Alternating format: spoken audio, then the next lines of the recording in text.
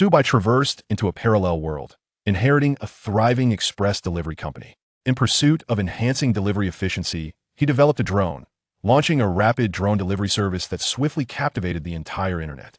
However, this innovation attracted the attention of the Dragon Academy of Sciences, which sought to transform the drone into a bomber. The express delivery company soon ascended to become a military-industrial powerhouse, coinciding with the onset of a national industrial survey in Dragon Country. Observing the plethora of cutting-edge technology within Su Bai's company left the state utterly bewildered. Was the drone's optical stealth solely for the secure delivery of packages? Did the couriers don exoskeleton armor to ensure employee safety? Was the Qinglong gene serum intended to enhance the physical capabilities of a workforce? Yet, how to explain the existence of Starship? This express delivery company possessed technology more advanced than that of the Eagle Nation. In a sweeping industrial survey, the company transformed from Shunfeng to Dongfeng, propelling the technological prowess of Dragon Country to the pinnacle of the world. Chapter 1. Shunfeng Drone Delivery. This is extraordinarily sophisticated. In Dragon Country, Haibin City, within a vast warehouse, a remarkable aircraft stood before Su Bai. Its sleek contours were adorned with a striking red and black coating, and the craftsmanship was exceptionally refined. The elegant lines rendered the fuselage exceedingly streamlined.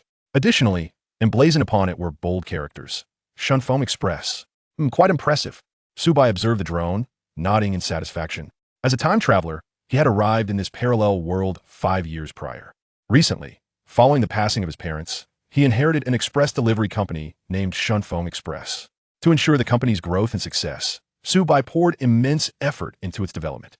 However, the express delivery sector in Dragon Country was fiercely competitive, with numerous rivals, aptly described as a fierce battleground.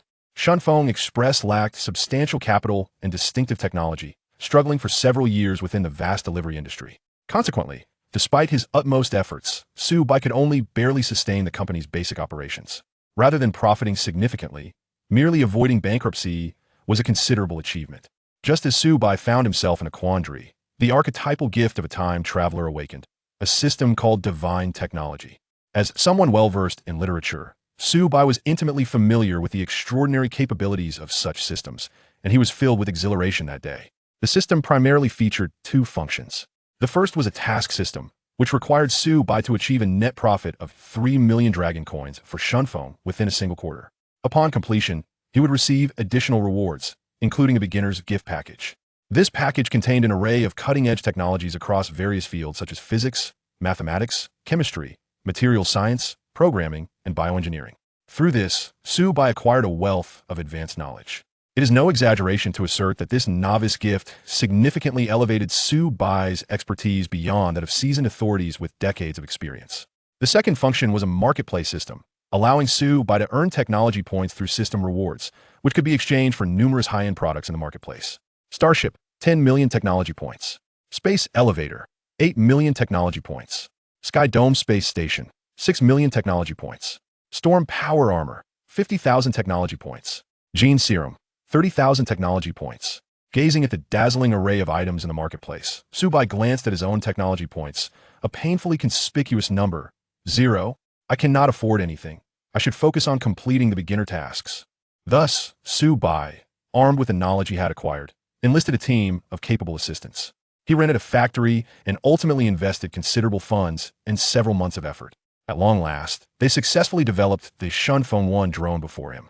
If professionals in aircraft manufacturing were to see it, they would undoubtedly raise their thumbs in approval. It is worth noting that entering the drone field without a significant industry background is akin to giving away money. The knowledge required encompassed advanced technologies across multiple domains, including power, vision, perception, control, and human-machine interaction. This was not something a novice company could easily grasp. Yet Su Bai managed to produce such a refined drone in a remarkably short time, a veritable miracle. As for the rationale behind creating an aircraft, Su Bai reasoned that it was perfectly suited for delivering packages. The traditional delivery model had limited market space. Exploring the drone avenue could provide new opportunities. Furthermore, the beginner task required achieving a net profit of 3 million dragon coins, and perhaps Shunfeng 1 could fulfill that. President Su, Shunfeng 1 has been manufactured, but are we really going to use this thing for deliveries? At that moment, Secretary Yang Shui, frowning slightly, interjected. Dressed in professional attire that accentuated her figure, she possessed long, straight black hair. With a face untouched by makeup, Her bright eyes were striking, undeniably marking her as a beauty. Yang Shui had joined Shunfeng Express a year prior. Her life had been going reasonably well. However, unbeknownst to her, the young boss had become fixated on developing aircraft several months ago. Yet, being a mere secretary, she could only allow her boss to continue this whimsical endeavor. After all, they were not a technology company engaged in drone manufacturing, which seemed utterly out of place. Moreover, President Su was ostensibly a businessman, and building drones would necessitate an array of advanced knowledge. How could he possess the expertise to create an aircraft? However, what Yang Shui never anticipated was that the president had indeed produced a remarkably credible drone.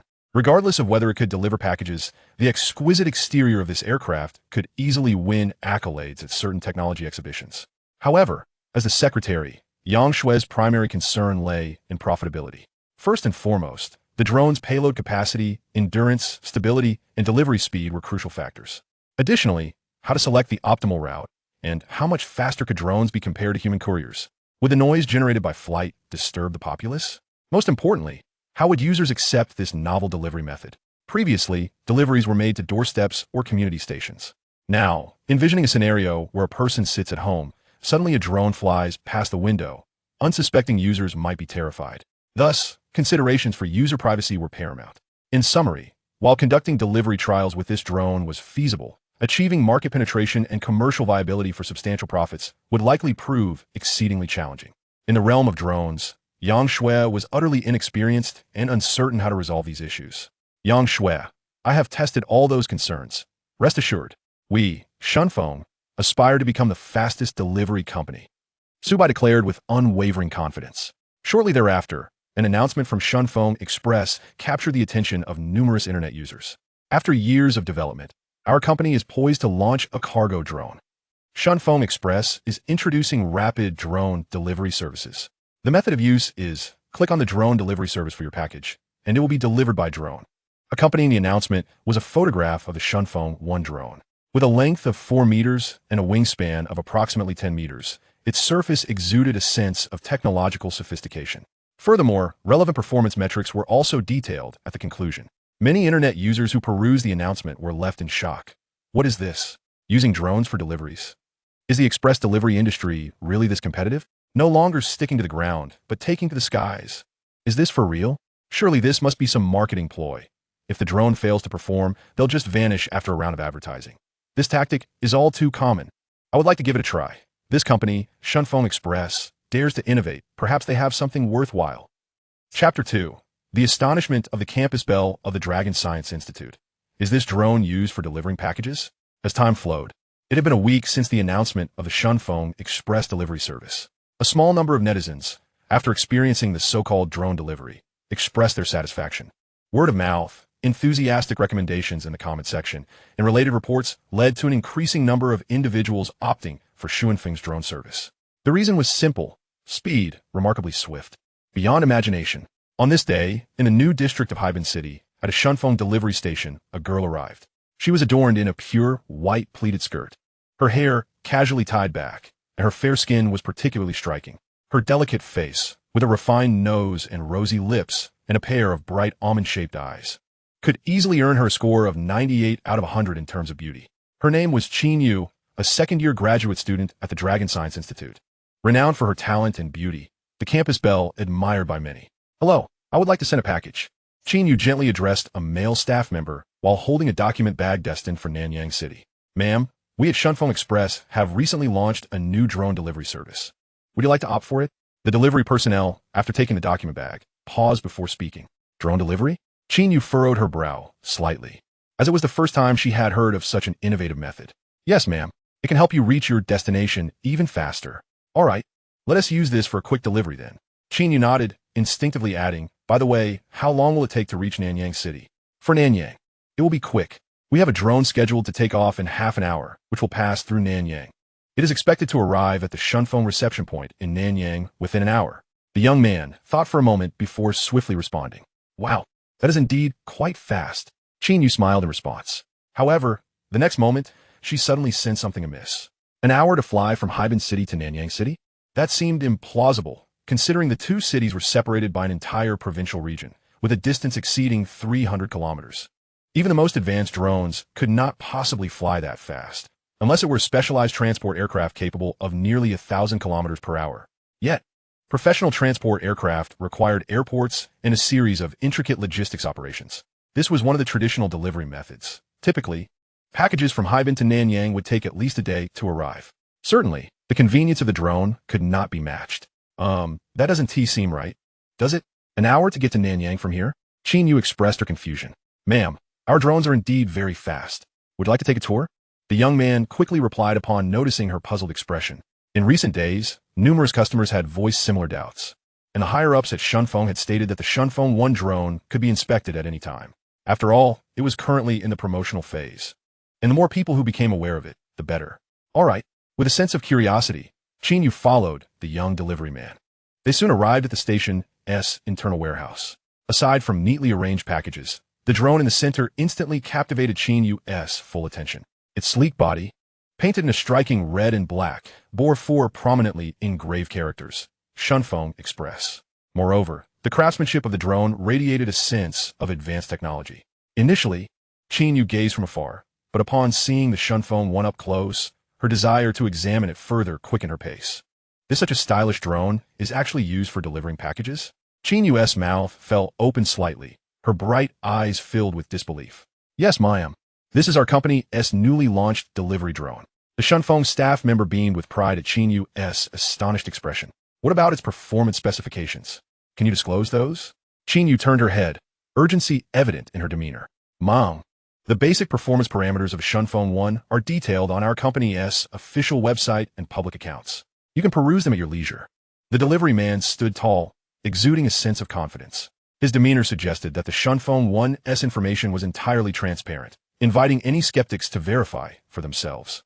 Qin Yu swiftly opened her phone's browser and navigated to the Shunfeng Express website. Upon entering the relevant section for drone delivery, she was greeted with several photographs of the Shunfeng 1, each angle showcasing its impressive design. Following there were the basic parameters, which aligned closely with her estimates. From its wingspan and length, it appeared to be a standard large drone. After skimming through these details, Qin Yu found the most critical indicators. First was speed. The Shunfeng 1's average speed was 295 kilometers per hour. Qin Yu blinked in disbelief, questioning if she was seeing correctly. 295 kilometers per hour, not 295? This figure was astonishing for a drone. Even omitting a zero, achieving 295 kilometers per hour was rare among current civilian drones. And an astounding speed of 295 kilometers per hour? That was truly shocking. Her almond-shaped eyes widened with astonishment as she continued to read. Next, it indicated a maximum payload of 11 tons. Qin Yu's mouth gaped in disbelief, a tingling sensation spreading from her head to her entire body. Generally, larger drones could carry higher weights. Small drones typically weighed only a few hundred grams to a kilogram, primarily used for photography. Medium-sized drones could handle weights of several dozen kilograms, with diverse applications such as environmental monitoring and agricultural spraying. For those needing more capacity, upgrading to large drones increased the maximum payload to several hundred kilograms or even several tons. Capable of carrying substantial amounts of pesticides and seeds, or even heavy photographic equipment for aerial photography. As a graduate student in physics at the Dragon Science Institute, Qin Yu was involved in a project concerning aircraft coatings, making her particularly sensitive to parameters like speed and payload. To her knowledge, the latest drone developed in Longwa managed a maximum weight of just 15 tons. Yet, the Shunfeng 1 not only exceeded a ton in payload, but also boasted astonishing speed. As Qin Yu continued to delve deeper into the details, she felt utterly bewildered, even experiencing a sense of existential doubt. Chapter 3. The delivery company profits handsomely. Does the Dragon Science Institute also desire drones? A speed of 295 kilometers per hour, a maximum payload of 11 tons, a maximum flight altitude of 88 kilometers, and a range capable of flying for 95 hours at maximum speed. Moreover, there is a charging time, under standard voltage. It takes approximately 4 hours to achieve a full charge. Gazing at the detailed parameters on the official website, Qin Yu felt her small hands trembling as she clutched her phone. Combining her knowledge of aircraft development, she astutely discerned something extraordinary. Unbelievable. This drone is nothing short of top tier. In the marketplace, it would effortlessly eclipse a plethora of existing drones. To encapsulate it in a single word, advanced. Such an impressive drone utilized for mere package delivery, seems an utter waste. After departing from the Shunfeng station, Qinyu increasingly perceived the loss. She immediately dialed her grandfather. "Qinguoxing, Xiaoyu, what is it?" came his voice, brimming with affection. He is an academician at the Dragon Institute, a luminary in the field of physics in Longhua, and a distinguished expert in aircraft development, having published numerous international papers and accumulating an array of honors. Additionally, Qin Guoxing oversees several significant national defense technology projects. The aircraft coding project that Qin Yu is involved in is one of many he leads. "Grandpa, today I delivered packages using a drone project from a company called Shunfeng Express, from Haiban City to Nanyang City. Their drone can cover over 300 kilometers in just 1 hour." She quickly recounted the details, still feeling a tingling sensation at the nape of her neck. "This, Xiaoyu, that seems implausible, doesn't it? According to your account, this Shunfeng #1 is astonishing, yet it is employed for package delivery?" After patiently listening to the entire account, Qin Guoxing expressed his skepticism. The specifications of Shunfeng #1 are among the best in the market, particularly in terms of speed, 295 kilometers per hour, nearly rivaling the world's most elite drones. Yet, how could a delivery company develop such a formidable drone? "Xiaoyu, I happen to have a drone research project underway. It is a product that integrates multiple disciplines and cutting-edge technologies, and the complexity is considerable. Many academicians at the Dragon Institute have struggled to comprehend it." "You mentioned Shunfeng #1. Qin Guoxing began, his decades of experience in the physics realm rendering his insights invaluable. Upon hearing the specifications of Shunfeng #1, he immediately recognized its peculiarities. In scientific research, the utmost importance lies in pragmatism. With so many specialized talents at the Dragon Institute, there is no guarantee that they could produce a drone that matches Shunfeng #1. Moreover, Shunfeng Express is not a renowned tech company in the country. It stands to reason that they should not be capable of producing such a powerful drone. Otherwise, what need would there be for the Dragon Institute? "Grandpa, let me send you the parameters from their website. You can see for yourself what is going on." Hearing her grandfather's doubts, Qin Yu's brow furrowed with questions. However, given her lack of expertise in drones, it is best to leave the technical matters to the professionals. Thus, she decided to await her grandfather's assessment. A speed of 295 kilometers per hour, a payload of 11 tons, and a maximum flight altitude. Upon receiving the webpage from Qin Yu, Qin Guoxing furrowed his brow, increasingly perturbed by the discrepancies. If all the information about Shunfeng #1 is accurate, it is undoubtedly the most advanced drone. On one hand, a private enterprise lacks the capacity to produce such an exaggerated drone. On the other hand, Shunfeng #1 has already entered the market, and all reviews are 5-star, indicating its existence is indeed verifiable. At this moment, Qin Guoxing was caught in a web of uncertainty. "Xiao Zhang, investigate the information on this page." After a moment's contemplation, he summoned an assistant nearby. Meanwhile, in the office of the chairman of Shunfeng Express, "Mr. Su, our drone delivery service has recently received widespread acclaim, and its usage is on the rise. With this project, our order numbers have surged, and all aspects of the business are flourishing. We're practically rolling in profits." Yang Shui, dressed in professional attire, reported to Su Bai with palpable enthusiasm, her face radiating joy as she beamed a bright smile. Yang Shui had never anticipated that the concern she harbored regarding the drone would never materialize. Issues concerning speed, payload, endurance, optimal routing, and customer acceptance. Summarizing customer experiences with Shunfeng #1 yields one word: fast. The red and black drone boasts a remarkable speed of nearly 300 kilometers per hour. As long as the speed is sufficient, other troubles pale in comparison. Consequently, customers who have utilized the drone delivery service were immensely satisfied, with the vast majority recommending it to their friends. Shunfeng Express is rapidly gaining a stellar reputation online, and it is foreseeable that the company is on the verge of becoming a major enterprise. Furthermore, Yang Shui's long-cherished hopes for a promotion and raise are drawing near. "Yes, excellent. However, our number of drones is still insufficient. To expand to the entire province, and even nationwide, we need significantly more machines. Yang Sui instructed. Tell the RD team that everyone will receive a 30 salary increase. We'll also add 2 more production lines to the workshop." After reviewing the latest financial report, Su Bai felt an overwhelming sense of joy, his lips instinctively curving into a smile. Unless unforeseen circumstances arise, Shunfeng Express's net profit this quarter will undoubtedly surpass 3 million Longyu, and it can be said without effort. However, Su Bai's ambitions extend far beyond that. Growing the business is one aspect. Additionally, he possesses the divine technology system, So why not delve into the extraordinary capabilities of this system within his reach? Should he require additional funding in the future, he would be prepared to access it immediately. First and foremost, he intends to utilize Shunfeng No. 1 to secure substantial profits. Su Bai was already contemplating how to reduce manufacturing costs and swiftly capture the vast delivery market. Just then, the phone on his desk rang.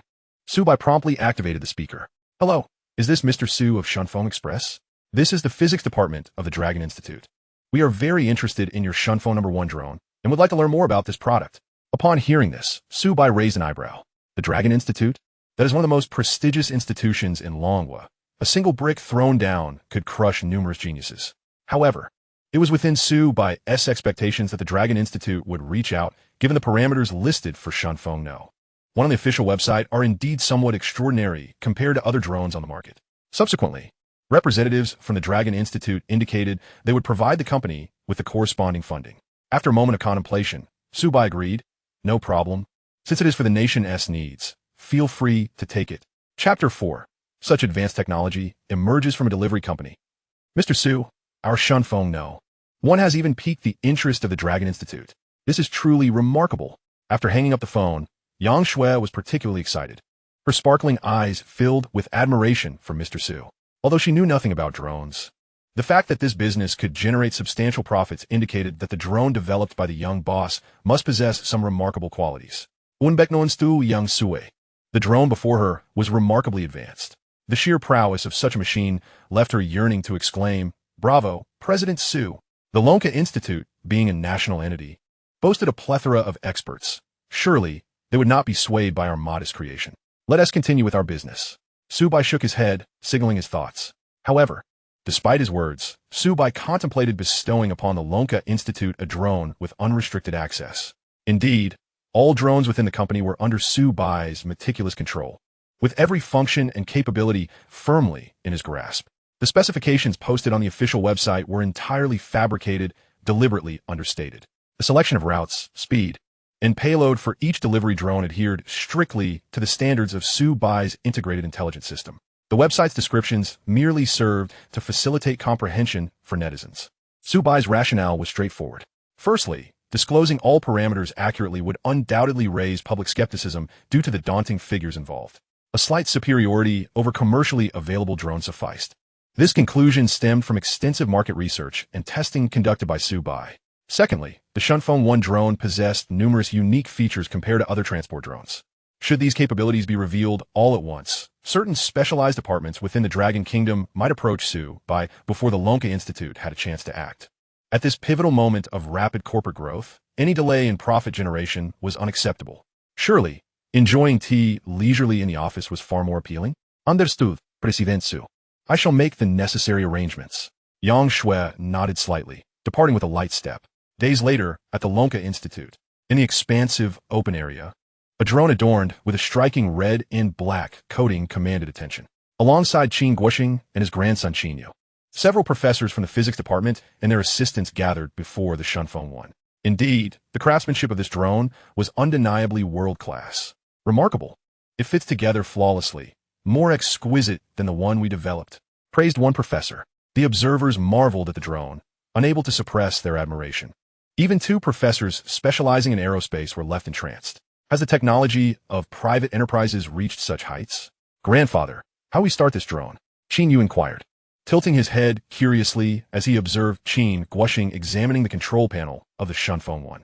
Qin Guoxing furrowed his brow, a flicker of confusion crossing his eyes. The control panel was adorned with an array of buttons, topped by a complex display. Even for the seasoned Qin Guoxing, understanding it all at once proved challenging. After a tense silence of several seconds, he finally discerned an option detailing the drone's usage. Without hesitation, he clicked on it. The menu not only outlined basic operations, but also elaborated on several special features. As Qin Guoxing scanned the options, he was momentarily taken aback. What is this? Optical stealth? Hypersonic flight? High-altitude operation? Vertical takeoff and landing? What on earth? Blinking in disbelief, he soon realized the words were indeed genuine. His astonishment did not go unnoticed. Several professors approached him, intrigued. Qin Lao, what's going on? Are these features truly achievable by the drone? Isn't the Shunfeng 1 merely a delivery drone? Even the most advanced technologies of the Eagle Nation can't possibly boast such marvels, can they? Confusion painted the faces of the gathered experts as they voiced their skepticism. The extraordinary capabilities listed were nothing short of black technology. Take optical stealth, for instance. Achieving such a feat was no trivial matter, typically employed in stealth aircraft. Materials that reduce radar detection signals do not completely shield them. Only the most advanced stealth aircraft can effectively vanish from sophisticated radar systems. Yet, optical stealth is an entirely different challenge, capable of rendering something invisible to the naked eye, undetectable even by human vision. This was cutting-edge technology. Even the Eagle Nation had only managed limited successes in laboratory conditions, with practical application in aircraft still decades away. The remaining features were equally astonishing. How could this drone possibly possess such extraordinary capabilities? Shunfeng Express is merely a private enterprise. How could they realize such groundbreaking functions? Qinlao, this drone clearly raises suspicions. The crowd grew increasingly perplexed, with some even speculating that it might be a deception. How could a private company openly declare such impractical claims in their user manual?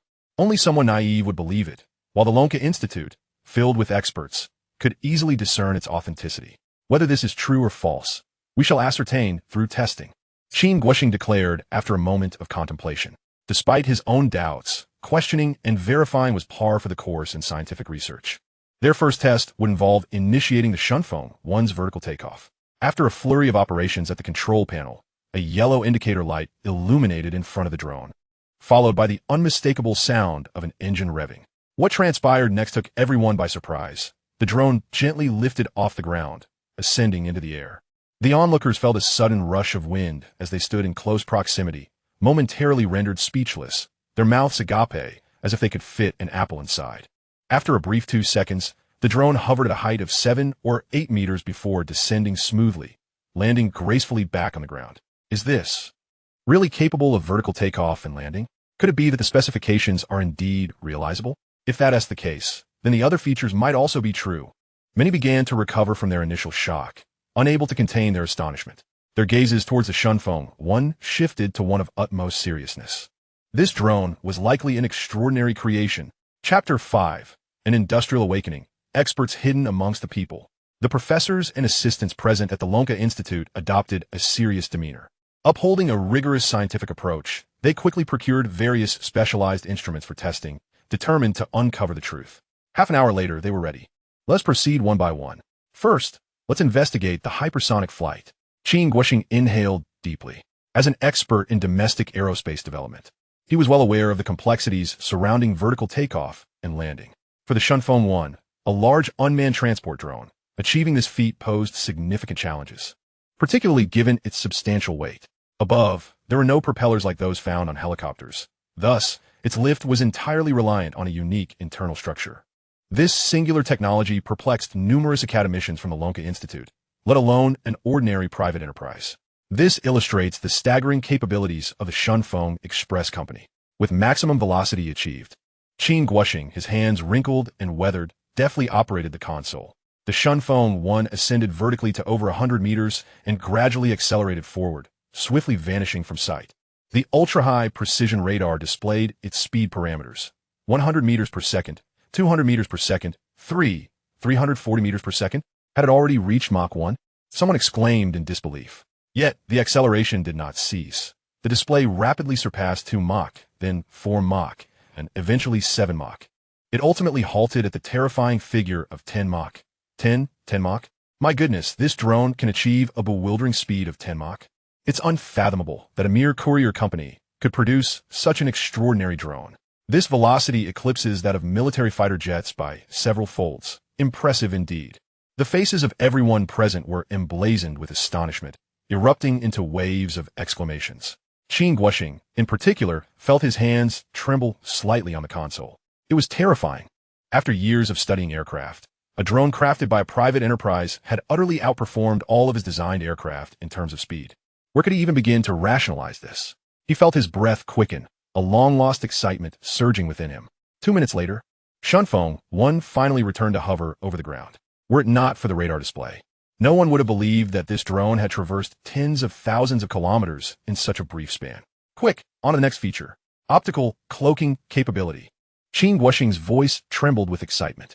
In the next instant, the red and black-coated Shunfeng 1 vanished from all sight in an instant. Not only was it undetectable by radar, but it also left no trace for the naked eye. Whoa, no way. It can actually achieve optical invisibility? It vanished right under my nose in broad daylight? This feature is far beyond expectations. It even lacks a shadow. Something that even the Americans cannot accomplish has been successfully realized by our Dragon Nation's enterprise. Is it reasonable for a courier company to produce such an extraordinary drone? Expressions of disbelief, shock, and incredulity filled everyone's faces. Some even questioned if they were still dreaming, as such a formidable drone seemed to belong to the realm of fantasy. A cough cough. Qin Guoxing was momentarily at a loss for words due to the overwhelming surprise. Grandpa, are you all right? Qin Yu, standing nearby, finally snapped out of her daze. Her pretty face filled with concern. Quick, Xiaoyu, follow the instructions and test the high-altitude flight. Qin Guoxing urged. Qin Laoshi, you. The crowd began to grow frantic at the scene, but Qin Guoxing waved his hand dismissively.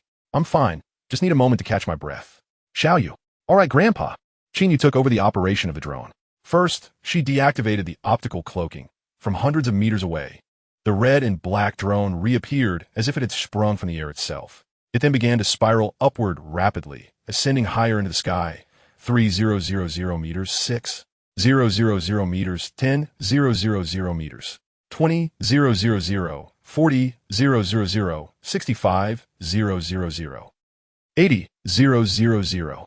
Grandpa, the maximum altitude is over 80,000 meters. When Qin Yu announced this astonishing figure, everyone present erupted into fervent discussions. 80,000 meters? That surpasses the altitude of the highest flying reconnaissance aircraft in the world. With optical invisibility, supersonic flight, and extreme altitude, such an extraordinary aircraft for delivering parcels seems like a gross underutilization. It would be more than sufficient for bombers. If the Air Force does not adopt this model of drone, it would indeed be a monumental waste. A private enterprise had developed a drone that even the Americans could not realize. How remarkable! Who would have thought that the most advanced drone technology would be mastered by a courier company in our Dragon Nation? After a while, Shunfeng 1 finally descended from the tens of thousands of meters of altitude back to the ground. Gazing at the sleek-bodied drone, a professor could not suppress a gulp, as if admiring a rare treasure. It's truly miraculous. No exaggeration. This drone completely transcends the technological standards of our current era. Perhaps it will be a decade or two before a drone surpassing it emerges. I knew this drone was extraordinary. Qin Yu's bright eyes sparkled with excitement, her lovely face radiating joy. From the very first glance at Shunfeng 1, she had been captivated by its overwhelming sense of technology, even without its remarkable features. Based on the specifications on Shunfeng's official website, this drone was exceptionally outstanding, truly worthy of in-depth study by her grandfather and the academicians of the Lonka Institute. In light of Shunfeng 1's performance today, it was even more eye-opening. Qin Yu was now deeply curious about who the primary developer of this drone was. Xiao Zhang. Quickly notify the departments of physics, control engineering, materials, and a list of academicians and experts I provided you.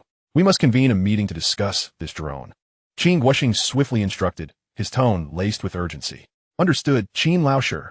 I will head there immediately. After the assistant hurried away, Qin Guoxing fixed his gaze on Shunfeng 1, a glimmer of brilliance flashing in his murky eyes. I believe we have underestimated our private enterprises in the Dragon Nation. Perhaps we should conduct a thorough industrial assessment. Chapter 6. The world's most powerful drone set to initiate an industrial assessment. Industrial assessment? Qin Laoshi, what do you mean? The professors nearby were puzzled, with some unable to restrain their curiosity. This term was quite novel to them, and they were especially intrigued that it was proposed by Qin Laoshi himself. The rationale behind conducting an industrial assessment is simple. Our private enterprises have developed for decades, and some companies indeed possess considerable strength. We have remained ensconced in our ivory tower for too long, unaware of what innovations have emerged outside. Thus, an assessment is imperative. Some critical technological challenges may have already been surmounted by private enterprises. The Shunfeng Express Company is the perfect example. Qin Guoxing elaborated slowly, his gaze filled with admiration for Shunfeng 1. Were it not for his granddaughter recognizing the drone's exceptional qualities, they might still have been naively engrossed in their own drone research. The technological prowess of a private enterprise far surpasses that of numerous academicians and professors at the Lonka Institute. There are countless hidden talents within our Dragon Nation.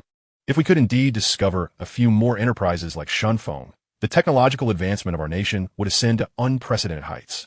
The Shunfeng 1 drone stands at the pinnacle of global standards in every aspect. I can confidently assert that it is currently the most formidable unmanned aerial vehicle in existence.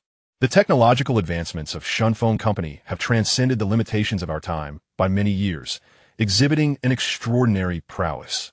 Subsequently, Qin Guoxing did not hesitate to lavish praise upon the Shunfeng 1, articulating his admiration with an abundance of unique accolades. The attendees unanimously nodded in agreement. Experts in the field of aeronautics from the Dragon Country delivered unprecedentedly high commendations for this drone, although details regarding endurance, charging, payload, and stability remain untested. The previously demonstrated special features of the Shunfeng 1 unequivocally indicate that it is more than worthy of the title of the world's best. That evening, in a conference hall at the Dragon Academy of Science and Technology, a multitude of professors and academicians from the departments of physics, materials science, and control engineering gathered together. Each individual present was an authoritative figure, having dedicated decades to their respective fields. At the forefront of the assembly, the vice president of the academy, Qin Guoxing, presided over the meeting. Why would Elder Qin convene a meeting at this juncture?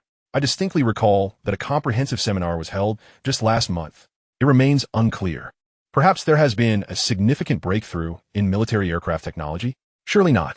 Our fifth-generation fighter jets have yet to achieve the desired power output. This issue may require further investigation. The distinguished academicians exchanged puzzled glances and engaged in hushed discussions. Ladies and gentlemen, please direct your attention to the data regarding this drone. As the attendees settled, Qin Guoxing projected the testing video of the Shunfeng 1 onto the large screen. A striking drone, adorned with a red and black coating, exuding a sense of advanced technology, materialized before their eyes. A drone? The craftsmanship of this unmanned aerial vehicle is quite commendable. Its seams are impeccably aligned, and the technology is top tier, indeed impressive. Wait a moment. Is it capable of vertical takeoff? Upon witnessing the Shunfeng 1 hovering in place, many professors found their pupils constricting in astonishment. Is this a large drone? The ability to achieve vertical takeoff and landing is rather intriguing. Oh, it's accelerating now, 100 meters per second, over 300 meters per second, 1 Mach. For Mach? Goodness, its maximum speed has reached over 10 Mach. This revelation sent shockwaves through the expansive conference hall, as it became evident that the Shunfeng 1 had left them utterly astounded. 10 Mach in hypersonic flight? Have unmanned aerial vehicles truly advanced to such an extraordinary level? Wait, what is this? It has vanished in an instant. Could it be optical stealth? It is completely invisible to the naked eye. This is beyond belief. Indeed, it employs optical stealth as it swiftly reappears from midair, a marvel to behold. 8,000 meters in ultra-high altitude flight. This is unbelievable. Even the most advanced reconnaissance aircraft in the world would struggle to achieve such heights. By the conclusion of the demonstration, the expressions on the faces of the attendees were filled with disbelief, and a sense of trepidation lingered in the air. Elder Qin, is this drone for real? I can't shake the feeling that it resembles a concept model, yet we have video evidence. This is astonishing. Its specifications far exceed those of the most advanced fighter jets, making it almost impossible for it to be a product of our era. Hypersonic flight, optical stealth, vertical takeoff and landing. Such a plethora of remarkable features consolidated into one device is truly extraordinary. The 4 prominent characters emblazoned on its fuselage indicate that this is indeed a drone from our Dragon Country. Elder Qin, when did we acquire such an advanced unmanned aerial vehicle? Observing the wonder and confusion in the eyes of the esteemed professors and academicians, Qin Guoxing began to elucidate. Ladies and gentlemen, you may find it hard to believe. In truth, this drone has been developed by a private company in our Dragon Country known as Shunfeng Express. As far as I know, it is currently utilized solely for the purpose of delivering parcels. Upon hearing this, the entire assembly was left in a state of shock, their faces etched with incredulity. What? Such a formidable drone has been produced by a delivery company? This is remarkable. A private enterprise has managed to create such an astonishing product. They had never anticipated that the technological bottleneck that had hindered our unmanned aerial vehicle advancements for years would ultimately be breached by a civilian entity. The conference hall buzzed with animated discussions, with attendees expressing both astonishment and a few aerospace experts shaking their heads in disappointment. Clearly, they felt disheartened. The Dragon Academy of Science and Technology stands at the forefront of our nation's technological advancements, and yet, a relatively obscure company has outperformed their years of research on drones. Who can endure such a blow? Elder Qin, we should certainly consider collaborating with Shunfeng Express. After all, it would be a grave oversight not to transform such a formidable drone into a military-grade bomber, suggested a prominent professor, raising his hand. Indeed, that is precisely my intention. Furthermore, I am preparing to initiate a nationwide industrial survey. We must ascertain which technologies have been successfully developed by private enterprises akin to Shunfeng Express. Qin Guoxing nodded thoughtfully. Pausing briefly, a nationwide industrial survey? This initiative sounds promising. I am in favor, with the Shunfeng one as a precedent. It is entirely possible that our civilian experts are emerging in droves, and I concur. We have been engrossed in our own research for too long. It is time to explore the innovations being pursued by private enterprises. The assembly echoed their agreement with nods of approval. Chapter 7. Academicians Pay a Visit. The drone developed by Su Bai himself? On this day, Qin Guoxing, accompanied by Qin Yu and several esteemed experts from the Dragon Academy, arrived at the headquarters of Shunfeng Company. Despite being a venerable 75 years of age, Elder Qin determined to personally visit as a gesture of sincerity. After all, this is a private enterprise that has produced an extraordinarily powerful drone. Consequently, Qin Guoxing and his colleagues adopted a humble and inquisitive demeanor as they approached. Presidensu, the academicians from the Dragon Academy have arrived. Initially, Su Bai was leisurely sipping tea in the chairman's office when he heard Yang Shui's voice through the intercom. Yang Shui, tell them I'll be there shortly. Su Bai promptly stood and made his way to the reception room of Shunfeng Company. Elder Qin, it is a pleasure to meet you. I am Su Bai, the chairman of Shunfeng Express. Upon first glance, Su Bai recognized the elderly gentleman with graying hair and piercing eyes as academician Qin Guoxing and extended his hand in greeting. Mr. Su, you are too kind. Qin Guoxing appraised Su Bai with a hint of admiration on his face. This young man appears to be in his early 20s, yet manages a reasonably sized private enterprise. Impressive indeed. Mr. Su, you are truly remarkable. After our testing of the Shunfeng 1 drone, every academicians from the Dragon Academy expressed their admiration. It's simply extraordinary. Once seated, Qin Guoxing raised his thumb in appreciation, his words laden with praise. Beside him, Qin Yu, dressed elegantly in a long gown with her hair styled in a sleek ponytail, showcased her graceful neck akin to that of a swan, her skin as fair as jade. She attentively listened to her grandfather's conversation while her bright eyes discreetly observed Su Bai. Upon discovering that Su Bai was the chairman of Shunfeng, Qin Yu's mouth fell slightly agape, overwhelmed with astonishment. Could it be that this young man is the mastermind behind the astonishing Shunfeng 1 drone? Truly remarkable. The expert turns out to be someone of the same generation as myself. Qin Yu mused inwardly. Old Qin, you are a distinguished authority in the field of aircraft development in our Dragon Nation. The recognition of our company's creation by someone of your caliber certainly validates our efforts. Su Bai responded humbly. This was no exaggeration. Prior to deciding to develop the drone, Su Bai had not only relied on the knowledge contained within the novice gift pack provided by the system, but had also consulted the latest papers from both domestic and international sources over recent years. Among these, the works of academician Qin Guoxing from the Dragon Institute of Technology offered Su Bai significant inspiration and fresh perspectives regarding power systems. In other words, the swift creation of the Shunfeng No. 1 drone within a matter of months could be partially attributed to the contributions of the esteemed Old Qin. Mr. Su, you are far too modest. In comparison to your Shunfeng No. 1, my drone development pales in significance. Old Qin waved his hand dismissively, then inquired, by the way, Mr. Su, we are quite eager to meet the head of your company's drone development team. Would you be so kind as to summon him? If he is occupied, we can certainly go find him ourselves. In Old Qin's eyes, the polite and youthful Su Bai had managed to engage the attention of a prominent figure in the drone industry, whose Shunfeng No. 1 had garnered widespread acclaim online, ranking top in evaluations among professionals in their field. It was evident that Mr. Su possessed remarkable talents. Actually, Old Qin, the creator of the Shunfeng No. 1 drone, is none other than our CEO, Mr. Su. He personally assembled the team for its development. In professional terms, he should be referred to as the chief designer. At that moment, Yang Shui, clad in a sleek black professional outfit, elegantly interjected. With her striking red lips and melodious voice, she captured the attention of Old Qin and his colleagues. What, Ms. Yang, are you saying that Mr. Su personally developed the Shunfeng No. 1? Qin Guoxing's murky eyes suddenly sparkled with astonishment. Such a young gentleman has created such an extraordinary drone? Impressive. Not only is he the chairman of the company, but he is also a technical prodigy, a true talent. The attendees could not help but express their admiration. Qin Yu, upon hearing this revelation, was equally taken aback, her almond-shaped eyes wide with disbelief. It was worth noting that she and her senior peers had spent several months on the development of aircraft coding, yet had not achieved success. Meanwhile, this young entrepreneur, barely her age, had managed to engineer a drone that could be deemed extraordinary. As a relatively distinguished graduate student at the Dragon Institute, she could not help but feel a sense of competition. After all, comparisons could be quite disheartening. Old Qin, here's my research log. Su Bai turned, gesturing to Yang Shui to retrieve a thick stack of documents. Research log? Mr. Su, this. Qin Guoxing, initially excited, hesitated as he realized that the Shunfeng No. 1 was likely a closely guarded secret of Su Bai's company. Allowing them to inspect it might not be appropriate. Not all, Old Qin. Su Bai shook his head. Firstly, by allowing a national institution like the Dragon Institute to view it, I consider it a small contribution on my part. Secondly, the core technologies are firmly under my control.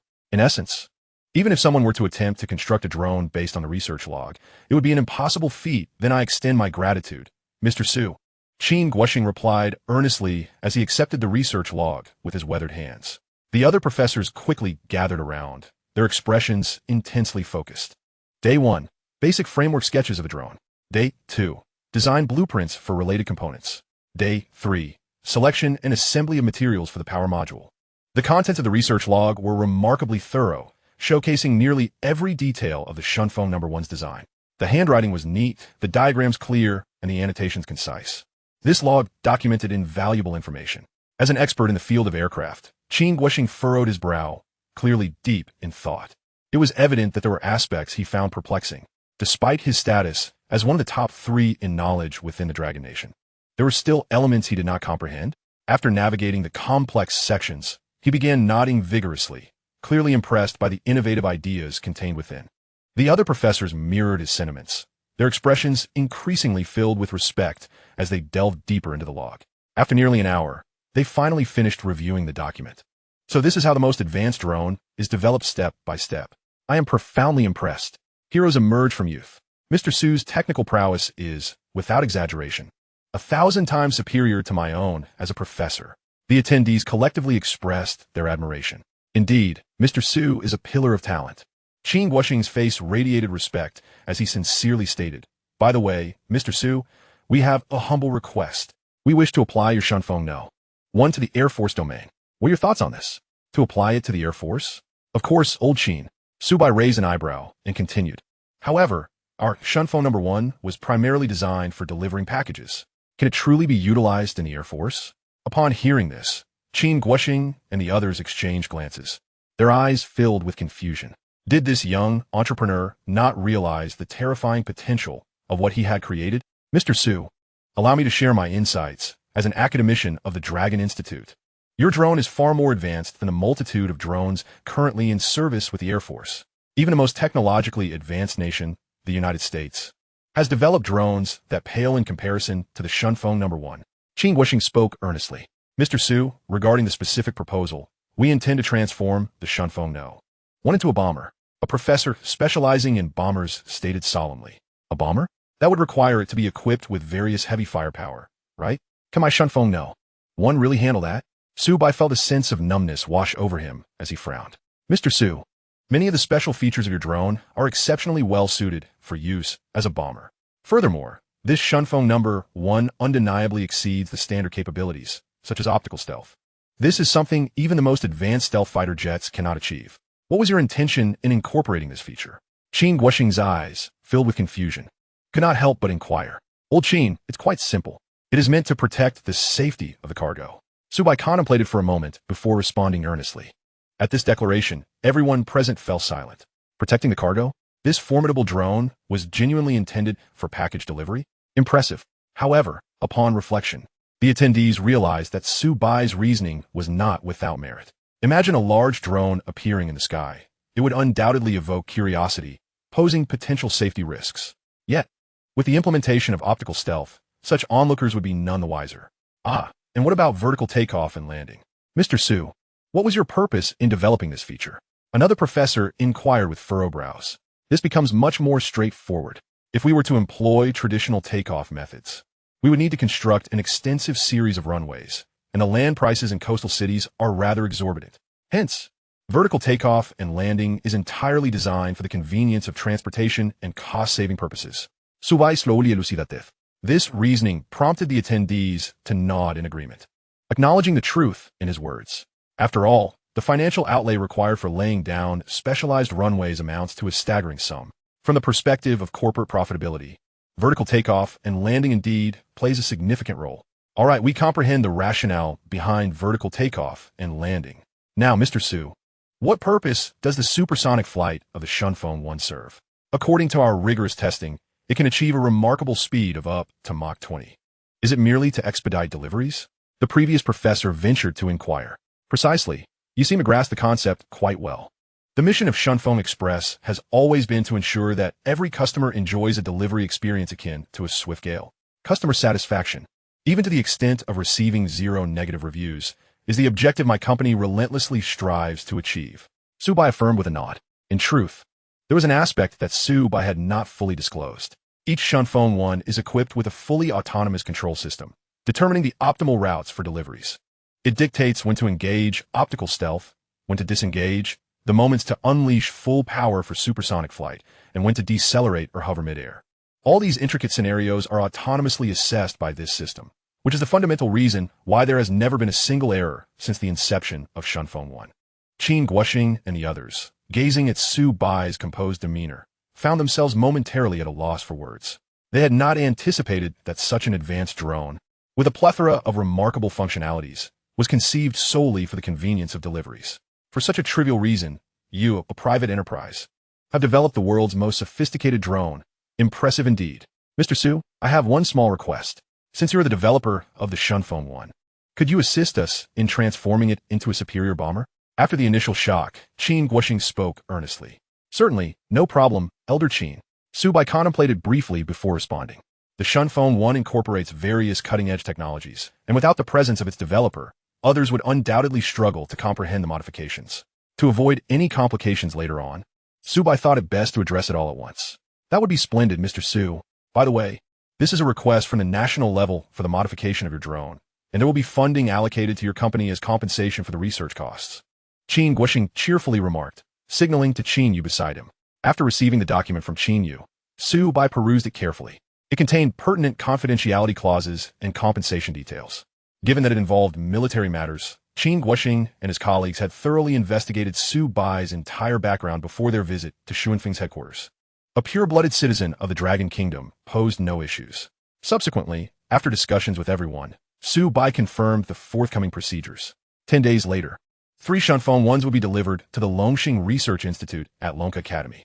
As the sole developer, Su Bai would participate in the project to convert the drones for military use. Of course, this was merely the first batch. Should the modifications yield a drone that satisfies the military's stringent criteria, subsequent formal orders would follow. At that point, it would no longer be term compensation, but rather a collaboration between the state and Dongfeng Express in the form of trade. Well then, Mr. Su, we shall take our leave, until we meet again at Longxing Research Institute. Finally, Qin Guoxing and the others rose to bid farewell. This was a mutually beneficial dialogue. On one hand, Lonka Academy secured several drones and potentially advanced bombers in the future. On the other, for Su Bai, it was an acknowledgement from the Dragon Kingdom's officials. Assisting the nation would undoubtedly elevate the company's profitability. After bidding farewell to the delegation from Lonka Academy, Yang Shui returned to her office, her mind racing with excitement over the day's events. Initially, she had been unfamiliar with the individuals from Lonka Academy, assuming they were merely secretaries or assistants seeking basic information. However, during Su Bai's conversation with them, Yang Shui discreetly researched their backgrounds and was nearly taken aback.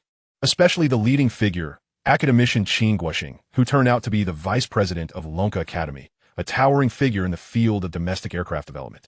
Laden with honors, the gathering of such esteemed individuals in the modest reception room of Dongfeng Express was truly a remarkable occasion. Yang Shui's eyes sparkled with admiration as she could not help but exclaim, "Mr. Su, the drone you developed is simply extraordinary. The Dongfeng company is gaining unparalleled recognition. And even the state has approached you for collaboration. This is nothing short of phenomenal. Moreover, academician Qin from Lonka Academy has expressed high regard for the performance of our Dongfeng 1. You are indeed impressive, Mr. Su." Yang Shui unleashed a torrent of praise, her admiration for Su by reaching new heights. "All right, Your flattery is rather repetitive, but appreciated nonetheless. Su Bai waved his hand dismissively before adopting a serious tone. Young Sui, I must entrust you with an important task moving forward. I need to be away for a while regarding matters with Lonka Academy. So I am placing all company affairs in your capable hands. Absolutely, Mr. Su. You can rest assured. I will ensure the company continues to operate smoothly.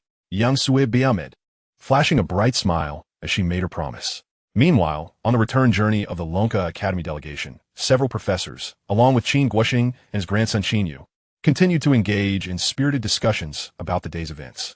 That young man named Su Bai is quite remarkable. In his 20s, not only does he manage a private enterprise, but he is also the developer of the Shunfeng One. Impressive indeed. We should count ourselves fortunate to have established a collaboration with him. Such a sophisticated drone could only be comprehensively understood and modified by him. Listening to the enthusiastic remarks, Qin Yu seized the opportunity to interject. Such a young individual like Su Bai has developed a top-tier drone like the Shunfeng One. His technical prowess in the field of drones surpasses all expectations. Qin Guoxing nodded in agreement, his voice infused with admiration. Indeed, the depth of knowledge possessed by this young man is exceedingly remarkable. Xiao Yu, your graduate students should also have the opportunity to participate in the military conversion project of the Shunfeng One. Why not follow Su Bai and learn from him for a while? The knowledge gained will be invaluable. Yes, my research on aircraft coding has just been completed. Qin Yu nodded in agreement. However, Grandpa, even though Su Bai is the developer of the Shunfeng One and has achieved remarkable functionalities, he may not possess extensive knowledge regarding military weaponry. Can he truly handle the project of converting it into a bomber? Qin Yu's pristine brows furrowed in concern. Let Su Bai try for a while. After all, he is the most familiar with the Shunfeng One. Surely, someone capable of creating such an outstanding drone possesses a commendable ability for research. Qin Guoxing asserted resolutely. The transformation of the unmanned aerial vehicle into a bomber is a research endeavor that is, in equal measure, both daunting and straightforward. Mastering the essential principles renders the task remarkably effortless. Furthermore, the Shunfeng One drone possesses capabilities that are nothing short of extraordinary, leading Qin Guoxing to predict that Su Bai is highly likely to accomplish the task. Even if he were utterly ignorant of weaponry modules, he could simply enlist a few experts for assistance when the time comes. In any case, the potential for converting the Shunfeng One into a bomber is immense. Should this endeavor succeed, the aerial military prowess of the Dragon Kingdom would ascend to a new echelon. Moreover, this drone's various technologies could be seamlessly adapted for other types of combat aircraft, such as stealth fighters equipped with optical cloaking capabilities or advanced reconnaissance planes capable of soaring to altitudes of 80,000 meters. However, those considerations are for a later time. For now, the priority is to meticulously finalize the bomber project. As time passes, the Shunfeng drone's express delivery service is flourishing. While its scale expands rapidly, Shunfeng Company has simultaneously captured a significant share of the market, garnering immense attention. In addition to individual clients, numerous corporate users have specifically requested to utilize the Shunfeng One for their delivery needs. Naturally, Su Bai has established a mutually beneficial collaboration with them, achieving a win-win scenario. However, some competitors, envious of this success, have resorted to employing online trolls to maliciously defame Shunfeng Express, fabricating various unfounded allegations against the drone. Su Bai, however, paid little heed to such commercial tactics. After all, it is only natural for them to attempt to obstruct his financial success. Their efforts to distort the truth in the customer reviews section only served to amplify the buzz surrounding the drone business. The high praise for the Shunfeng One remains evident, rendering their attempts futile. Gazing at the financial report, the net profit section displayed a striking figure, over 4 million dragon coins. Indeed, a substantial profit had been achieved. Su Bai exclaimed with delight. Ding! Congratulations to the host for completing the task. Within the first quarter, Shunfeng Express's net profit has surpassed 3 million dragon coins. Relevant rewards are now being dispensed. You have acquired advanced knowledge in aerospace technology and received 8,000 technology points. Just then, a crisp mechanical voice resonated in his mind. Su Bai was so exhilarated he nearly leapt from his seat. The novice task issued months prior had finally been accomplished. The rewards were exceedingly generous. Aerospace is an immensely complex interdisciplinary field, one that many leading scientists have devoted their entire lives to, yet failed to fully comprehend. System, I wish to learn now, he declared. Upon uttering those words, he felt an overwhelming influx of knowledge surging into his consciousness, akin to a vast ocean. Within this torrent, he envisioned a universe brimming with stars and seas, a testament to humanity's relentless pursuit of exploration, despite its insignificance. After a brief moment, Su Bai slowly opened his eyes.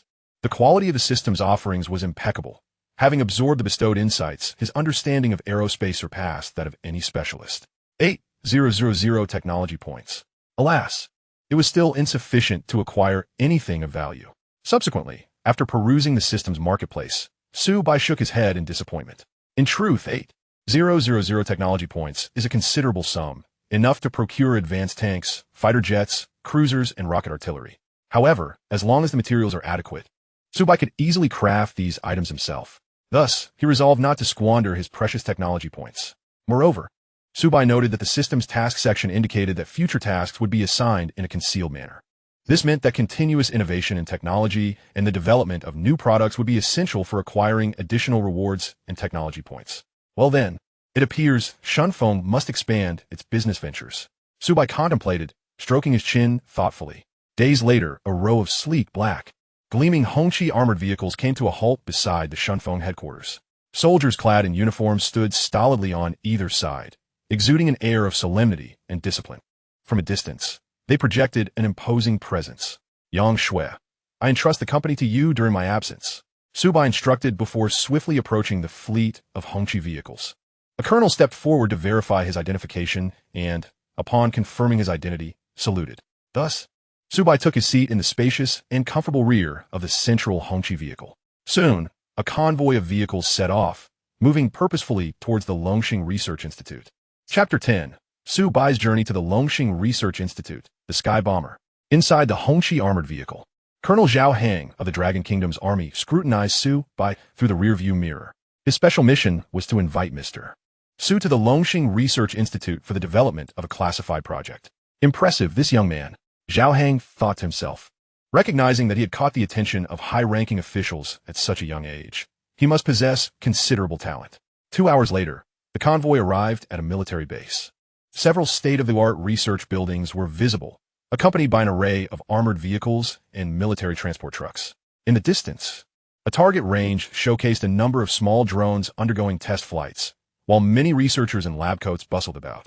This was the Longxing Research Institute, a collaborative establishment formed by the military in conjunction with the Lonka Academy, Lonka University, and several other higher education institutions related to national defense. Mr. Su, please take a seat. In the reception room of one of the buildings, Su Bai met with Qin Guoxing and others. Mr. Su, these graduate students are the finest from Lonka Academy. They will assist you in the bomber modification project. Qin Guoxing swiftly introduced. Greetings, Mr. Su. The group of graduate students nodded in unison, offering their salutations. Among them was Qin Guoxing's granddaughter, Qin Yu. Despite wearing formal research attire today, her exquisite features, neatly tied hair, and expressive eyes radiated youthful beauty. Collaborating with such an attractive colleague would undoubtedly enhance the efficiency of the research process. However, aside from Qin Yu, the other graduate students appeared astonished. Having signed a series of confidentiality agreements regarding military bombers, they were only aware that the mastermind behind such an impressive drone was a civilian expert. Yet, none could have anticipated that this Mr. Su was so remarkably young.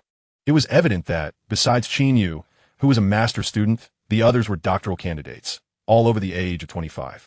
The sight of someone who appeared even younger than them was nothing short of shocking. Old Qin, will you not be participating? Su Bai turned to inquire solemnly. Mr. Su, I am currently engaged in a reconnaissance aircraft project and cannot be present. I leave this to you. Qin Guoxing shook his head, a hint of regret in his voice. He longed to witness the intricate inner workings of what was considered one of the world's premier drones. For someone with decades of experience in the field of aviation, the Shunfeng 1 was not merely an exceptional military product, but a work of art. Alas, with numerous projects underway and pressing responsibilities, Qin Guoxing had no choice but to forego this opportunity.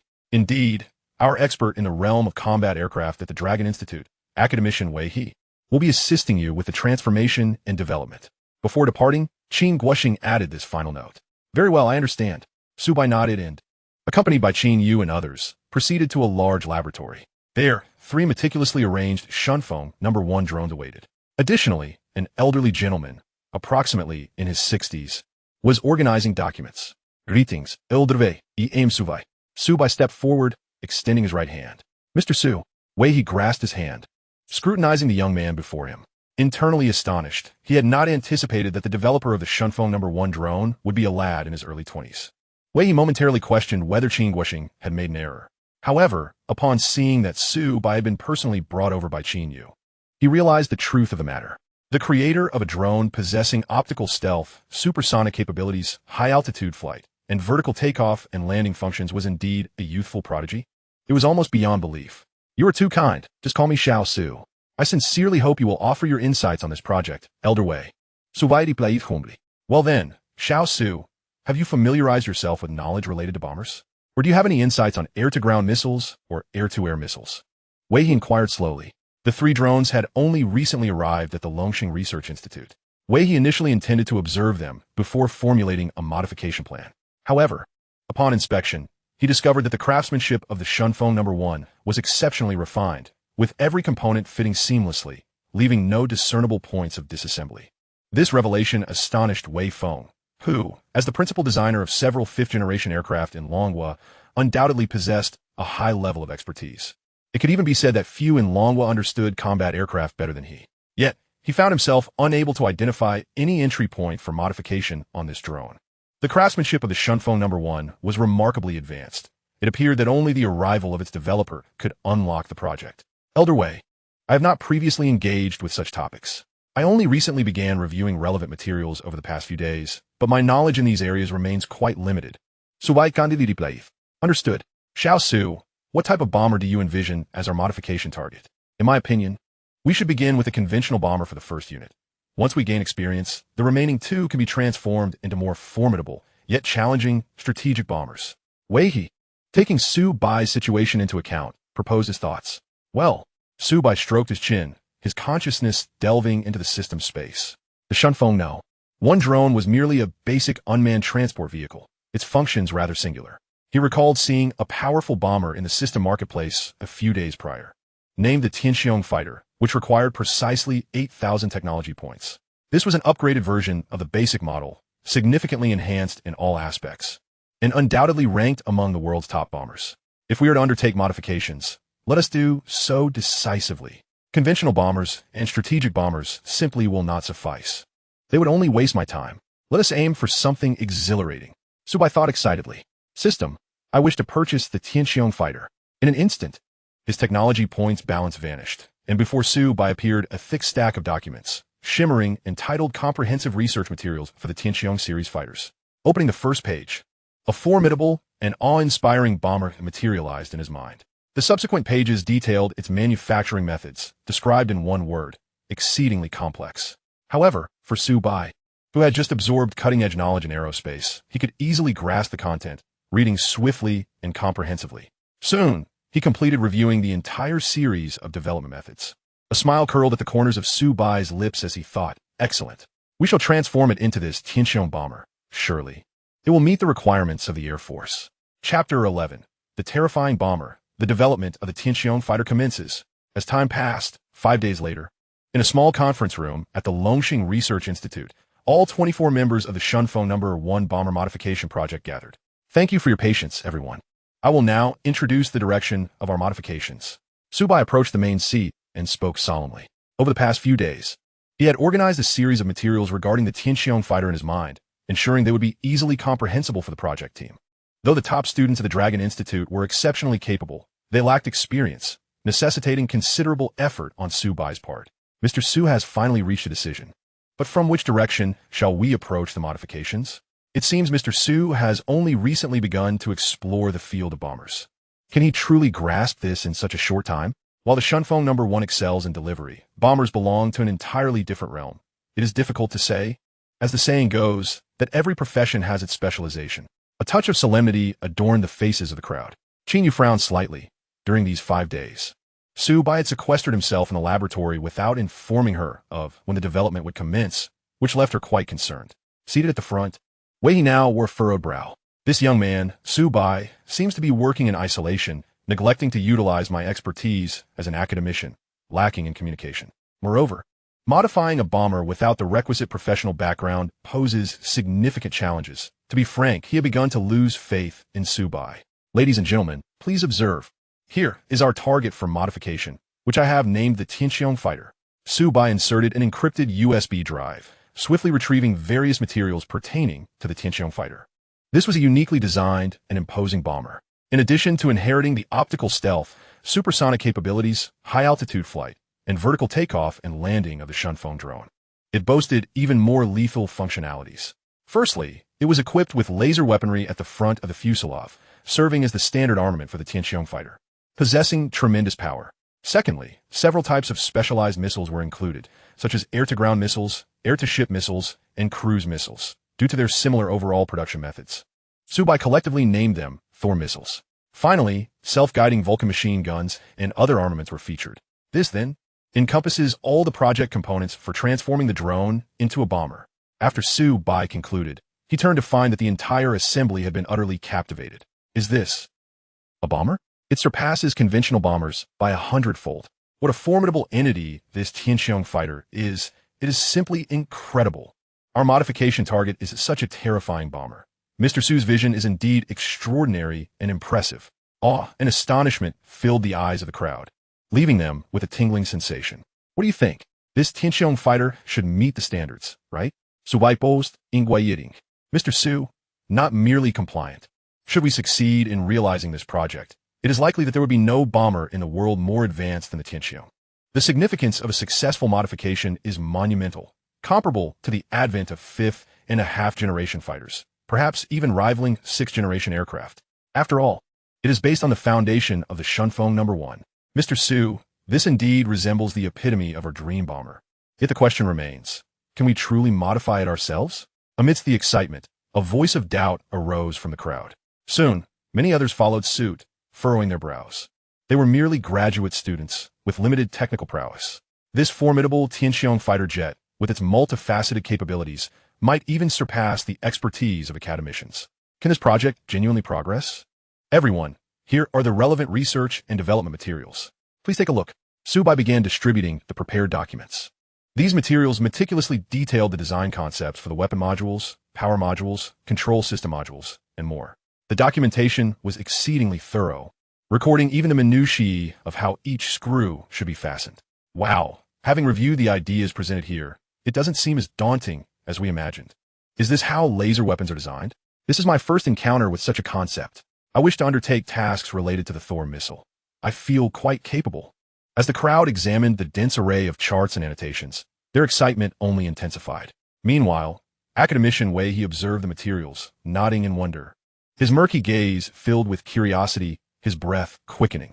It must be said that Mr. Su, who produced this document, possesses an extraordinarily high level of expertise. He explained every detail of the Tianqiong fighter jet in a manner comprehensible to graduate students, which was nothing short of remarkable. Of course, there were still several aspects of the documentation that he struggled to comprehend.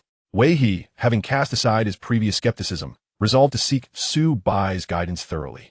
Thus, the development project for the Tianqiong fighter jet officially commenced. Under Su Bai's meticulous planning, the more than 20 project members were divided into 4 research groups. The first group was tasked with the development and fabrication of laser weapons, led by Qin Yu. The second group focused on the Thor missile and self-guiding Vulcan machine gun, overseen by a doctoral student in physics. The third group was responsible for the disassembly of drones and the modification of power engine modules and connection modules. Academician Wei he volunteered to lead this group, having long been intrigued by the internal structure of Shunfeng No. 1. As a designer of fifth-generation fighter jets, the experience gained from the Shunfeng No. 1 structure would greatly benefit the future development of the J-series fighter jets. The final group, the most crucial part of the project, was dedicated to writing and debugging the control program system, with Su Bai serving as both the leader of this group and the overall chief engineer of the entire project. Under Su Bai's orderly guidance, the project gradually unfolded. In the initial 2 days, the members had numerous questions and thus sought Su Bai's counsel. With his patient explanations and the detailed design materials, the graduate students quickly grasped the concepts. The weapon development in the first and second groups proceeded remarkably smoothly, encountering minimal challenges and could even be described as exceedingly effortless. Subsequently, academician Wei he, upon witnessing Su Bai's unique method for disassembling Shunfeng No. 1, was left in awe. The internal structure was astonishingly intricate. The connections between various modules were both innovative and remarkably logical. How on earth had Mr. Su accomplished this? Wei he marveled as if gazing upon a finely crafted piece of art, unable to suppress his admiration. He then immersed himself in the work of modifying the modules, frequently consulting Su Bai, for as an academician, his understanding far surpassed that of the graduate students, allowing him to pose critical questions. After absorbing Su Bai's profound insights, Wei He's admiration for the young man only deepened. He embraced the role of a humble and eager learner, with Su Bai as his mentor. Thus, the project progressed seamlessly from initial confusion to gradual mastery, with all four groups functioning harmoniously. Chapter 12. The financially robust Direct Express seeks to acquire Shunfeng Company at the Longxing Research Institute. Under Su Bai's guidance, the project to transform Shunfeng No. 1 into the Tianqiong fighter jet was steadily advancing. Over 20 individuals united in purpose, and time passed unexpectedly swiftly. The pace of progress aligned closely with Su Bai's expectations. He estimated that within half a month, a brand new Tianqiong fighter jet would be born into the world. However, during this period, the external landscape was anything but tranquil. Shunfeng Express Company experienced a remarkable surge in performance, gaining widespread acclaim within the courier industry of Long Country. Coupled with the exceptional operations led by Secretary Yang Shui, Shunfeng Express thrived, overshadowing its competitors. Initially, many believed that delivering parcels via drones was merely a gimmick, but after experiencing it firsthand, they could no longer regard traditional methods with any esteem. Across Long Country, as long as an order was placed, delivery was guaranteed within the same day, with many arriving in just 1 to 2 hours. In contrast, conventional courier methods seemed glacial. Of course, given the vastness of the courier market, despite the addition of numerous production lines, the quantity of Shunfeng No. 1 still lagged behind demand. It was far too early for Shunfeng Express to dominate a significant market share. For now, it was merely a rising star. Beyond individual clients, numerous corporate customers sought Yang Shui to engage in relevant trade with Shunfeng. For instance, certain transportation orders required delivery to remote mountainous areas with treacherous and muddy roads. Utilizing Shunfeng's drones rendered all such issues moot. Initially, Yang Shui found herself indecisive regarding the demands of these medium to large enterprises.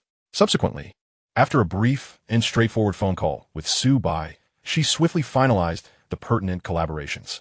These businesses possessed substantial financial resources, and their revenue streams far exceeded those of individual customers.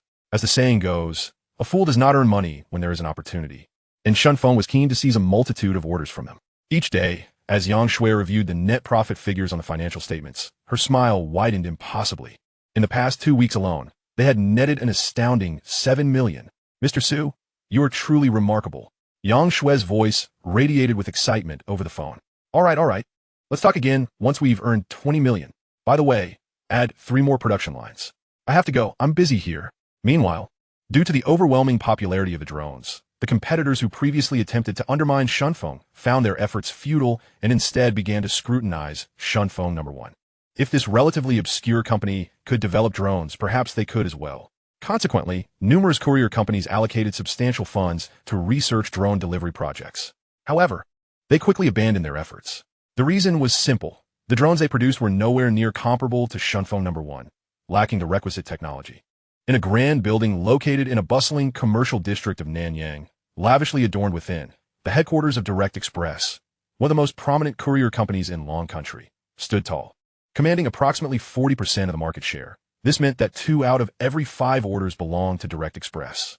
At that moment, in a high-level conference room, Chairman Fan Hua wore a furrowed brow.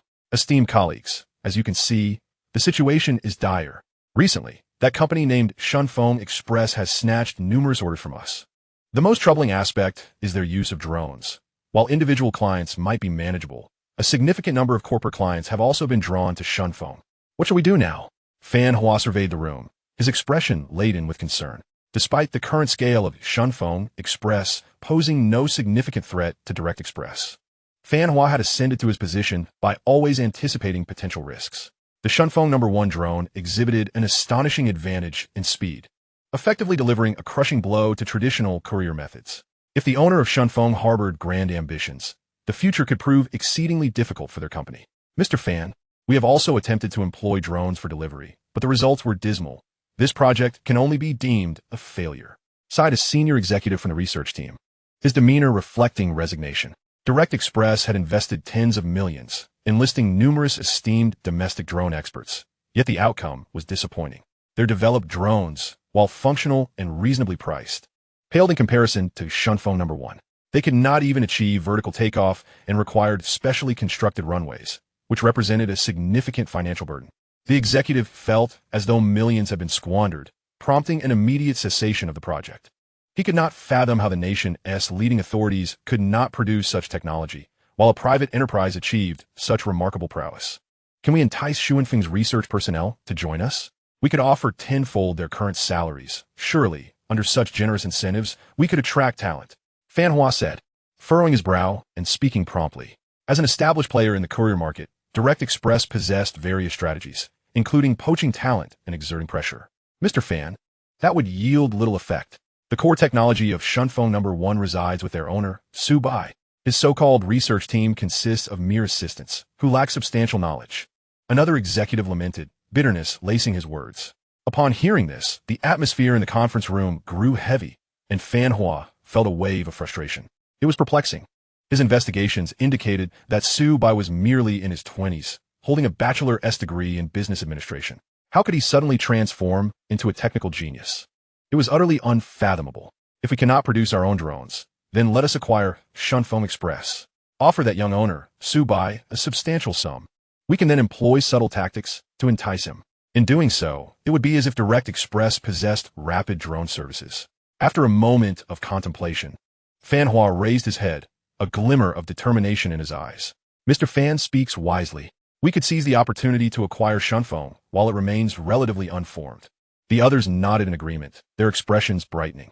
As the leading titan of the courier industry, Direct Express boasted formidable financial resources, a robust background, and extensive connections with various commercial departments. In contrast, Shunfeng Express was merely a nascent enterprise, primarily a private venture, helmed by a youthful owner. Furthermore, since Xuanfeng's drone had only recently launched, it had yet to generate substantial profits, rendering it simply a company with potential. For Direct Express, managing such a company would be a straightforward endeavor. Chapter 13. The Celestial Bomber successfully completes wind tunnel testing. At the Longxing Research Institute, the project to transform the Shunfeng drone into the Celestial Fighter was nearing completion.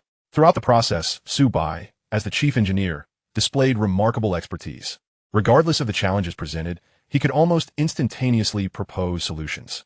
His research capabilities were indeed profound, encompassing physics, materials engineering, computer science, and numerous related disciplines.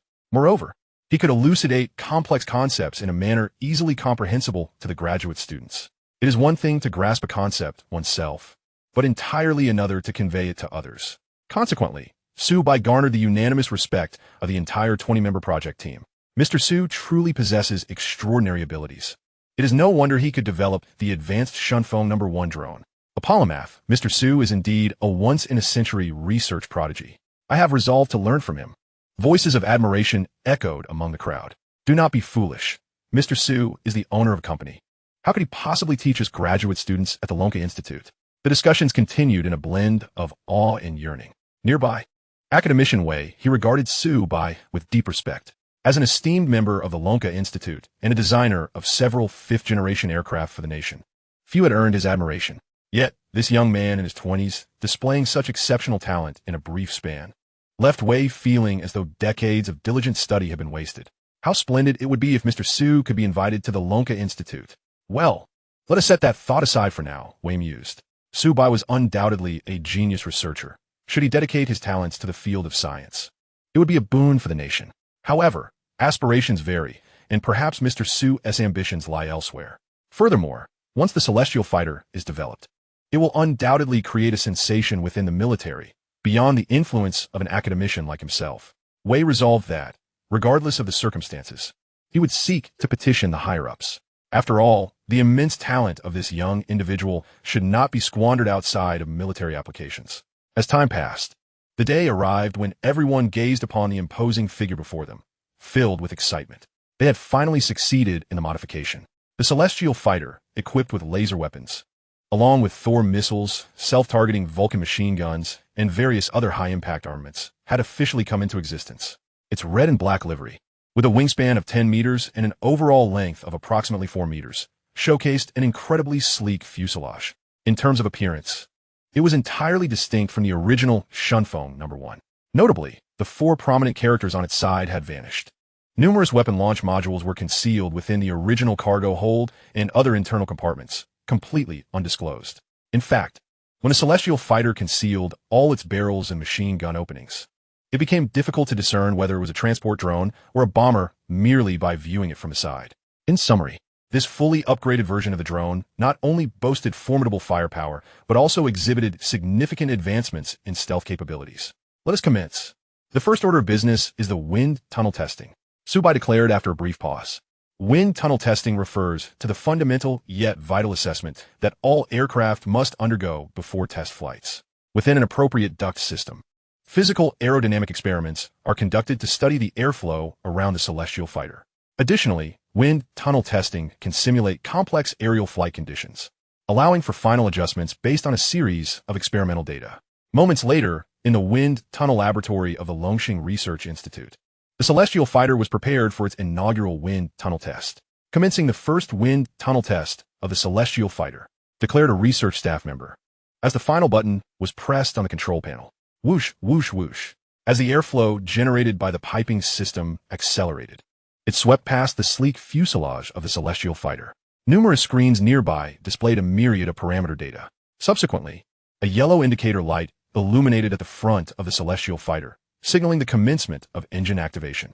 The reason the celestial fighter is capable of vertical takeoff and landing lies in its turbine jet engine, developed by Su Bai, which is ingeniously positioned on both wings and the underside of the aircraft. This design diverges significantly from the traditional jet engines found on conventional fighter jets. It boasts immense power while being remarkably energy efficient. Thus, the turbine jet engine gradually transitioned from a slow to a rapid rotation, initiating a simulated flight. Besides Su Bai, Qin Yu, Wei He, and others diligently recorded relevant testing data, their faces betraying varying degrees of anxiety. Despite the fact that, on the eve of the wind tunnel test, every aspect of the celestial fighter had been meticulously fine-tuned to optimal conditions, rendering the possibility of failure seemingly negligible, the palpable tension remained among the team. From every functional perspective, the celestial fighter undeniably ranks among the world's premier bombers. Successfully passing this test would hold tremendous significance. Therefore, it was impossible to remain unperturbed. The turbine jet engine's rotational achievement reached an impressive 99.4%.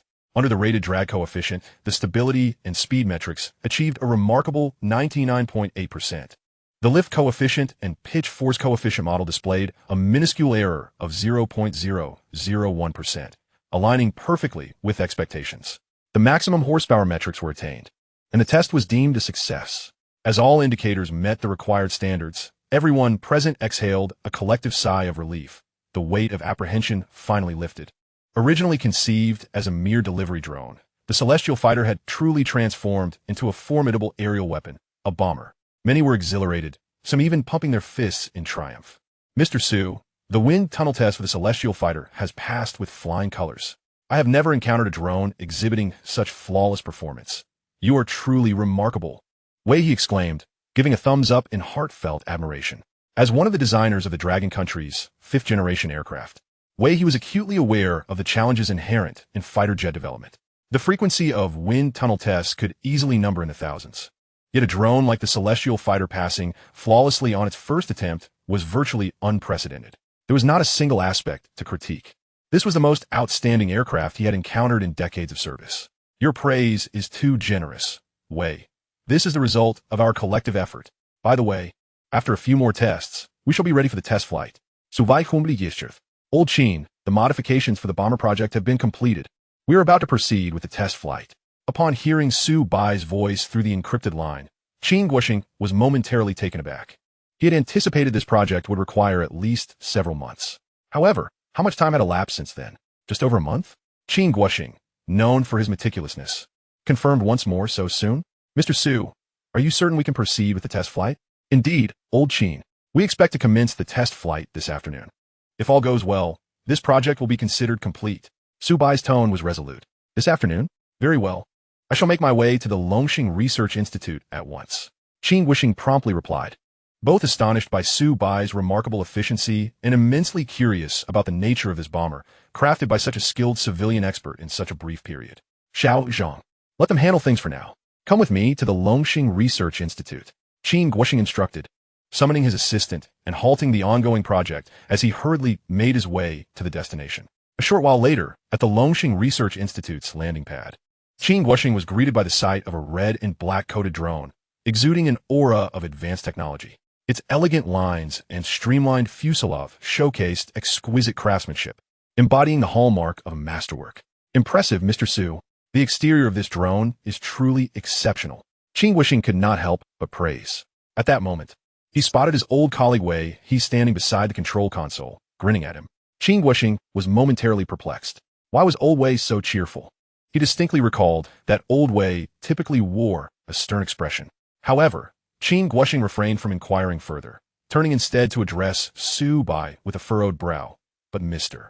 Su, why do I feel that this drone, named the Celestial Fighter, bears a remarkable resemblance to the Shunfeng one? Indeed, old Qin. That is because it conceals numerous machine guns, laser weapon launchers, and an array of missiles, all ingeniously housed within the aircraft's body. Su Bai nodded, swiftly explaining. Missile? Laser weapons? Mr. Su, are you implying that this celestial fighter is equipped with laser weaponry? Qin Guoxing, unable to believe his ears, exclaimed incredulously. While missiles were understandable, given that it was a bomber equipped with various air-to-ground and air-to-ship missiles, the concept of laser weapons was bewildering. Ever since their inception, countless researchers had dedicated immense effort to their development, yet the military had yet to fully harness their potential. The notion of a laser cannon, capable of annihilating swathes of enemies with a single beam, remained an elusive dream. Although Qin Guoxing was not a weapons expert, he possessed enough knowledge to understand that producing a laser weapon with substantial lethality required an impressive power output, typically only manageable by naval-grade vessels. Yet, this drone was relatively small. Thus, Qin Guoxing found it utterly incomprehensible how this so-called laser weapon could achieve any significant effect. Old Qin, we shall now test the power of the laser weapon. Please don your protective goggles. Su Bai instructed, signaling to Wei He at the control console. With a series of deft maneuvers, Wei He activated the Celestial Fighter, revealing two precision gun ports extending from the front. In the next instant, two beams of deep crimson light, dazzlingly intense, surged forth. Boom! A specially designed target, situated approximately 1 kilometer away from the Celestial Fighter, was instantaneously melted into a liquid state. This target boasted a thickness of several hundred millimeters and was constructed from a highly durable tungsten alloy, significantly stronger than the armor of many main battle tanks. Is this the laser weapon? Through the thick protective lens, Qin Guoxing beheld a scene of sheer terror, his eyes widening in shock as his scalp tingled. The time from launch to target destruction was so brief that it felt as though the moment he saw it, it had already struck. After all, the speed was that of light, and the destructive force was formidable. At that moment, Qin Guoxing finally grasped why Old Wei was smiling so brightly. With this laser weapon alone, the combat effectiveness of numerous fighter jets could be significantly enhanced. He had not anticipated that the civilian expert, Mr. Su, possessed such exceptional talent in weapon development. However, amidst his excitement, Qin Guoxing also contemplated other concerns, such as the operational lifespan of the laser weapon, its vulnerabilities, recharging time, and stability when installed on conventional fighter jets. This test could only confirm the laser weapon's power as being unequivocally sufficient. However, whether it can be applied on a large scale and how it will be utilized remains to be seen in subsequent developments. Nevertheless, it is imperative to expedite the industrial groundwork. The extraordinary technological prowess of Su Bai from Shunfeng Company has left Qin Guoxing utterly elated. Just how many prodigious talents like Mr. Su exist among the populace of Longhua? Old Qin, let us commence the flight tests. Su Bai continued to signal to Wei He. In an instant, the Tianqiong fighter jet commenced its vertical ascent with grace, due to the necessity for certain stealth capabilities in military bombers. All the indicator lights originally present on Shunfeng 1 were dismantled by Su Bai. Wei Lao maximum speed. Under Su Bai's guidance, Wei He skillfully operated the aircraft, and the Tianqiong fighter, with all its power unleashed, swiftly vanished from sight. The instrument panel indicated a remarkable speed of 25 Mach, surpassing the first cosmic velocity. This was the outcome of Su Bai's modifications to the propulsion system of Shunfeng 1. Concurrently, the maximum altitude the Tianqiong fighter could achieve had significantly increased, now reaching an impressive height of 120,000 meters. Of course, the original optical stealth capabilities were retained, armed with laser weaponry and dozens of Thor missiles. The Tianqiong fighter exhibited flawless performance from any angle during flight. When the aircraft returned to a height of 7 or 8 meters, the gathered researchers were filled with excitement. The first stability test was passed with resounding success. They then proceeded to initiate the laser weapon firing test during flight. Qinyu. Su Bai turned and continued with his instructions. Mr. Su, all preparations are complete. Qinyu nodded slightly, her voice steady yet tinged with a hint of anxiety. After all, she was the leader of the laser weapon research team. Although the laser weapon had proven flawless against stationary targets on the ground, no one present had witnessed its precision against targets while the Tianqiong fighter was in high-speed flight. Moments later, an array of 10 small drones was positioned in mid-air, scattered with considerable spacing, stretching up to 2 or 3 kilometers apart. Mr. Su, how shall we test the laser weapon? Qin Guoxing inquired, visibly perplexed. He distinctly recalled that the Tianqiong fighter had only 2 gun ports on its body, meaning it could only lock onto a limited number of targets simultaneously. The small drone array, not only abundant in numbers but also moving at a certain speed, posed a significantly greater challenge than the earlier fixed targets. Old Qin, the laser weapon on the Tianqiong fighter has a targeting and locking function. As soon as Su Bai's words fell, the gun ports on the aircraft emitted a deep crimson laser, swiftly racing toward the target. Boom! Boom! Boom! Almost in the next instant, all 10 drones were simultaneously obliterated. The entire process transpired with such rapidity that Qin Guoxing could barely comprehend it. The laser weapon can be fired like this? Qin Guoxing felt a wave of astonishment wash over him, his scalp tingling with shock. Not only could it concentrate power to melt individual targets at ultra-high temperatures, but it could also disperse its fire to lock onto multiple objects, all while delivering an utterly formidable impact. It executed a precise and devastating strike on the moving drones. Qin Guoxing had never witnessed such a formidable weapon before. The only term that could encapsulate it was perfection. Indeed, the laser weapon test has been successfully completed. Su Bai declared solemnly. While it was possible to incorporate additional functionalities, such as reducing losses over extreme distances and missile interception, doing so would significantly affect the aircraft's propulsion capabilities. Ultimately, Su Bai decided to forego these enhancements for the time being. In the future, should the opportunity arise, fully realized laser weapon systems could be mounted on larger combat aircraft or even naval vessels. Although the Tianqiong fighter boasts a wingspan of 10 meters and a fuselage length of 4 meters, it is considered a large unmanned aerial vehicle in terms of transport capabilities. However, it still pales in comparison to true combat aircraft. This power is astonishing. It feels almost cinematic. The scene created by the laser weapon was nothing short of spectacular. Incredible. This laser weapon is truly magnificent in practical application. Many researchers could not contain their excitement. At that moment, Qinyu gazed at Su Bai with eyes full of reverence. Despite being the head of a laser weapon research team, her work had been entirely based on Su Bai's documentation. The stunning performance of the Tianqiong fighter was undeniably attributable to Su Bai's contributions. Next, we shall conduct a test of the Thor missile's power. Su Bai promptly announced. The Tianqiong fighter quickly acquired its target, heading toward several massive boulders over 10 kilometers away. Subsequently, multiple Thor missiles were launched from its underside. Boom! Boom! Boom! The thunderous roars echoed. Even from a distance, the sound was deafening. The firepower suppression and coverage area are astounding. Qin Guoxing exclaimed in awe. Initially, he believed the laser weapon mounted on the drones was already outrageous. But the Thor missiles proved equally impressive. From the latest footage received, each Thor missile not only shattered the boulders into rubble, but also left deep craters on the ground, demonstrating terrifying power. The Tianqiong fighter was entirely capable of serving as a bomber. It is essential to note that there is a significant distinction between conventional combat aircraft and bombers, as they differ in armament, payload capacity, and intended targets. Thus, the design and development processes are fundamentally distinct. The fact that the Tianqiong fighter could embody the advantages of both a fighter jet and a bomber made it an exceptionally outstanding product. Mr. Su, you truly are a genius. Upon witnessing this, Qin Guoxing instinctively scrutinized Su Bai with newfound admiration. An unequivocally versatile talent, not only capable of creating extraordinary delivery drones, but also demonstrating remarkable aptitude in modification. The Tianqiong fighter, developed in such a short time, could outclass numerous bombers. Truly impressive. If the Air Force were to learn of such an advanced bomber's emergence, they would undoubtedly be elated. Finally, as all project tests concluded, the Tianqiong fighter descended vertically to the landing pad.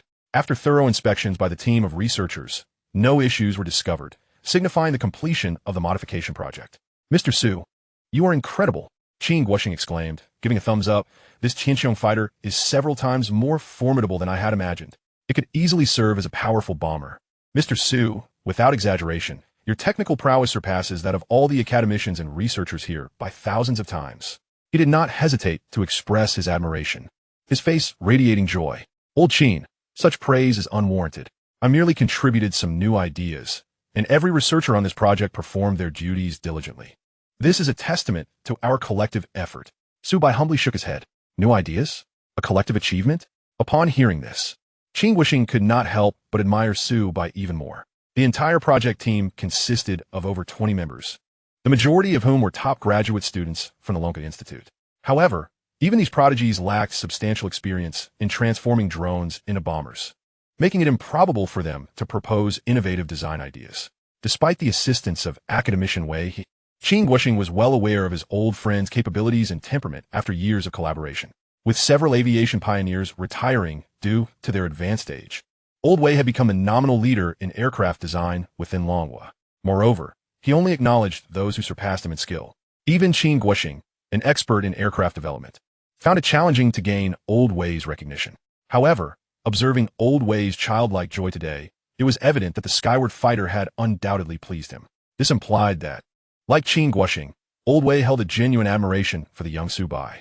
In summary, the ability to integrate limited resources in a short time to produce the Skyward fighter showcased not only Su Bai's exceptional research capabilities, but also his remarkable project management skills. Mr. Su, this project is nothing short of perfection. I will apply for the corresponding rewards from higher authorities. Furthermore, Shunfeng Company will transform into a military-industrial enterprise. However, Mr. Su need not worry. This will not affect our original express delivery business, as the state will impose no interference. On the contrary, the government will vigorously support Shunfeng Company, allowing you to expand while simultaneously embarking on the development of a series of new products. Qing Guoxing eloquently articulated, transitioning from civilian to military? That's fantastic. Su Bai exclaimed with delight. Firstly, Shunfeng Company would continue its express delivery services.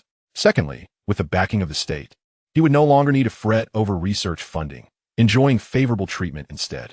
Lastly, the change in background was significant. Previously, Shunfeng was merely a private enterprise with no substantial connections.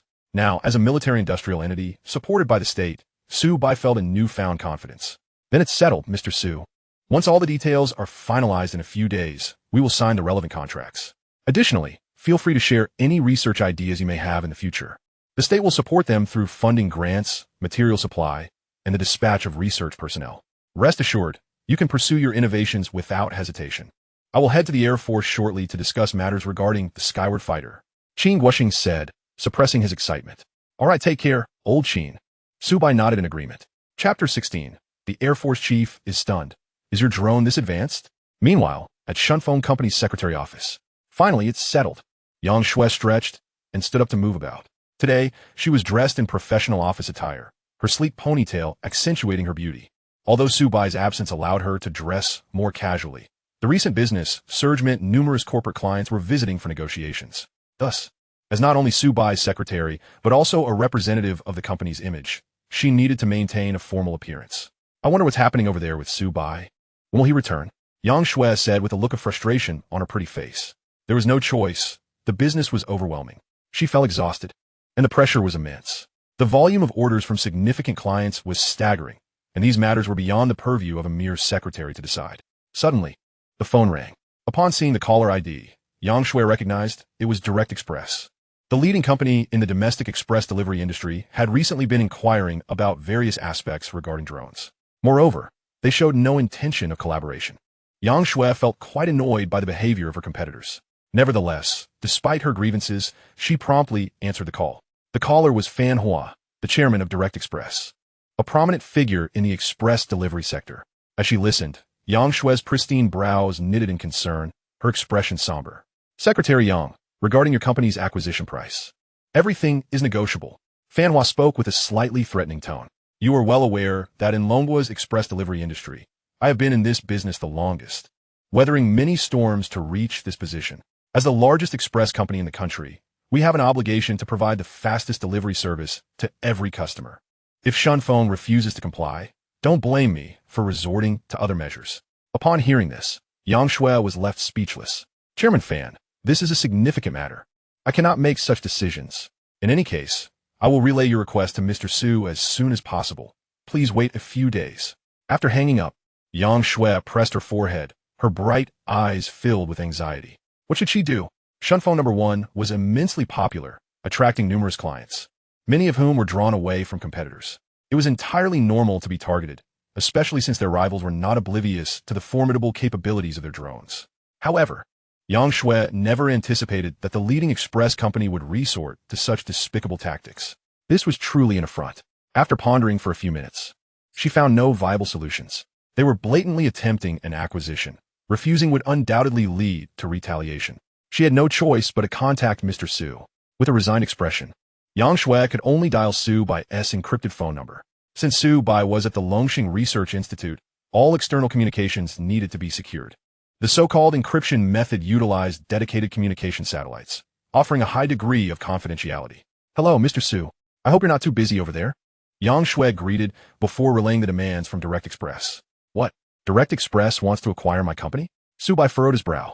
That is quite an audacious claim. If this had occurred previously, the matter would indeed have been quite challenging to navigate. After all, Shunfeng was a small private enterprise, and he had yet to establish a solid foothold in the industry, lacking substantial connections. Refusing the acquisition by Direct Express would mean offending a multitude of industry titans. They could easily resort to underhanded tactics to dismantle Shunfeng, making it exceedingly effortless. Moreover, Su Bai would find himself ensnared in an unending commercial battle, besieged by various trivial matters that would not only impede his ability to earn, but also hinder his technological research. In summary, it was quite troublesome. Fortunately, Shunfeng was transitioning to a military-industrial enterprise now.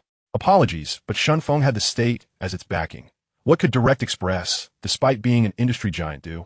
Young Sui, do not concern yourself with Direct Express. Pay no heed to whatever they say.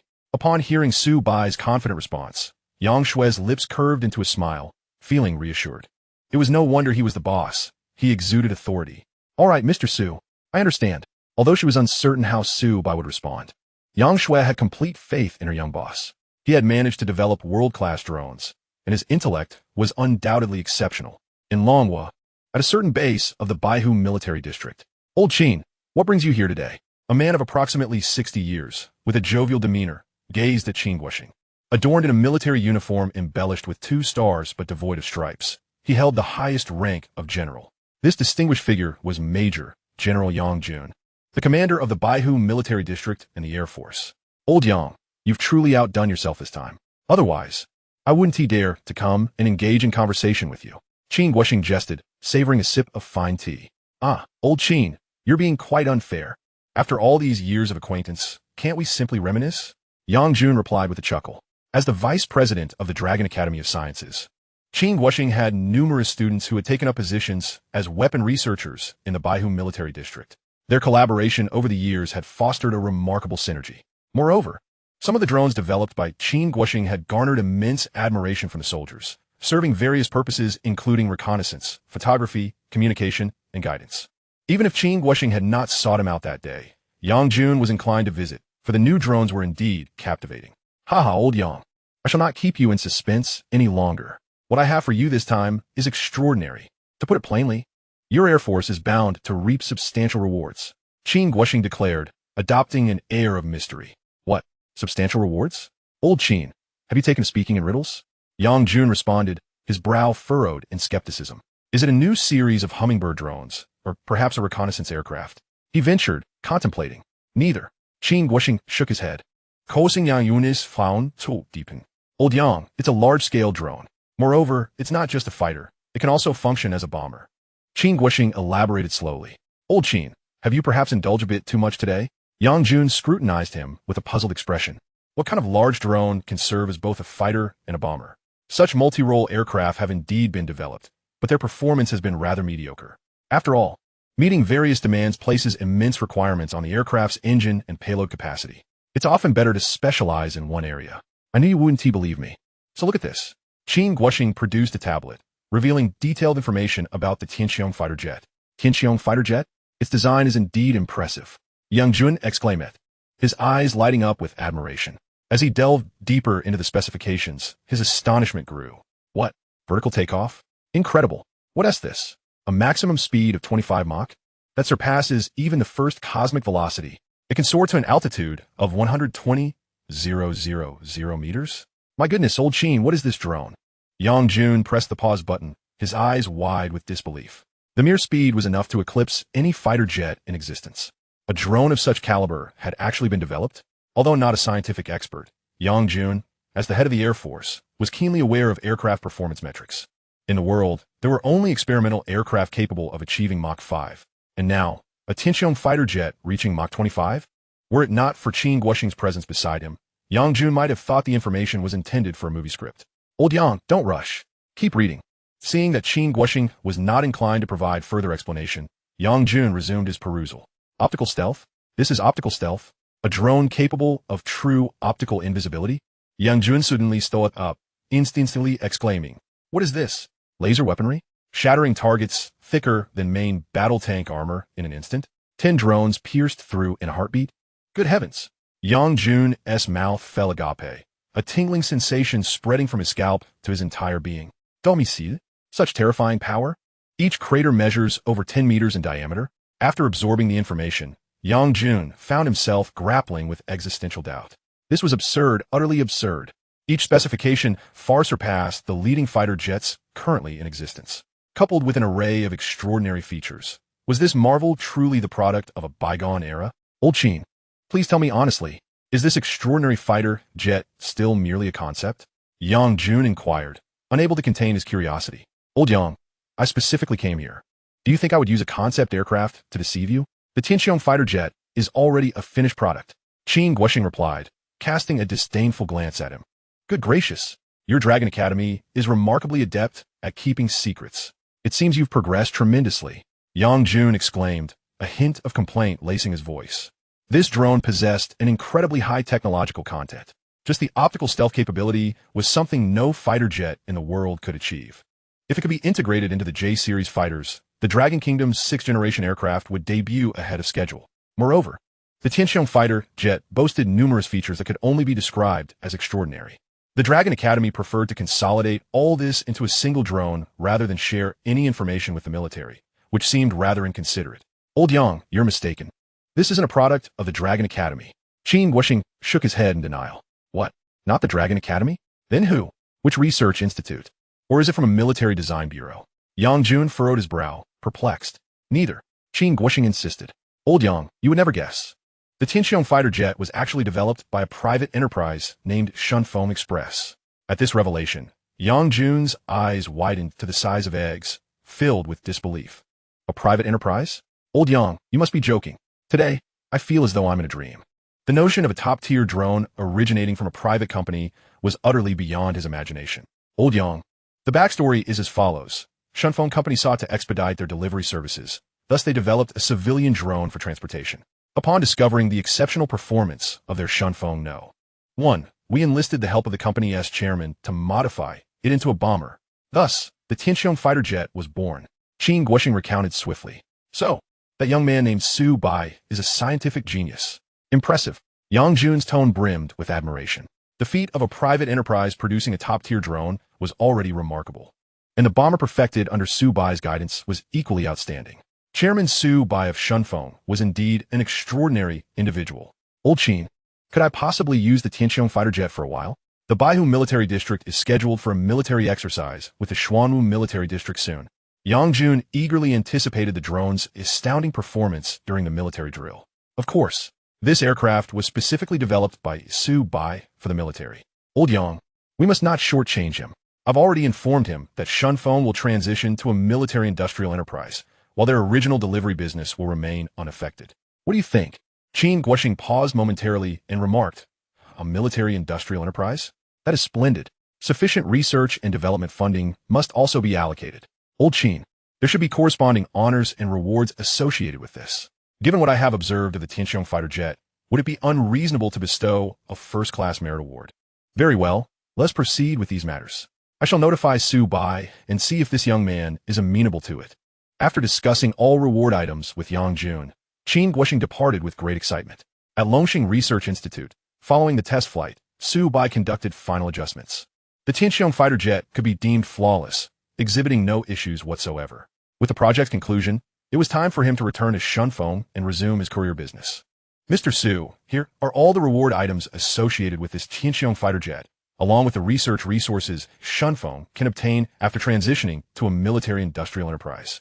Su Bai took the documents from Qin Guoxing's hands and swiftly perused them. 50 million long coins? A first-class merit award? Old Qin, this. I truly do not require such a lavish reward for my contributions to the nation. Su Bai was astonished by the magnitude of rewards associated with a single Tianqiong fighter jet. Haha, Mr. Su, these are all well-deserved. The 50 million long coins have already been transferred to the appropriate account. The honors are still being prepared, and furthermore, the process for Shunfeng's transition to a military-industrial enterprise is underway. In just a few days, you will see Shunfeng become a military-industrial enterprise supported by the state, enabling you to pursue any research you desire. Qin Guoxing smiled at Su Bai, then added, by the way, Mr. Su, the manufacturing and improvement of drones must continue. The Air Force is highly satisfied with your Tianqiong fighter jet, and I anticipate that they will soon propose new research projects. I will consult with you then. Certainly, Old Qin. I will do my utmost to assist wherever I can. Su Bai nodded in agreement. Simultaneously, he resolved to engage in new national projects while ensuring that Shunfeng's courier business remained robust. Chapter 18. A net profit of over 64 million, leaving the chairman dumbfounded. Days later, accompanied by a convoy of bulletproof Hongqi vehicles, Su Bai returned to Shunfeng's headquarters. Colonel Zhao Hang, who had been at the wheel, looked at him with a sense of awe still evident in his expression. However, Su Bai paid little mind and initiated a conversation with him. After all, Shunfeng was transitioning into a military-industrial enterprise and would soon be interacting with more military officials. It was prudent to acclimate himself gradually. President Su, you have finally returned. Upon seeing Su Bai, Yang Shue's bright eyes sparkled with excitement. These past few days have been incredibly busy. I felt utterly exhausted. Thankfully, every time I thought of the tasks you entrusted to me, my spirits were lifted and I was filled with vigor. President Su. Yang Shui was about to continue when Su Bai raised his hand, saying, "Thank you for your hard work. But can we discuss the matter at hand? Has Ji Da come to stir up trouble?"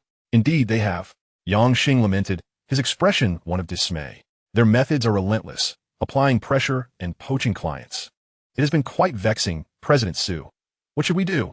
"Do not worry, I will handle it. First, please report on our performance during this period." Su Bai took a sip of freshly brewed coffee. "President Su, take a look at this." Yang Shui sent over a financial report and exclaimed, "Our drone delivery service is prospering. It has successfully covered the main thoroughfares of major cities across Long Country, along with several second and third-tier cities in developed regions.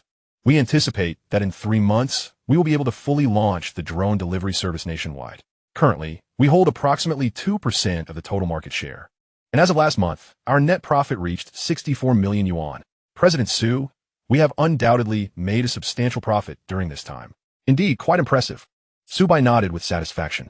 Drone delivery is truly formidable. In such a short time, we have captured 2% of the vast courier market. If this continues for another year or two, the landscape will surely change. It is no wonder that Jida Courier has approached us. After all, the profitability of drone delivery is simply astounding. In the following days, Su Bai resumed his daily routine, leisurely sipping tea in his office while contemplating new research projects. However, on that particular afternoon, an unexpected group arrived at Shunfeng's headquarters. Fan Hua, the chairman of Jida Courier, along with several executives, came to discuss pertinent matters. "Chairman Fan, please take a seat. Our President Su will be here shortly," Yang Xing said, observing the aggressive demeanor of the visitors. "Secretary Yang, your President Su certainly is a busy individual. We have come here 2 or 3 times without even catching a glimpse of him," one executive remarked sarcastically. Fan Hua stepped forward, exuding arrogance, and stated, "Secretary Yang, how is it that the proposal we discussed last time has yet to be considered? Let me reiterate. Should you sell Shunfeng to us, we will offer a substantial sum of money. Rest assured, you'll not be shortchanged. After all, Shunfeng is a burgeoning courier company lacking in experience. It would be far better to sell to us at Jida. Under our guidance, it will undoubtedly flourish." In Fan Hua's estimation, they had the capability and channels to rapidly elevate drone technology. Not only would they dominate the Long Country market, but with such an impressive drone, international deliveries would also be seamless. Soon enough, Jida's drones would be visible across the globe. Thus, it was imperative to acquire Shunfeng before it grew any larger. "Chairman, That ultimately depends on our boss's decision. Yang Shui replied with a forced smile, despite her inner desire to rebuke them. Shunfeng, I will not sell. Just then, a resonant voice echoed through the room. Fan Hua turned to see a young man in his 20s, exuding an indescribable yet captivating aura. You must be Su Bai, the president? Why not sell? I simply cannot comprehend. If you believe the offered price is insufficient, we can certainly increase it to meet your satisfaction. Fan Hua said, his brows furrowed in confusion. After conducting thorough research, he had estimated Shunfeng Courier's total value at 800 million yuan. This was the price he had settled upon. He was willing to increase it by another 200 million long coins. Given that the net profit of the long country courier market was approximately 3 billion long coins per quarter, Fan Hua believed that his offer of 800 million long coins was already quite generous. Chairman, I will not sell. No amount of discussion will change that. You may leave now. Su Bai shook his head, his expression calm and unfazed. You. Fan Hua's brow furrowed tightly. He had never encountered such a business negotiation before. Was this individual truly so foolish as to turn down a lucrative offer? President Su, let me be frank. Jida Courier has been operating in this industry for many years, and I, Fan Hua, hold considerable influence over half the courier market. If you maintain this attitude, do not blame me for being ungracious. I have countless ways to undermine Shunfeng. A smile curved upon Fan Hua's lips, his tone dripping with arrogance. Mr. Fan, it appears you intend to resort to coercive tactics? Although merely in his 20s, Su Bai exuded a presence that rivaled that of everyone at the company. Please, don't misinterpret my words, Mr. Su. What I mean is to ensure that your lives are not as comfortable. He continued, without profits, your company's operations will falter. As for us at Direct Express, our capital is substantial. Your small enterprise simply cannot endure. As Fan Hua spoke, his eyes brimmed with haughtiness. Of course, he would never engage in outright coercion, as managing various departments was no trifling matter. Moreover, should matters come to light, the repercussions for Direct Express would be significant. More gravely, it might necessitate a court intervention. Such troublesome affairs were not worth Fan Hua's involvement, since Su Bai, like a headstrong youth, refused to sell under any circumstances. He cannot be blamed for not issuing a prior warning. Over the course of a few months, several major clients have been snatched from Direct Express, and Fan Hua was determined to account for this loss. Is that so? Mr. Fan, I fear you may be unaware. Shunfeng Express has now been designated a military enterprise. Su Bai spoke calmly, his demeanor unperturbed. What? Fan Hua stammered, disbelief etched across his face. Shunfeng Express has become a military enterprise? How is that possible? Instantly, he doubted his own hearing, his expression one of incredulity. Not just him, but several executives from Direct Express exchanged glances, their confusion palpable. Being recognized as a military enterprise by the state was a monumental event. Surely, there would be no way to remain uninformed. They turned their gaze toward Secretary Yang Shui, who appeared confident, her previous submissiveness having vanished. She did not seem to be boasting. Could it truly be that Shunfeng Express had attained such a status? Chapter 19. Shunfeng officially transitions, awarding Su Bai a first-class Medal of Merit. How could Shunfeng have transformed into a military enterprise? Mr. Su, if you're going to fabricate excuses, at least make them somewhat plausible. Fan Hua quickly retorted, his expression dismissive. He understood, to some extent, the stringent requirements for military enterprises. Moreover, he had thoroughly investigated Shunfeng Company and found it lacking in connections and capital. The state would hardly take notice of such a small fry. It was utterly ludicrous. This young man may have rallied his subordinates to join in his charade, but Fan Hua had seen through it long ago. However, as he pondered, a sliver of possibility emerged. After all, the Shunfeng No. 1 drone was indeed rather extraordinary. Direct Express had enlisted various experts, but none could replicate it. If it were to catch the attention of the state. Once Shunfeng had the backing of the government, even though Direct Express held the position of industry leader, it would be a force to be reckoned with. Nonetheless, the transition from civilian to military status was no simple feat. The intricate processes involved would take months to complete. During that time, numerous whispers would undoubtedly circulate. It was impossible for Direct Express to remain entirely oblivious. Mr. Fan. Su Bai was about to elaborate when his phone suddenly rang, the caller ID displaying Lonka Institute, Qingguoxing. Please hold on. I need to take this call. Considering the unique nature of the Lonka Institute, Su Bai pushed open the conference room door and stepped outside. Meanwhile, Fan Hua and the others engaged in hushed discussions regarding the potential of Shunfeng's transition to military status. They were increasingly convinced that this young man was merely boasting. Casting a glance at Yang Shui, Fan Hua scoffed, "Secretary Yang, your young boss seems rather overconfident. Trying to deceive me with such poor theatrics? Someone who enjoys boasting like this could hardly be a serious business person."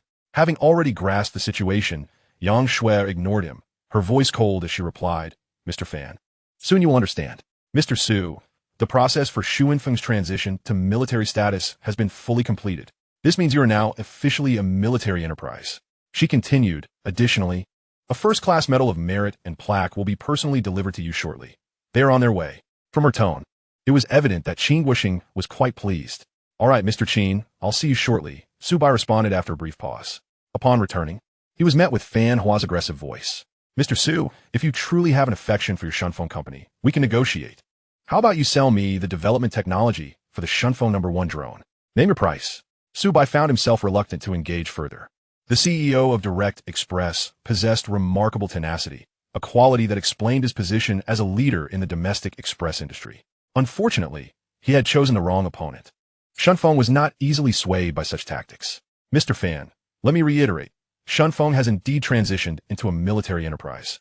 Given your extensive connections at Direct, why not ask someone to verify this?" Su Bai shook his head, his demeanor remarkably composed. Fan Hua was momentarily taken aback. Could it be that this young man was truly unwavering in his claim? Doubtful yet intrigued, he promptly retrieved his phone and dialed a mid-level official from the Industry and Commerce Department. "What did you say? Shunfeng has transitioned into a military enterprise? This was just finalized recently? How can this be?" Fan Hua felt a profound sense of disbelief, repeatedly confirming the information before turning to Su Bai with astonishment in his gaze. The absence of any official announcement was merely due to a delay in updates. The executives from Direct Express were equally stunned, realizing that Shunfeng had indeed transformed from a small private enterprise into a military enterprise. Regardless of their current scale, with the government as their backing, they were not a rival Direct could afford to confront. When faced with such an enterprise, the wisest course of action was to maintain a safe distance. As for the reason behind this, Fan Hua surmised it must be due to the astonishingly swift Shunfeng No. 1 drones. The military appeared to have a particular fondness for these devices, sending a chill down his spine. "Mr. He sincerely apologizes. We can certainly explore collaboration in the future. For now, I shan't disturb you any further." Offering a flimsy excuse, Fan Hua and his entourage retreated from the conference room, tails between their legs. Meanwhile, a convoy of black-coated Hongqi armored vehicles arrived at Xu Yinfeng's headquarters. The first to disembark were several soldiers clad in uniform, standing tall.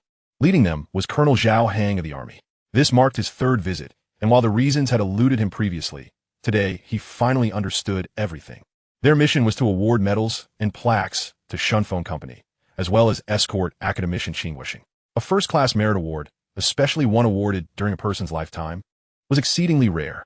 Furthermore, the plaque was special. It was Zhao Hang's first encounter with the military presenting a plaque to a private enterprise. "Mr. Qin, please take your time."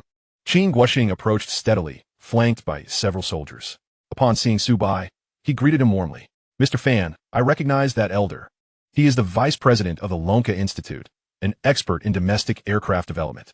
Originally, we had intended to invite him to consult on drone matters, but he was simply too busy. One of his former students was among the original group of professors." In the distance, Fan Hua and his companions observed in astonishment as a senior executive from the Jida company exclaimed, "What? The vice president of Lonka Institute? That is a prominent figure in the academic realm." The group of Jida executives could not restrain their discussions. Meanwhile, Fan Hua furrowed his brow, lost in contemplation. Despite being a person of considerable experience, having interacted with leaders from various industries, postal departments, and Fortune 500 companies, he had seldom encountered influential figures from military backgrounds, such as those from Lonka Institute. After all, in the realm of express delivery, which lacks ties to high-tech industries, it is unlikely to forge connections with the military. "Mr. Fan, with a colonel from the army present, perhaps we should withdraw." One executive, recognizing Zhao Hang's military rank, could not help but speak up. While the rank of colonel is not exceptionally high, it nevertheless signifies a military affiliation, coupled with the imposing presence of the soldiers behind him. It was evident that they were not to be trifled with. Withdraw? Absolutely not. Let us observe further. Fan Hua remained undeterred.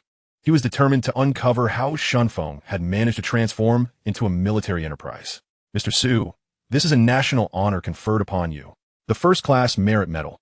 After exchanging pleasantries with Su Bai, Qin Guoxing personally presented the weighty medal to him. Holding the resplendent gold medal, Su Bai suddenly felt a surge of purpose, accompanied by a hint of unease. After all, only those who have made outstanding contributions are deemed worthy of such an accolade, with first-class merit reserved for the elite. He had merely devoted some time to developing the Tianqiong drone and fundamentally remained a small business owner, thus finding the recognition somewhat overwhelming. Chapter 20. The Military Industrial Advanced Unit sparks nationwide discussion. Mr. Su, this is the state's commendation for you. Please accept it with peace of mind. Sensing Su Bai's confusion, Qin Guing spoke kindly. Ah, and here is this plaque. Please accept it as well. With that, Qin Guoxing signaled Zhao Heng and the others to bring forward the plaque. Upon unveiling the cover, a standard national emblem was prominently displayed at the top, with the inscription below reading, awarded to Shunfeng Express Limited Liability Company for advanced military capability development. The golden background and red lettering were strikingly bright. In the lower right corner, the emblems of the Postal Administration and the military were featured alongside the date.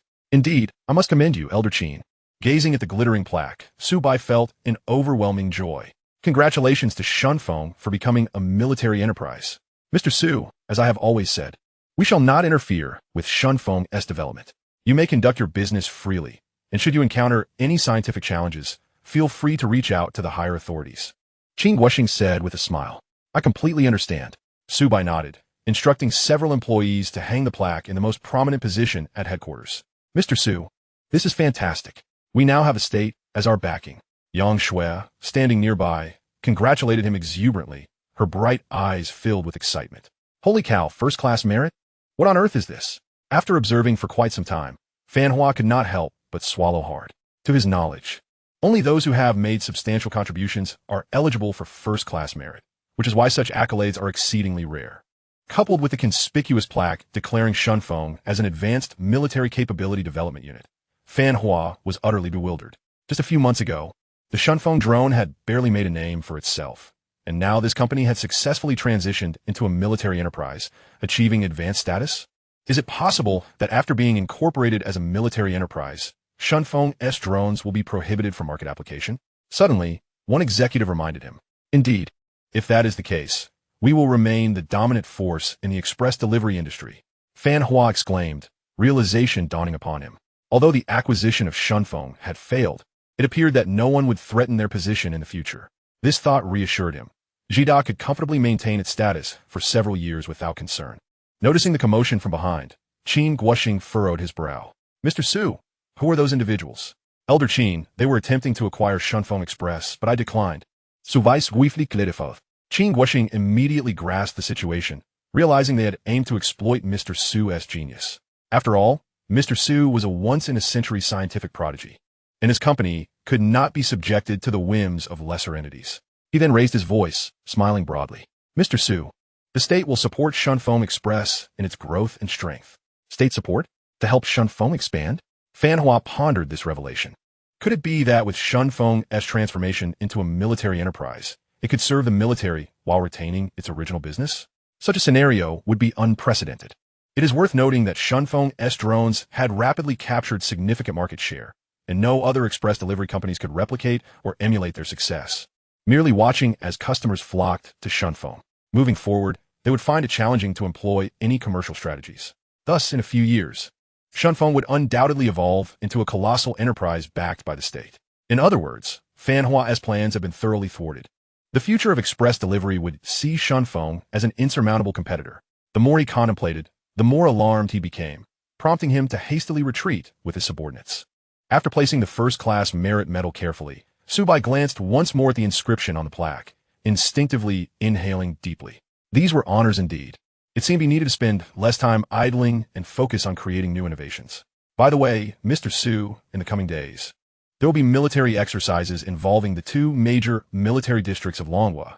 Your Tianqiong drone will make an appearance during the drills. Would you like to witness it? Qin Guoxing paused before extending a sincere invitation. Elder Qin, I would certainly love to, Su Bai replied, almost without hesitation, silently praying for the military district lacking the Tianqiong drone, hoping they would not perform too poorly.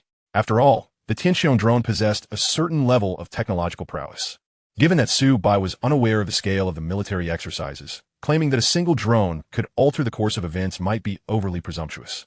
However, executing a surprise attack on the opponent's core areas using optical stealth should be a feasible task, right? As time passed, the news of Shunfeng's transformation into a military enterprise garnered considerable attention from online users. After all, it was the fastest express delivery service in Longhua, enjoying a modest reputation on the internet. With the increasing discourse surrounding it, related topics ascended to the forefront of trending searches. What? That little express delivery company has become a military enterprise? Incredible. I always said their absurd drone would eventually catch the government's eye. And here we are. How remarkable. What began as a simple delivery transformed into a service for the military. In the comments section below, amidst the astonishment, many expressed their concerns. Wait, does this mean that their Shunfeng number 1 will no longer be available on the market? It seems so, having transitioned into military applications. The innovations to be developed henceforth will embody cutting-edge technology, shrouded in confidentiality. Who will I turn to for deliveries now? Oh no, such a swift drone. It would be a tremendous loss if it ceases to deliver parcels. I haven't even placed an order yet. Let me see just how fast it is before you pivot to military endeavors. Acknowledging the widespread apprehension, Shunfeng's official website promptly issued a statement, assuring that the drone delivery service would persist, and Shunfeng would continue to provide the citizens of Longhua with the swiftest delivery experience imaginable. Upon the release of this news, a collective sigh of relief echoed among netizens. Fantastic! I can now confidently rely on drone delivery. One user exclaimed, to the brother ahead, do not be intimidated by the speed of Shunfeng number 1. Regardless of your location within Longhua, it will arrive in no more than 3 hours. Is that true? Is this drone truly that impressive? I must lend my full support in the future. Another chimed in. Indeed, it would be profoundly regrettable if such advanced technology were unavailable for public use. Chapter 21. Ground Delivery Services, the mighty kamikaze transport vehicle.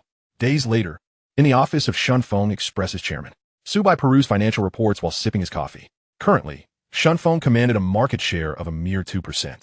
Yet drones had already been deployed in all major cities. How could he possibly increase business? Su Bai pondered, with Shunfeng number 1 nearing perfection.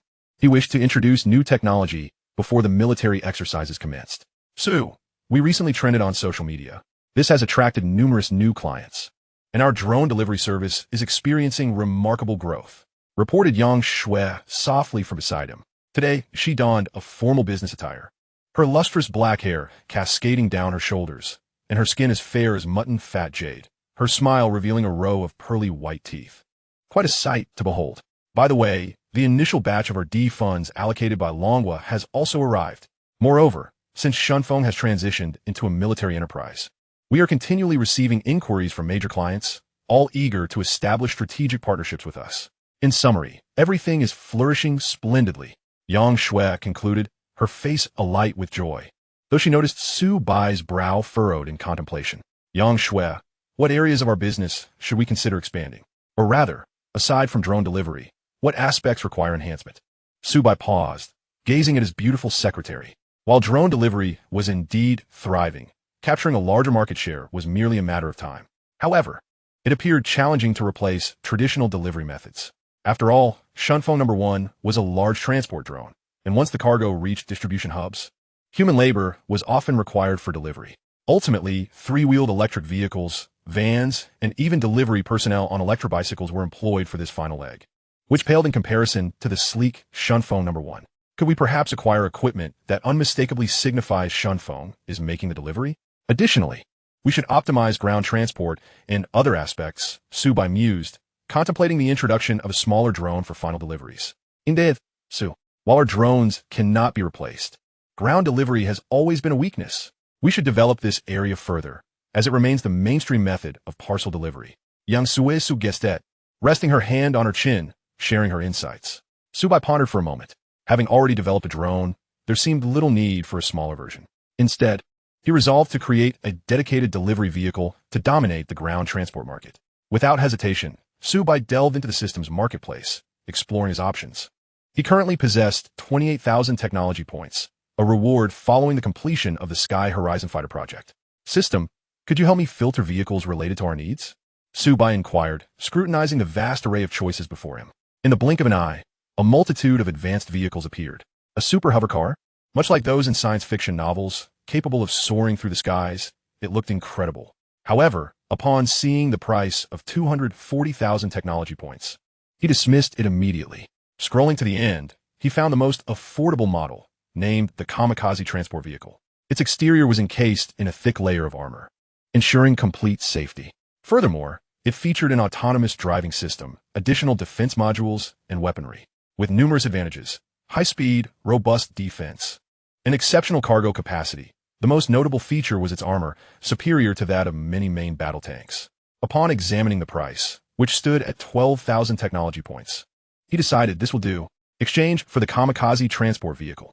Su Bai declared, satisfied, deducting the points and leaving himself with 16,000. Perhaps he could save up for a dose of genetic medicine next time to see what effects it might yield.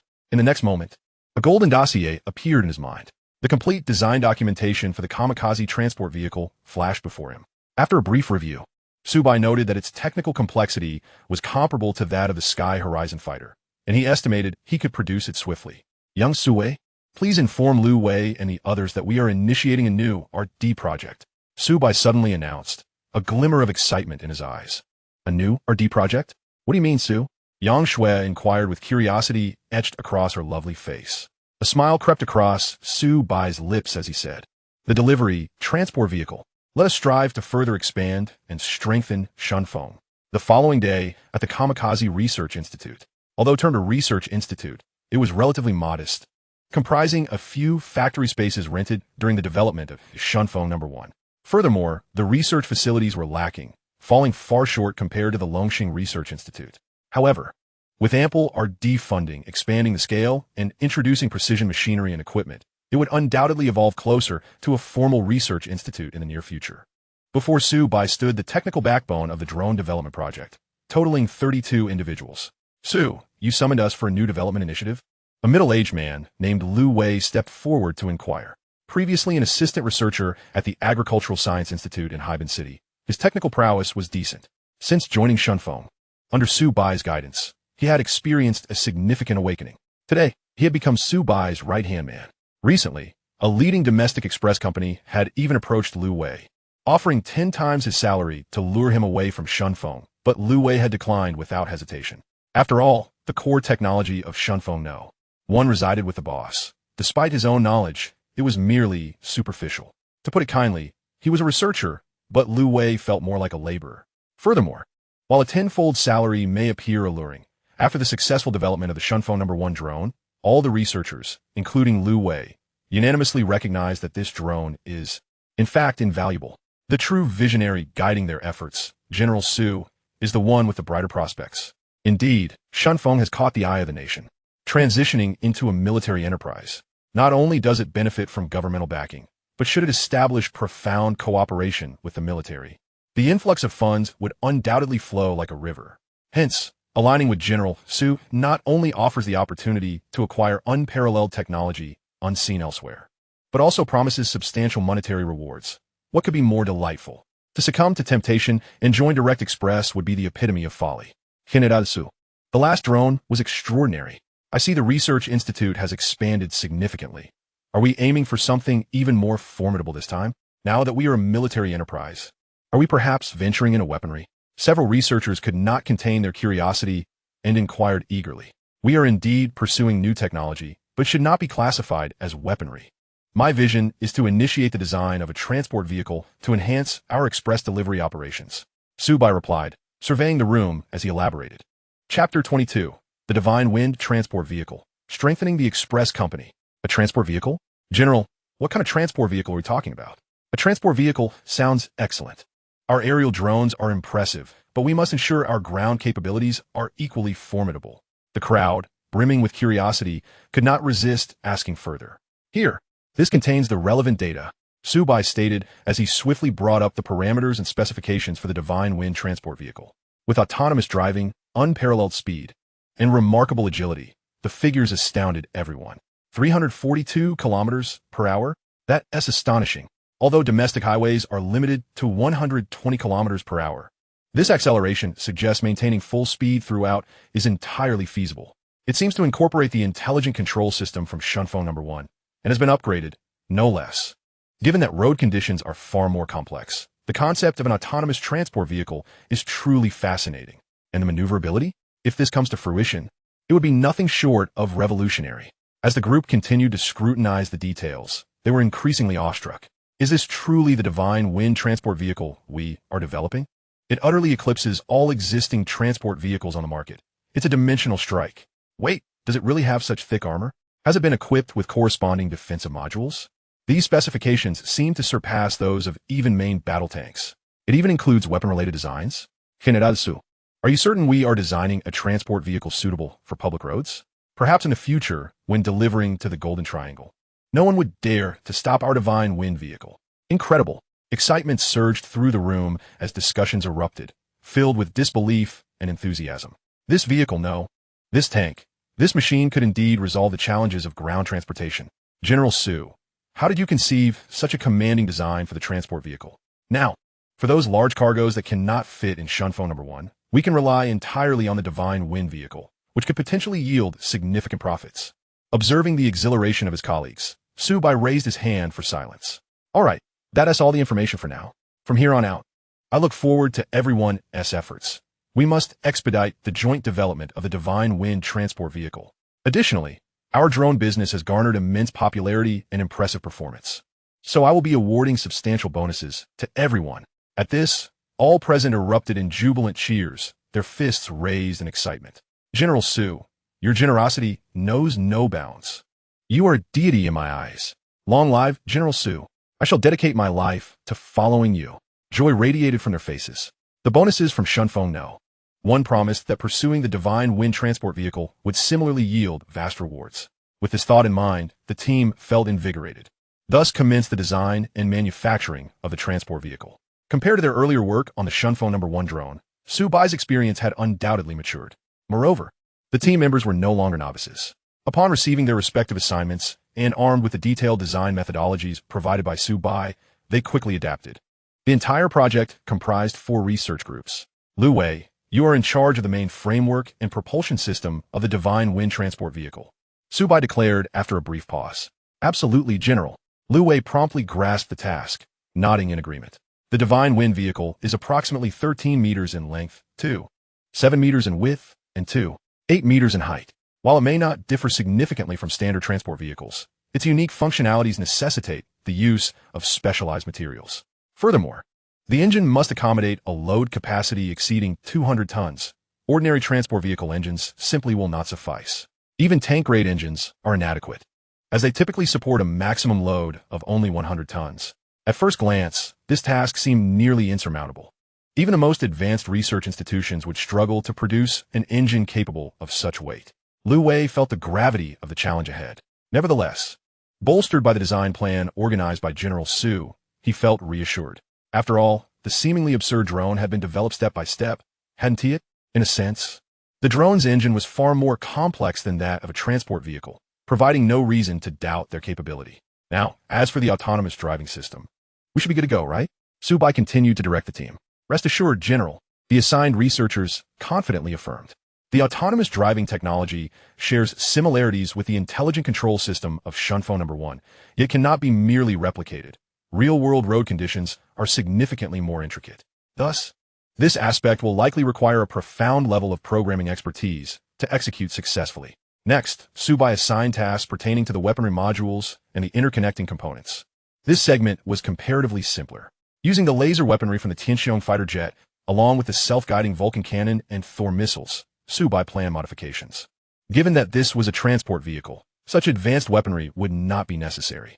Following the established procedures, completion would be swift. The final segment, concerning the exterior armor and defense modules, fell to Su Bai himself. I will handle this part. You all come with me. He instructed 6 remaining employees. This was the most challenging aspect of the divine wind transport vehicle. To achieve armor comparable to, or even exceeding, the hardness of a main battle tank. The materials involved would be exceptionally complex. Clearly, while ensuring high strength, the weight must not be excessive. Otherwise, mobility and speed would suffer. Given that no one in the research group possessed expertise in this area, it fell upon Su Bai to take charge. Consequently, all 4 groups under Su Bai's leadership advanced their research in an orderly fashion. Concurrently, the Dragon Kingdom initiated a sweeping industrial assessment, dispatching researchers to conduct meticulous investigations at various private enterprises. It must be said, the adage masters are found among the populace holds true. Even with only a third of the industrial assessment completed, numerous impressive enterprises had already emerged, including a noteworthy private firm specializing in fishing rods. Their fishing rods are exquisitely crafted, boasting an eye-catching appearance, and remarkably, they are considerably lighter than those of their competitors. Experts have verified that the materials employed in these rods consist of a special type of carbon fiber, which possesses both hardness and strength that surpass the standards of many military-grade weapons. This has garnered significant attention. Notably, this type of carbon fiber has already been harnessed in the Shunfeng No. 1 drone, thanks to Su Bai, given that the drone can soar at speeds exceeding 20 Mach. The carbon fiber has been thoroughly validated as a component. However, assessing the strength of these fishing rods is rather challenging. Personnel from their company expressed regret, lamenting that Shunfeng had taken the lead. Otherwise, these fishing rods would undoubtedly be regarded as a monumental discovery. Chapter 23. The Industrial Survey Yields Abundant Results. Thanks to Shunfeng Express, the discourse surrounding the nationwide Industrial Survey Initiative has remained fervent online. Fishing rods crafted from this unique carbon fiber have sparked widespread discussions among military enthusiasts and the general public alike. The Industrial Survey is rather intriguing. With so many private enterprises in our Dragon Nation, we are bound to uncover numerous remarkable innovations. Shunfeng Express stands as a vivid example, doesn't it? I witnessed their delivery method at the courier station. It astonishingly takes off vertically. Despite the absence of propellers, it operates akin to a helicopter. Truly impressive. Indeed, this drone is nothing short of miraculous. How does it achieve such rapid flight with such an extensive wingspan? It is simply astounding.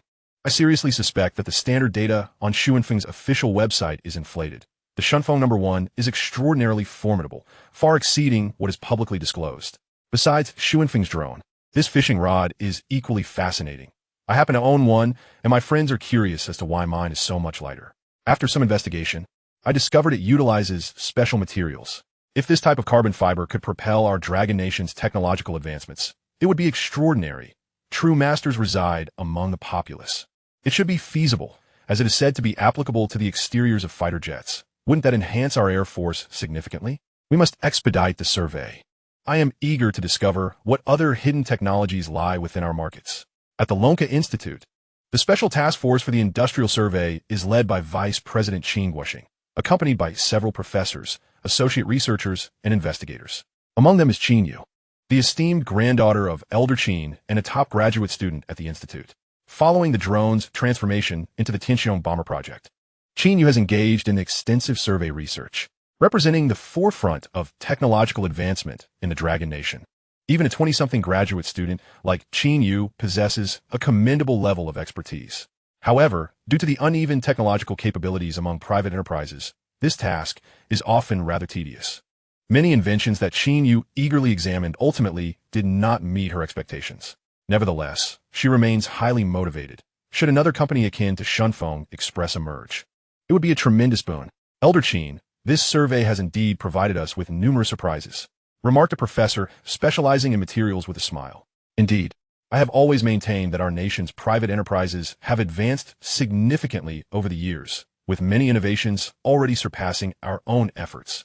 In the past, we were all developing in isolation. Now we must connect all these isolated islands. Qin Guoxing nodded slowly, speaking thoughtfully. You are correct.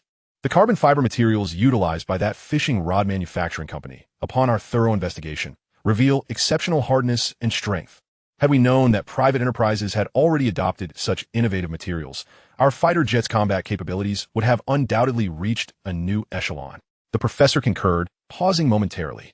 It is essential to note that the timeline from project initiation to the development of fighter jets is quite lengthy, typically spanning 4 to 5 years, and in some cases nearly a decade. The application of carbon fiber from fishing rods to various components of fighter jets would require significant time to resolve. Related testing, manufacturing, and experimentation would need to be conducted thousands of times, further extending the research and development cycle. Fortunately, Mr. Su, the chairman of Shunfeng Express, has already addressed these pertinent issues. Thus, we need not worry about these carbon fiber materials any longer. Following this, the materials professor expressed his delight. The resources left to the Lonka Institute by Su Bai encompass not only the Tianqiong fighter, but also a wealth of research data for the academicians to explore. including principles of turbojet engines and methodologies for creating optical stealth coatings. However, due to the complexities involved, progress has been slow. Of course, there are simpler components, such as carbon fiber, which the Lonka Institute has fully mastered. Excellent. Let us examine other technologies. They appear promising as well. Elderchin remarked, picking up another document. This file detailed ultra-high-strength ropes manufactured by a rigging company. Despite seemingly producing only ropes and similar products, their applications are substantial, capable of stopping aircraft on aircraft carriers, commonly referred to as carrier arrestor wires. These wires are crucial for safely landing high-speed carrier-based aircraft on the limited space of an aircraft carrier, typically measuring just over 200 meters in length. Given that these aircraft can weigh over 30 tons, combined with their flight inertia, without special measures, they would undoubtedly overshoot the deck. Thus, the necessity for arrestor wires arose. This field has posed considerable challenges for many researchers. Who would have imagined that private enterprises had already perfected such ropes, saving a significant amount of funds for national defense? We truly owe a debt of gratitude to Shunfeng Express. If not for their young owner, Su Bai, we might never have considered conducting such an extensive industrial survey. Qin mused, her face filled with reflection. This survey has uncovered numerous remarkable innovations. It is truly impressive. Who could have anticipated that our Dragon Nation has quietly grown so powerful? Meanwhile, at the Kamikaze Research Institute, over 30 researchers scurried about. Among them, the owner, Su Bai, appeared to wish he could clone himself. Mr. Su, I am having difficulty reconciling the engine's bearings. Can you assist? Lu Wei inquired, furrowing his brow. Just a moment. Complete the main framework first, and I will handle the engine. By the way, didn't I mention it in my documentation? Take another look. Su Bai, engrossed in the development of the external armor, quickly responded. Yes, Mr. Su. I will revisit my research. Lu Wei could only depart, perplexed. Shortly thereafter, another member of the unmanned vehicle research team approached with inquiries. Su Bai glanced briefly at the issue and swiftly identified the problem. Indeed, Mr. Su, you are remarkable. You pinpointed it immediately. Mr. Su, I have encountered another issue. Despite being inundated with work, Su Bai relished the research process. As of now, many components are nearing completion. The weapon modules were the first to be finalized, followed closely by the defensive aspects. However, challenges have arisen regarding the energetic capacity to support engines exceeding 200 tons, indicating that Lu Wei has encountered numerous obstacles. Su Bai contemplated that once the external armor was fully completed, he would assist in finalizing everything. Time passed swiftly, and in the blink of an eye, 2 weeks had elapsed. On this day, a strikingly formidable vehicle made its appearance at the Kamikaze Research Institute. A transport vehicle, exuding an aura of dominance, was unveiled before the eyes of the researchers. Chapter 24. The Kamikaze Transport Vehicle is unveiled, featuring top-tier autonomous driving capabilities. The Kamikaze Transport Vehicle measures 131 meters in length, 27 meters in width, and stands 86 meters tall. First and foremost, in terms of volume, this vehicle is undoubtedly capable of accommodating a substantial amount of cargo. Furthermore, not only the exterior but all connecting parts are constructed from exceptionally unique materials, ensuring both hardness and a certain degree of lightness. The entire body is coated in black, reflecting a brilliant sheen under sunlight, exuding an unmistakable sense of advanced technology. Should one behold the Kamikaze Transport Vehicle for the first time, they would undoubtedly be awestruck by its overwhelming presence. It is a stark departure from the commonplace transport vehicles found on the roads, resembling more a majestic tank. However, what is even more impressive is that the structural integrity of the Kamikaze Transport Vehicle surpasses that of the hardest heavy tanks on the market, elevating it to several tiers above. Wow, is this what we've developed? Exclaimed one researcher. It's astonishingly cool. The world's finest transport vehicle, bar none. Its hardness far exceeds that of a tank, and its maneuverability is remarkably swifter than that of any tank. It's practically a small fortress on land. Impressive. The crowd of researchers could hardly contain their excitement. Everyone, your hard work during this time has been commendable. However, we have merely completed the preliminary structure of the Kamikaze Transport Vehicle. There are still numerous modules that require further refinement. Su Bai remarked calmly as he surveyed the room. Understood, President Su. The team responded, nodding vigorously. The Kamikaze Transport Vehicle was still only a semi-finished product. Although it was ready for test drive, President Su's standards were exceptionally high, necessitating a commitment to perfection. Consequently, over 30 individuals embarked on the final stages of development. First and foremost, the autonomous driving technology required the integration of vast amounts of data. After all, the road conditions in the Dragon Country are exceedingly complex, with speed limits, height restrictions, and weight constraints that needed to be meticulously clarified. Moreover, the kamikaze transport vehicle would eventually engage in international transport services, necessitating data on road conditions abroad, much of which was not only vast, but also outdated. Ultimately, it was Su Bai's extraordinary computing abilities that enabled the successful compilation of this information. Secondly, there was the matter of the weapon modules at the front of the kamikaze vehicle, which needed to be concealed. Generally, transport vehicles dispatched for deliveries do not actively display weaponry, such as cannons or machine gun ports. Such a display would be far too intimidating. One could imagine a regular driver, peacefully traversing the road, suddenly encountering an armed transport vehicle, an experience that would surely terrify them. Su Bai was keen to avoid such unnecessary incidents. After all, the transport vehicle was not a tank, but a legitimate courier vehicle. Thus, this aspect needed to be handled with utmost care. Thus, days turned into weeks. Under Su Bai's guidance, every module of the kamikaze transport vehicle was finally completed, marking the conclusion of this phase of the project. President Su, the development of the kamikaze vehicle is complete. Shall we load some cargo and test its performance? One researcher could hardly contain their excitement. Not so fast. We must ensure that all functionalities are thoroughly tested and guaranteed to be flawless before putting it into operation. Su Bai firmly replied, shaking his head. Subsequently, the team traveled to a desolate road on the outskirts of Haiban City, a location previously used for testing the Shunfeng 1. As the Kamikaze Research Institute was too small for adequate testing. President Su, everything is ready. Lu Wei, sitting at his laptop, quickly informed. All right, let us commence. The first test, autonomous driving. Su Bai affirmed with a nod. With a thunderous roar, the massive kamikaze transport vehicle's engine roared to life. With no one in the driver's seat, it began to move forward autonomously. Gradually, it accelerated smoothly, maintaining a consistent speed even on uphill or downhill gradients, minimizing any jolts. Moreover, the kamikaze transport vehicle excelled not only on highways, but also on muddy, winding dirt roads. In other words, it could easily be regarded as a large off-road vehicle. What astonished everyone, however, was its remarkably agile steering capabilities. Braking, turning, and maneuvering occurred almost seamlessly, a sight previously unseen in everyday life.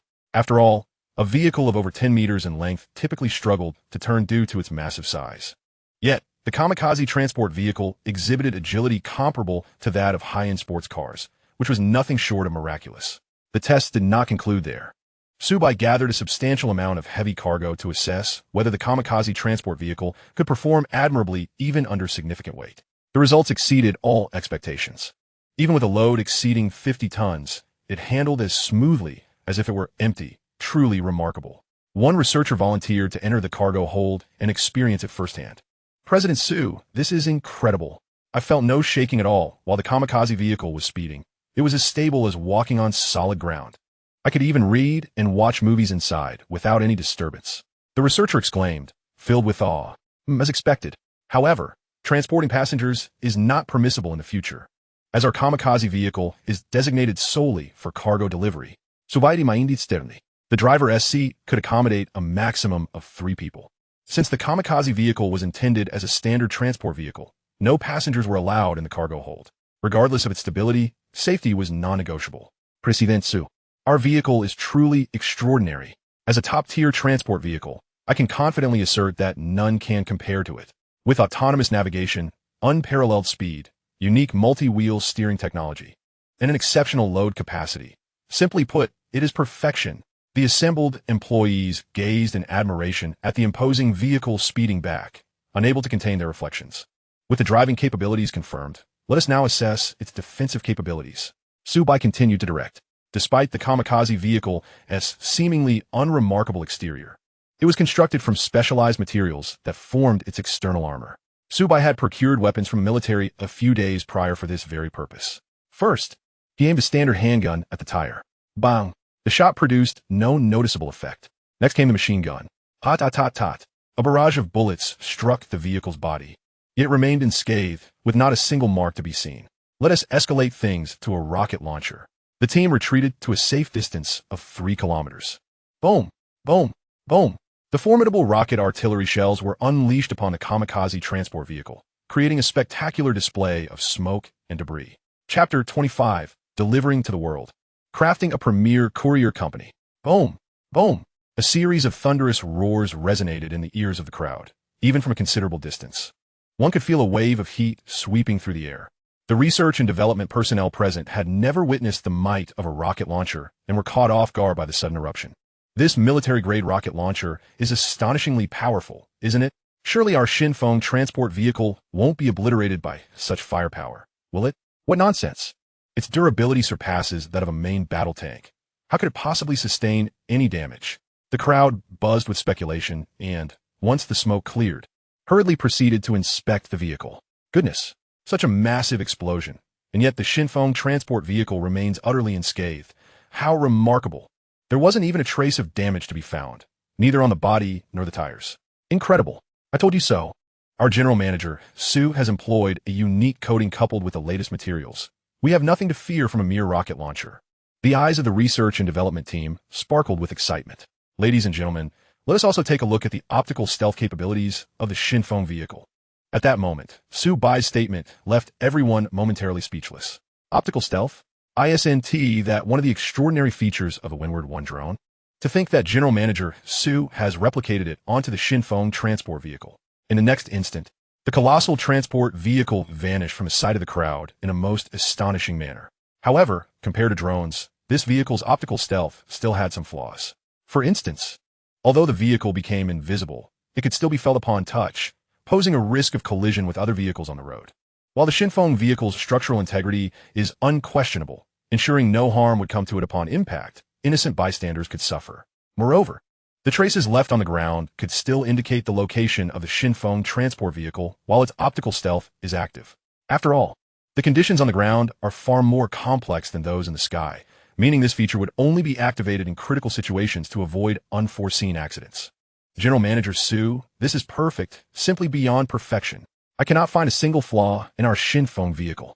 Delivering packages with this marvel is utterly invincible. No client would refuse a transport vehicle that boasts unparalleled safety and astonishing speed. It will effortlessly outshine all other vehicles on the market. Once all tests were completed, the jubilant research and development team expressed their delight. Well done, everyone. The development of the Shinfeng vehicle is now officially concluded. Future bonuses will be determined based on market performance.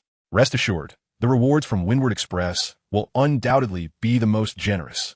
Su Bai surveyed the room, slowly articulating his thoughts. Oh my, General Manager Su is simply incredible.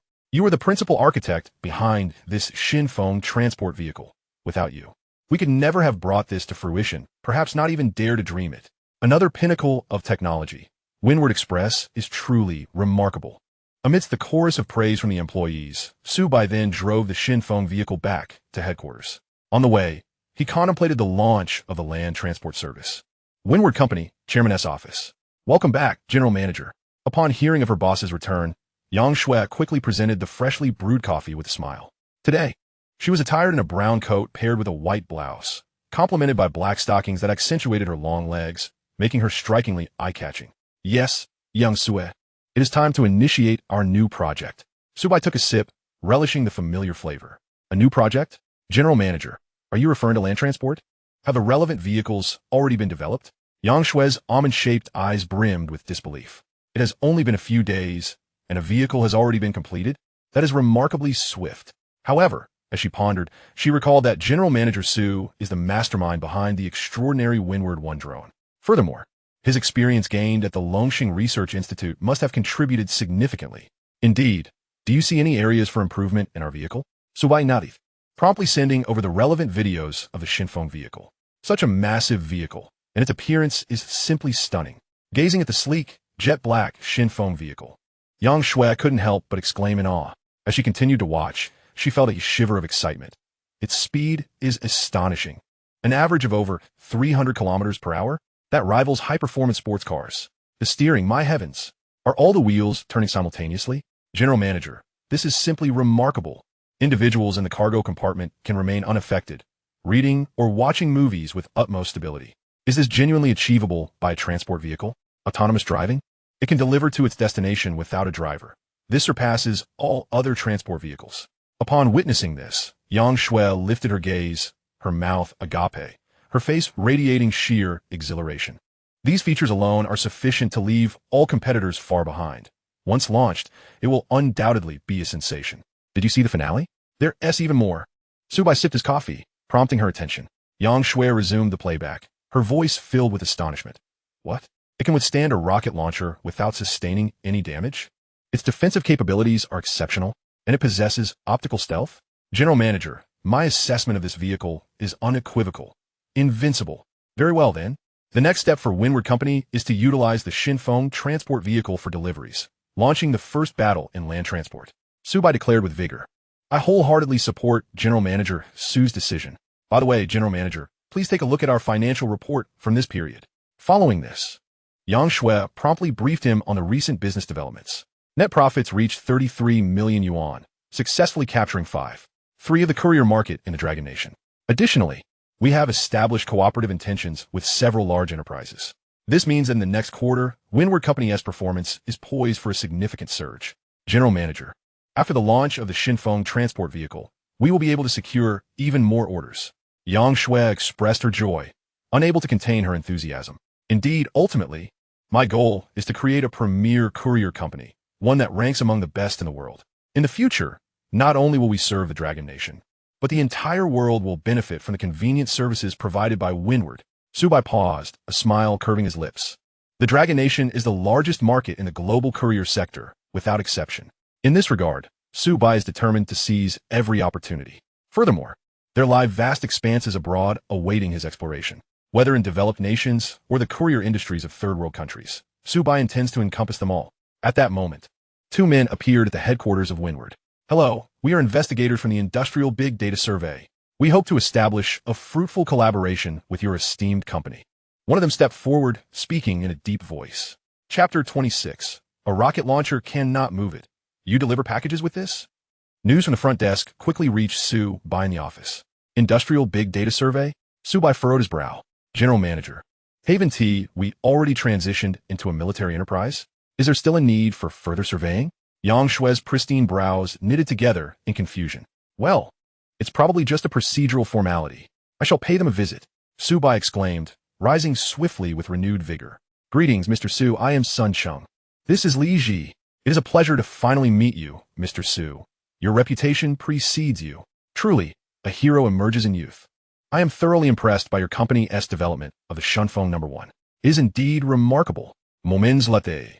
The 2 investigators in the reception room lavished praise upon Su Bai. After all, the industrial landscape began its transformation with Xinfeng Express. Thanks to this young man, the military has acquired innovative technologies, including carbon fiber and aircraft carrier arresting wires from civilian sectors. Mr. Su, we are already well acquainted with drones. We are eager to explore other products. Sun Cheng paused before continuing. Other products? Well, you are in for a treat today, as I have recently developed something new. Su Bai teased, leaving them in suspense. Upon hearing this, Sun and Li exchanged excited glances, recognizing the potential of Su Bai's new project, given that the Xinfeng No. 1 is regarded as black technology. Soon, Su Bai led them to the front of the Xinfeng transport vehicle. Its sleek, obsidian exterior was imposing, capturing the full attention of the 2 visitors. They examined the impressive machine with delight. Mr. Su, is this a transport vehicle? Li Ziying kidat, furrowing his brow as he spoke. Indeed, it is called the Xinfeng transport vehicle, as Xinfeng is primarily a courier service. The creation of a transport vehicle is a natural progression for our land transport operations. This is rather standard, wouldn't you agree? Su Bai swiftly elaborated. Yes, indeed. Li Ji nodded, yet sensed something amiss. What Mr. Su says is logical, but if this were merely an ordinary transport vehicle with a focus on aesthetics, it seems rather insufficient. Might we see the relevant performance parameters? Sun Cheng interjected. Certainly, gentlemen. Please take a look. Su Bai handed over a tablet. The 2 leaned in, pressing the play button on the video. Speed, 300 weight. An average speed of 342 kilometers per hour? Mr. Su, you must be mistaken. Sun Cheng's eyes widened in disbelief. Both were graduates of top-tier universities, although their technical prowess fell short of that at Lonka Institute. Their selection for the industrial assessment indicated their competence. They immediately sensed something was amiss. How could such a large transport vehicle possess speeds comparable to those of a sports car? Conventional transport vehicles typically operate at around 70 kilometers per hour, whereas this one exceeded that by several multiples. Given that the speed limit for vehicles in Longwa is set at 120 kilometers per hour, and that large vehicles cannot surpass 100 kilometers. Such immense power seems unnecessary. The two grew increasingly perplexed. Continue viewing, and you will understand. Su Bai shook his head. With skepticism, they resumed watching. What? It even has external armor? Its hardness and defensive capabilities rival those of a main battle tank? A machine gun is merely a drizzle in comparison. Even a rocket launcher remains unfazed? This is astonishing. Its stability is unparalleled, unaffected by a load of 50 tons. Is this truly achievable for a courier transport vehicle? What is this? All the wheels can steer simultaneously? Such a massive machine can maneuver with such agility? They glanced up, astonished yet puzzled. Hold on, I've been watching for quite a while, and I have yet to see a driver. Mr. Su, what is the situation? Their eyes filled with shock. They began to wonder if this exaggerated video was merely a concept, and that the vehicle itself was not as formidable in reality. After all, without a driver in the cockpit, who would operate it and control the steering? Our Shinkong transport vehicle is equipped with an autonomous navigation driving system, eliminating the need for a driver. Autonomous driving? Mr. Su, your company possesses such advanced technology? Both men gaped in disbelief. While autonomous driving was not entirely novel, widespread application was still a distant reality. It appeared that Shunfeng was singular in successfully implementing autonomous driving in transport vehicles. Yet, wasn't Shunfeng merely a courier service? This was utterly astonishing. Mr. Su, could you enlighten us? Was this remarkable Shinkong transport vehicle designed solely for delivering parcels? Sun Cheng, still reeling from the revelation, could not resist asking. Indeed, Su Bai nodded slightly. Observing Su Bai's composed demeanor, Sun Cheng swallowed hard before continuing. Mr. Su, are you serious? Does delivering parcels truly necessitate such an extraordinary transport vehicle? Absolutely. It's only natural that you two, not being part of the courier industry, may not grasp the perils we face. To ensure that goods reach clients safely, all these features are standard for the Shinkong transport vehicle. Su Bai replied with a gentle smile, his expression serene. Sun and Li were momentarily taken aback, at a loss for words. Su Bai's assertions were indeed valid, all for the sake of ensuring the safety of deliveries. However, this vehicle seemed excessively secure. It was no exaggeration to say that the Shinkong transport vehicle could serve in military applications. Not only could it fulfill the basic transportation duties, but its armor surpassed that of many main battle tanks, allowing it to function as a small land fortress without issue. Coupled with its astounding speed, remarkable stability, and unmanned driving system, it could charge through battlefields, effectively becoming a formidable killing machine. Furthermore, with such expansive interior space, it could accommodate various weapon modules, transforming into an armored vehicle. To describe the Shinkong transport vehicle, one might say it is so extraordinary that it defies comprehension. Upon realizing this, Sun and Li exchanged odd glances, both astonished by the implications of their industrial assessment. Additionally, Shunfeng Express had undeniably established itself as a legitimate military-industrial enterprise. Having developed an exceptional drone and now a fantastical transport vehicle, it appeared poised for greatness. Chapter 27. Equipping weaponry? The Dongfeng missile vehicle should suffice, no? Ahem. Mr. Su. It is as follows. Sun Cheng quietly consulted with Li Ji before raising his head. This Shinkong transport vehicle possesses performance capabilities that are entirely applicable to military use. Mr. Su, you are indeed remarkable. The military? Su Bai responded with a serene expression. But gentlemen, my transport vehicle is intended solely for delivering parcels. Mr. Su, we are fully aware of that. However, regardless, this Shinkong vehicle is too impressive. Please allow us to report this to higher authorities. Reporting is certainly not an issue. Su Bai nodded, readily agreeing. There was nothing to conceal, especially since Shunfeng had already become a military-industrial enterprise. Even in the absence of Sun Cheng today, Li Ji's inquiry would inevitably attract the military's attention once the Shinkong vehicle commenced land transportation. Subsequently, Su Bai returned to the chairman's office, where Secretary Yang Shui promptly presented a freshly brewed cup of coffee. Mr. Su, this rhythm seems remarkably familiar. It appears that your innovations have once again captured the interest of those in higher echelons. Upon hearing the unfolding of events, admiration sparkled in Yang Shui's bright eyes. The young boss was indeed remarkable, with drones and transport vehicles to his credit. She distinctly recalled that when she joined Shunfeng a year ago, the company's performance was rather lackluster, devoid of any notable distinction. Yet, in recent months, it seemed as though Mr. Su had experienced a moment of enlightenment. Perhaps this is what genius truly entails. While Yang Shui reflected on this, she continued preparing matters related to the Shenkong vehicle. Meanwhile, Sun Cheng and Li Ji promptly submitted the documentation for the Shenkong vehicle through layers of reporting. The news swiftly reached Qin Guoxing of the Industrial Major Inspection Task Force. What? Shenkong Company has developed new technology? Qin Guoxing exclaimed as he received the video from his assistant, hastily opening it. The vehicle's exterior was enveloped in a sleek black coating, its connections impeccably seamless, seemingly rivaling that of the Tianxiong fighter jet. At first glance, Qin Guoxing recognized its extraordinary features. Although he was not an expert in vehicle design, he had participated as a consultant in several rocket vehicle development projects. One does not need to be a pig farmer to recognize a pig's trot. After all, he certainly had a say in this domain. He continued reading. An average speed of 342 kilometers per hour? Wait, am I seeing this correctly? Qin Guoxing quickly donned his reading glasses for a closer inspection, and indeed, the figure remained unchanged. His murky eyes widened with astonishment, and as he continued to read, he felt his hands trembling. The hardness surpassed that of a main battle tank's outer armor, featuring autonomous driving capabilities, multi-directional steering technology, and smooth operation across all terrains. Could this truly be another of Mr. Su's creations? Qin Guoxing swallowed hard, his face a canvas of awe, despite Shenkong Express's recent transformation into a military enterprise. It was still a recent development.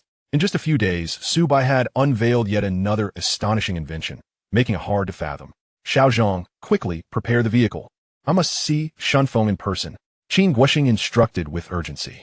Shortly thereafter, at the Shenkong Express headquarters, Qin Guoxing and his team bypassed the reception area, equipped with specialized testing instruments, and headed straight to where the Shenkong transport vehicle was stationed. Su Bai had already been waiting for some time. Mr. Su, I did not expect us to meet again so soon, Qin Guoxing expressed, his eyes brimming with admiration. Haha, old Qin, I hope you are well. I too did not anticipate that the Industrial Major Inspection would draw you here. Su Bai humbled played. After a brief exchange, they delved straight into the matter at hand. From a distance, Qin Guoxing spotted the Shenkong transport vehicle, which was undeniably conspicuous, measuring 131 meters in length, 27 meters in width, and 86 meters in height. Mr. Su, might you demonstrate the vehicle's functions once it is activated? Although he had viewed the introductory video, Qin Guoxing, ever meticulous, insisted on witnessing the capabilities firsthand. No problem at all, old Qin, Su Bai replied, pulling out his phone to launch the dedicated autonomous driving app. This was a program developed by Su Bai himself, eliminating the need for a control console as was required for Shenkong 1. The difference was quite significant. Since the drones necessitated operation, the control console's buttons were considerably more advantageous. In contrast, the Shenkong transport vehicle could operate entirely autonomously, managed by a single mobile application. With that, Su Bai pressed the start button, and the massive transport vehicle gradually came to life, speeding away without a driver. Meanwhile, Qin Guoxing's assistant and others meticulously recorded various parameters. At 342 kilometers per hour, the stability was unparalleled. The outer armor was composed of a specially formulated alloy, equivalent to 1,500 millimeters of homogeneous steel armor. The engine boasted a maximum torque of 1,040 Newton-meters and a peak output of 1620 horsepower, with a maximum load capacity exceeding 200 tons. As Qin Guoxing read through the impressive specifications, disbelief washed over his face. This extraordinary transport vehicle would undoubtedly excite the army if they were to learn of it. However, it still lacked one crucial element. If it could be equipped with weaponry, transforming it into an armored vehicle, it would be even more perfect. Mr. Su, your Shenkong transport vehicle is incredibly impressive. It exemplifies advanced technology. The army will certainly clamor for it. However, it must incorporate some weaponry for modifications. Qin Guoxing turned to Su Bai, his excitement palpable. Modifications? Old Qin, what kind of modifications do you have in mind? I can assist. Su Bai inquired with curiosity. We need to install some weapons at the front to convert it into an armored vehicle. Qin Guoxing pondered for a few seconds before articulating his thoughts. Old Qin, to be candid, I had initially installed 2 self-targeting Vulcan machine guns at the front, but I later removed them, thinking they might not be necessary. Su Bai pointed the hith. After all, this was a transport vehicle meant for delivering packages. If anyone discovered the mounted guns, it would be classified as military weaponry, making it impossible to operate on public roads. With this consideration, Su Bai had retained the weapon interface but refrained from equipping firearms. Machine guns, you say? Mr. Su, perhaps that firepower is insufficient? Qin Guoxing furrowed his brow and suggested. Insufficient firepower? What kind of modifications are you envisioning? Su Bai promptly accessed the system's marketplace to explore options for similarly armed vehicles. Soon, he came across a striking piece of equipment known as the Dongfeng missile truck. It came in two variants, one armed with the Shunwei rocket launcher and the other with the Tianquan missile, each serving distinct purposes of firepower coverage and precision strikes at extended ranges. Upon checking the price, which was 16,000 technology points, Su Bai realized he had just enough. Without hesitation, he deducted the required points, and a comprehensive design blueprint for the Dongfeng missile truck materialized in his mind. These two types of weaponry should meet old Qin standards, right? Chapter 28. A new research institute? The rapidly expanding land transport sector. Old Qin. I believe I can explore a more powerful option. If the country requires it, I can assist with the modifications. After a moment of reflection, Su Bai turned to Qin Guoxing. Mr. Su, if you could lend your expertise, that would be fantastic. After all, you're the creator of this Shunkong vehicle. However, Qin Guoxing expressed his delight, then inquired, is everything all right at your company? Since Shunfeng Express transitioned into a military enterprise, it had been thriving. Logically, Su Bai should have been exceedingly busy. Qin Guoxing felt a twinge of guilt at the thought of potentially interrupting Su Bai's important work with the modifications. Old Qin, I will manage the company's affairs. You need not worry about that. Su Bai assured him swiftly. Excellent, Mr. Su. Regardless, I am immensely grateful that you could carve out time from your busy schedule to assist the military. Qin Guoxing expressed his heartfelt gratitude. Firstly, Su Bai possesses a wealth of experience in modifying the skyward aircraft with unmanned drone technology. Secondly, this extraordinary kamikaze transport vehicle, if simply handed over to the army, may not even be comprehended.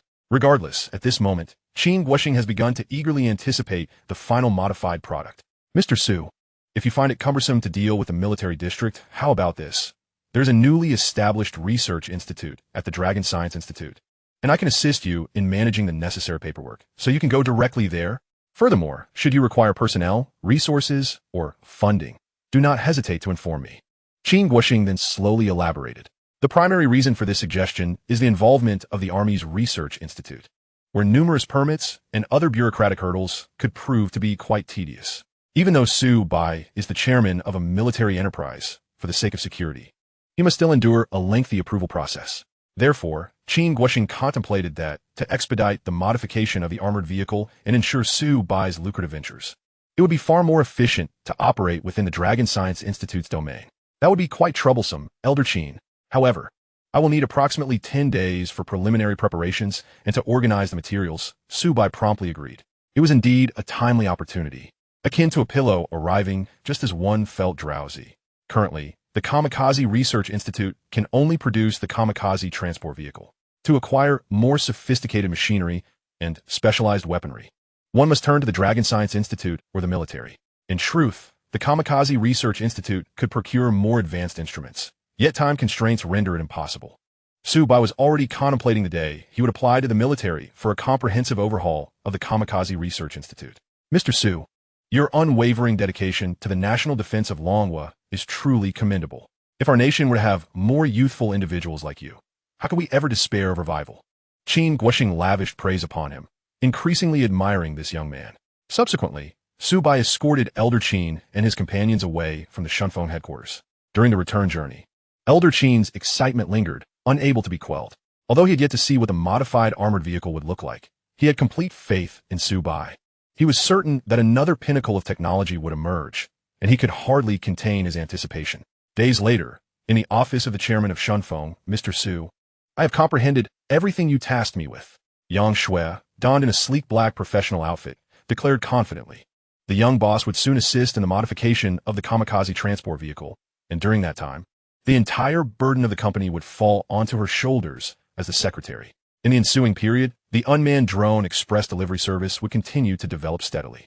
Additionally, they would expand the land transportation business on a large scale, seizing the opportunity to strengthen and enlarge the company. By the way, all the recent income has been reinvested into the factory. Let us establish 10 more production lines for the kamikaze transport vehicles. Su Bai added. Understood, Mr. Su. Yang Sui nodded sleekly. Shortly thereafter, an announcement from Shunfeng garnered considerable attention from netizens. Shunfeng was set to launch land transportation services and to ensure the safety of goods. They would employ a new type of transport vehicle. Accompanying the announcement were images and relevant details about the kamikaze transport vehicle. Wow, is this vehicle really that cool? It's a pity Shunfeng ISNT venturing into the fashion industry. What about its performance? Why aren't the parameters for this kamikaze vehicle listed? Perhaps it's related to military applications, hence the lack of full disclosure, but it's highly likely to be impressive. Indeed, since Shunfeng has transitioned into a military enterprise, the quality of their offerings is undoubtedly assured. How can we place an order? I want to give it a try. As the transport vehicle falls under the traditional express delivery category, there was no separate order page. The first wave of major clients consisted of businesses that had previously collaborated with Shunfeng. They were in urgent need, as some heavy cargo could only be delivered via transport vehicles. Consequently, Shunfeng successfully launched its land transportation services, experiencing rapid growth due to prior accumulations. Meanwhile, at the headquarters of Direct Express, a meeting was underway. Well, everyone, as you've seen from our recent financial report, our market share has declined by 4 percentage points compared to last year. However, the downward trend has recently slowed, which is a positive sign for us. Chairman Fan Hua remarked, relaxing his brow.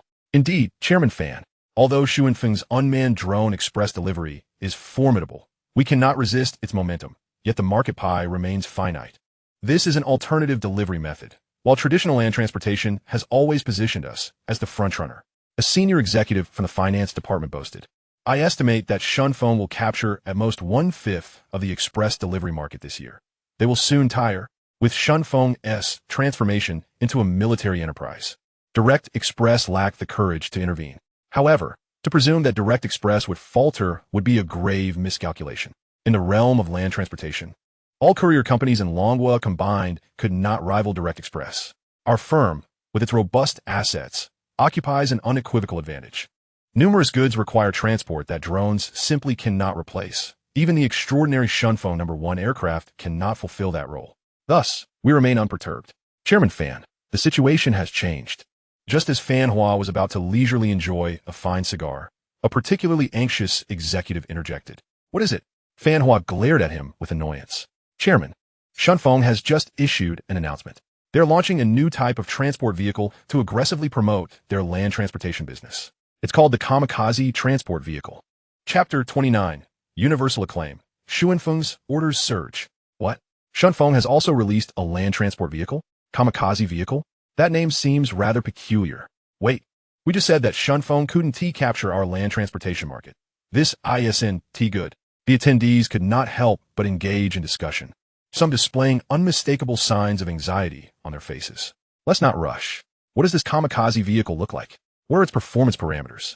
As the chairman, Fan Hua, accustomed to the grand stage, maintained his composure and swiftly inquired. Someone shared the relevant information with everyone present, and, at the first glance, two executives broke into a cold sweat. This transport vehicle looks incredibly cool. The craftsmanship is exquisite. Is this really intended for parcel delivery? Wait, why are there no performance indicators? Only images. How can we ascertain its speed? Could it be that Shunfeng, having become a military enterprise, can't disclose such details? Many furrowed their brows, perplexed. Everyone, there's no need for concern. This so-called kamikaze transport vehicle may appear impressive, but let's not forget, in the realm of land transportation, Direct Express has always been the leader. There is no way we could lose this time. Fan Hua slammed the table, his face brimming with arrogance. Indeed, Chairman Fan is correct. Given the accumulation of so many years, should we fear this mere little Shinkansen vehicle? Its appearance may be impressive, yet it is highly probable that it is merely a facade, for they do not even dare to disclose its performance parameters to the public. After listening to Fan Hua's analysis, the executives brimmed with confidence. Indeed, though Shunfeng Express has transformed into a military enterprise, no company in Longhua possesses more experience in land delivery than we do at Jida. All the advantages lie with us. Shunfeng's delusions of capturing the market with a new vehicle are nothing short of fanciful dreams. In due course, we shall decisively put them in their place. Fan Hua grew increasingly enthusiastic, his lips nearly curling towards the heavens. The group of executives nodded in agreement like chicks pecking at grains. However, events did not unfold as Fan Hua had envisioned. As time passed, Shunfeng's transport vehicles gradually entered the market, exhibiting performance that was utterly astonishing. Particularly, their delivery speed far surpassed that of all competing express vehicles. Moreover, the safety of the goods was elevated to the highest level, providing substantial assurance. As a result, they garnered unanimous acclaim from a vast array of netizens. Shunfeng Express is exceptionally swift. I never paid it much heed before, but after using it a few times, I realized it is genuinely remarkable. Indeed, it is fast. For the same delivery, if it were Jida, it would take at least 3 days. But Shunfeng delivers in just 1 day. These are entirely different realms. Is it true? Shunfeng's land transport vehicles are faster than ordinary ones. The newly released Shinkansen vehicle not only boasts excellent aesthetics and top-notch safety, but also stands unparalleled in speed. I can boldly assert that Shunfeng is the premier choice for express delivery. From now on, all my deliveries will be with Shunfeng. What rubbish Jida? Get out of my phone. The discussions among netizens were incessant, and as the topic gained traction, it climbed to the forefront of trending searches. With the stakes involving personal interests, an increasing number of individuals actively commented below. Although there were no explosive words, the heat remained high, lingering on the charts for several days. Consequently, more interested customers were drawn to utilize Shunfeng services. This isn't a bot. I just placed an order with Shunfeng a couple of days ago, and it was indeed fast. No exaggeration at all. I regret not encountering this remarkable Shunfeng company sooner. Yesterday, I saw the Shinkansen transport vehicle on the road. Like a black whirlwind, it is truly impressive.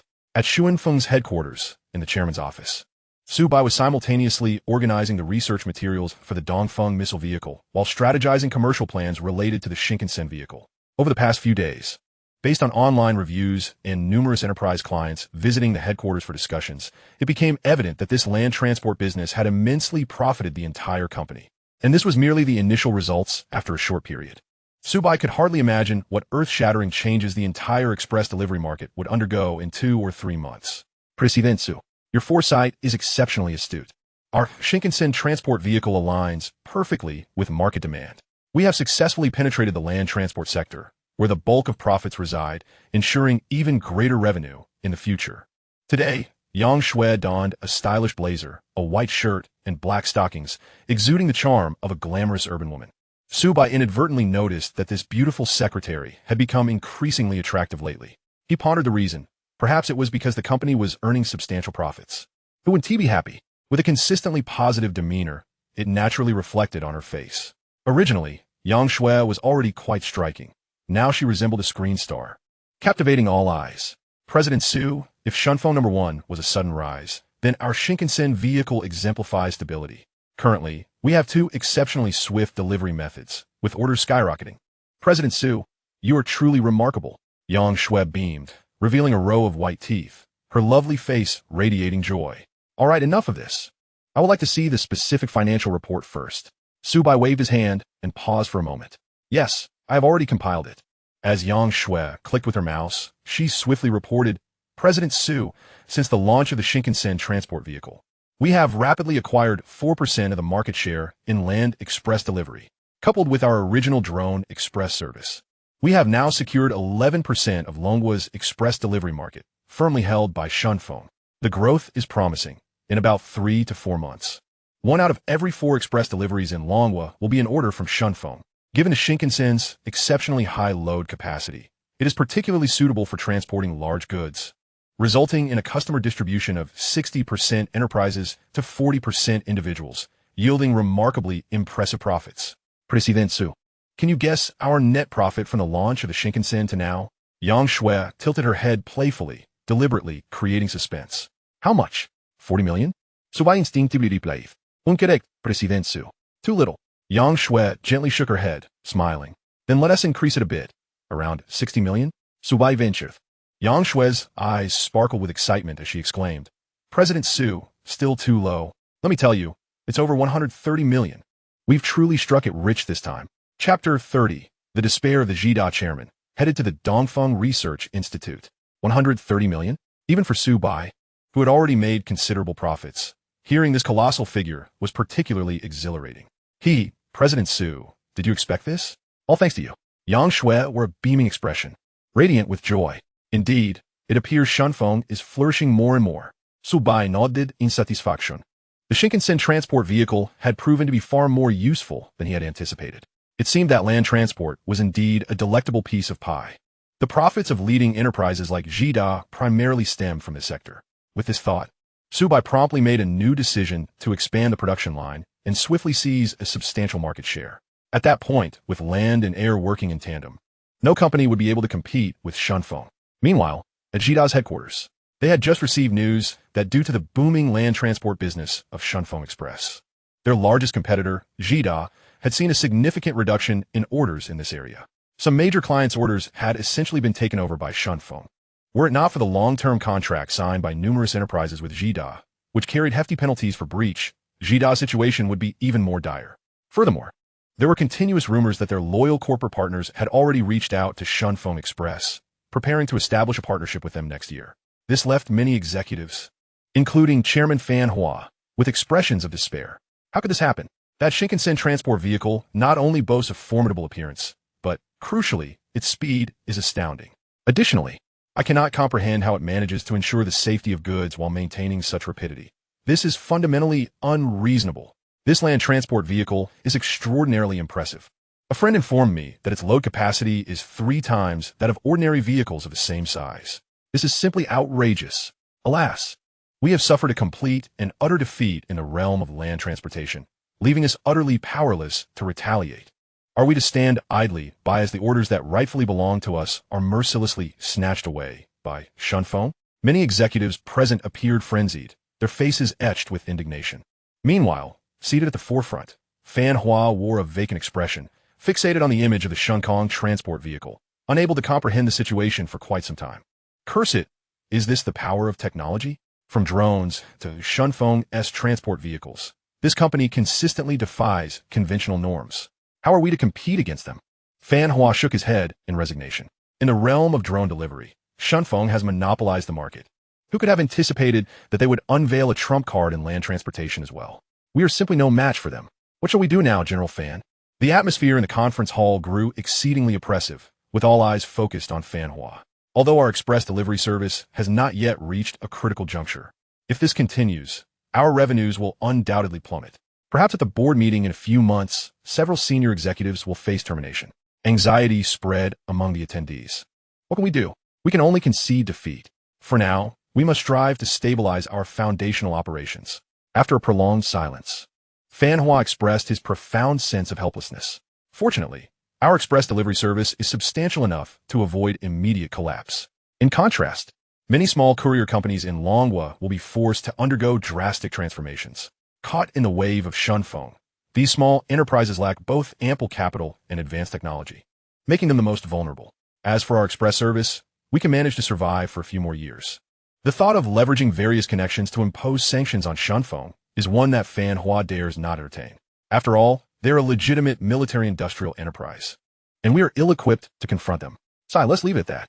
We have been thoroughly outmatched by Shunfeng, rendering any efforts futile. The meeting is adjourned. With a heavy sigh, Fan Hua concluded, his face reflecting a deep sense of desolation. However, a few executives present began to entertain alternative thoughts. The ship of our express company is already riddled with holes. If we do not abandon ship soon, we will inevitably drown. Given their extensive experience in the company, transitioning to other lucrative positions is certainly feasible for them. On this day, at the reception room of Shunfeng's headquarters, the time appointed with Qin Guoxing had arrived. Mr. Su, everything is ready, Qin Guoxing exclaimed with a cheerful demeanor. Mr. Qin, everything is arranged on my end as well. We can depart today? Su Bai responded after a brief pause. That is splendid, Mr. Su. Allow me to share a few details. Our new research institute spans over 4,000 acres, housing 6 research buildings and more than 10 experimental sites. Furthermore, our equipment is exceptionally comprehensive, and we have ample personnel. Qin Guoxing excitedly elaborated. Specifically for me, Mr. Qin, please convey my heartfelt thanks to the higher-ups. Su Bai expressed his astonishment, his voice hurried. It is remarkable that a subordinate with no official authority would be granted such privilege at the Dragon Institute's research base.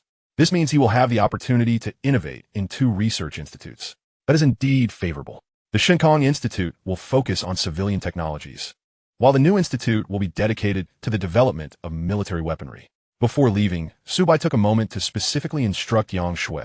During my absence, I entrust all company affairs to you. As Shunfeng's operations expanded, the complexity of Yang Shui's daily responsibilities also increased. Su Bai contemplated the necessity of promoting additional managerial personnel, recognizing that even the most competent individual has their limits. Under the weight of daily pressures, it is nearly impossible to avoid errors. Once the Eastern Missile Carrier project is completed, he intends to assign a few capable female assistants to Yang Shui. Rest assured, Mr. Su. Yang Shui replied with a radiant smile. The plan involves synchronizing land transportation with drone delivery to ensure sustained growth. With Shunfeng's services gradually extending nationwide and no competitors in sight, there is little cause for concern in this area. Thus, Yang Shui decided to focus on the Shunfeng transport vehicle, aiming to capture a quarter of the market share before the boss's return. After Su Bai finalized all arrangements, he boarded a bulletproof Hongqi vehicle, following Qin Guoxing to their destination. Before them stood a brand new entrance, inscribed with 5 prominent characters, Dongfeng Research Institute. Chapter 31. How could someone as young as Su Bai become the chief project engineer? The Dongfeng Research Institute, occupying over 4,000 acres, boasts a comprehensive array of research facilities. Qin Guoxing first guided Su Bai on a tour. The institute features various high-scale laboratories and even grants access to supercomputers, making it capable of undertaking the vast majority of research tasks. Besides 6 research buildings, it also includes living quarters, office buildings, testing centers, and conference rooms. The living quarters consist of high-end cafeterias, apartments, recreational areas, and supermarkets, truly all-encompassing. Judging by the quality of its construction, the Dongfeng Research Institute stands as a premier establishment, surpassing even the Longxing Research Institute. Su Bai mused that it would be wonderful if one day Shunfeng's Shunfeng Research Institute could achieve such scale. Upon returning to the conference room, Qin Guoxing spoke slowly. Mr. Su, since this is the case, the first project at the Dongfeng Research Institute is entrusted to you. Mr. Qin, are you suggesting that you want to be able to participate in this modification? Su Bai inquired, pausing for a moment. It was evident that his seamless access to the newly established research institute was due to the intricate arrangements made by Qin Guoxing and others. It would be a pity if he were absent. Ha, Mr. Su, each field has its own experts. I may not be well versed in armored vehicles, but I have brought in an expert from this domain to assist you. Moreover, you have my complete trust in handling matters as you see fit. Qin Guoxing patted Su Bai's shoulder, his admiration apparent. In truth, as the vice president of the Dragon Institute, Qin Guoxing had numerous responsibilities, including overseeing the Industrial Assessment Task Force and the in-depth research of the Tianqiong fighter jet, alongside various other projects. Given the existing examples of drone modifications, he now holds unwavering confidence in this young man before him. Understood, Mr. Qin. Su Bai nodded in acknowledgement. Just then, a middle-aged man in his 50s or 60s entered the conference room. Professor Lu Yuan, a leading authority in military vehicles and armored vehicles, is the chief designer behind the Type 66 armored vehicle, the WZ-573 series wheeled armored vehicles, and numerous other military vehicles. In terms of expertise, there are no more than 3 individuals in Longhua who surpass him in this field. Lu Yuan greeted Qin Guoxing with a nod. He was invited by Elder Qin to assist in the project development. However, he was still uncertain about the specific nature of his work. Welcome, old Lu. This is Su Bai, Mr. Su. Mr. Su, this is Lu Yuan, the expert in armored vehicles I mentioned. Qin Guoxing introduced them with a cheerful demeanor. Lu Yuan shook hands with Su Bai, his expression filled with skepticism. Why was Elder Qin treating this young man, who appeared to be in his early 20s, with such courtesy? Moreover, they were at the newly established Dongfeng Research Institute. How had this young lad gained entry? Old Lu, for this transportation vehicle modification project, you will be responsible for assisting Mr. Su. Upon hearing Qin Guoxing's words, Lu Yuan's brows furrowed tightly, convinced he had misheard. Elder Qin, you must be mistaken. Am I really to assist this young man? That seems rather absurd. Lu Yuan protested vehemently. In the realm of armored vehicles, he was a distinguished figure, while the young man before him seemed far too inexperienced, likely even younger than his own son. The notion that China had produced a genius in armored vehicle research was utterly foreign to Lu Yuan. Why should he play the subordinate? It was patently unreasonable. Old Lu, this is an assignment. Qin Guoxing's smile faded as he spoke with a grave tone. Due to the pressing demands of the industrial assessment task, he provided only a brief explanation before leaving Lu Yuan and Su Bai alone. The military vehicle expert scrutinized Su Bai, growing increasingly uneasy. By his appearance, he seemed little more than a master student. Lu Yuan's own projects required a minimum of a doctoral candidate. Therefore, Su Bai might not even qualify to assist him with menial tasks. Yet here he was, a seasoned expert in armored vehicles, now expected to assist this young upstart. It was utterly ludicrous. Old Lu, I would like to convene a thematic meeting to discuss the initial direction of our research and development. Thank you. Su Bai Turnith. speaking with an air of calm. Sure, no problem. Let us reconvene here in an hour. Lu Yuan nodded on the surface, though internally he felt quite dismissive. The young man was indeed polite, but such manners were of little consequence. In the realm of research and development, technical prowess dictated authority. If this lad had unique insights into vehicles, perhaps Lu Yuan would regard him with a modicum of respect. However, he found this highly unlikely. In any case, he was keen to observe what capabilities this 20-something novice possessed that could earn him Elder Qin's esteem. A short while later, the entire project team had assembled. The group included professors, associate professors, assistant researchers, and interns, the youngest of whom was already 32. With Su Bai included, they totaled 57 members. Old Lu, this can't be right. The chief engineer is so young. I thought he was your assistant. How did it come to this? Murmurs of disbelief filled the air. Is he truly capable of handling the modification of armored vehicles? Many researchers wore expressions of astonishment, while others were steeped in confusion. Everyone, let us get straight to the point. I will now present the information regarding the Xinfeng transport vehicle that we will be modifying. Su Bai swiftly pulled up a video. A strikingly sleek, all-black transport vehicle appeared before everyone, exuding an air of power and sophistication. This vehicle is rather impressive. Its exterior is impeccably crafted. It's clearly a masterpiece. Wait, where's the driver? Is it autonomous? This massive vehicle employs self-driving technology? Incredible. It accelerates to over 300 kilometers per hour, comparable to a sports car. Is this for real? It can maintain stability across all terrains? This is astonishing. The steering mechanism allows all wheels to turn simultaneously. How agile is that? What? Its maximum load exceeds 200 tons? No way. Even a main battle tank can't boast such capabilities. Am I seeing things? The outer layer is made of special alloy. Its defensive capabilities are astonishing.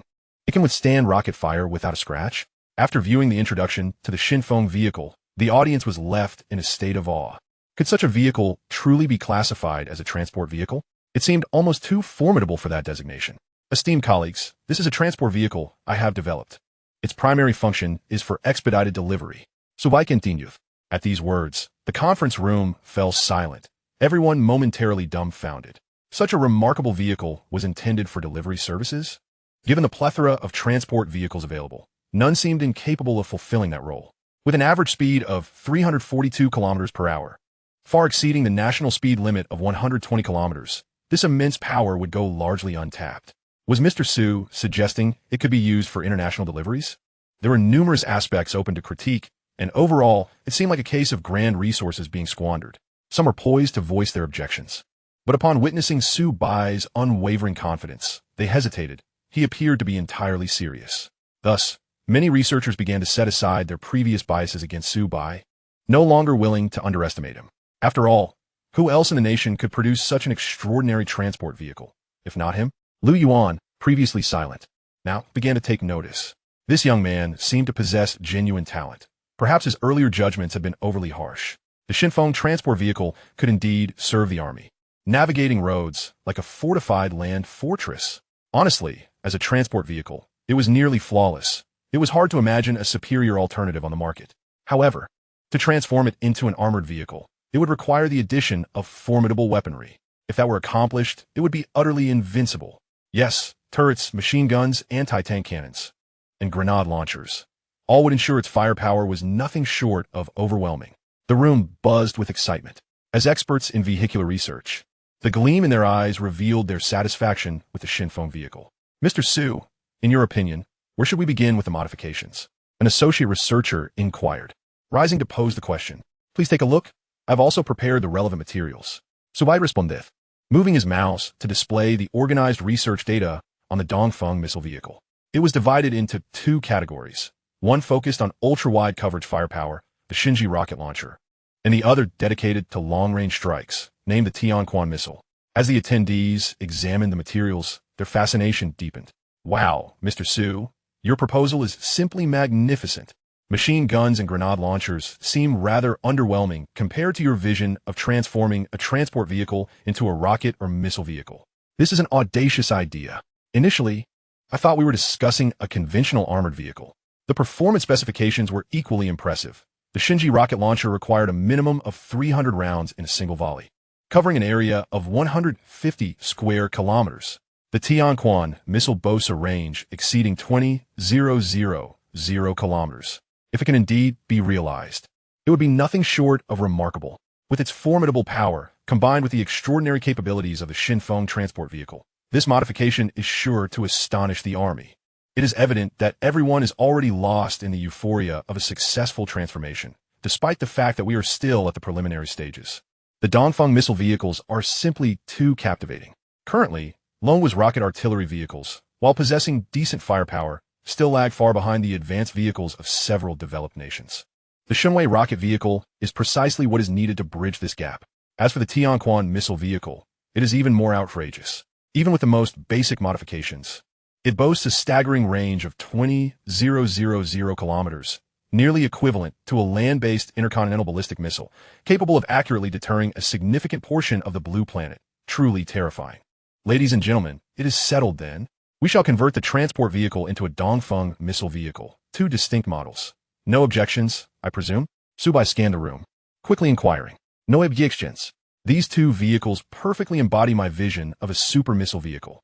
Chief Engineer Su, let us proceed with the modifications. Not only will the army benefit, but foreign nations will undoubtedly be awestruck by our Dongfeng missile vehicle. Incredible. Chief Engineer Su, how did you conceive such formidable designs? I am certain that the Dongfeng missile vehicle will mark a new milestone in Longwa's military arsenal, holding immense significance.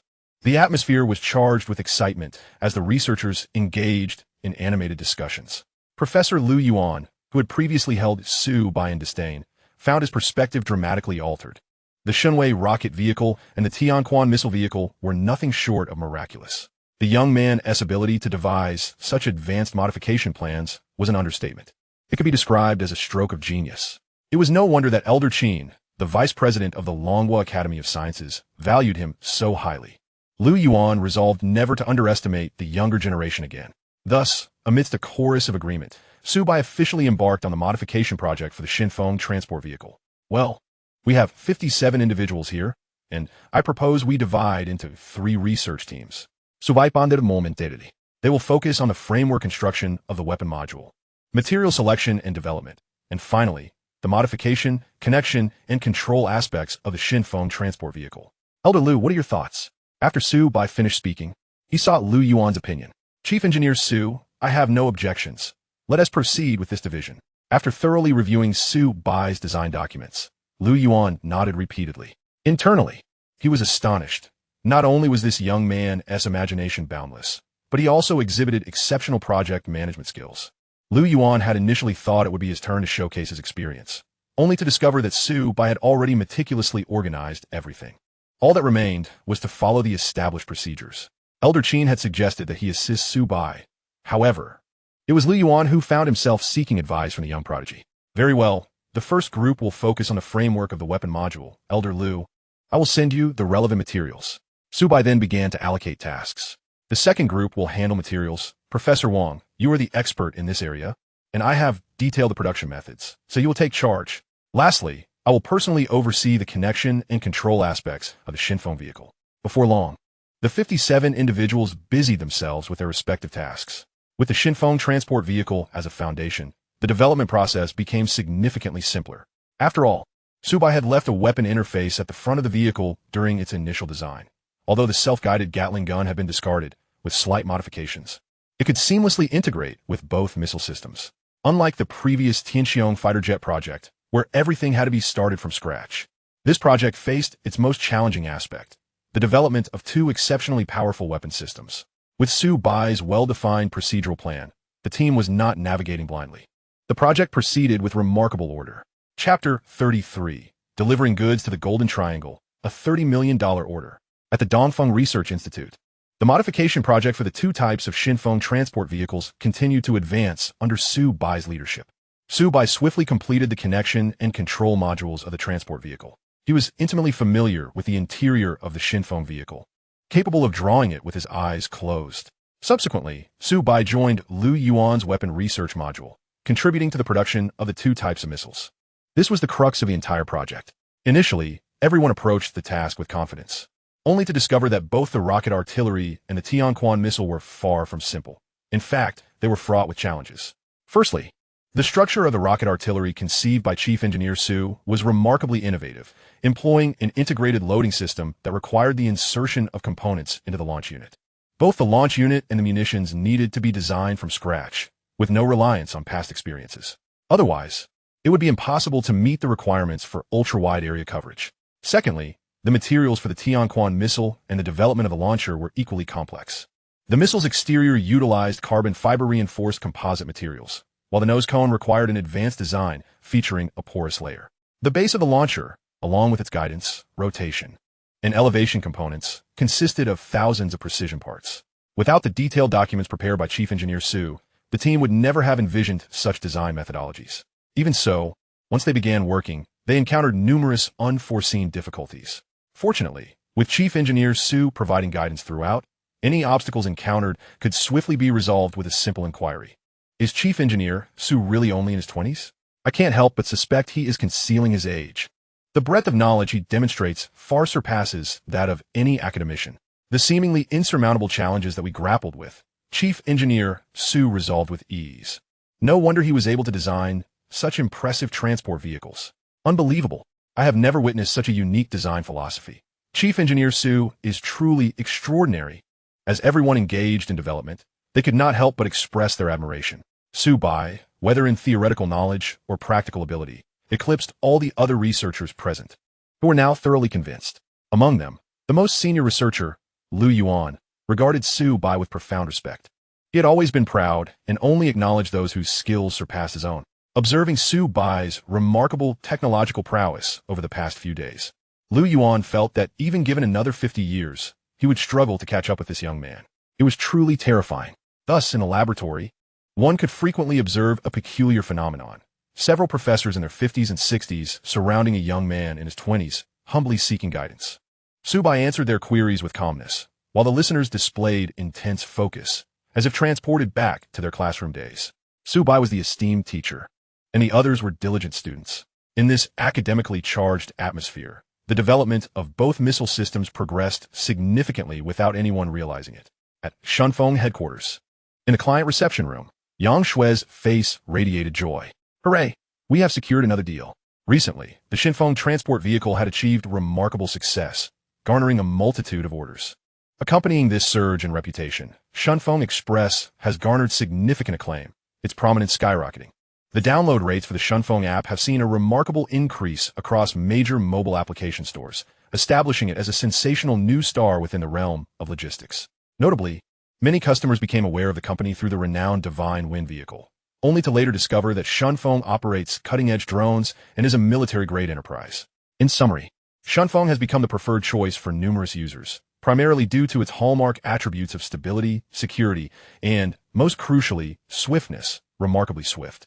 What other companies lack, Shunfeng possesses. And where competitors merely strive to keep pace, Shunfeng outpaces them with ease, showcasing its formidable strength. Secretary Yang Sui, greetings. Just as Yang Shui was lost in thoughts about the recent influx of funds, a middle-aged man's voice abruptly interrupted. You must be Mr. Du Chong, am I correct? Please, have a seat. Yang Shui glanced at his registration information before speaking in a measured tone. I shall refrain from unnecessary pleasantries. Secretary Yang, I wish to place an order for the transport of some crucial cargo to the Golden Triangle. After scouring the market, it seems that only your Divine Wind transport vehicle can meet my requirements. Du Qiang accepted swiftly. Upon hearing this, Yang Shui's brow furrowed slightly. The Golden Triangle? Monsieur, Du. That region is notorious for its chaos and peril, she remarked, somewhat astonished. She was somewhat familiar with reports indicating that those who inadvertently ventured into that area often emerged only to find themselves bereft of their kidneys, a fate that could be considered fortunate amidst the rampant lawlessness. The Golden Triangle is a hotbed of various factions, a veritable paradise for criminals, where violent incidents are not uncommon and danger lurks at every turn.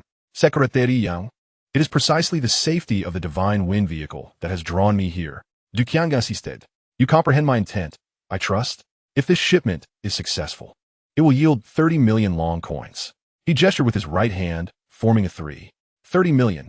On the surface, Yang Shui maintained her composure, yet internally, she was elated. A personal client placing a single order for 30 million? It is worth noting that many corporate partners do not extend such generosity even when entering contracts. and their arrangements are often for long-term cooperation, with payments staggered through deposits and balances. Despite the appearance of many firms, very few can muster a cash flow of 30 million. Thus, this order to the Golden Triangle sent waves of excitement through Yang Shui. Monsieur, I cannot make a decision on this matter at present. I must consult with our boss and will provide you with a response in a few days.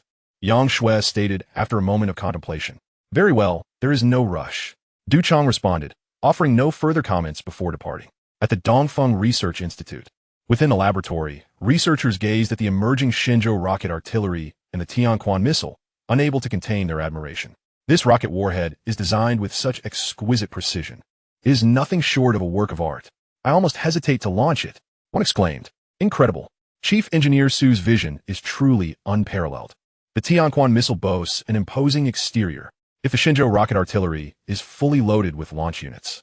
The extensive fire coverage combined with the immense impact of each shell would be cataclysmic. Another added, isn't the Tianquan missile an intercontinental one, capable of ultra-long-range precision targeting? A single launch could obliterate an entire city. Unbelievable. Simply unbelievable. Are we genuinely modifying a transport vehicle here? Chapter 34. The Dongfeng Missile Vehicle. This is an extraordinary tempo. Everyone, let's not get ahead of ourselves. We are still far from the final product. Su Bai smiling. We are merely at the starting line. The two types of weapons we currently have can only be regarded as prototypes. The most crucial components remain incomplete. Thus, under Su Bai's guidance, the research and development work continued. Su Bai initially focused on the Shenzhou rocket artillery. Currently, the market's artillery shells utilize specially crafted non-metallic composite materials to reduce weight. However, for the Divine Wind transport vehicle, which can bear over 200 tons, such measures are entirely unnecessary. Consequently, the shells of the Shenzhou rocket artillery are constructed from carbon fiber reinforced plastic, allowing for a greater load of high explosive and cloud explosive materials. In simpler terms, within the same volume, the shells of the Shenzhou rocket artillery would be significantly heavier and possess greater power and range. Additionally, another notable characteristic of the Shenzhou rocket artillery is its extensive coverage capability. Simply put, it aims to launch as many shells as possible in a short time frame, which imposes considerable demands on the design of the launch units. This aspect encompasses advanced knowledge in materials science, propulsion technology, ballistics, and electronics. Any minor error could have catastrophic implications, necessitating a complete overhaul. Adjust the groove of the launch port by 2 millimeters in this direction. Furthermore, increase the copper and zinc ratios by 0.4% each. Once the simulation data is generated, we shall review it. Su Bai directive. Pointing to the simulation software on the computer. Understood, Chief Engineer Su. I will proceed to test this immediately. Several researchers promptly acknowledged, instinctively filled with admiration for Su Bai's brilliance. After struggling for quite some time, they have been unable to discern the root of the issue, whereas Chief Engineer Su had grasped it almost instantaneously, showcasing an intellect that eclipsed their own. Truly remarkable. Chief Engineer Su, could you please come over here? We are encountering difficulties with the positioning and tracking module of the Tianquan missile. At that moment, another researcher urgently called out. Consequently, Su Bai entrusted the development of the Shenzhou rocket artillery to the others and swiftly made his way to the other laboratory. Achieving ultra-long-range precision strikes with the Tianquan missile hinges on accurate positioning, which is both fundamental and challenging.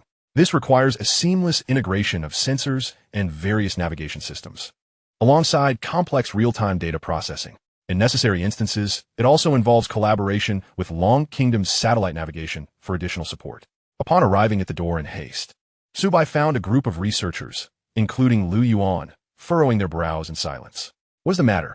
Upon hearing Su Bai's voice, Lu Yuan lifted his head. Chief Engineer Su, look. At the front of the sensor, despite following your design blueprint, we cannot meet the standards. The angular velocity is failing to couple with the platform. Where exactly is the issue? Lu Yuan inquired, his expression grave. Su Bai approached and observed for about half a minute. He pointed to a component on the upper left of the screen, stating, this section needs to be modified to an elastic support. Elastic support? Lu Yuan momentarily struggled to comprehend, but he immediately instructed an assistant to implement the change and test the relevant data. 20 minutes later, Chief Engineer Su. We succeeded. You were right. As expected from the developer of the Divine Wind transport vehicle, I had thought the performance of that vehicle was somewhat extraordinary. But now, witnessing your prowess, it makes perfect sense. Otherwise, how could such a formidable transport vehicle be developed? Indeed, do not be deceived by Chief Engineer Su's youth. He is truly exceptional in the realm of scientific research. It is indeed a rare phenomenon to encounter a young individual capable of effortlessly resolving scientific challenges that even we find insurmountable. Our revered engineer Su, a true paragon. I am already brimming with anticipation for the appearance of the Dongfeng missile vehicle once it is completed. Its power will undoubtedly be formidable, including its striking range, which is sure to astonish us. As long as we follow Engineer Su's lead, success is merely a matter of time. Not only Lu Yuan, but the expressions of awe on the faces of everyone present were palpable. Engineer Su's prowess is astounding. A problem that had long troubled old Lu was resolved by him in mere moments.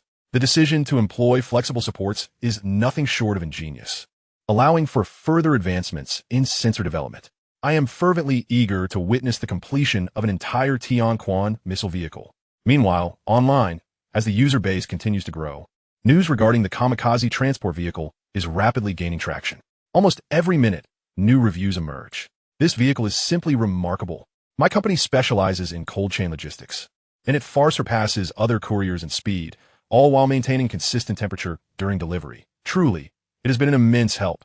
The kamikaze transport vehicle lives up to its name, moving with the swiftness of the wind. I can place an order in the morning, and it arrives by noon. In contrast, the couriers I used previously seem like mere rubbish compared to Shunfeng. Is it possible for Shunfeng to expand its business scope? I recently grew accustomed to their drones while in the country, but now that I'm in the United States, the delivery speed is excruciatingly slow, like a tortoise. Is Shunfeng truly that exceptional? The uniform 5-star ratings make me want to give it a try, and indeed, it is remarkably efficient, delivering packages at more than double the speed of other courier services. Truly impressive. I am increasingly looking forward to Shunfeng's global expansion. It stands alone without any worthy competitors. Consequently, orders have steadily increased, and the market share has gradually risen to 15%. The boss's return will surely bring him immense joy. In the secretary's office, Yang Shui could not suppress her laughter. She has been brimming with enthusiasm lately, especially given the company's rapid growth. There seems to be no stopping it. Profits are soaring. Watching the orders fall like snowflakes, Yang Shui felt an overwhelming sense of happiness. As the company expands, her salary will naturally rise. Who would complain about earning too much? Her admiration for Su Bai has only deepened. At such a young age, he has produced so many cutting-edge technologies, propelling a small courier company into the realm of military industrial giants. Truly extraordinary. Yang Shui mused, filled with awe. Enough daydreaming. Back to work. Striving for a doubling of this month's performance. As time passed at the Dongfeng Research Institute, after several weeks of research, modifications, and continuous adjustments, the project finally approached its conclusion. At long last, we have completed 2 types of Dongfeng missile vehicles. To be honest, I never anticipated we could move this swiftly.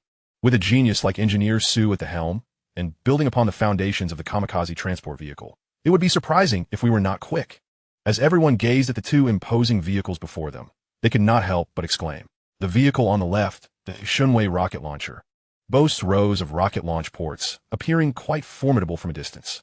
Meanwhile, the vehicle on the right, the Tianquan missile vehicle, while it carries only a single missile, measures an impressive 112 meters in length, exuding an air of grandeur. Each type of combat vehicle serves distinct purposes, wide-ranging firepower coverage and sustained strikes, as well as ultra-long-range precision strikes akin to intercontinental missiles, capable of hitting targets thousands of kilometers away. It is difficult to ascertain which vehicle is superior. It ultimately depends on the specific circumstances of the battlefield. Engineer Su, have we achieved success? Before arriving, I thought we were merely working on a simple armored vehicle project. Yet we have managed to create 2 extraordinary weapons. This accomplishment is entirely due to Engineer Su. Without him, who could have crafted such complex machinery? Even designing the models would have been exhausting. Moreover, not just the models, but the design of various modules benefited immensely from Engineer Su's involvement. His prowess is truly remarkable. If we were to undertake this ourselves, even with complete documentation, we would have no idea where to begin. Unlike typical missile vehicles, these 2 units not only possess formidable capabilities, but also retain many characteristics of the kamikaze vehicle, such as autonomous driving, multi-wheel steering, and stable operation across all terrains. Simply put, they are outstanding. The assembled researchers were filled with exhilaration, their discussions burgeoning in excitement. Chapter 35, Cataclysmic Might, Transforming the Missile Vehicle. Next, we shall commence tests on their firepower. Su Bai surveyed the surroundings and spoke solemnly. This is the final step. Although all procedures and parameters indicate that both missile vehicles can launch successfully, we will not uncover any issues without conducting an actual test. Understood. Everyone present busied themselves, preparing for the necessary tests. Once they passed, the project would be deemed complete, marking their ascent to success. Who would not wish to see such a formidable weapon come to fruition? Given the current precarious situation of Longhua, the truth lies within the range of artillery. Developing more powerful weaponry is essential for the longevity and stability of the nation. Under Su Bai's command, the testing commenced. First up was the Shunwei rocket launcher. Due to space constraints at the Dongfeng Research Institute, despite its vast 4,000+ acres, this area remains somewhat limited for rocket artillery. Thus, a suitably sized target range was sought for individual firing tests. After calculating the power, the specific coverage area for widespread impact would be determined through computer analysis. Shunwei rocket launcher. First test, a 43 launch tube, 3-2-1 launch. At the command of the researchers, whoosh, a shell, trailing a long tail of fire, sped toward the target with astonishing velocity. Boom! In the next moment, it struck the designated target area, producing a deafening roar. Even from a distance, all present could feel the searing heat that surged through the air. The crowd was momentarily stunned by the sheer ferocity of the power unleashed. As the smoke cleared, a colossal crater, 20 meters in diameter, appeared where the target once stood, with a depth of 8.5 meters. And this was merely a single shell. It is worth noting that the Shunwei rocket launcher can fire dozens of rounds in a single second. If deployed on the battlefield, our Shunwei vehicle could potentially obliterate the enemy's headquarters in one fell swoop. The sheer firepower unleashed is a spectacle I can scarcely imagine. Thousands of such shells raining down would yield a coverage area of hundreds of square kilometers, leaving the adversary in utter despair. The onlookers expressed their exhilaration.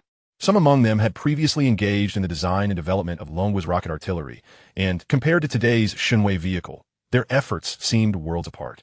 Indeed, it would be exceedingly difficult to find another rocket artillery system as formidable as the Shunwei vehicle anywhere in the world. We must consult with the authorities regarding the testing of the Tianquan missile. Given that it carries only one missile, we must proceed with caution. Lu Yuan stepped forward to offer this reminder. Yes, I share the same concern. Su Bai nodded, promptly dialing Qin Guoxing's number. Meanwhile, many researchers were still absorbed in the aftermath of the recent explosion. Do we really need to witness the might of the Tianquan missile? This contraption, over 10 meters in length, appears utterly terrifying. That is certain. It has already been developed. What if it turns out to be a dud? That would be a waste. As for domestic testing sites, I can only think of the northwestern desert. The desert is indeed a viable option, but has already been the testing ground for too many formidable weapons. It seems somewhat uninspiring. The group continued to fervently discuss the testing methods. They were all professionals, and coupled with the anticipation surrounding the Tianquan missile, many spoke without pause. On the other side, Old Qin, I have completed the modifications on the kamikaze transport vehicle you requested. It is currently in the testing phase. Upon hearing Su Bai's voice, Qin Guoxing's murky gaze sparkled with excitement. He recalled that it had only been 4 or 5 weeks since then. One could only marvel at Su Bai's astonishing efficiency in research and development. Excellent, Mr. Su. Please send the documents for my review. Qin Guoxing responded with admiration. Without further ado, Su Bai swiftly sent a comprehensive set of data regarding the Shunwei rocket artillery vehicle, the Tianquan missile vehicle, along with the application documents for the testing site, to Qin Guoxing's email. Old Qin, I appreciate your assistance. We have already completed tests on one of the vehicles here. The other must be officially sanctioned. Su Bai concluded. After hanging up, Qin Guoxing immediately set aside his work, donned his reading glasses, and eagerly opened the files. The first image that caught his eye was that of a large jet-black vehicle with a square structure atop. Isn't this a rocket artillery vehicle? Qin Guoxing recognized it instantly, exclaiming in surprise. He distinctly remembered requesting Su Bai to modify a transport vehicle. How did it transform into this type of vehicle? In Qin Guoxing's mind, it should have been an armored vehicle equipped with machine guns, grenade launchers, or anti-tank cannons. While a rocket artillery vehicle technically falls under the category of armored vehicles, the complexity of its construction is on an entirely different level. After all, the function of a rocket artillery vehicle typically involves firepower coverage and broad-area strikes, necessitating exceptionally high standards for shells, launch units, and power systems. Even with the assistance of industry experts like Lu Yuan, it would be a monumental challenge to produce a mature rocket artillery vehicle within such a short time frame. This kid is truly remarkable. Qin Guoxing couldn't help but praise. Very well, the power of the rocket artillery vehicle is undoubtedly sufficient. Mr. Su has certainly delivered. He continued to flip through the documents. A few seconds later, his eyes widened in disbelief, momentarily questioning his own vision. What is this? Is this a missile vehicle? What on earth? Qin Guoxing removed his reading glasses, leaning forward for a closer look. The other vehicle, also coated in black, featured a colossal missile nearly as long as the vehicle itself mounted atop. Even from the image, Qin Guoxing felt a chill run down his spine. This thing looks formidable. He then opened the corresponding specifications. The Tianquan missile vehicle, with a length of 112 meters, a diameter of 15 meters, and a launch weight of a staggering 40 tons.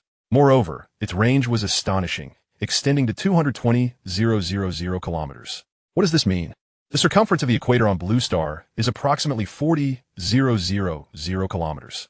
Given that Long Country lies in the Eastern Hemisphere and possesses vast territory, launching a Tianquan missile from any point within its borders would reach a significant portion of the globe. This is what they call global coverage. Could it be that Mr. Su has actually developed these two extraordinary vehicles? After reading, Qin Guoxing felt his breath quicken. I asked you to modify an armored vehicle, not to create an intercontinental missile capable of striking globally. He recalled emphasizing the inadequacy of machine gun power during his discussions with Su Bai, and now, the capabilities had exceeded millions of times. Xiao Zhang, quickly prepare the vehicles. Set aside the news about the industrial survey. I need to visit the Dongfeng Research Institute. Qin Guoxing immediately summoned his assistant and hurried toward his destination. He had to see it for himself, especially the Tianquan missile vehicle, which was simply outrageous. Chapter 36. Who dares to compete with my favorable goods in intercontinental missile range? Soon, Qin Guoxing and his team arrived at the Dongfeng Research Institute. The two massive black vehicles stood before him. It was difficult to discern their origins as transport vehicles. Upon closer inspection, Qin Guoxing realized they were far more terrifying than he had anticipated. Each had its own distinctive features, appearing completely transformed while retaining an imposing aura. From a distance, one could feel a palpable sense of intimidation. Old Qin, only the Tianquan missile vehicle remains untested. Seeing that Qin Guoxing was almost mesmerized, Su Bai reminded him, Mr. Su, let's not rush this. Could you provide more details on the capabilities of both vehicles? I need to determine if there are suitable testing sites. Qin Guoxing finally regained his composure. Of course. First, regarding the Shunwei rocket artillery vehicle. A single rocket can create a crater approximately 20 meters in diameter on a flat surface, with a maximum depth of about 85 meters, and an average firing rate of 19 rounds per second. Based on our calculations, the maximum fire coverage area it can achieve is a staggering 287 square kilometers. Su Bai promptly elaborative. Upon hearing this, Qin Guoxing nearly dropped his jaw in disbelief. Over 200 square kilometers of area coverage? The Shunwei rocket artillery lives up to its name. He could hardly fathom what a full salvo would look like. However, generally speaking, barring any extraordinary circumstances, a full firepower launch would not typically occur. And what about the Tianquan missile vehicle? I noticed in the documents you sent that it has a range of 220,000 kilometers. Qin Guoxing pointed to the other vehicle, swallowing hard. Indeed, old Qin, the Tianquan missile not only enables ultra-long-range precision strikes, but our calculations indicate it achieves an average speed of approximately 28 Mach. This exceeds the first cosmic velocity, and, at such hypersonic speeds, it can penetrate any air defense network in existence. Su Bai nodded, continuing his explanation. 28 Mach? Hypersonic? Mr. Su, the vehicles you have developed are simply invincible. They possess no potential for counteraction. Qin Guoxing exclaimed, giving a thumbs up in genuine admiration. But old Qin, the actual performance of the Tianquan missile has yet to be tested. These are merely theoretical figures. Su Bai couldn't help but remind him. Mr. Su, you have presented me with a significant dilemma. Allow me to contemplate this. Qin Guoxing furrowed his brow, lost in thought. Let us proceed in this manner. Recently, the nation of Sakura has displayed an audacious demeanor, frequently and deliberately provoking our dragon country's maritime territories. They have dispatched various naval vessels and submarines to brazenly maneuver at the intersection of international waters. Yet, this is not the most outrageous act. Just a few days ago, they apprehended several of our fishermen, exhibiting a complete disregard for reason. Currently, the Ministry of Foreign Affairs of Dragon Country is engaged in urgent negotiations with Sakura, but from their demeanor, it seems they have no intention of releasing the captives. Mr. Su, Perhaps we could identify an uninhabited island belonging to Sakura to serve as a testing ground, imparting them a lesson while simultaneously issuing a warning. What do you think? Based on your description of its power, the Tianquan missile should suffice if all goes as expected. Moments later, a fierce light flickered in Qin Guoxing's eyes. Indeed, that sounds feasible. Su Bai immediately nodded in agreement. This matter has garnered much attention, and Su Bai had heard whispers about it. If we were to conduct tests in a desert as before, it would lack excitement. Given the opportunity to assist our homeland, Su Bai felt no hesitation.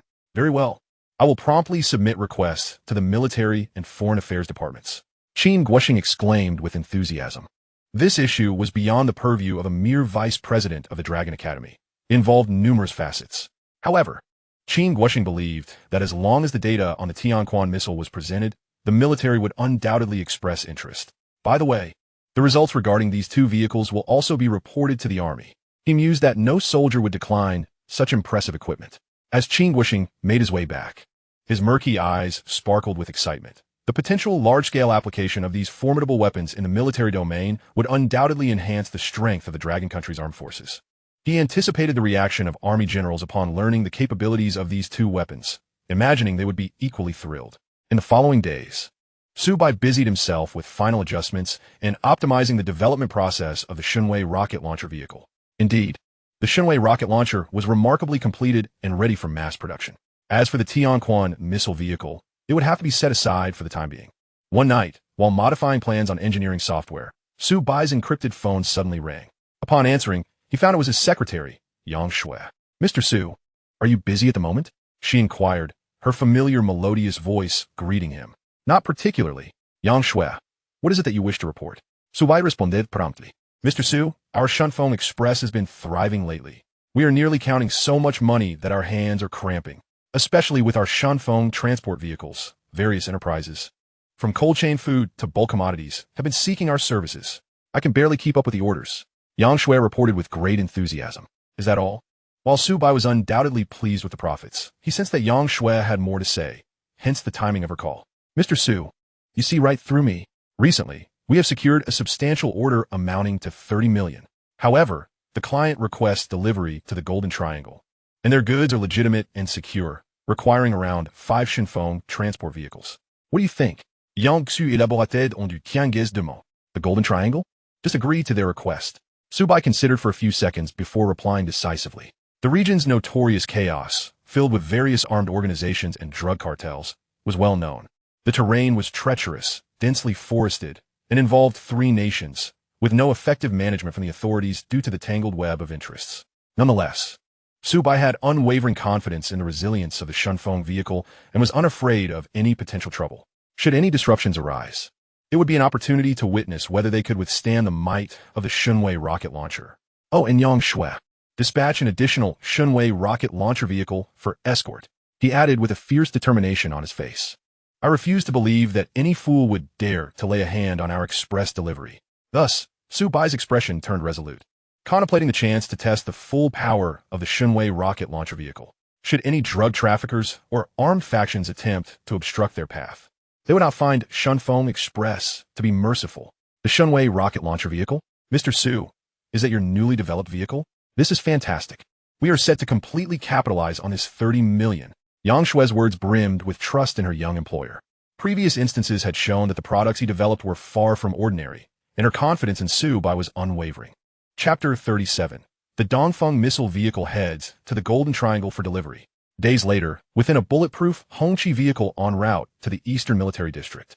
"Mr. Su, the more I observe, the more I find this Tianquan missile vehicle to be truly formidable. With a range of 220,000 kilometers and precision strikes at extreme distances, the deviation from the target remains within 20 meters. Its average speed of 28 Mach rivals that of intercontinental missiles." Qin Guoxing could not help but express his admiration. "It can effortlessly strike nearly every corner of the globe. It is hard to fathom that it was developed in mere weeks." Upon disembarking, Su Bai surveyed the surrounding environment. Armed soldiers were omnipresent, and the atmosphere was notably tense. This was a military base of Dragon Country. Old Qin, a man in his 60s, greeted Qin Guoxing in the reception area, exuding the aura of a hardened military veteran. His name was Wang Tianming, a high-ranking official within the Eastern Military District of Dragon Country. Old Qin, let us dispense with the pleasantries. You've mentioned recently developing two remarkable vehicles. What is the story behind them? After the initial greetings, Wang Tianming furrowed his brow. "Oh, Wang, take a look at this." Qin Guoxing promptly presented the data on the Tianquan missile vehicle and Shunwei rocket launcher vehicle. Wang Tianming quickly accepted the documents. "This rocket launcher is astonishingly powerful, isn't it?" he remarked, unable to suppress a gulp. The destructive capacity of a single rocket was quite terrifying. A simultaneous barrage would be truly catastrophic. And this one is a missile vehicle? With such a significant range of 220,000 kilometers? Wang Tianming's eyes widened in disbelief. He scrutinized Su Bai, a young man in his 20s, who had engineered two top-tier vehicles. This was utterly preposterous. Initially, he had presumed the young man to be merely Old Qin's assistant, only to discover that Old Qin was merely the messenger. He was the true mastermind. "Oh, Wang, that is not all. Mr. Su has also developed a new model of fighter jet for the Air Force, garnering significant attention from their end." Qin Guoxing continued to elaborate. "Mr. Su, you are an expert in aircraft as well?" Wang Tianming was momentarily taken aback, questioning him. "Not quite an expert, Commander Wang. I merely have a knack for modifications in this area." Su Bai modestly played. Adept at modifications? Could a mere enthusiast in military technology produce something that captures the military's interest? The Air Force's fighter jets, along with the rocket and missile vehicles utilized by the Army, are skills that even the most esteemed academicians of the Dragon Kingdom would struggle to master simultaneously. This Su Bai is undoubtedly a prodigious genius in military technology. "Mr. Su, your contributions to the national defense of the Dragon Kingdom with these remarkable weapons are truly impressive," Wang Tianming exclaimed, raising his thumb in fervent praise. "These two vehicles will undoubtedly be requisitioned by the Army. As for the testing of the Tianquan missile, your suggestion to launch it on an uninhabited island in the Cherry Blossom Country is quite feasible." After some further discussion, a spark of brilliance flashed in Wang Tianming's eyes. The Cherry Blossom Country has repeatedly pillaged Dragon Kingdom fishermen, and diplomatic efforts have borne no fruit. Orders have been issued from above. It is time to seize the opportunity and demonstrate that the Dragon Kingdom is not to be trifled with. Initially, the military intended for naval vessels to undertake the task. But now, with the Tianquan missile, the Navy need not take unnecessary risks. Therefore, we shall designate the area around the Nanling Mountains for the missile testing. Old Qin, I will arrange this immediately. In half a month, we shall deliver a surprise to the Cherry Blossom Country. After deliberation among the three, Wang Tianming decisively concluded, "In these final 15 days, we shall observe if the Cherry Blossom Country has any other tricks up its sleeve, even if they release the captured fishermen. The psychological trauma they endured is irreversible. The Tianquan missile will instill regret in them. Should they continue to act obstinately, they must not blame the Dragon Kingdom for its lack of courtesy." Meanwhile, at the headquarters of Shunfeng, Yang Shui gazed at the imposing, jet-black Shunwei rocket artillery vehicle before her, her almond-shaped eyes sparkling with excitement. "Is this the rocket artillery vehicle developed by General Su? Wow, it looks incredibly cool." Even Yang Shui, who typically held little interest in vehicles, could not help but marvel. They had virtually overhauled the Shunfeng transport vehicle. If not for the similarity in length and the consistent coating, she would hardly have recognized it. She then accessed the video materials of the Shunwei rocket artillery vehicle.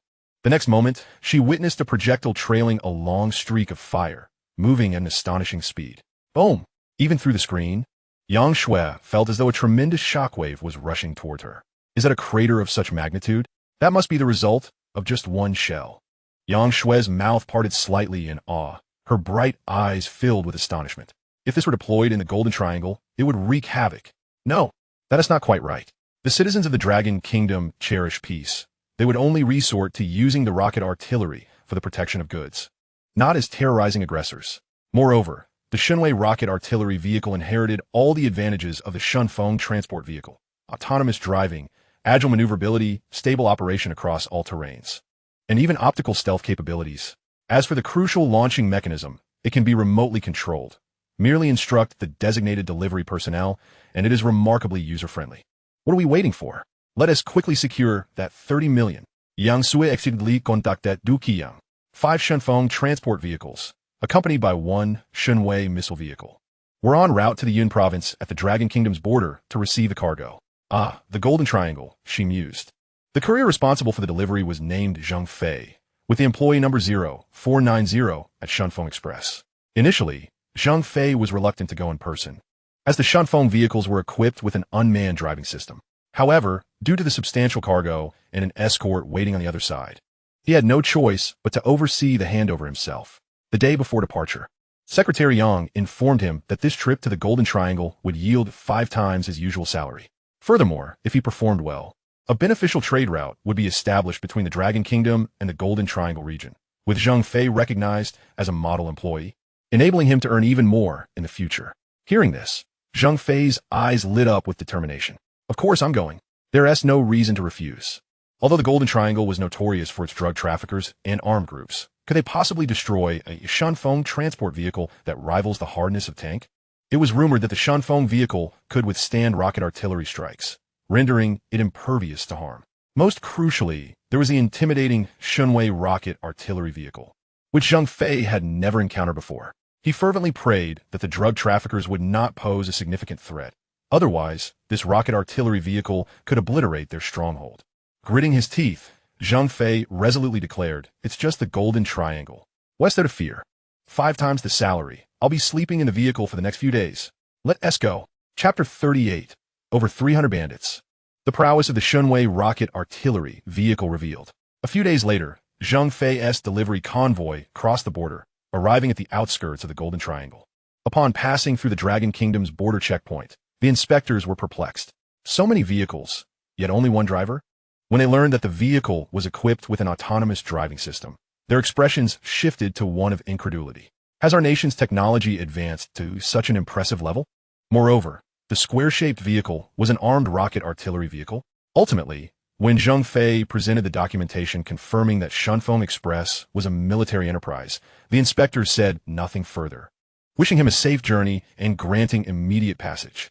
Haha, General Su is truly remarkable. Military enterprises are indeed formidable, Zhang Fei thought to himself as he entered the territory of the Golden Triangle. The 5 Shunfeng vehicles, alongside one Shunwei missile vehicle, formed a grand procession that was impossible to overlook. By 7 or 8 o'clock in the evening, the delivery vehicles cruised smoothly along the main road, encountering no issues thus far. The Golden Triangle was indeed chaotic. He could hear gunfire echoing in the distance. However, in just a few hours, they would reach their destination. Zhang Fei's anxiety began to ease as he pressed onward. "Boss, we VE confirmed that this appears to be a delivery from the Dragon Kingdom." At that moment, a group of drug traffickers from the Golden Triangle set their sights on the 6 vehicles. The leader, named Miao Deng, was one of the long-standing criminals entrenched in the Golden Triangle. He bore a 10-centimeter scar on his face, his gaze dark and menacing, a true embodiment of villainy. A delivery from the Dragon Kingdom dares to come to the Golden Triangle? However, their vehicles seemed to possess something of value. Miao Deng narrowed his eyes, a greedy expression crossing his face. "Yes, boss, the vehicle is called the Shunfeng transport vehicle. I specifically looked it up. It has only recently appeared on the market, and the citizens of the Dragon Kingdom have given it high praise." One of his subordinates nodded in agreement. Miao Deng quickly scanned the translated text, his expression frozen in disbelief. "What? It can travel from the northernmost part of the Dragon Kingdom to the southernmost in just 1 day? The cold chain transportation is remarkably stable, with no issues ever reported. This vehicle is that impressive?" Miao Deng's interest was piqued as he licked his lips. "Indeed, boss. If we manage to seize it, we could use it to transport flour. Fast and stable, it would be unbeatable, and we would make a fortune," his subordinate exclaimed excitedly. "But boss, it seems to be a transport vehicle made by a military enterprise of the Dragon Kingdom." Another subordinate interjected, furrowing his brow in caution. "A military enterprise of the Dragon Kingdom? And what of it? We are in the Golden Triangle, you fool." Miao Deng shot him a disdainful glare. "Arm yourselves. I am determined to hijack the delivery from the Dragon Kingdom's military enterprise today." Miao Deng's eyes gleamed with a ruthless glint as he commanded, "Yes, boss." A chorus of subordinates echoed his orders, each armed with an AK-47. Over 300 men surged forward onto the main road, intent on halting the transport vehicles for their own purposes. The sound of gunfire erupted. Rat-a-tat-tat. Pat-tat-tat-tat-tat. The cacophony of chaos outside caused Zhang Fei's complexion to pale. "No way. Is this for real? They're actually robbers? What should I do?" Zhang Fei muttered in a daze. Ahead, the robbers had effectively blocked the road with sheer numbers. While it was possible to force their way through, the presence of 6 vehicles raised concerns about potential reinforcements. Damaging the cargo would lead to significant trouble. However, With President Su's rocket launcher vehicle available, what was there to fear? First, he needed to contact Secretary Yang. Zhang Fei reassured himself and promptly relayed the situation to Yang Shui, emphasizing the urgency of encountering robbers in the Golden Triangle and seeking President Su's guidance. Meanwhile, at the Dongfeng Research Institute, Su Bai was engrossed in refining the production process for the Shenzhou rocket launcher. We are nearly ready to explore mass production of the Tianquan missile vehicle. We can focus on the main structure and propulsion first. The shells and launch modules can be addressed later. Just then, his encrypted phone rang, displaying Yang Shui's name. President Su, it's bad. The shipment we sent to the Golden Triangle seems to have caught the attention of a gang of robbers. Yang Shui's voice was laced with urgency as she conveyed Zhang Fei's report about armed individuals approaching with malicious intent. What should we do? Upon hearing Yang Shui's anxious tone, Su Bai instinctively raised an eyebrow. This place truly is surreal. To think that a delivery could be intercepted, there's no sense of law whatsoever. Yang Sui, inform Zhang Fei to confirm whether they are indeed robbers. If they are, don't hold back. Let the rocket launcher take care of them. Without hesitation, Su Bai replied decisively. Understood, President Su. Yang Shui quickly communicated the directive to Zhang Fei, who confirmed the threat. Absolutely, they are indeed a bunch of damned robbers, firing at our delivery vehicle. Zhang Fei's expression turned grave as the sound of gunfire echoed in his ears.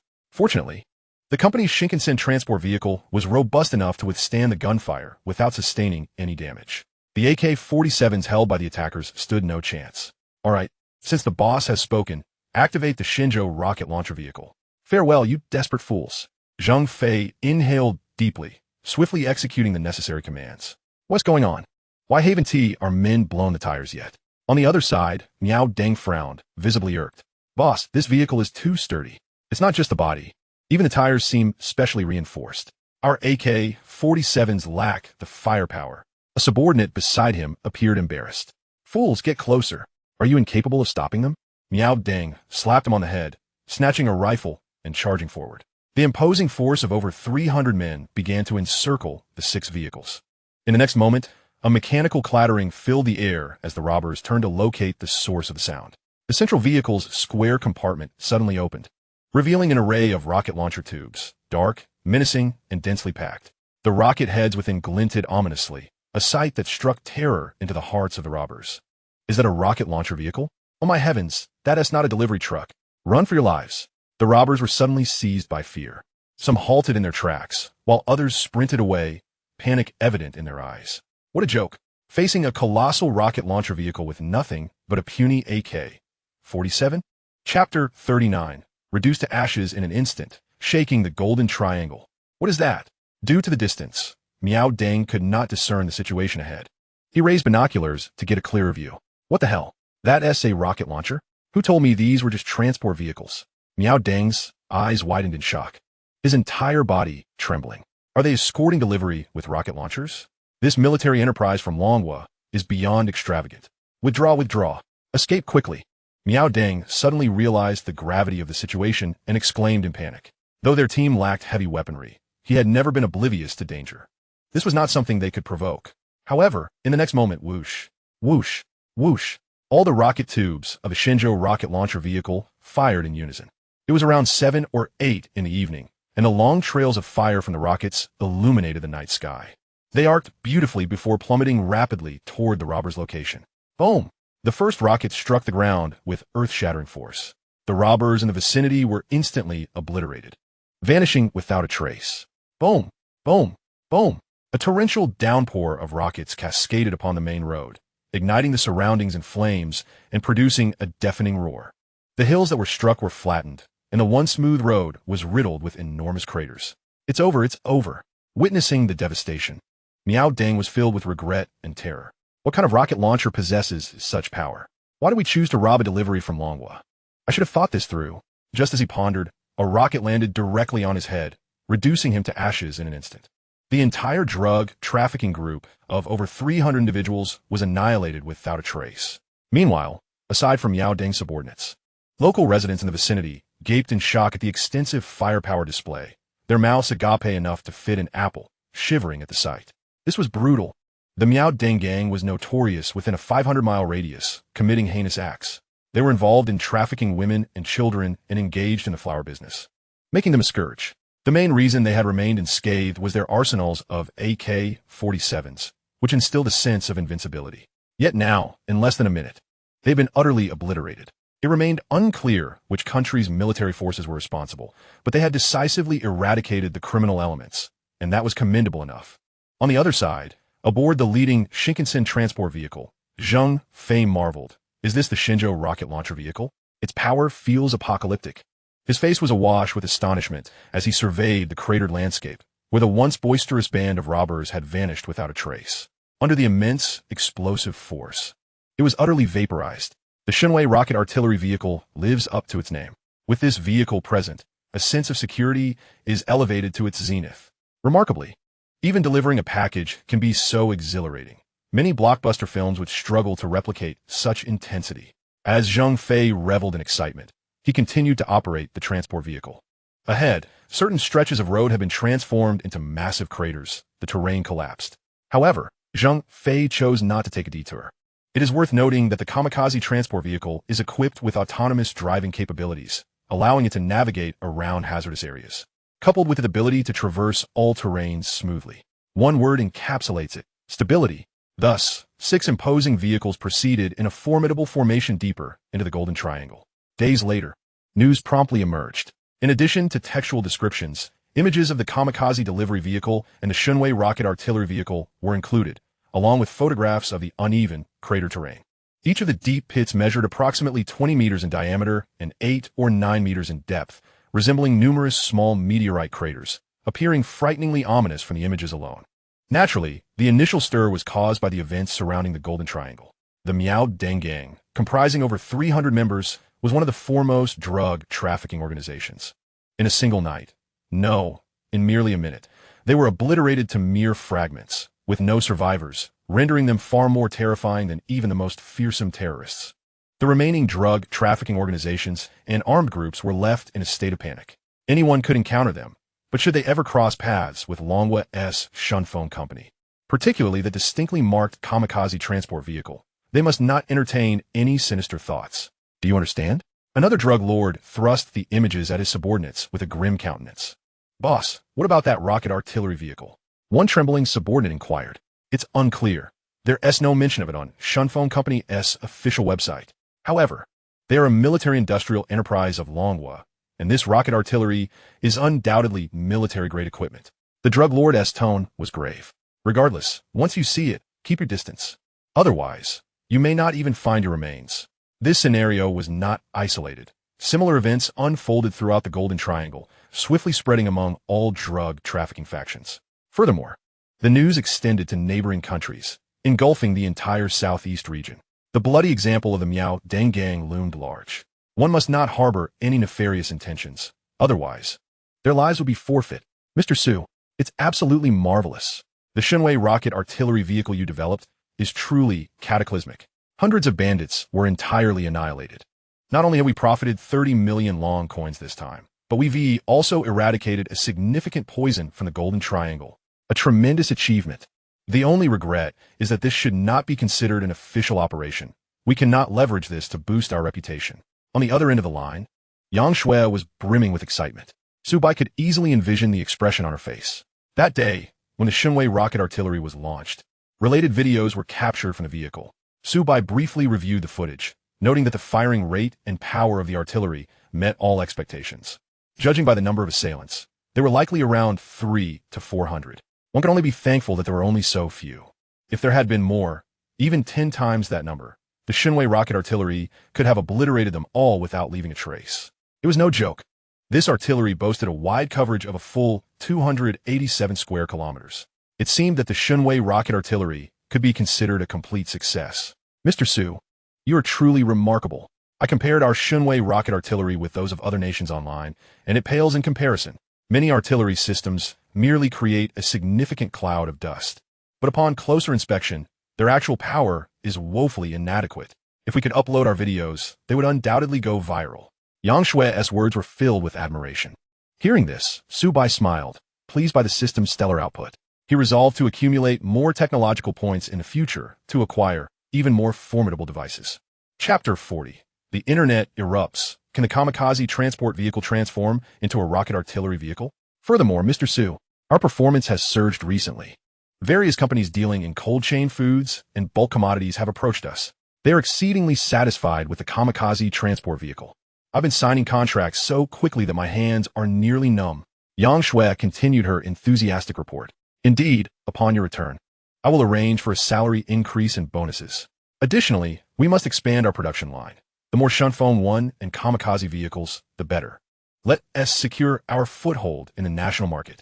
Su Bai replied with a smile, quickly issuing instructions.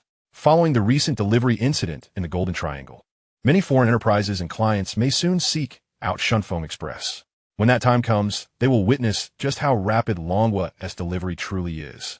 Understood, Mr. Su. On the other end of the line, Yang Shui's face radiated joy. The prospect of a substantial salary increase and bonuses was secondary, according to Mr. Su's plans. Shunfeng was about to embark on international business, propelling the company onto the fast track of development. Merely contemplating it was exhilarating. Ultimately, it was Mr. Su's brilliance that had led her to align with the right person. Success would follow, and they would prosper greatly. Her admiration for this young boss grew exponentially. The annihilation of the drug traffickers by the Shunwei rocket artillery vehicle not only reverberated throughout Southeast Asia, but also swiftly swept through Longhua's internet. In addition to textual descriptions, photographs and short videos circulated widely. Due to the nighttime setting and the subpar equipment of passersby, the footage was not particularly clear. However, the distinctive features of the kamikaze transport vehicle were unmistakable, and netizens quickly recognized it upon comparison. The roads appeared pockmarked like meteorite craters, and amidst the background noise, voices could be heard exclaiming the power of the rocket artillery. Many netizens speculated that the kamikaze transport vehicle had instantaneously transformed into a rocket artillery vehicle, leading to an escalating discussion. With numerous self-media outlets employing hyperbolic techniques, the following lively debates emerged. What is this contraption? It looks like that transport vehicle from Shunfeng. How did it change form? The terrain where this was filmed is horrifying. As a student of a foreign language, I heard them say that Longhua's delivery vehicle obliterated a drug trafficking group in the Golden Triangle. Over 300 of them shattered in an instant, leaving no trace. What? Shunfeng Company is doing business in the Golden Triangle? They dare to deliver goods there? ISNT had said that the area is rife with armed criminals, and they even took down the drug traffickers. How impressive. Longhua Enterprises are phenomenal. They can eliminate scoundrels in the Golden Triangle while delivering goods. That's beyond cool. Wait. ISNT, the kamikaze vehicle, a transport vehicle? How can it transform? This is utterly extraordinary. Moreover, is its power really capable of creating such massive craters? The astonishment in the netizens' comments was palpable, and discussions surrounding the relevant topics surged. Before long, the incident ascended to the trending search page, attracting a plethora of curious onlookers, who eagerly chimed in. I've figured it out. This was accomplished by Longhua's Shunfeng Company. While safely delivering goods, they simultaneously cleared out a drug trafficking organization. No wonder they caught the government's eye and were selected as a military-industrial enterprise. Shunfeng is delivering to the Golden Triangle? It seems that among all global delivery companies, only Shunfeng dares to venture into the Golden Triangle. Incredible. Their CEO is remarkably ambitious, aiming to expand their international express delivery service and make a mark on the global stage. Can you believe it? Delivering packages and encountering drug traffickers? Not only did they not flee, but they also annihilated the adversary completely? This is utterly exhilarating. It seems more thrilling than a cinematic production. Shockingly, a courier company from the Dragon Kingdom has eradicated a drug trafficking syndicate in the Golden Triangle. Is this a transport vehicle or a rocket launcher? A video will reveal the truth. Subsequently, major media outlets, including UC News, Daily Headlines, and military bloggers, vividly portrayed the incident with their imaginative flair, causing the topic to trend fervently. Consequently, this event swiftly ascended to the pinnacle of the trending search rankings. Originally preoccupied with gossip about a certain woman's infidelity, many netizens were left bewildered upon encountering this news, exclaiming in confusion, "What on earth?" Soon after, they began to express their astonishment. As a military enthusiast on the Iron Blood Forum of the Dragon Kingdom, I dare assert that this rocket launcher is undoubtedly the most formidable in existence, bar none. It's terrifying. If only we had captured a video of the rocket launch. Each rocket appears to create a crater of no less than 18 meters in diameter, its power far surpassing that of conventional rocket launchers. Perhaps this was an official operation inadvertently caught on camera by a bystander. After all, Shunfeng Express is a military enterprise. It seems the Dragon Kingdom is unveiling extraordinary new technology. Meanwhile, in the office of the Deputy Director of the Dragon Institute of Technology, Qin Guoxing could hardly believe his eyes upon reading these online comments. He made a phone call to Su Bai, only to discover that this astonishing event was indeed true. Su Bai even sent over the footage of a launch sequence of the Divine Might rocket launcher. Boom! Boom! Boom! Gazing at the screen, depicting a scene of cataclysmic destruction. Reminiscent of the apocalypse, Qin Guoxing could not suppress a gulp. Is this truly the destructive capacity of the Divine Might rocket launcher when all its artillery fires simultaneously? It's utterly shocking, Qin Guoxing remarked with awe. One can only commend Mr. Su, the genius behind the development of the Sky Dome fighter jet. It is well known that rocket launcher technology worldwide has seen little advancement in a considerable time. First, with technological advancements and shifting military needs, rocket launchers have gradually been supplanted by more advanced, agile, and multifunctional weapon systems. Secondly, military budgets among the world's great powers have increasingly been allocated to naval vessels or Air Force aircraft, thereby diminishing the resources available for ground forces year by year. Consequently, the development and maintenance of high-cost weapon types like rocket launchers have been gradually abandoned. However, the Divine Might rocket launcher developed by Su Bai is decidedly different. It not only possesses all the characteristics of the kamikaze transport vehicle, superior speed, stable operation across all terrains, multi-directional steering, and robust exterior armor, but also completely compensates for the shortcomings of traditional rocket launchers. Furthermore, in terms of firepower, it overwhelms its predecessors. Additionally, Su Bai achieved another significant milestone at the Dongfeng Research Institute, the mass production of the Divine Might rocket launcher.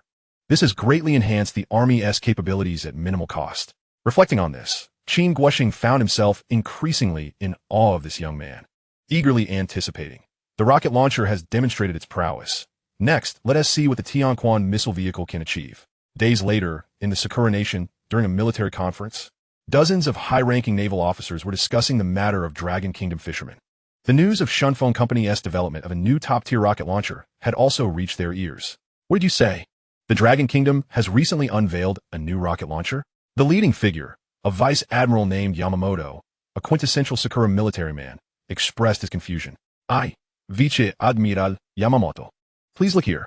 A communications officer, Lieutenant Colonel Koizumi, nodded and proceeded to display relevant images and short videos on the large screen. As they beheld the devastating scenes of destruction on the highway, all attending officers were momentarily stunned. Nanny? Is this the kind of devastation a rocket launcher can inflict? This must be a joke. The diameter of a crater is about 20 meters. What kind of rocket launcher could be so ferocious? Such a thing doesn't exist in our Sakura Nation. Within a mere minute, over 300 drug traffickers from the Golden Triangle were annihilated. Is this report credible? I can't help but feel that the Dragon Kingdom is fabricating this. The officers murmured, their faces etched with shock. Koizumi-kun, are you certain that this rocket launcher did indeed strike in the Golden Triangle? Yamamoto inquired, his expression grave. Rest assured, Vice Admiral, this information has spread throughout Southeast Asia. Lieutenant Colonel Koizumi quickly replied. Those 6 vehicles belong to a military enterprise in the Dragon Kingdom called Shunfeng Express, though inexplicably, one of them transformed into a rocket launcher. Koizumi added, furrowing his brow. Nanny? Shunfeng Express? That name sounds like a delivery company. Yamamoto's confusion deepened. Vice Admiral, this is the information we have managed to gather. Shunfeng Company has recently been a sensation in the Dragon Kingdom's express delivery sector. Not only are the vehicles in the images transport vehicles, but they have also launched a drone delivery service, reputed for its astonishing speed. Within the Dragon Kingdom, it is said that goods can be received in as little as 3 hours. Koizumi exclaimed, presenting the data. Drone delivery? They've only been transitioning for a few months, and already they've produced such an outrageous rocket launcher? Yamamoto's brow furrowed deeply, his disbelief palpable. The rapid development and creation of what may be the world's leading rocket launcher raises many questions about Shunfeng. Sensing an immense threat, Yamamoto declared sternly, continue to investigate everything related to Shunfeng Express. This company is formidable. I believe there is something peculiar about it. Hi, Lieutenant Colonel Koizumi nodded vigorously. The meeting continued. Vice Admiral, we still have several Dragon Kingdom fishermen in custody. Should we send them back? A brigadier general suggested, unable to contain himself. After all, this top-tier rocket launcher is rather terrifying. It seems the Dragon Kingdom is flexing its muscles to the world through the Golden Triangle. With this rocket launcher, Their ground forces have significantly bolstered their strength. There's a saying, the nation's heavy weaponry should not be displayed lightly. Surely the Dragon Kingdom's Air Force and Navy are harboring numerous secret weapons. Recently, the nation that has had the most friction with the Dragon Kingdom is undoubtedly our Sakura nation. Perhaps the Dragon Kingdom is preparing to take action against us. Yamamoto pondered for a moment before shaking his head. However, Vice Admiral, the Brigadier General attempted to interject, but Yamamoto raised a hand to interrupt him. The Dragon Kingdom has nothing to fear. This rocket launcher is indeed impressive, but it is merely a rocket launcher. It poses no threat to our territory. It's not a missile. I fail to understand why you are all in a panic. As Yamamoto pondered further, he became increasingly convinced of his own rationale. If the Dragon Kingdom possessed sufficient strength, why would they resort to such veiled tactics, merely unveiling a single rocket artillery vehicle? This precisely demonstrated that their naval and aerial forces remained unchanged, lacking anything formidable to showcase. In contrast, the Cherry Blossom Nation's naval and air forces rank among the world's elite, thereby warranting no cause for concern. Ultimately, those fishermen must not be permitted to escape. We must await the opportune moment to sow discord within the Dragon Kingdom. The public sentiment there will undoubtedly erupt, and the authorities will lose their composure. Once they take the initiative, you know what must be done, right? A fierce glint flickered in Yamamoto's eyes as he proclaimed his triumph. Indeed, what you say is reasonable. My esteemed Cherry Blossom Nation has always been a formidable power. I am ever ready. We fear not the Dragon Kingdom's rocket artillery. Long live Lord Yamamoto. Long live the Cherry Blossom Nation. The officers present nodded in agreement. Meanwhile, within the Dragon Kingdom, public opinion was quietly fermenting. The news of several fishermen being abducted by the Cherry Blossom Nation had sparked widespread discussion online, trending at the forefront of social media. The populace voiced their opinions fervently in the comments. I implore the authorities to employ force to rescue those fishermen. The Cherry Blossom Nation has gone too far. Indeed, it was evident that the Cherry Blossom Nation was provoking us, dispatching warships and submarines to linger around our eastern coast. And now, they had directly captured our citizens. They must be taught a lesson. What are you contemplating?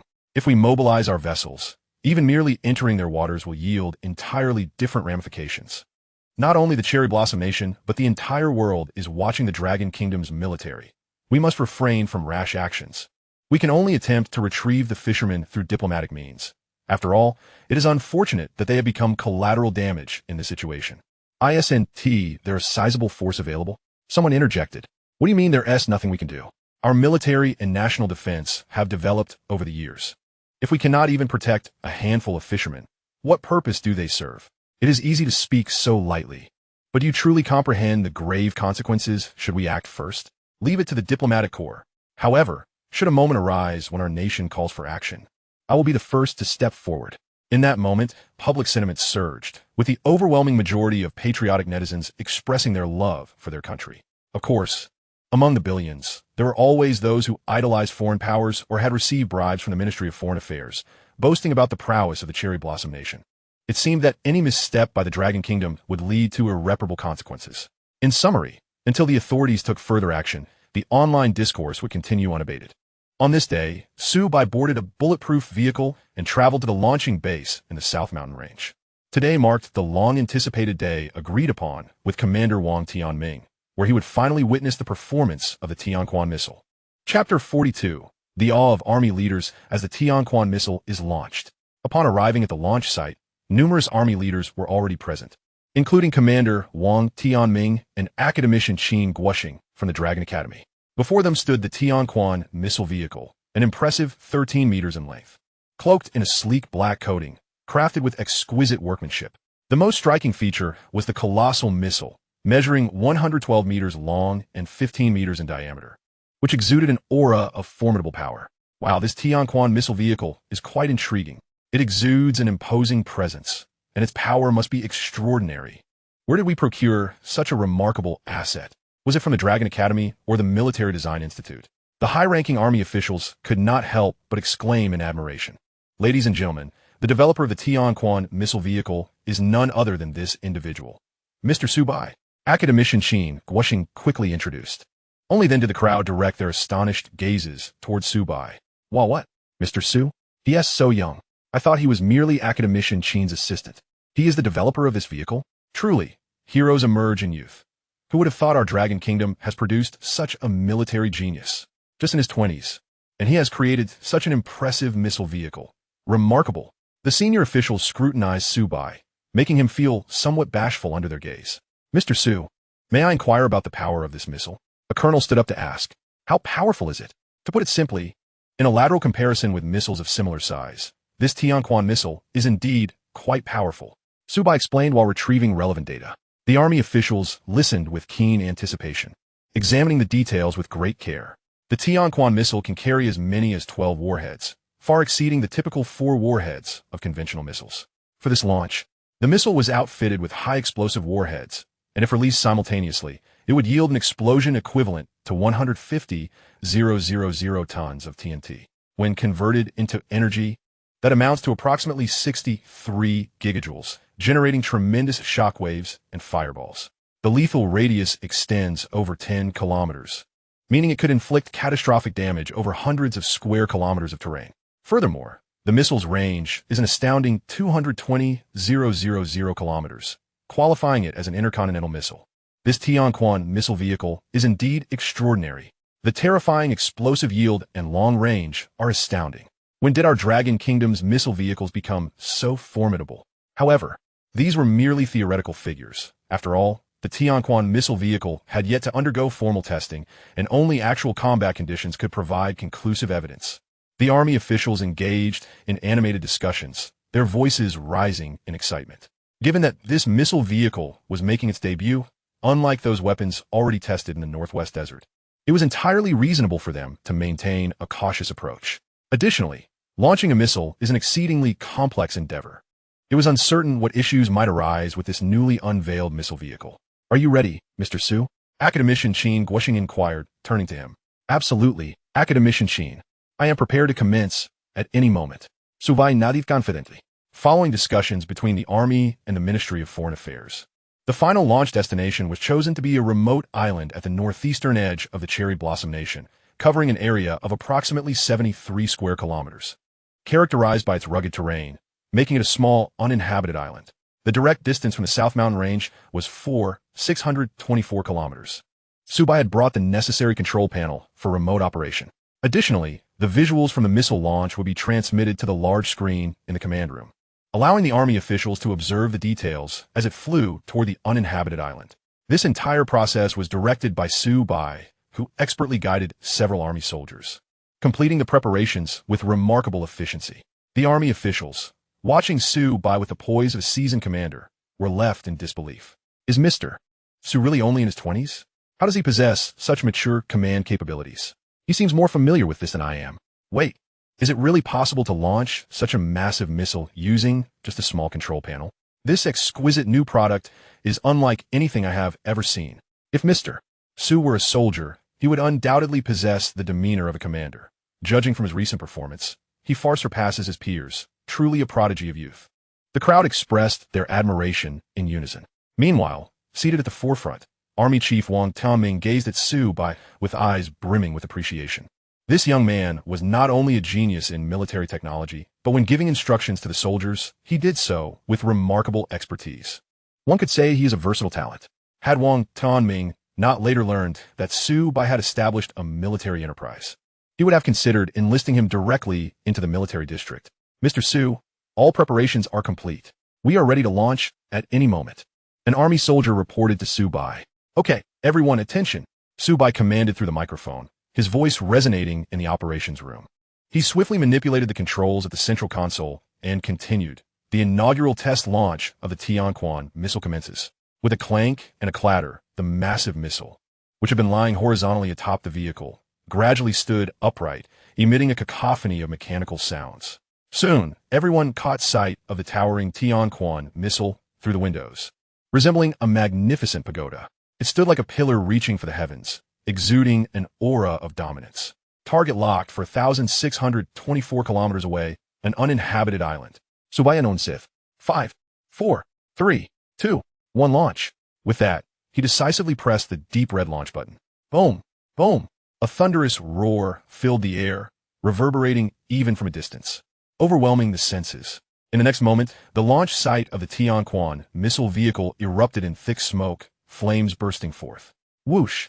The missile soared into the sky, trailing a long streak of fire and swirling smoke, as if it were tearing through the very fabric of the sky, heading straight for the land of cherry blossoms. Though the launch process was brief, the spectacle was grand and awe-inspiring. The onlookers were nearly overwhelmed by the shock etched on their faces. While missile launches were often portrayed in films as high-ranking army officials, they had witnessed many such events firsthand. However, this Tianquan missile was distinctly different. The entire sequence was remarkably streamlined, even too swift. From a missile's vertical ascent to its launch, it took less than half a minute. At that moment, an unexpected event unfolded. High above, the Tianquan missile abruptly vanished from sight, accompanied by its fiery trail. Wow, this rapid launch, in the missile's pagoda-like form, is something I have never seen before. It feels like cutting-edge technology has materialized before our very eyes. The Tianquan missile vehicle seems to transcend all contemporary missile systems. Wait, am I seeing things?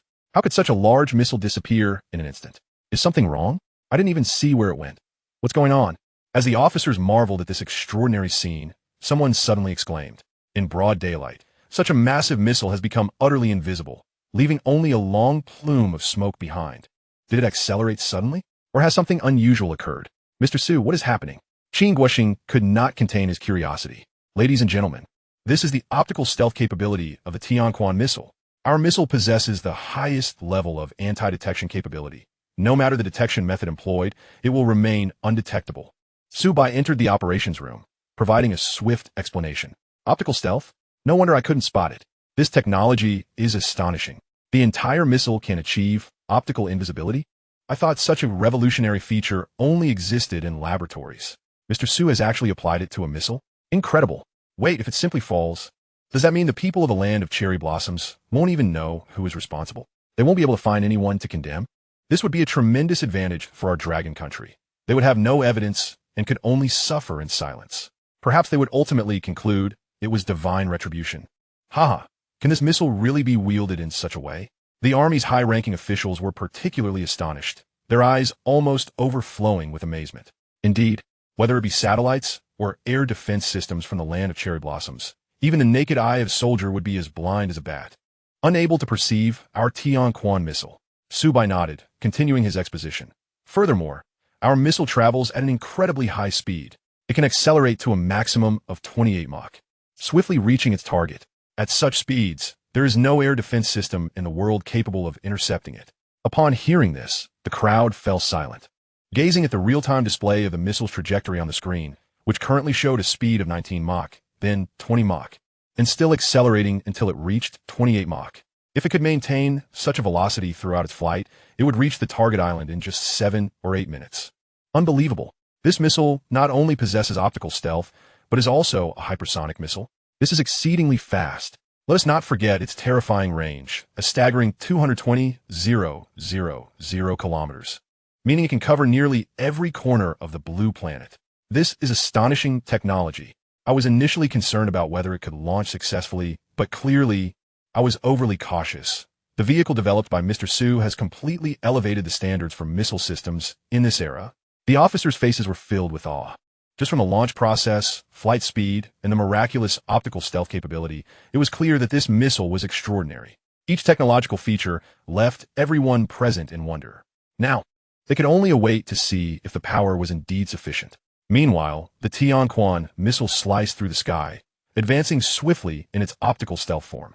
If the scene could be captured, it would undoubtedly be regarded as a remarkable phenomenon. The vast expanse of sky was cleaved by an unknown entity, creating a chilling spectacle. Moments later, the Tianquan missile was nearing the uninhabited island northeast of the land of cherry blossoms. Closest to this island was a patrol cruiser belonging to the Eagle Nation, conducting routine surveillance of their waters. At midday, after a hearty meal, a group of naval officers from the land of cherry blossoms rested on the deck. The foremost officer, Colonel Takahashi, pointed towards the distant uninhabited island and spoke. That island is also part of our territory. Many soldiers nodded in agreement, while one could not help but exclaim, Colonel Takahashi, this place is far too small. Moreover, it is rather remote and inhospitable with its rugged terrain. No wonder no one lives there. In response, Colonel Takahashi shook his head and remarked, You are correct, but this island holds significant importance for our land of cherry blossoms. Do you know why? The soldier appeared perplexed, his expression one of confusion. Listen closely. I will say this only once. This island lies on the northeastern edge of our territory. Though small, it is crucial for the expansion of our territorial waters. The area of territorial waters is calculated based on the furthest islands. Therefore, with it, our territorial waters have expanded considerably, allowing us to patrol these seas with confidence. Colonel Takahashi, having concluded his remarks, could not suppress the subtle curve of a smile at the corners of his mouth.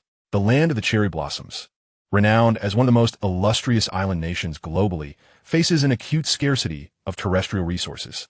In its relentless pursuit of expansion, the nation has witnessed a remarkable advancement in the technology for the exploitation of marine resources, such as the extraction of combustible ice deposits and hydrothermal mineral beds from the ocean floor. Consequently, an expansive territorial sea translates into a bounteous harvest of resources from the depths of the ocean. One can only express relief that the acquisition of this small island was secured. Had it been designated to the Pacific, the nation would have found itself in an exceedingly precarious predicament. Understood, Lord Takahashi. The assembled military personnel nodded in agreement. Indeed, for the land of the cherry blossoms, even the slightest fragment of land is an invaluable asset. At that moment, however, the Tianquan missile was a mere 2,000 to 3,000 meters away from the uninhabited island. Owing to its optical stealth, none of them were aware. All that could be heard was an unusual sound cutting through the air. See, Colonel Takahashi, what is that noise? It's piercing, and it's growing louder, as if the air itself is being shredded. Several soldiers remarked, their brows furrowed in concern. Colonel Takahashi, too, sensed something amiss and instinctively gazed toward the distant island. In the next instant, the Tianquan missile struck the uninhabited island with exquisite precision. Boom! Boom! 12 high-explosive warheads unleashed an immense shockwave in that fleeting moment, engulfing the entire isle. The rocks, vegetation, mountains, and valleys on the island were all caught in the ensuing chaos. In an instant, the overwhelming force of the explosions reduced it to mere fragments. The blast expanded rapidly from the epicenter, erasing the island as if it had never existed. The entire sequence transpired in less than half a second. Furthermore, the destructive radius of the Tianquan missile was exceptionally vast. The surrounding sea surged, creating a colossal wave that rushed toward the warship occupied by Takahashi and his men. Chapter 44. The Cherry Blossom Nation's defense has been breached. What about our vast island? Aboard the distant warship, panic ensued. What? Where is our island? The small island at the northeastern edge of the land of the cherry blossoms has vanished. What on earth is happening? Am I seeing ghosts in broad daylight? The cacophony of the explosion had left the naval personnel in a state of shock, their faces marked by disbelief. This is bad. Secure yourselves. Get down. Colonel Takahashi exclaimed in alarm, having noticed the formidable wave surging from the direction of the island. With a speed visible to the naked eye, it resembled a colossal sea creature roaring as it opened its gaping maw to consume their warship. What troubled Takahashi most was their precarious position on the deck, leaving them no time to don life jackets, and they were bound to be struck by the monstrous wave. The naval soldiers grasped onto nearby fixtures, gazing up at the towering wave that blotted out the sky, filled with terror. Bang! Bang! The entire warship began to rock violently. Every soldier on the deck was drenched, with several being swept overboard into the sea. It took more than 10 seconds for the tumult to finally subside. Rescue! Quick, we need rescue! Colonel Takahashi, now resembling a drenched rat, shouted frantically. After a flurry of activity, the fallen soldiers were eventually retrieved. As calm returned, many still felt a lingering dread. The sudden wave on a clear day had been utterly terrifying. Wait, could it be? Has our uninhabited island truly vanished? Someone trembled, pointing toward the earlier direction. Indeed, it has completely disappeared without a trace. What is going on? Am I dreaming? Is this a mirage? It was visible just moments ago. The soldiers were utterly bewildered, unable to comprehend the bizarre event. No, this is a terrorist attack. Someone has destroyed our island, they exclaimed, grappling with disbelief. Colonel Takahashi, too, stood agape, utterly numb. Is this some kind of joke? That island just vanished inexplicably.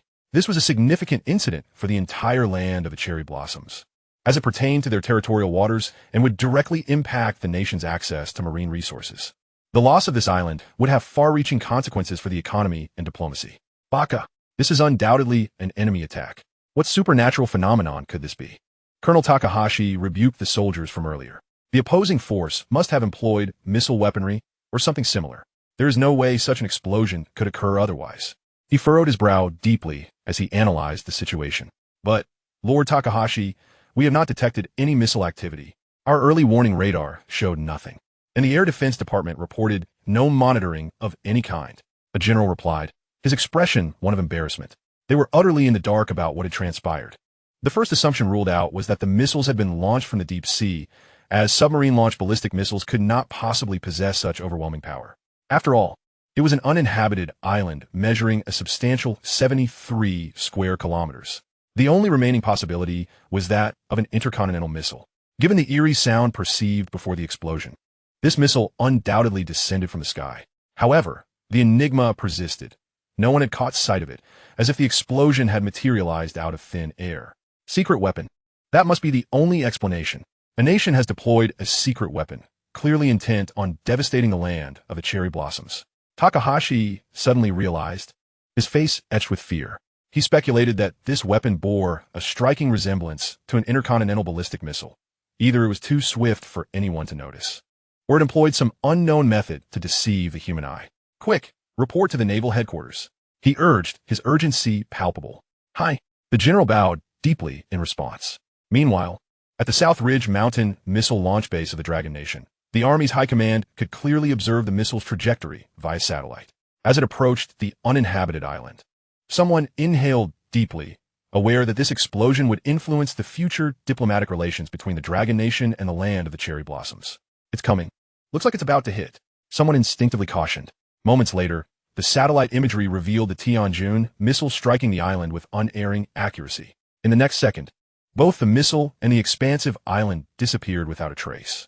Even the Dragon Nation's most precise military satellites, equipped with ground-based enhancements and pinpoint accuracy technology capable of providing decimeter-level resolution, confirmed the fact that the uninhabited island had been utterly obliterated. What the? Is our military satellite malfunctioning? That island was just blown to smithereens? This is simply unbelievable. I initially believed that the intention was to instill a sense of deterrence in the land of cherry blossoms, yet their island has been reduced to mere powder. This is far from deterrence. It is nothing short of intimidation. The Tianquan missile, equipped with 12 high-explosive warheads, seems to have unleashed its full explosive potential. A mere island of over 70 square kilometers simply cannot withstand such a bombardment. The horror is unimaginable. Our satellites have also tracked a naval vessel from the land of cherry blossoms nearby. Surely the sailors on board must have been utterly terrified upon witnessing this scene. The faces of the officers are etched with shock. Indeed, as Su Bai stated, the power of the Tianquan missile surpasses that of its counterparts of comparable size by a significant margin. Subsequently, many turned their fervent gazes towards Su Bai. This young man is truly remarkable. At just over 20 years of age, he has crafted a groundbreaking creation. Mr. Su, you are extraordinary, an absolute genius in military technology. Would you consider joining our army? You could immediately assume the position of chief researcher in the military district. We would provide you with the finest benefits. Mr. Su is indeed a prodigy. The missile you developed has effortlessly resolved a complex diplomatic dilemma. After all, it possesses optical stealth. We have left no incriminating evidence for the land of cherry blossoms to exploit. How astonishing! The Tianquan missile vehicle, with multiple technologies that are world firsts, boasts a terrifying range of 220,000 kilometers, providing global coverage. Our Dragon Nation no longer needs to fret over similar situations. Mr. Su, you are the architect of this monumental success. The senior officials lavishly praised Su Bai, nearly elevating him to celestial heights. Chapter 45, Su Bai, a world-class genius, and the bewildered leaders of the land of cherry blossoms. It is no wonder that Elder Qin from the Dragon Academy and the higher-ups hold this young man in such high regard. He has proven everything through his capabilities. With the Tianquan missile vehicle developed by Mr. Su, our army's strength has been elevated to an unimaginable level, truly incredible. A once-in-a-century military genius, it is said that Mr. Su has developed more than just this missile vehicle. There are also formidable aircraft in the Air Force. This is simply astounding. Had we not only just met Su Bai, many would have wished to celebrate this joyous occasion by hoisting him high into the air. This young man embodies limitless potential. Mr. Su, on behalf of the Army of the Military District, I express my gratitude for your innovative technology. Wang Tianming beside him suddenly gave a thumbs up, praising him.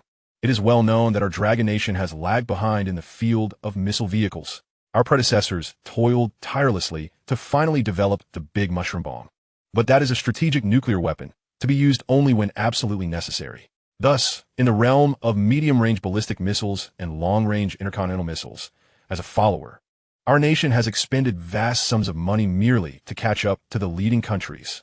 Unfortunately, due to underdeveloped technology, these losses were inevitable. However, now with Mr. Su, we have directly bypassed many pitfalls. Your Tianquan missile vehicle has flawlessly achieved a remarkable leap. Wang Tianming reminisced about the glorious past, increasingly convinced that Su Bai's emergence is a blessing for the Dragon Nation.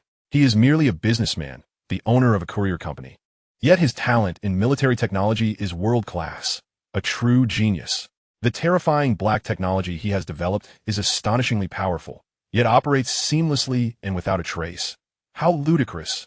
Wang Tianming pondered that the entire navy of the land of cherry blossoms must be utterly bewildered now, having witnessed an inexplicable explosion that obliterated an island, all while being unable to ascertain the cause. Furthermore, what delighted Wang Tianming the most was that this uninhabited island lay at the far northeastern edge of the land of cherry blossoms. Its sudden disappearance would significantly reduce their territorial waters, undoubtedly delivering a heavy blow to certain sectors. The land of cherry blossoms has faced an unknown bombardment, and an uninhabited island has vanished. I wonder whether they will still have the audacity to continue concealing our fishermen. Chief, do you think the land of cherry blossoms will release them now? Many turned to Wang Tianming and asked, if these individuals remain ungrateful, so be it. After all, we have Mr. Su on our side. Another Tianquan missile could give them a taste of the army's might. A fierce look crossed Wang Tianming's face. Indeed, we have plenty of Tianquan missiles, whereas the land of cherry blossoms does not possess as many uninhabited islands. They supported the notion that the incident caused by this missile would surely exert immense pressure on the land of cherry blossoms, should they continue to act provocatively. It would be akin to courting disaster. The high-ranking army officials unanimously agreed. The missile is in our possession, and we hold the initiative firmly in the hands of the Dragon Nation. From here on out, we need only relay the information to the diplomatic department, applying pressure and awaiting the final outcome. After all, trusting in our homeland is all that is required. The thought of having the Tianquan missiles safeguarding the Dragon Nation in the future ignited a spark of excitement in everyone's eyes. Of course, the Dragon Nation has historically cherished peace and would never emulate hegemonic nations by launching strikes at every perceived slight. Ultimately, the Tianquan missile vehicle serves primarily as a deterrent. Mr. Su, your two types of Dongfeng missile vehicles, the Shunwei rocket artillery and the Tianquan missile vehicle, I have witnessed their power. To describe them as world-class would not be an exaggeration. I now formally inquire if they can all be integrated into the army? Wang Tianming's murky eyes shone with sincerity. Chief Wang, you are too kind. The two types of Dongfeng missile vehicles I developed were indeed intended to bolster our nation's defense. Feel free to utilize them for the Army's needs. Additionally, I have established a production line for the Shunwei rocket artillery, and the Tianquan missile vehicle will soon be available. Su Bai spoke swiftly, exhibiting great humility. That is splendid. Mr. Su, the nation will undoubtedly reward you for your contributions. Your courier company has consistently produced multiple cutting-edge weapons. That is truly formidable. Wang Tianming clapped Su Bai on the shoulder, unable to contain his admiration. By the way, to celebrate today's victorious moment, we must host a grand feast for Mr. Su. He then surveyed the room, addressing the gathered officers. Excitement flickered across their faces. On one hand, everyone wished to engage in meaningful dialogue with this military technology genius. On the other hand, all present held high hopes for Su Bai. Despite being a mere businessman without a military rank, his exceptional skills promised terrifying future accomplishments. Establishing a connection with him would undoubtedly yield benefits across various aspects in the future. Meanwhile, in the land of cherry blossoms at the Naval Command, the bespectacled Yamamoto was bent over his desk, attending to documents, his brow furrowed in concern. Damn those Dragon Nation fishermen. Should we release them or not? The pressure from diplomacy is immense. Yamamoto found this issue exceedingly vexing. The situation was escalating, and a swift decision was imperative. We cannot release them yet. This pertains to the dignity of our great land of cherry blossoms. After a moment of contemplation, Yamamoto ultimately resolved to maintain his position. The Dragon Nation is unlikely to take action. Thus, we must increase our diplomatic leverage, demanding a lioness share while firmly squeezing the Dragon Nation. Report, Lord Yamamoto. Urgent intelligence. At that moment, Yamamoto's aide called in a tone laced with urgency. What has happened, Mr. Tsuguchi? Yamamoto furrowed his brow, perplexed. His aide was typically calm and seldom displayed such agitation. Lord Yamamoto, I have just received news that the uninhabited island located at the northeastern edge of Sakura country has vanished without a trace. The aide, known as Taguchi, reported swiftly, his voice filled with incredulity. What? An uninhabited island has disappeared? Taguchi, what do you mean? Yamamoto said, his mind flooded with questions. He paused, contemplating the gravity of the situation. Could it have been submerged by the sea? Yamamoto immediately dismissed this notion. He recalled the island's natural conditions, rugged mountains and dense vegetation. If it were to be engulfed by the sea, there would scarcely be any land left in Sakura country. Sir, Yamamoto, it seems to have been obliterated by an explosion. The aide replied in a flurry of panic. What? En explosion? What nonsense are you spouting? Upon hearing this, Yamamoto's face blanched, and he stood up abruptly. Chapter 46, Stealth Missile? This is a warning from the Dragon Nation. Taguchi, if you are fabricating military reports, the consequences will be dire. Yamamoto's tone was exceptionally stern. He had momentarily assumed his aide had lost his mind. How absurd! An explosion on Sakura country's territory, and an entire island obliterated? This would be irreparable. Should it turn out to be a falsehood, Taguchi's military career would end before court-martial. Sir, Yamamoto, I speak the truth. I have just received the news. This report comes from Captain Takahashi of the Yamato, the 14th Fleet stationed near the island. He and his crew witnessed the island's destruction, and the resultant tsunami damaged some of Yamato's communication antennas. Furthermore, I have just received video evidence, which I have forwarded. The aide replied hastily, his voice trembling with urgency. What? Yamamoto furrowed his brow. Skepticism etched across his face as he opened the video. The imagery displayed a serene day, the island seemingly tranquil in the distance. Yamamoto watched in confusion, but in the next moment, a bizarre occurrence unfolded. The entire island exploded in a flash. The process so swift it took less than a second. Subsequently, the island vanished without a trace, followed by the waves that surged menacingly around it. What on earth? Yamamoto's eyes widened, stunned into silence. He had to rewind the footage, slowing it down to grasp what had transpired. At last, he discerned a massive energy dispersing from the island, reducing everything in its wake to mere fragments. Bibaka? This is a terrorist attack? The adversary employed a high-explosive missile? Reality began to dawn on him, sending a chill down his spine. Where's the Air Defense Department? What about satellite surveillance? The adversary unleashed such a colossal missile without any precautions? What are these people doing? Sir, Yamamoto, we have not detected any missile traces. Moreover, given the scale of the destruction, it appears our air defense systems would have been ineffective against such an assault. Additionally, Captain Takahashi suspects it could likely be a stealth missile. The aide hastily explained. A stealth missile?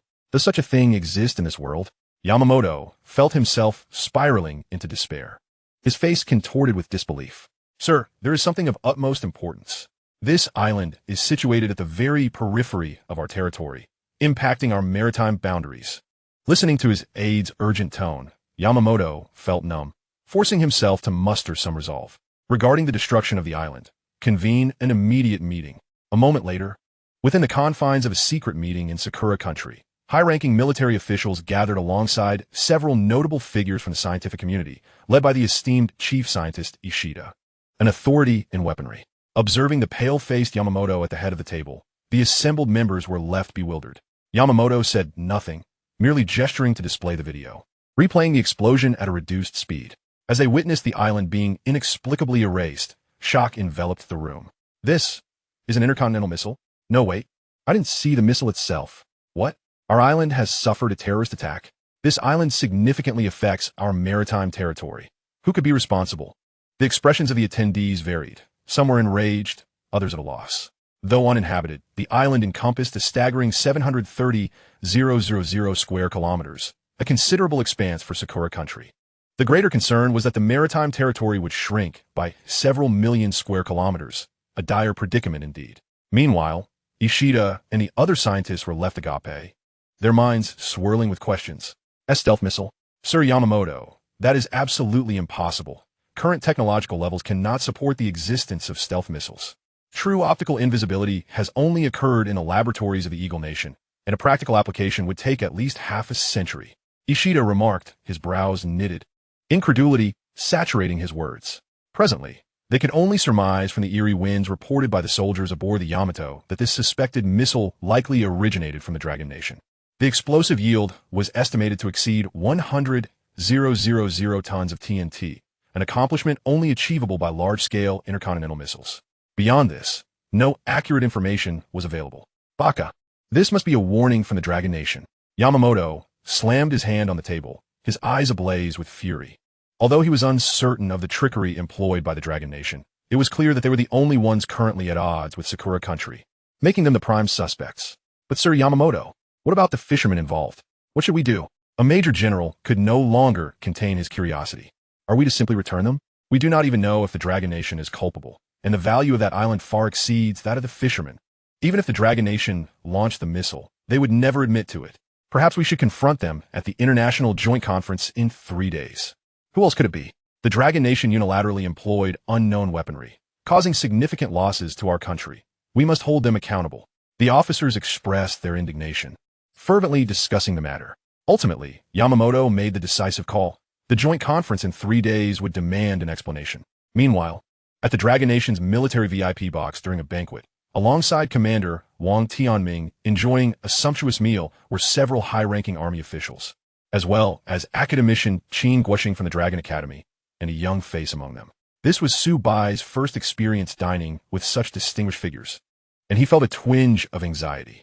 After all, many of the military men were rigid and imposing, while Su Bai was accustomed to an easygoing demeanor, making it difficult for him to adapt.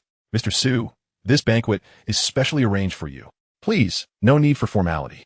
Seemingly sensing his discomfort, Wang Tianming spoke with a warm smile. All right, let us all eat together. Su Bai hesitated momentarily before everyone began to partake in a meal.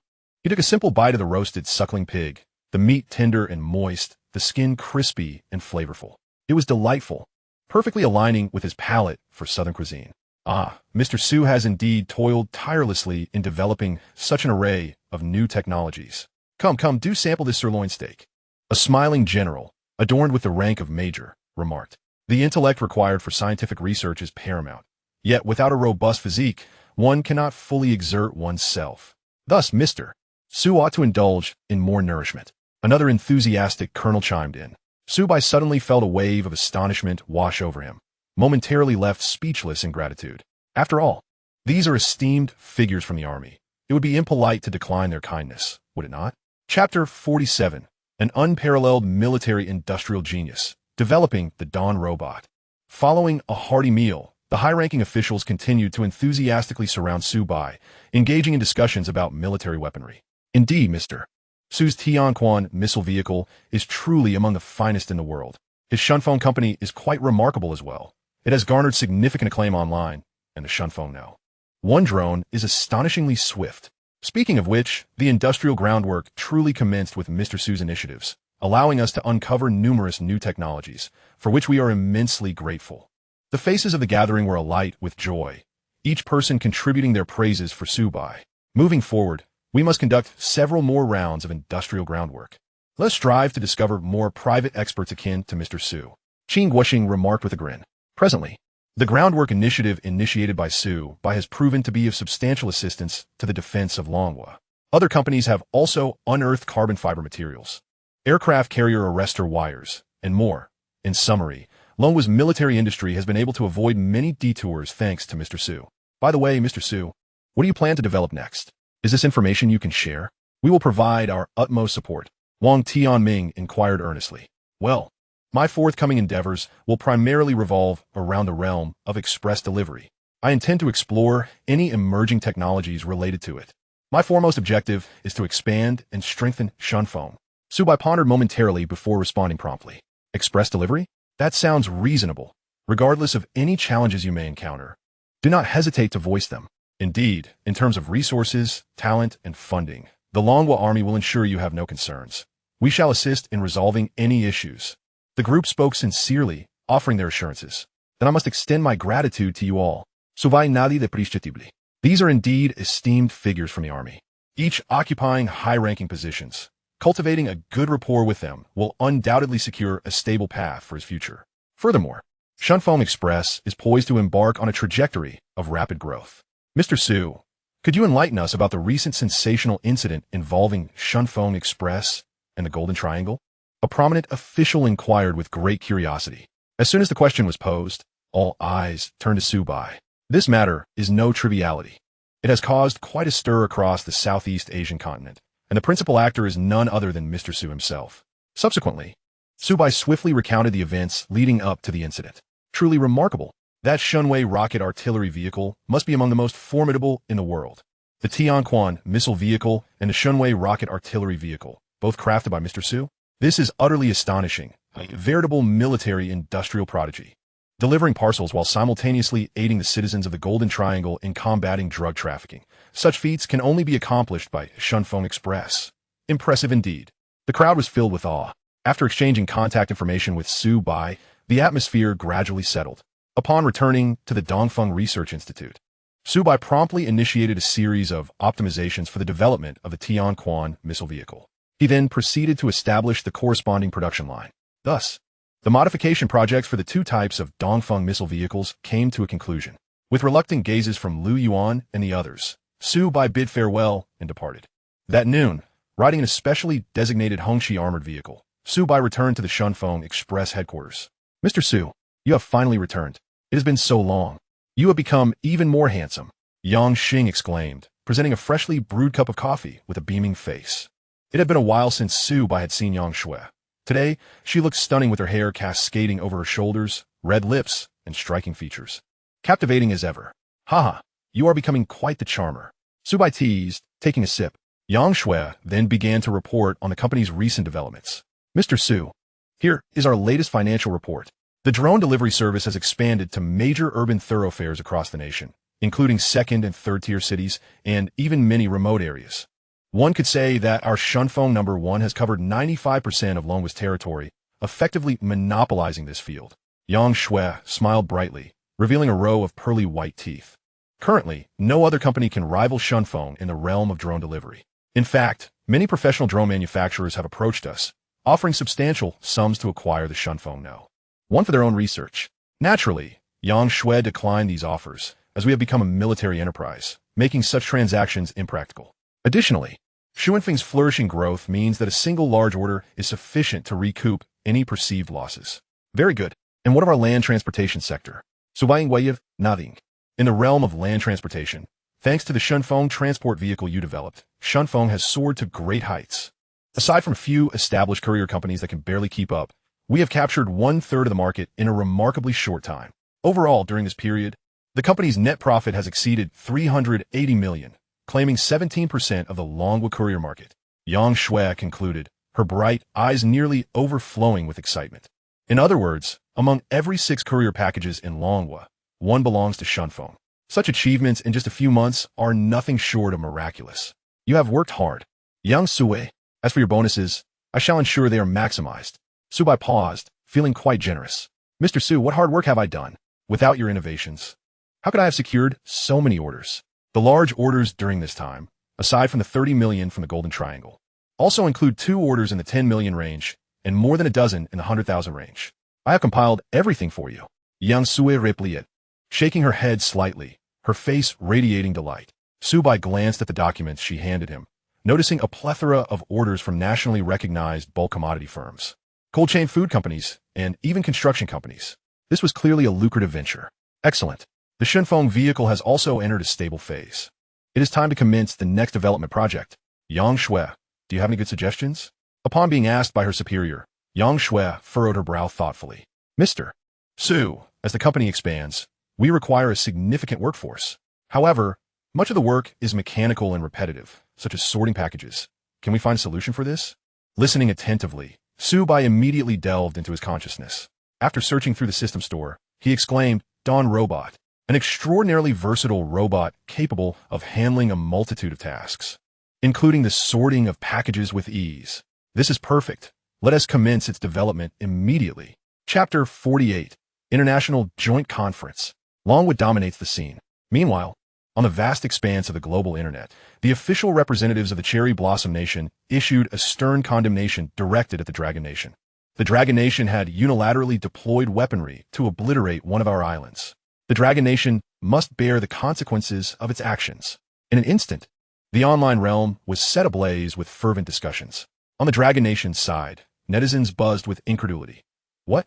Our forces have annihilated an island belonging to the Cherry Blossom Nation? Is this true? What kind of weapon could possibly erase an entire island? Could it be an intercontinental missile? But isn't that strictly prohibited by international law? Others cheered, well done. This is the fate that awaits the Cherry Blossom Nation for refusing to release our fishermen. Yet, some voiced concern. How can there be so many naive individuals? If the Dragon Nation truly employed weaponry, we would face universal condemnation, leading to far graver repercussions. The Cherry Blossom Nation should refrain from making baseless accusations. Do you possess any evidence that it was indeed the Dragon Nation? Among the populace of the Dragon Nation, while some applauded, a greater number expressed apprehension regarding the situation's ramifications. After all, a weapon capable of annihilating an island is undoubtedly of a missile caliber. If this incident is authentic, its implications would be significantly altered. Consequently, more citizens of the Dragon Nation began to demand that the Cherry Blossom Nation present solid evidence. Not only were voices raised from the Dragon Nation, but numerous spectators from other nations also chimed in. This included the outraged citizens of the Cherry Blossom Nation. Soon after, relevant footage was released, with a slow-motion replay capturing the moment of the island's destruction. What? This segment is in slow motion? The entire island was engulfed by the air? What kind of weapon is this? Not even a shadow can be discerned, and it can destroy an entire island? This seems too exaggerated. When did the Dragon Nation acquire such extraordinary weaponry? Was it merely too swift to discern? How remarkable. However, this video does not serve as proof of the Dragon Nation's involvement, does it? The citizens of the Cherry Blossom Nation appear to have lost their senses. The multitude of netizens was left in awe of the weapon's might, their comments reverberating with astonishment. Incredible. My Dragon Nation has quietly achieved such remarkable advancements in weaponry research. Surely, this is in response to the fishermen who were captured. The Cherry Blossom Nation refuses to release them, does it? We shall utilize this weapon to make our stand known. Our great Dragon Nation is rising. Previously, such grievances could only be met with condemnation, which would drag on indefinitely. Now, with this formidable explosive weapon, who dares to provoke us? The citizens of the Dragon Nation could not suppress their sentiments. While it is true that economically, our nation has ascended to become the world's second largest economy in various military and high-tech sectors, the Dragon Nation still lags behind considerably. This is a primary reason why hegemonic nations, led by the Eagle Nation, have been able to openly and covertly provoke the Dragon Nation. Prior to this, a small faction had expressed disappointment towards the Dragon Nation's official actions, believing that failing to resolve even minor issues with the neighboring Cherry Blossom Nation would only embolden Western powers further. However, the destruction of the Cherry Blossom Nation's island offered many a glimpse of the Dragon Nation's renewed strength. Our country remains a formidable power and is growing increasingly formidable. This incident seems to have provided a morale boost to the citizens, reaffirming that the government is indeed a steadfast support for the people. Online, the uproar reached a fever pitch. Baga, the Dragon Nation has destroyed our uninhabited island, and they must compensate. Now, they pretend to bury their heads in the sand and hope to evade responsibility? The audacity of the Dragon Nation is appalling, as they have employed high-explosive missiles in blatant defiance of international agreements, challenging the world's limits. Those fishermen clearly intruded into our territorial waters. Do they expect to be released? What delusions are the people of the Dragon Nation harboring? Our islands are worth far more than those few individuals. The most vocal were the impotently furious netizens of the Cherry Blossom Nation. Among them were allies eager to express their solidarity. The Korean nation stands firmly with the Cherry Blossom Nation. The Dragon Nation has gone too far and must face appropriate sanctions. Citizens of the Eagle Nation expressed their sympathy for the losses endured by the Cherry Blossom Nation. Warning: Dragon Nation, you are playing with fire. We demand a response within 3 hours. Upon witnessing this situation, the citizens of the Dragon Nation could no longer remain silent. Voicing their concerns, what is happening? Is the whole world looking for trouble? It is evident that the Cherry Blossom Nation instigated this. Yet they refuse to acknowledge right from wrong. Additionally, how can everyone presume the Dragon Nation is responsible based solely on the claims of the Cherry Blossom Nation? That video does not clearly indicate which nation the weapon belongs to. Must we take their word for it? The government should not remain silent on such matters, should they? As predicted by many netizens, the Dragon Nation's officials maintained an unwavering silence throughout. This infuriated the citizens of the Cherry Blossom Nation, including their leadership, who were seething with rage. Their diplomatic department had prepared for the international joint meeting the following day, which would serve as a final ultimatum. They aimed to firmly pressure the Dragon Nation and reclaim the losses suffered. The next day at noon, in the heart of the European continent, in the Clockwork Nation, recognized internationally as a permanent neutral ground, multiple joint assemblies were convened. The assembly hall was filled with diplomatic representatives from various nations, including the Eagle Nation, the Dragon Nation, the Cherry Blossom Nation, the Korean Nation, the Bear Nation, and numerous European countries, with the focal topic being the destruction of the Cherry Blossom Nation's island. As the meeting commenced, the representative from the Cherry Blossom Nation, Foreign Minister Nishimura, immediately stood up and declared, "Dragon Nation representatives, your country has unilaterally deployed powerful weapons. You have obliterated an uninhabited island in the northeastern part of the Cherry Blossom Nation. Your actions are unforgivable. The Dragon Nation must provide an explanation." Nishimura's words were sharp and aggressive, his eyes brimming with fury. Simultaneously, representatives from the Eagle Nation, the Korean Nation, and the European countries turned their attention to the Dragon Nation's foreign minister, Hisong. Some wore smirks, seemingly convinced that the Dragon Nation was on the brink of collapse. In their eyes, this constituted a flagrant act of international terrorism, already classified as such. The Dragon Nation could expect to face substantial reparations for the economic losses incurred, as the destruction of that island directly impacted the territorial waters of the Cherry Blossom Nation, amounting to astronomical figures. The representative from the Bear Nation, along with representatives from smaller nations with amicable relations with the Dragon Nation, exchanged glances of helplessness. The higher-ups in the Dragon Nation were acting irrationally. While the use of high-explosive weaponry had sparked a moment of national pride among the populace, such actions could not simply be brushed aside.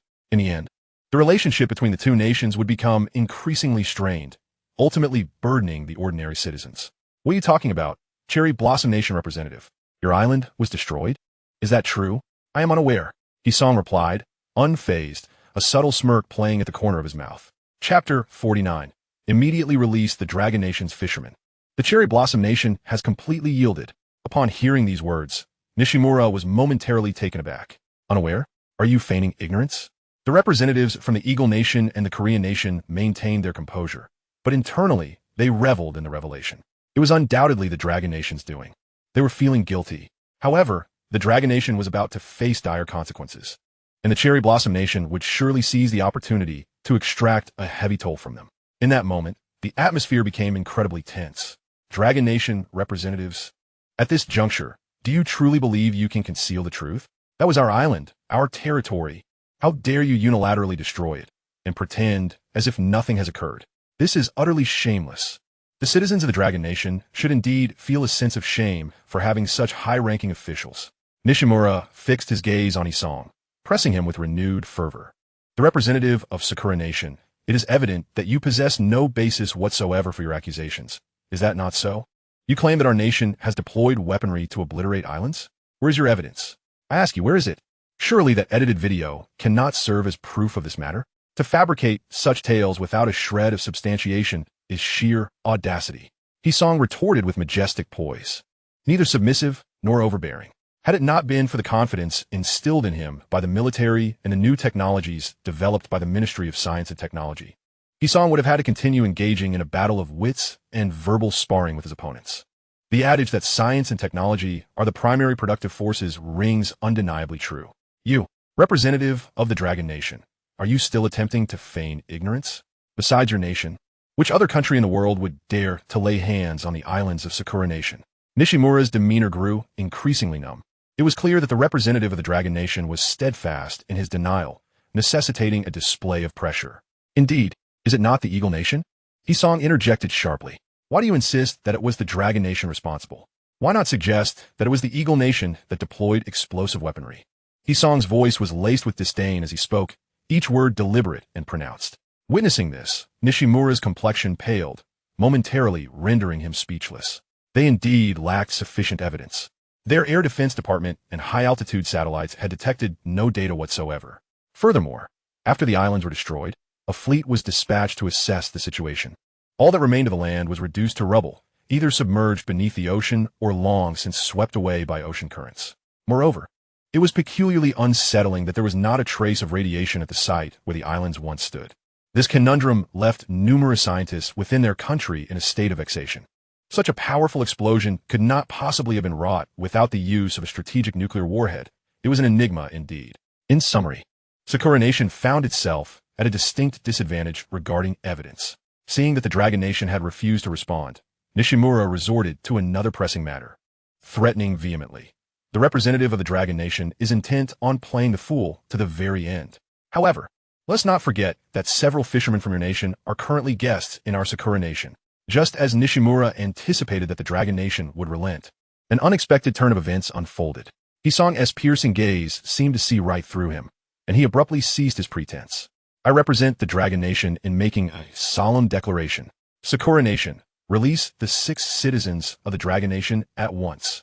Otherwise, you shall find one less island in your possession. Should we strike again, we shall not show mercy. These words instantly transformed the atmosphere on-site into one of palpable tension. Representatives from the Eagle Nation, the Goryeo Nation, and others were rendered speechless, having thought they misheard. Did the Dragon Nation just acknowledge their involvement?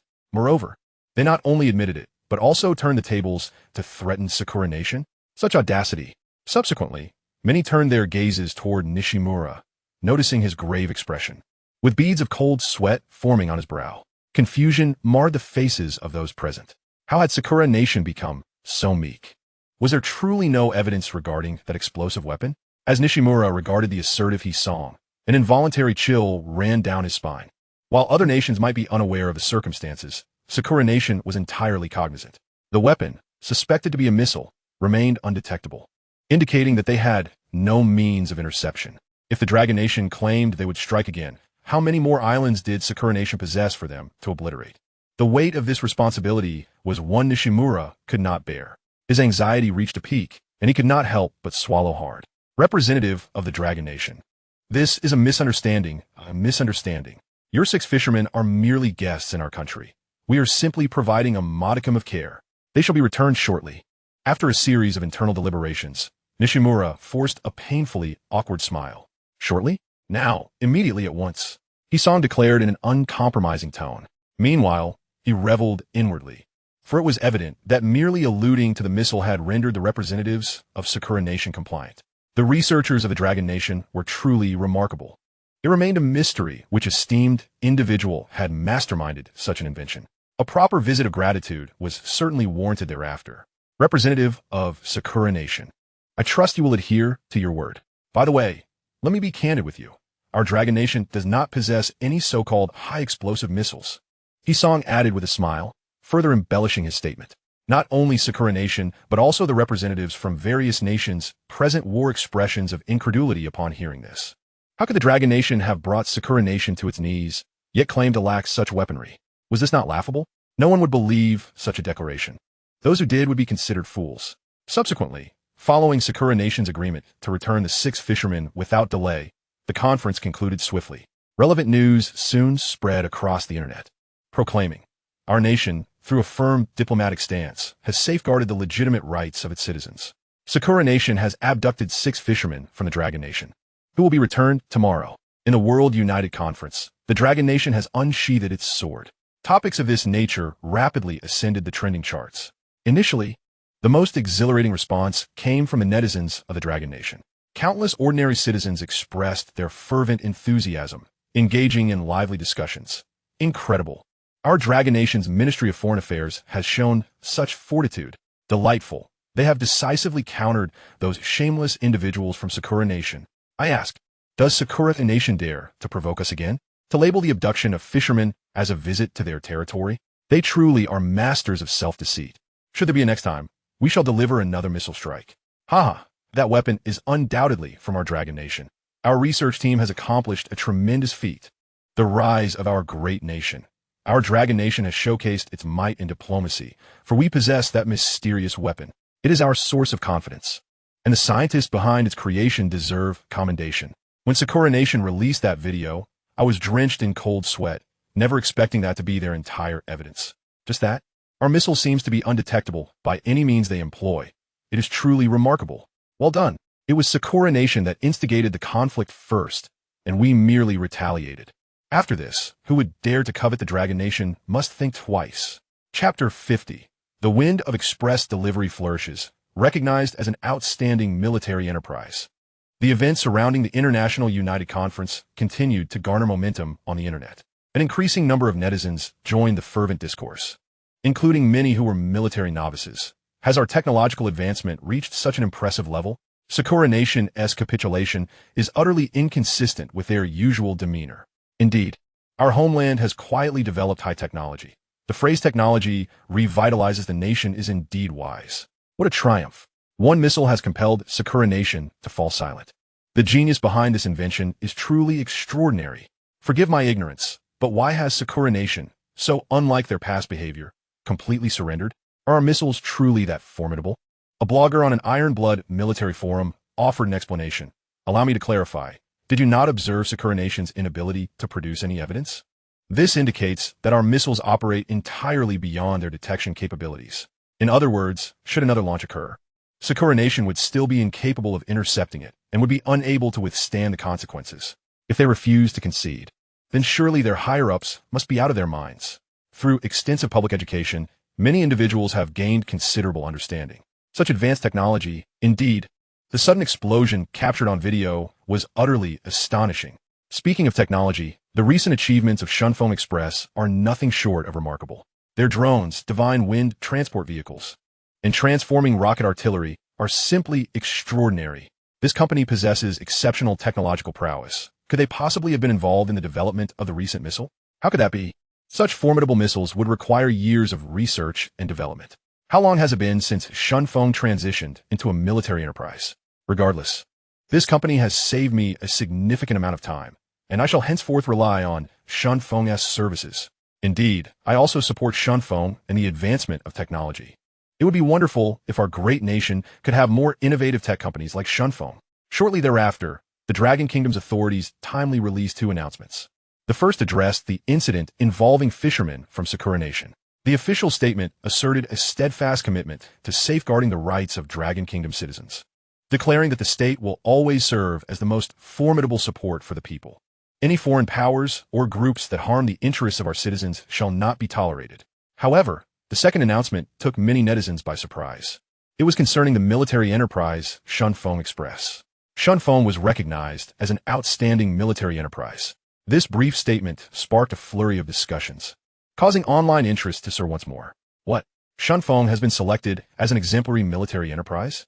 This means that a company that emerged merely months ago has become a paragon among many enterprises? Such rapid progress is astonishing. Who exactly is the mastermind behind Shunfeng? This individual is truly remarkable.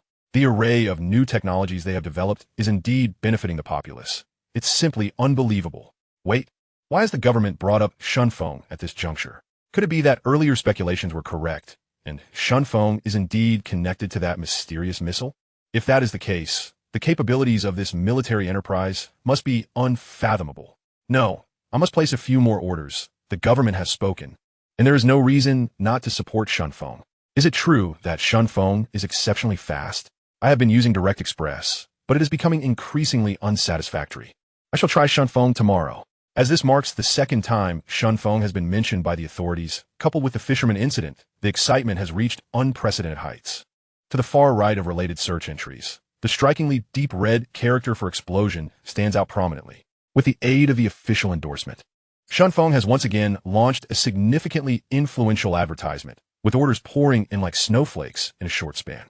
The entire company's performance has surged dramatically, with a staggering increase of 5 percentage points, capturing over 20% of the Dragon Kingdom's express delivery market. In the office of Direct Express, Chairman Fan Hua gazed at the latest financial reports and recent online news, his face etched with concern. Just a few months have passed, and the operating revenue and net profits of Direct Express have all declined compared to last year. The market share has fallen from 40% to 29%. This is indeed a frightening development, especially since Direct Express was once the industry leader, having reached the pinnacle of success. Now, it is evident that they are in decline, with little hope of reclaiming their former glory. Several executives are already preparing to leave the company. Clearly, the time has come for Fan Hua to face the test. Under the relentless onslaught of Shunfeng, Direct Express will soon exhaust its resources. Alas, how could this happen? Fan Hua sighed deeply, lamenting. He is indeed envious of Shunfeng's growth rate and its recognition as an outstanding military enterprise. No matter how large Direct Express becomes, it will never receive such treatment. Furthermore, he dares not compete with Shunfeng, In the future, he must keep his distance, for after all, it is a military enterprise. This is the power of technology, he thought, lighting a premium cigar and feeling a wave of introspection. Whether it be the Shunfeng 1 drone or the Divine Wind transport vehicle, they are delivering a paradigm shift to traditional express delivery. Moreover, with the support of the military, they never lack for research, funding, or resources. In the future, they will only grow stronger, and who knows what new innovations they may unveil next. Fan Hua is indeed consumed with envy. Meanwhile, at the headquarters of Shunfeng Company, President Su, I have good news and not so bad news. Which would you like to hear first? Yang Shui entered the office with a light step, smiling. Let's hear them both. Su Bai took a sip of tea and paused for a moment. All right. The good news is that Shunfeng has once again trended on social media, and our performance has surged dramatically. In just a few days, our revenue has multiplied. Yang Shui's beautiful eyes sparkled with joy. And the other matter? Additionally, with a significant increase in all our business operations, we urgently need to expand. Our manpower and resources are severely lacking, especially in areas such as repetitive tasks and sorting packages. If we do not address this gap soon, the impact will be substantial. Yang Shui reported quickly with a slight frown. The Shunfeng 1 drone and Divine Wind transport vehicle can operate autonomously, but in the most fundamental task of sorting small packages, human labor is still essential. With a plethora of packages of various sizes, there is currently no machine capable of thoroughly sorting them. Human assistance is imperative. Let us raise our prices and hire some temporary workers. We must weather this storm. Su Bai contemplated for a moment. He realized that this matter needed to be prioritized promptly. The Dawn robot, capable of performing various tasks, must be developed immediately. Days later, the Dragon Kingdom's authorities released a video of the fishermen being welcomed back to their homeland. Along the aisles stood rows of soldiers, standing at attention. As 6 fishermen safely set foot on their homeland, some could not help but shed tears. Others rushed to embrace their families, finally reunited after months of waiting. This sparked a wave of discussions on social media. They're back. The 6 fishermen, who worried billions, have returned safely. It brought tears to my eyes. It has truly been a long journey for these 6 fishermen to return to their homeland. With the specially designed missiles now in our arsenal, such incidents will no longer occur. The rise of our great nation is the confidence that the latest technology provides us. No petty individuals would dare to provoke us again. Bullying the citizens of the Dragon Kingdom? Just wait for the missiles. I speculate that the missile is undoubtedly closely related to Shunfeng Company. Seeing the fishermen return, I have decided to place a few more orders.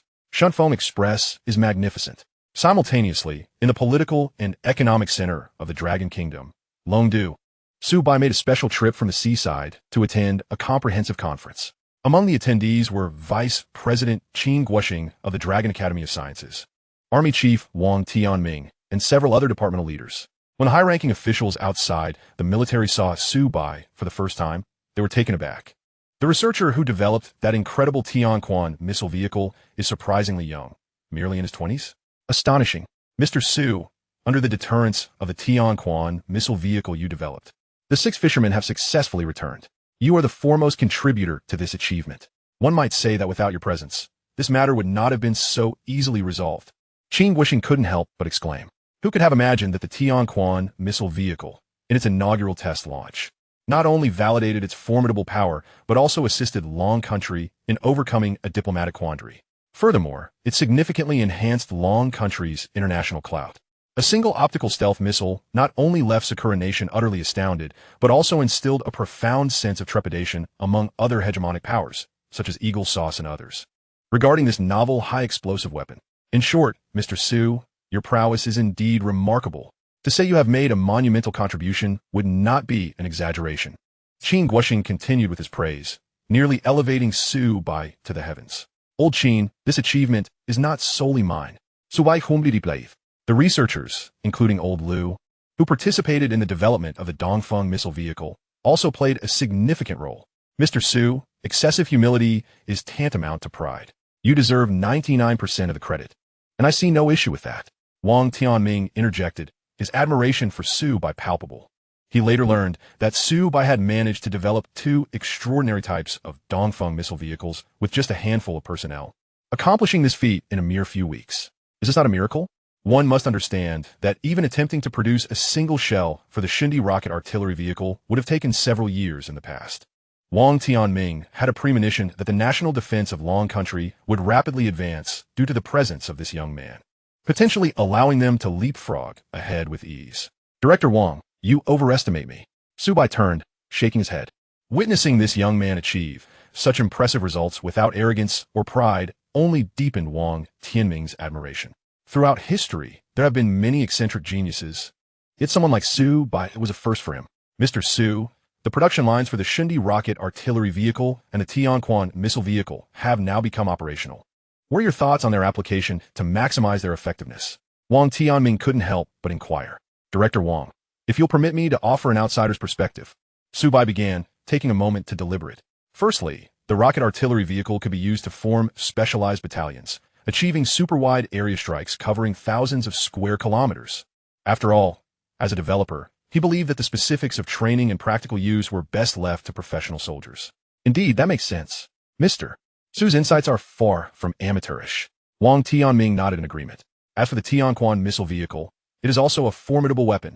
If employed properly, it could easily reverse the tide of battle. Su Bai continued his analysis. Upon hearing this, those present reevaluated their perception of Su Bai. This young man was not only a research prodigy, but also had his own understanding of tactical applications, truly a polymath. Ultimately, Qin Guoxing awarded Su Bai and Shunfeng Company for their contributions to the recent fisherman incident. The cash reward amounted to an impressive 80 million. Additionally, he was granted a standalone villa in the upscale Jiutianhuafu community in Haiban City. Furthermore, Shunfeng would receive substantial support, with official media coverage and promotional columns to enhance its visibility. The funding cap for research and development was also raised to a staggering 100 billion long coins, making it one of the most generous grants among military enterprises. In summary, Su Bai's trip to Longdu was immensely fruitful. Particularly, the villa in Jiutianhuafu was a boon, as he had been contemplating upgrading to a larger residence to accommodate his extensive research materials and books. This reward from the nation saved him considerable time. Once everything had settled, Su Bai returned to the headquarters of Shunfeng Company. Delving into his consciousness, he perused the golden-hued, comprehensive research materials for the Dawn robots. He spent 30,000 technology points, half of what he had earned from the Dongfeng missile vehicle, an exorbitant cost indeed. Days later, Su Bai couldn't help but reflect on the justification behind such expenses. The Dawn robots could be broadly categorized into 4 modules: sensory, processing, power drive, and control programs, all employing cutting-edge knowledge. Especially in the realms of artificial intelligence and power mechanics, it was not an exaggeration to say that they surpassed the standards of the current era, perhaps by 50 years. Even Su Bai, despite his extraordinary abilities, found himself delving into various fields over several days to successfully compile the required information. Mr. Su, you summon me? Secretary Yang Shui inquired softly as she entered the office, having received notification. Chapter 52, The Functionally Enhanced Super Robot, a new endeavor beyond expectations. Young Sui, regarding the repetitive labor issue you previously mentioned, I have devised a solution. Su Bai raised his head, pausing momentarily. Really? You are truly remarkable, Mr. Su. Today, young Sui, clad in a deep blue top and black stockings, her hair elegantly coiffed, exposing her fair neck, was as charming as ever. Her lips parted slightly, her fair face reflecting astonishment. Yes, to enhance the efficiency of sorting packages, I plan to create a type of intelligent robot. Su Bai nodded, his expression calm. Create an intelligent robot? Mr. Su, this. Yang Shui's almond-shaped eyes widened in disbelief, momentarily questioning whether she had misheard. Was this young boss truly so formidable? Clearly, hiring more workers could resolve the issue. Yet he chose to pursue the most complex solution, developing robots. However, if successful, it would be a monumental achievement, alleviating future concerns and providing a lasting resolution. Observing Su Bai's demeanor, she sensed his sincerity and determination. Truly, he was deserving of his title, consistently coming up with extraordinary ideas. Therefore, I must visit the Shunfeng Research Institute for a while. I entrust the company to you in the meantime. Su Bai promptly instructive. Mr. Su, no problem at all. Rest assured and pursue your endeavors. Yang Shui assured him with a slight nod, taking on the responsibility of managing the vast company, a task she had grown accustomed to. In the afternoon, at the Shunfeng Research Institute, the facility was undergoing continuous expansion. Although progress was slow, the acquisition of high-precision machine tools and research instruments had gradually elevated the institute's standards, rivaling even the Longxing Research Institute of the Long Science Academy in certain aspects. Meanwhile, in a conference room, Mr. Su, What new innovations do we have planned this time? It has been a while. Do you have fresh insights? Lu Wei and the team of researchers were filled with anticipation, with their Shinfeng transport vehicle gaining a reputation for its extraordinary capabilities. Many predicted it would soon be ubiquitous across the nation. The Shinfeng #1 has effectively monopolized the drone delivery market, leaving many to ponder what, if anything, the Shinfeng company might still be lacking. Indeed, dear colleagues, behold this. The purpose of gathering everyone here is to create a Dawn robot. Su Bai swiftly retrieved the relevant documents. On the screen appeared a cylindrical robot, entirely white. Its rotund form gave an immediate impression of charm, while its frontal face was a display panel. Most striking were its hands, remarkably intricate, resembling human fingers. In summary, it exuded an overwhelming sense of technological sophistication. A robot? Mr. Su, are we aiming to develop an intelligent robot? One inquired. It certainly looks intriguing, but the complexity may be considerable, wouldn't you agree? Goodness. Its finger joints are nearly identical to those of a human. I can only surmise that it is intended for sorting packages, right? The room buzzed with astonishment and lively discussion. Sorting packages is merely one of its functions. If that were all it could do, it would be wholly inadequate. Su Bai shook his head and clicked the mouse to continue showcasing the detailed introduction of the Dawn robot. First, it possesses an exceptionally rapid information detection capability, essential for sorting and handling parcels. This is the robot's fundamental function. The 3D animated display illustrated how the robot could not only organize small packages with precision, but also manage larger items seamlessly.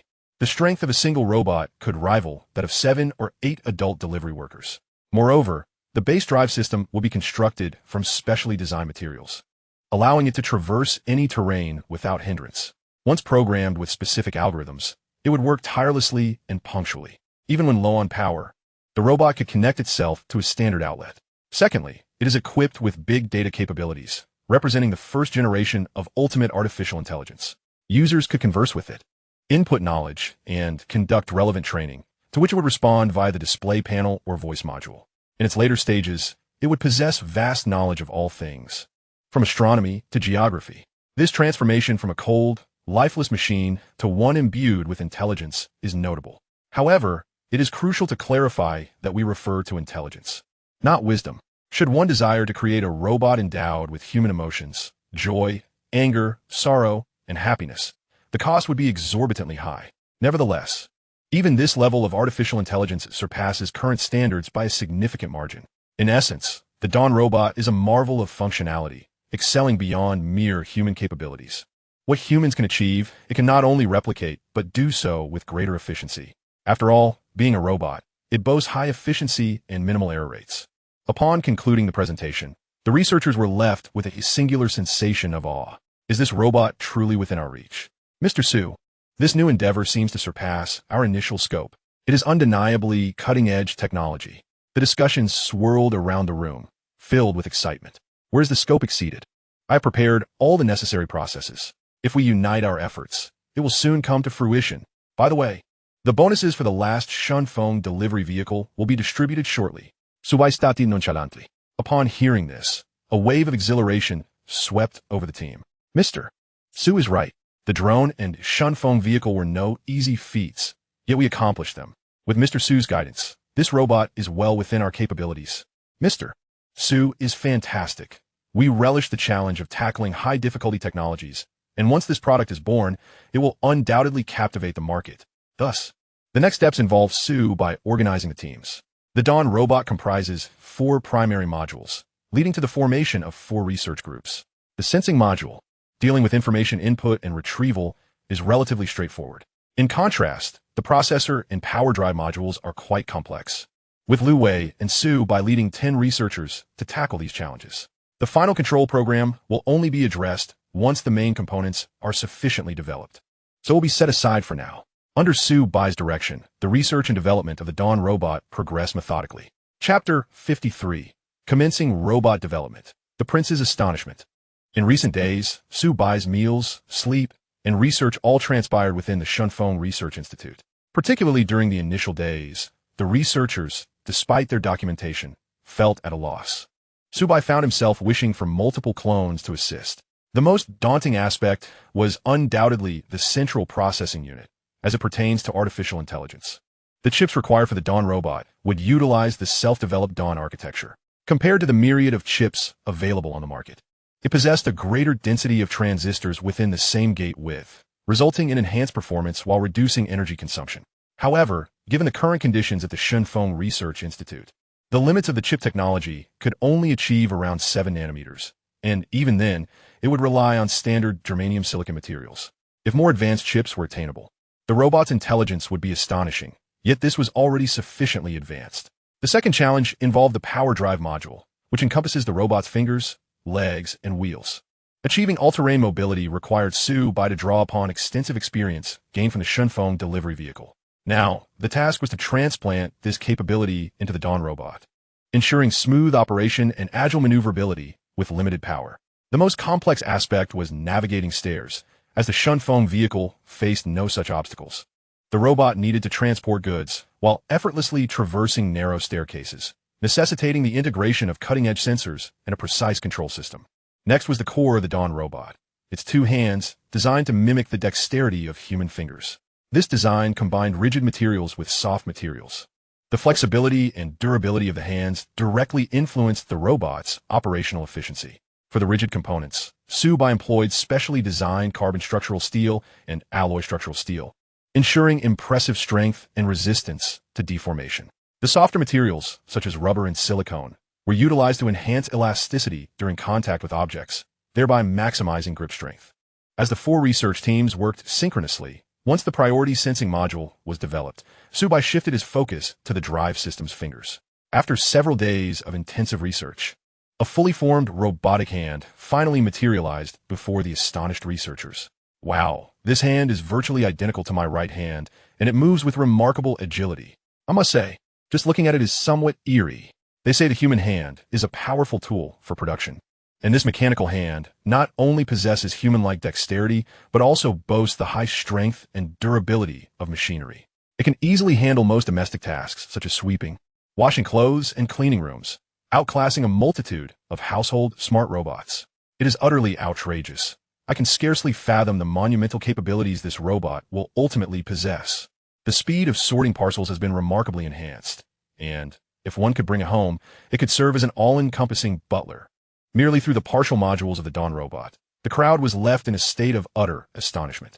Its power is truly formidable. With this contraption, the efficiency of Shunfeng's transport will surge dramatically, rendering it virtually invincible. Now, let us hasten to produce the other hand as well. Moreover, Lu Wei, what is the current status of the processor? Suddenly interjecting, Su Bai disrupted the excitement of the crowd. Mr. Su, we are facing considerable difficulties.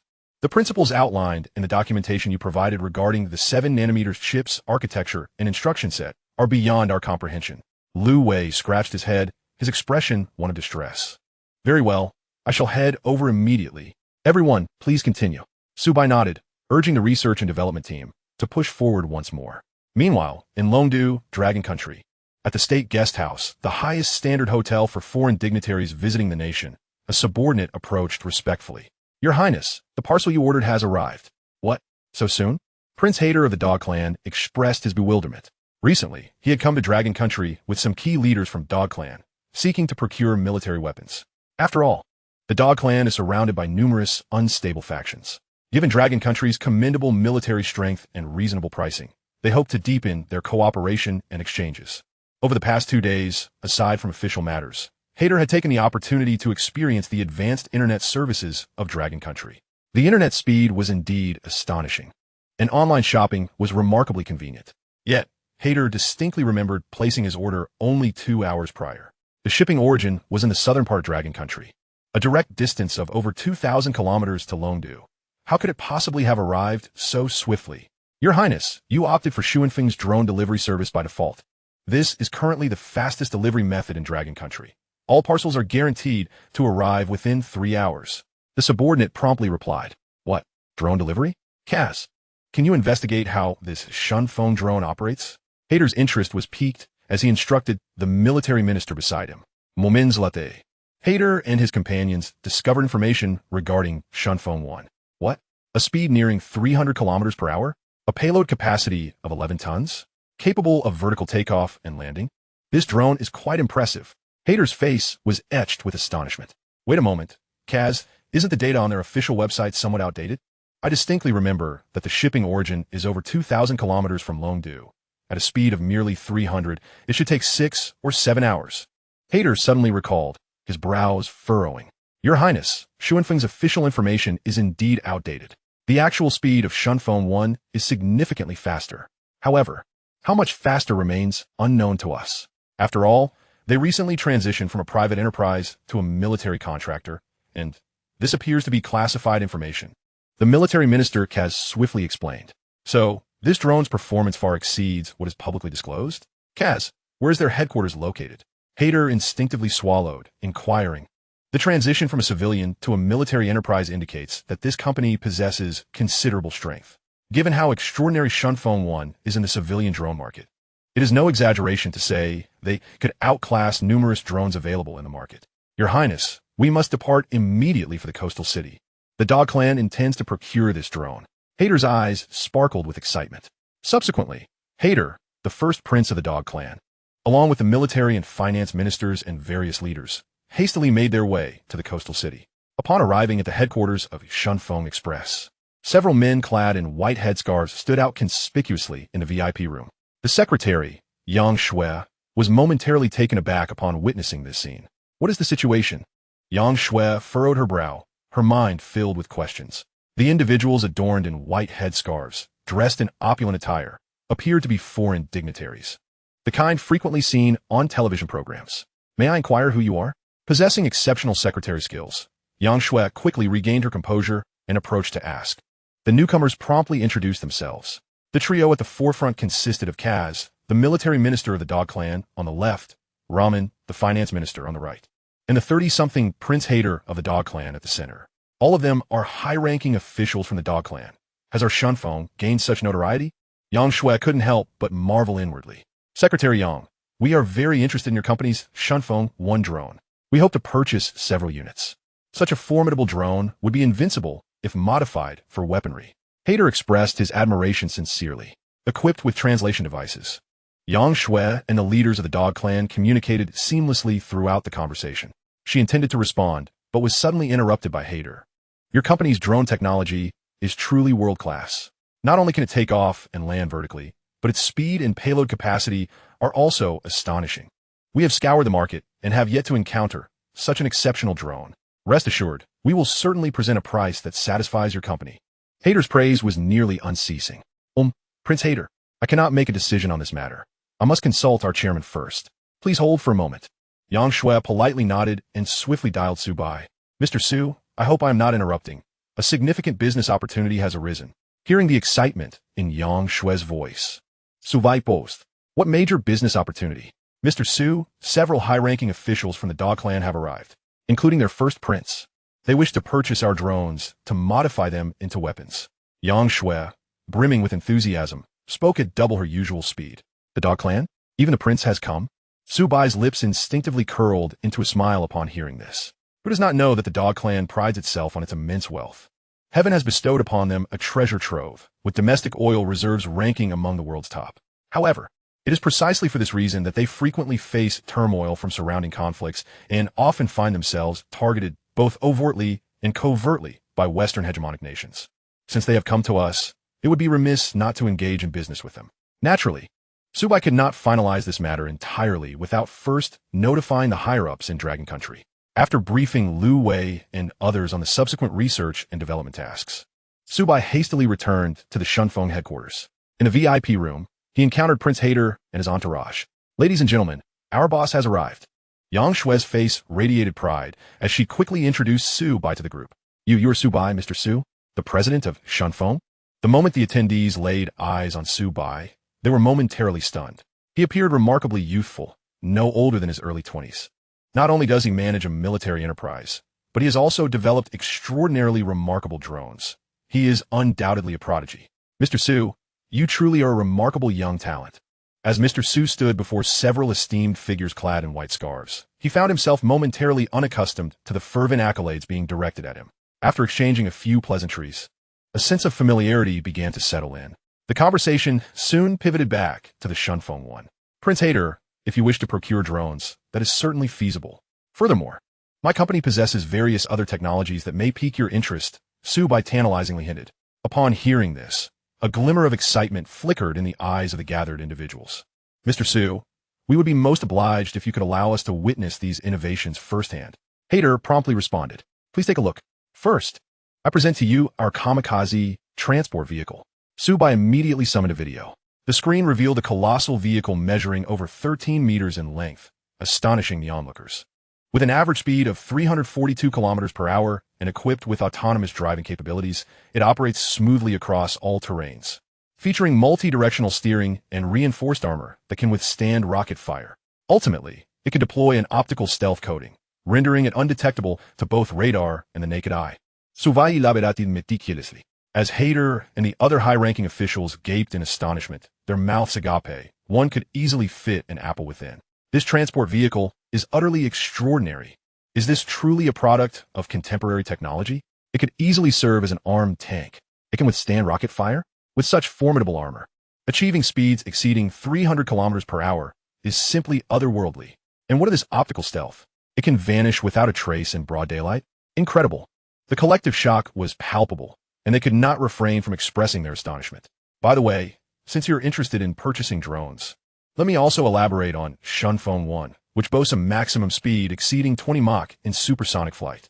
It can soar at altitudes of 120,000 meters, featuring vertical takeoff and landing, an intelligent control system, and, similarly, it can utilize optical stealth. Su Bai continued. The audience was utterly mesmerized, overwhelmed by the staggering specifications of the drones. They had not anticipated such an outrageous level of capability. A speed of over 20 Mach? That exceeds even the most advanced fighter jets by several folds. Such an extraordinary drone would be a gross misallocation if solely employed for parcel delivery. Furthermore, neither of these vehicles are military grade. I surmise you may find it challenging to modify them to suit your needs. However, this vehicle may align with your requirements. Su Bai then showcased an introduction video for the Shenhui rocket artillery vehicle, which possessed all the features of the kamikaze transport vehicle. In terms of firepower, each missile could create a crater with a diameter of 20 meters. It could fire multiple rounds at a second, covering an area of over 200 square kilometers. After viewing the presentation, the dignitaries felt a chill run down their spines. Wait, I recall. This is the very vehicle that eliminated over 300 drug traffickers in the Golden Triangle region. Indeed, that crater-like destruction had been the handiwork of Dongfeng Company. The power of this vehicle is rather exaggerated. They could not help but swallow hard, marveling at the revelation. The Golden Triangle incident had echoed throughout the entire subcontinent. It was even said that the dignitaries were visiting Long Country to explore the possibility of acquiring such vehicles. Yet no one had anticipated that the Shenhui rocket artillery vehicle was not a closely guarded secret of Long Country, but rather a product of a courier company, which was simply incredible. Chapter 55, a win-win collaboration, a $30 billion mega order. The high-ranking officials of the dignitary group were increasingly astonished. The Shenhui rocket artillery vehicle had its performance, power, and speed maximized. It was indeed a formidable weapon on the battlefield, unmatched by any. For a courier company from Long Country to develop such outrageous drones and transport vehicles was nothing short of miraculous. Mr. Su, your company's products are exceedingly advanced. We wish to procure a considerable quantity, particularly that Shenhui rocket artillery vehicle. Hayter said earnestly. Well, it is certainly possible to sell it to you. However, concerning the price. Su Bai furrowed his brow, hesitating. Having never engaged in such extensive international business, he found it challenging to determine an appropriate pricing structure. Rest assured, we at Dogdahu will undoubtedly offer you a price that will leave you satisfied. Hayter asserted confidently. No, Prince Hayter, that is not my intention. Given the implications for trade between our two nations, I must consult with professionals. Su Bai shook his head and quickly clarified. Shortly thereafter, Academician Qin Guoxing, having received the summons, hurriedly arrived. Upon encountering so many dignitaries in white scarves, Qin Guoxing felt an overwhelming sense of joy. After all, this was Dogdahu. Engaging in even the simplest of business with them could yield substantial profits. Moreover, this would provide them with a first-hand experience of the prowess of Long Country's new technology, ensuring their return as customers. Once a long-term partnership is established, the potential profits could be astronomical. Professor Qin, what is your perspective? After outlining the situation, Su Bai paused for a moment. Mr. Su, the Dongfeng 1, the kamikaze transport vehicle, and the Shenhui rocket artillery vehicle can all be sold to them. Additionally, we can provide a few Tianqiang fighters. As for the Tianquan missile vehicle, That remains our secret weapon and shall not be disclosed lightly. Qin Guoxing responded with enthusiasm after a moment of contemplation. Among these, the most sought after by Dog Dahu would undoubtedly be the Tianqiong fighters. For security reasons regarding technology, the variants intended for them will be specially modified. They would be impervious to hacking, and should they fall into the hands of other nations, they would initiate self-destruction protocols. As for the others, Dog Dahu could modify them as they please. After all, the technological sophistication of Shunfeng Company is such that they would require several years of study to fully comprehend. Moreover, the Tianquan missile vehicle possesses significant strategic value. Should Dog Dahu become reckless and annihilate another nation, it could lead to dire consequences. Prince Hader, here is the product list for our initial collaboration. Upon receiving it, Hader and his associates quickly engaged in discussions. Your Highness, we should procure additional Shunwei rocket artillery vehicles and Tianqiong fighters. After all, Long Country has already completed the modifications for us. As for the Shunfeng 1 drones and kamikaze transport vehicles, we can also consider purchasing them in moderation, suggested Cass, a military minister present. Currently, Dog Dahu requires immediate combat capabilities in both land and air. The Shunwei rocket artillery vehicles and Tianqiong fighters would rapidly enhance their national defense strength. Furthermore, given the extraordinary performance of the drones and transport vehicles, Cass doubted their ability to modify them effectively. Very well, it is settled then. A glimmer of delight flickered in Hader's eyes. When Su Bai presented the information on the Tianqiong fighters, Hader was immediately captivated. With laser weaponry, Thor missiles, along with optical stealth and supersonic speed, this drone seemed to perfectly address the current pain points of Dog Dahu. The absolute dominion of the skies, even an unbreakable customized version, must be procured at any cost. Ultimately, the financial minister of the Dog Clan finalized the deal, expending $300 billion to acquire 6 Divine Might rocket artillery vehicles, 5 Sky Dome fighter jets, alongside 4 Shunfeng 1 drones and 4 kamikaze transport vehicles. This transaction, for the Dog Clan, represented a procurement of advanced weaponry sufficient to maintain stability in the surrounding region. For Long Country, securing a colossal order worth $300 billion was nothing short of a windfall. In essence, this was a mutually beneficial collaboration. As for Shunfeng Express, it reaped a profit of a staggering $40 billion. After all, Su Bai controlled the most crucial technology and was responsible for certain products, such as encrypting the Sky Dome fighter jets. Upon reviewing the contract details and confirming there were no issues, Yang Shueshio's face radiated with joy. $40 billion. We are destined for greatness. It's worth noting that since the introduction of our drones, Shunfeng Express has never generated such revenue. Converting this into long coins, $1 equates to approximately 7 long coins, which means $40 billion amounts to nearly 300 billion long coins. This is equivalent to 9 months of net profit for the entire express delivery market in Long Country. Given Shunfeng's current growth trajectory, it would take until next year at the earliest to amass such substantial funds. This is the power of technology. Mr. Su is truly remarkable. Yang Shue's eyes sparkled with admiration. Engaging in military business, wealth flows in abundantly, more terrifying than a money printer. Naturally, Shunfeng's core business of express delivery must continue unabated. Entities like the Dog Clan, capable of such extravagant spending, are unique in the world. However, beyond the market in Long Country, there lies an immensely vast global market. If we can successfully tap into it, the figures involved would be astronomically staggering. With this thought, Yang Shui was suddenly filled with vigor.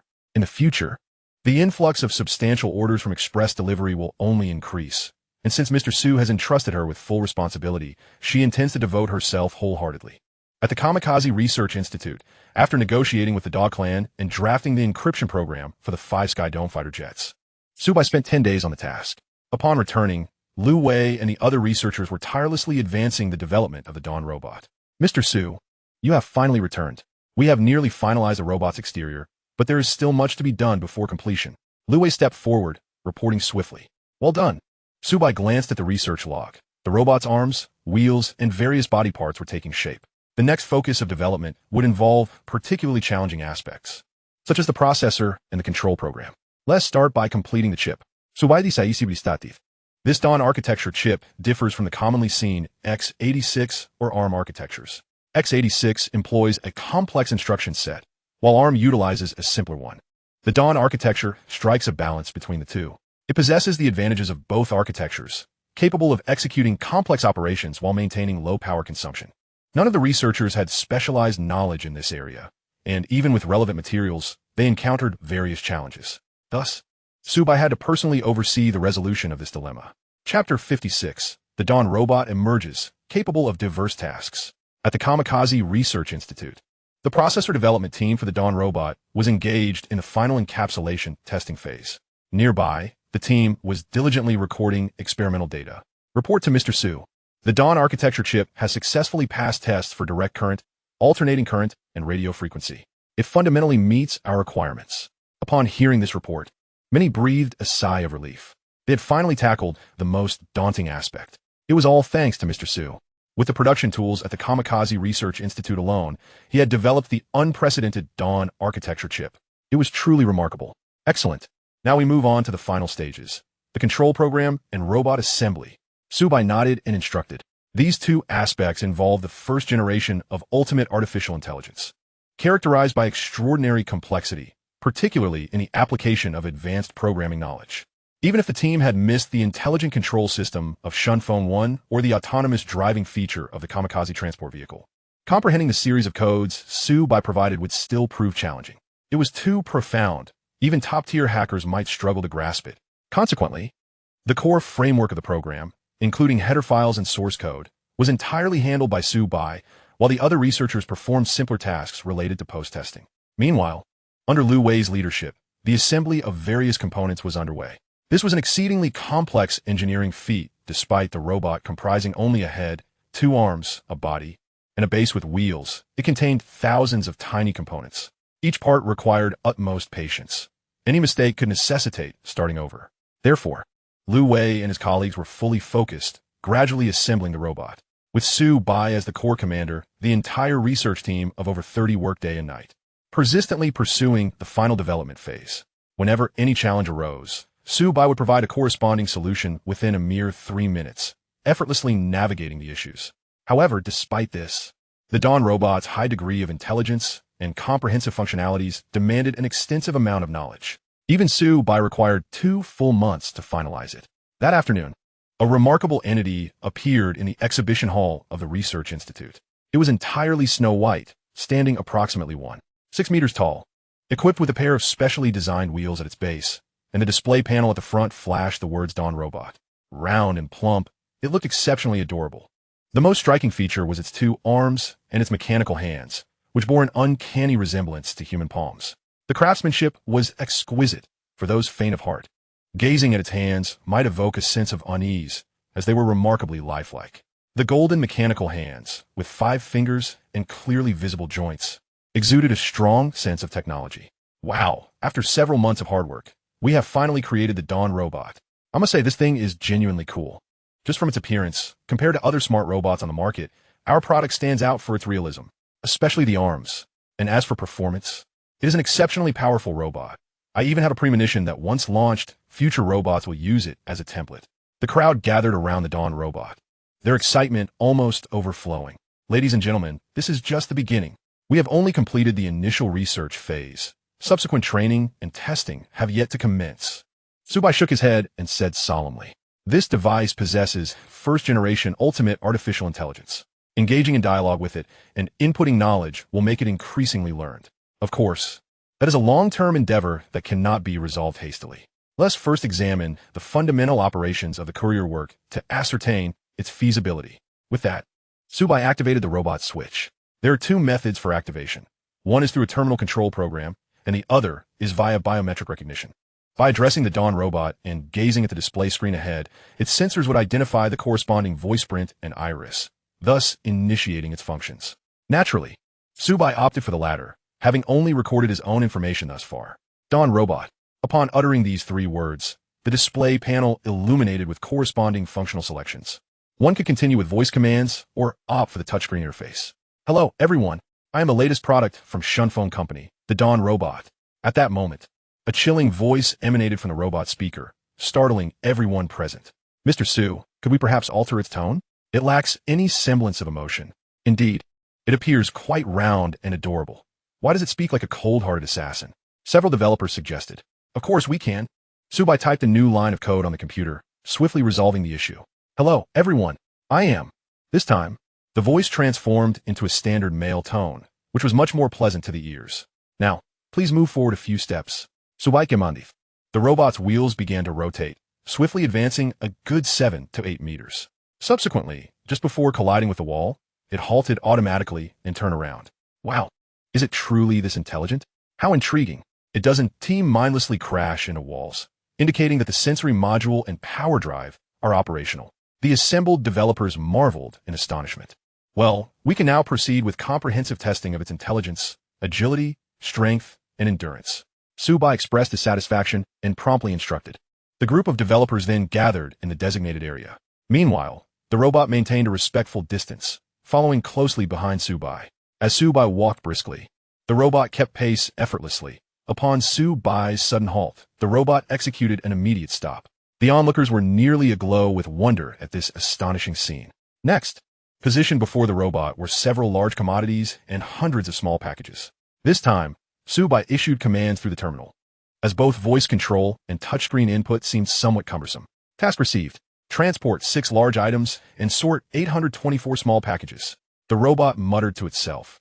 In the next moment, it swiftly proceeded to the area where a large box was located, extending its arms. Its golden mechanical hands firmly grasped the edges of the box and lifted it above its head. With a steady velocity, it smoothly delivered the box to the transport vehicle. Repeatedly, the 6 large items were efficiently transported. Chapter 57. The All-Purpose Civilian Robot, a Revolutionary Product. Goodness, that was impressive. 6 large items completed in the blink of an eye. The speed and stability are world-class. The developers could not contain their astonishment. Many large items, such as refrigerators and televisions, require extreme caution during transport and are best handled by multiple individuals. Yet, this Dawn robot manages everything effortlessly, making it exceedingly convenient. Next, let us assess its sorting capabilities and efficiency. Su Bai continued to direct. The robot approached the mountain of over 800 small packages. If sorted manually, a skilled worker would need at least 3 to 4 hours for such a multitude. The sensors at the front of the Dawn robot began to operate, swiftly detecting the package information. The mechanical hands adeptly grasped the parcels, categorizing them into various types, such as small, medium, and documents, placing them in their respective locations. The speed was nothing short of astonishing. Within a mere 20 minutes, all 800 packages, varying in size, were meticulously sorted. Moreover, upon verification by the team, the accuracy rate stood at a remarkable 100%, with no errors whatsoever. Let us proceed with another 5,000 packages and see the limits of its operational speed. Su Bai instructed rapidly, as the onlookers were left in awe. Soon, over 5,000 packages were densely arrayed before the Dawn robot. Without hesitation, it commenced its sorting task. As Su Bai increased the operational power, the robot's speed intensified.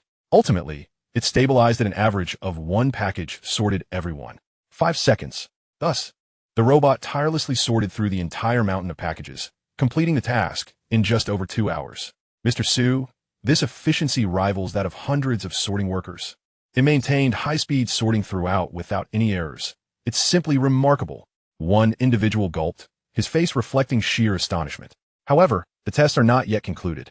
Let us evaluate its agility. Su Bai commanded the robot to transport packages from the first floor to the 5th via the stairs.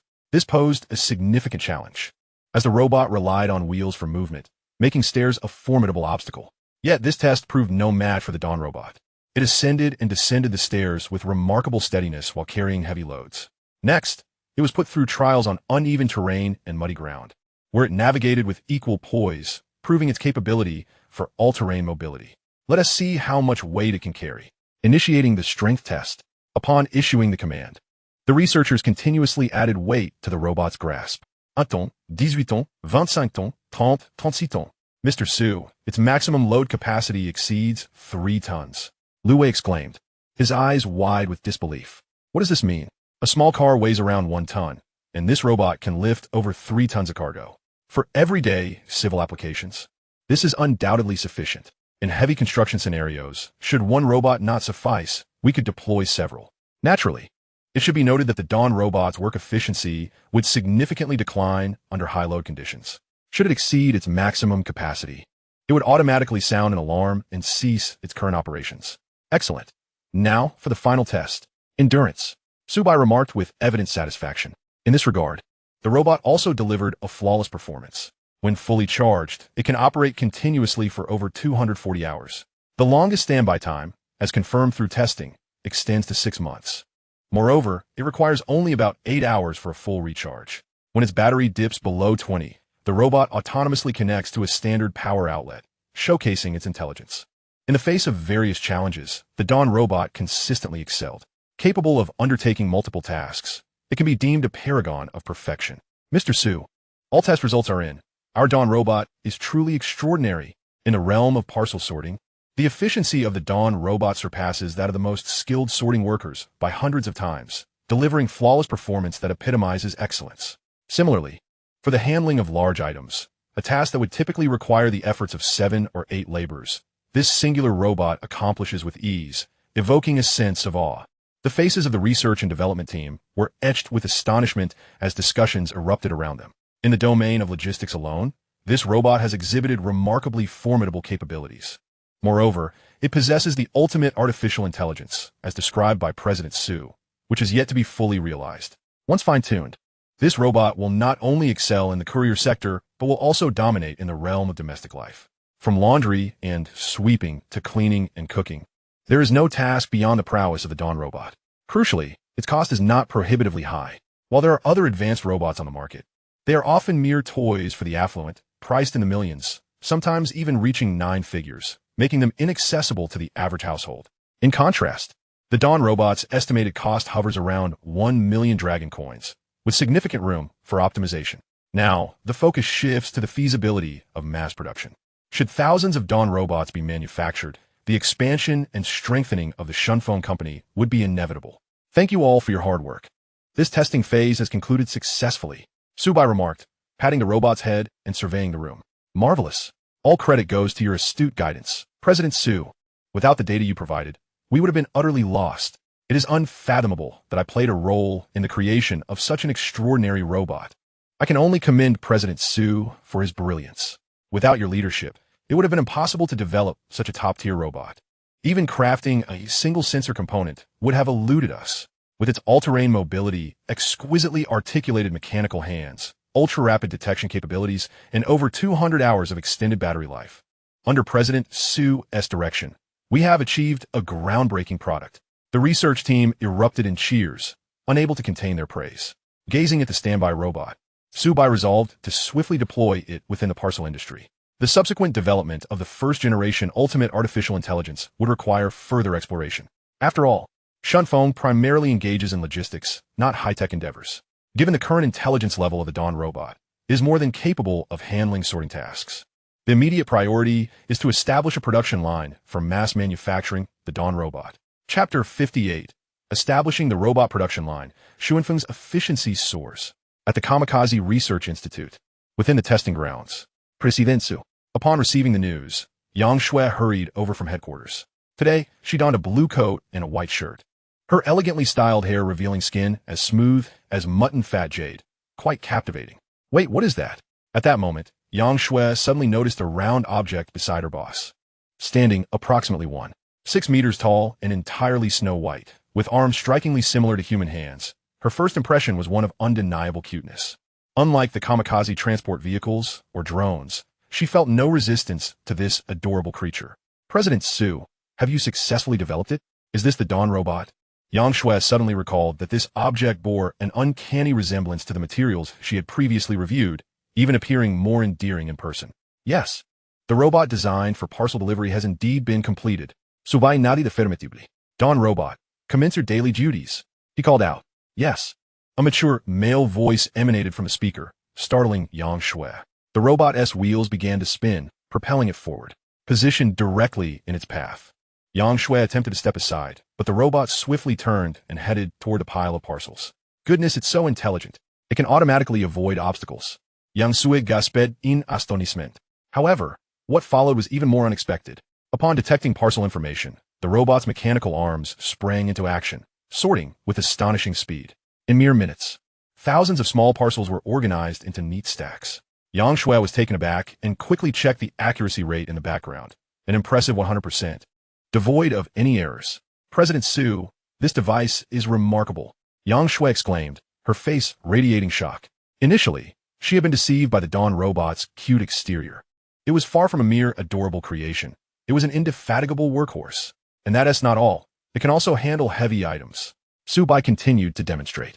In front of a kamikaze transport vehicle, the robot lifted an enormous box and loaded it onto the truck with ease. Within just 20 minutes, the 131-meter-long vehicle was filled to capacity. Yang Sui Watched in disbelief. Not only is it a workaholic, but it's also incredibly strong. Incredible, President Su. This robot is truly unbeatable. You mentioned it has applications beyond the courier sector, right? Yang Sui excitedly interjected, suddenly remembering. Indeed, it can also serve significant functions in civilian and domestic contexts. However, that is a consideration for the future. First, we must establish the production line to facilitate mass manufacturing. Su Bai swiftly clarified. Upon hearing this, Yang Shui's eyes sparkled with excitement. Such a charming robot should not only be deployed at parcel stations, but also at the company headquarters. It is rumored to possess advanced artificial intelligence. Perhaps we could even have the Dawn robot brew coffee and see how it turns out. Thus, led by Lu Wei, the research personnel began working on the production line for the robots. Secretary Yang Shui took charge of determining the factory location, as well as procuring the necessary equipment and materials. She was well-versed in these intricate tasks, having previously managed the production line for the first Shunfeng vehicle in accordance with Su Bai's specifications. Meanwhile, Su Bai focused on being the technical core, researching and optimizing the production processes for the Dawn robot. Compared to the previous technologies, the robot comprises numerous parts and requires entirely different materials. More critically, Shunfeng Company is in urgent need of a large quantity of robots. As such, Su Bai has been working tirelessly to develop a high-precision production line. President Su, you should take a break. That afternoon, Yang Shui approached him, her brow slightly furrowed with concern. Phew, we're almost there. We expect to commence operations here in 10 days. The daily output of Dawn robots will be around 30 units. Su Bai exhaled deeply, brimming with excitement. Upon hearing this, a glimmer of exhilaration sparkled in Yang Shui's beautiful eyes. She envisioned a scene where Dawn robots were omnipresent, tirelessly sorting parcels with their cylindrical forms. Commodities were efficiently transported to the Shinkansen vehicles by these diligent machines. The efficiency was nothing short of remarkable. In the future, concerns over labor issues arising from surging orders would likely be a thing of the past. As time passed, a month slipped by in the blink of an eye. The production line of robots commenced its operations, and under Su Bai's supervision, the first batch of Dawn robots made their debut. 30 units were deployed daily, and within a matter of days, hundreds of robots had taken their positions and swiftly began their applications. In various subsidiaries, one could witness this captivating tableau. Cylindrical robots undertaking a myriad of tasks, not only moving with agility, but also operating with remarkable stability, boasting astonishing endurance. When their power waned, they would autonomously seek out charging ports. Consequently, the performance of Shunfeng Express surged significantly. At the headquarters of Shunfeng, in the chairman's office, Yang Shui entered with a light step, her face radiating joy. Mr. Su, can you guess how much we've earned since the advent of the Dawn robots? How much? Su Bai inquired, lifting his head and pausing momentarily. An astounding 11 billion dragon coins, equivalent to the net profit of the entire express delivery market in Longhua for a month. She replied exuberantly. Moreover, due to the enhancement in work efficiency, our market share is skyrocketing. We have firmly captured 33% of a market. The former leader, Direct Express, has been left far behind. Mr. Su, you are truly remarkable. Yang Shui's excitement grew, her bright eyes shimmering with exhilaration. She even procured a robot for her own office, which initially could only handle simple tasks like retrieving documents and opening doors. However, within just a few days, it progressed at an astonishing rate, even successfully brewing coffee, albeit with a flavor that still required refinement. Yet, for an intelligent robot, achieving such a feat was nothing short of miraculous. Just then, the telephone on the desk rang. Su Bai promptly pressed the speakerphone button. Mr. Su, it's me. I have brought the items we discussed in the last meeting. Came the voice of academician Qin, gushing from the other end. Chapter 59. Substantial support from a nation, billions of dragon coins credited. Please take a seat, Mr. Qin. Moments later, in the VIP room, Su Bai greeted politely. Mr. Su, here are the plaques and honor certificates. Qin Guoxing gestured to several military personnel behind him, who brought forth a plaque. Upon unveiling the cloth, it resembled the previous plaque for advanced military construction units. At the top was a standard national emblem, with the inscription reading, awarded to Shunfeng Express Limited Liability Company, outstanding military industrial enterprise. The golden background paired with red lettering was particularly striking. Su Bai had two plaques placed side by side, further solidifying Xuanfeng's accolades. The accompanying honor certificates bore similar content, which Su Bai also arranged neatly. Furthermore, regarding the 80 million cash reward, it should now be deposited into your company's account, ready for retrieval at your convenience. Qin Guoxing continued. Despite Shunfeng Express currently earning profits far exceeding 80 million dragon coins monthly, this was a purely cash reward, carrying a wholly different significance. Also, concerning the villa in Jiutianhuafu, all the paperwork has been handled. The villas in Jiutianhuafu were valued in the billions and were not merely obtainable through wealth. Sufficient connections and background were essential. The security level was also top-notch. In summary, the value of this villa was incalculable. Mr. Qin, I truly appreciate your efforts. Su Bai expressed humbly. Just as he thought the rewards had been fully disclosed, Qin Guoxing produced a thick stack of documents. Mr. Qin, what is this? Su Bai instinctively inquired. Mr. Su, have you forgotten? We agreed to provide robust support for Shunfeng Express during the meeting. Qin Guoxing replied with a smile. However, Mr. Qin, I recall various official media outlets extensively reporting on our company. Su Bai retorted, momentarily perplexed. Oh, a few reports are hardly sufficient. As a state-owned enterprise, your growth and strength must prioritize profit. Qin Guoxing elaborated. Thus, the contract states that for every piece of cutting-edge technology you develop, be it Shunfeng drones, Shinkansen transport vehicles, or Dongfeng missile trucks, we will provide you with corresponding commissions. The specific amount will be assessed based on the technological sophistication of the product. And preliminary calculations suggest you will receive nearly 100 billion dragon coins. This is the substantial support we are offering. 100 billion dragon coins. Su Bai could not suppress a smile at the prospect. Not only that, but each new technology would yield a commission, indicating the government's commitment to substantial assistance. After Su Bai signed a series of support contracts, Qin Guoxing paused momentarily.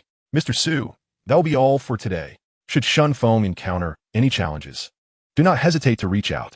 With that, he quickly took his leave. Meanwhile, at the Direct Express headquarters, the atmosphere in the conference room was fraught with concern among the executives. The chairman, Fan Hua, sat at the head of the table, his brow furrowed in silence. Compared to 6 months prior, the absence of two core executives was a clear indicator of the dire straits in which Direct Express currently found itself. Their market share had plummeted from 40% to a mere 22%, with a downward trajectory that seemed unyielding. In other words, they were no longer the leading giant in the industry. Today, only two express delivery companies remained in Longhua. One was Shunfeng Express, while the other was simply referred to as Other Express. Shunfeng not only monopolized the drone delivery service, but also carved a path in land transport with its Shinkansen vehicles. The most troubling aspect was that various official media outlets consistently published articles and reports praising Shunfeng, underscoring the significant governmental support received. Currently, Direct Express was not only at a disadvantage in terms of background compared to Shunfeng, but also financially lagging significantly. What do you all propose we do? Fan Hua sighed heavily after a moment of contemplation. He felt as though his once mighty Direct Express had transformed from a colossal battleship into a vessel riddled with holes. Even he, the captain, was responsible for patching the ship, lest it sink entirely. Mr. Fan, we are utterly at a loss. Shunfeng Express enjoys tremendous national support, and their technologies are highly sought after in the market. We lack the capability for such development. A senior member of the finance department lamented. Surviving amidst this tide was already an extraordinary stroke of luck for Direct Express. Other second and third-tier express companies were either transforming or going bankrupt. Soon, the entire market in Longhua would be dominated solely by Shunfeng. Moreover, Mr. Fan, I have recently observed a remarkable enhancement in the efficiency of Shunfeng. At the same station, previously 6 Shunfeng transport vehicles would depart in an hour. However, just a short while ago, this efficiency surged dramatically with a staggering 40 vehicles departing within the same time frame. This phenomenon is not isolated to just this station. Many other locations are experiencing similar improvements. It is truly astounding. Subsequently, I dispatched personnel to gather intelligence, and they revealed that a new technology has been introduced, a robot. Just then, another executive exclaimed in astonishment, a robot? What kind of device is this? Not only Fan Hua, but everyone present wore expressions of bewilderment. President Fan, please take a look. This is a recording of its operational footage. Soon after, the screen displayed scenes of the Dawn robot sorting parcels and transporting goods. The speed was so astonishing that everyone in the conference room was left speechless. Is this truly real? A robot capable of such tasks? No wonder they have made such rapid progress. It is this technology that is facilitating their success. The incredulity on everyone's faces was palpable, and Fan Hua felt a chill run down his spine. Yet another piece of cutting-edge technology. He exclaimed in frustration. If this continues, Shunfeng will dominate the market, and our company may find it impossible to maintain even the slightest competitive edge. Should our market share dip below 15%, we will be beset by a plethora of financial pressures, dwindling profits, and repayment obligations, ultimately leading us toward bankruptcy. At this juncture, he pondered the necessity of drastic layoffs to fill the financial void. While this approach might significantly mitigate the risk of insolvency, it would also relegate our company to a secondary or even tertiary position in the industry, transforming us from a prominent player into an obscure courier service destined for decline. Alternatively, he mused, is there a possibility of acquiring this robotic technology? Chapter 60. The research base of Jida exploded, incurring economic losses of up to 70 million. Fan Hua was seized by a nefarious thought. If we could procure the robot's technology and develop it through Jida, success could potentially halt the company's downward spiral. At the very least, if we could match Shunfeng's efficiency, Jida could sustain itself for several more years, possibly even ushering in a new era of rapid development. President Fan, we have made contact, reported a subordinate. However, the researcher from Shunfeng, named Wang Hao, is demanding a fee of approximately 3 times the original amount. 30 million long coins. 30 million? That is an outrageous demand, Fan Hua exclaimed, slamming his hand on the table in anger. To pay that individual 30 million, alongside our own investment in research and development, including salaries for the research team and the acquisition of necessary equipment, will total several billion long coins. In the past, this amount would have been a drop in the ocean for Jida Express, but given our current performance slump, I'm unwilling to squander a single penny. President, what do you think? Should we just pay the 30 million? After a moment of contemplation, Fan Hua reluctantly decided, so be it. Thus, the following day, Jida Express suffered a substantial financial loss, purchasing the research materials for the Dawn robot at the price of 30 million long coins. Little did they realize, this information was merely the most rudimentary version available. How soon can you produce it? Fan Hua inquired of Zhu Chong, the head of research at the Jida development base. President Fan, this robot is rather challenging. We have only skimmed the surface of the materials, as they are exceedingly complex. The estimated timeline for completion is at least 6 months. Zhu Chong responded, visibly distressed. Their team, comprised of top technical talents poached from major domestic robotics firms, was among the best in the nation. Yet, when faced with the daunting black technology of the robot, they were utterly at a loss for where to begin. Even the robotic hand, resembling a human palm, proved to be an insurmountable challenge. From Zhu Chang's professional perspective, it appeared that crucial information was missing from the materials, though he could not pinpoint what it was. 6 months? Can we expedite the process? The sooner you develop it, the higher your bonuses will be. If manpower is insufficient, recruit more researchers, Fan Hua urged, furrowing his brow with concern. In 6 months, Shunfeng could dominate the entire long country market, and if that would happen, it would be too late. Having already invested significantly, Fan Hua was resolute in pressing forward. Ultimately, if they could successfully develop the Dawn robot, this expenditure would soon be recouped. President, we are still uncertain whether we have enough personnel. In any case, we will do our utmost to make it happen, Zhu Chong said, his expression one of discomfort. It was apparent that the president lacked a grasp of the technical intricacies. Without a leading expert in such complex technological endeavors, no amount of manpower would yield results. Among the numerous private enterprises in the country, Zhu Chang's team was already ranked among the elite. Thus, Zhu Chong and his team commenced their work with the most basic research materials for the Dawn robot. 2 months later, at the Jida Express Research Center, a researcher exclaimed, Zhu Supervisor, something is amiss. How can we configure the robot's processor architecture to lie between x86 and ARM? I simply do not understand. Put that aside for now. I will revisit it later, Zhu Chong replied, his face stern. How could he possibly know the answers to questions regarding chip technology? He was not a chip expert.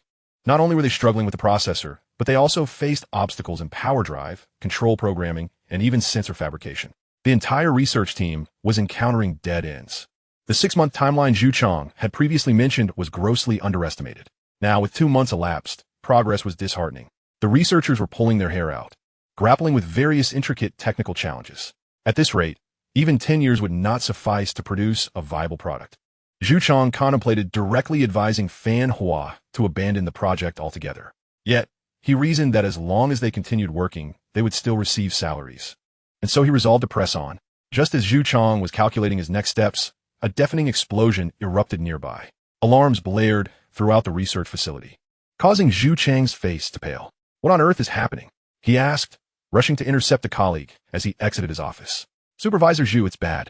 It seems there was an operational error that triggered a self-detonation of the electrical equipment, and there appears to be a stockpile of explosive materials in the vicinity." "What? An explosion due to operational error?"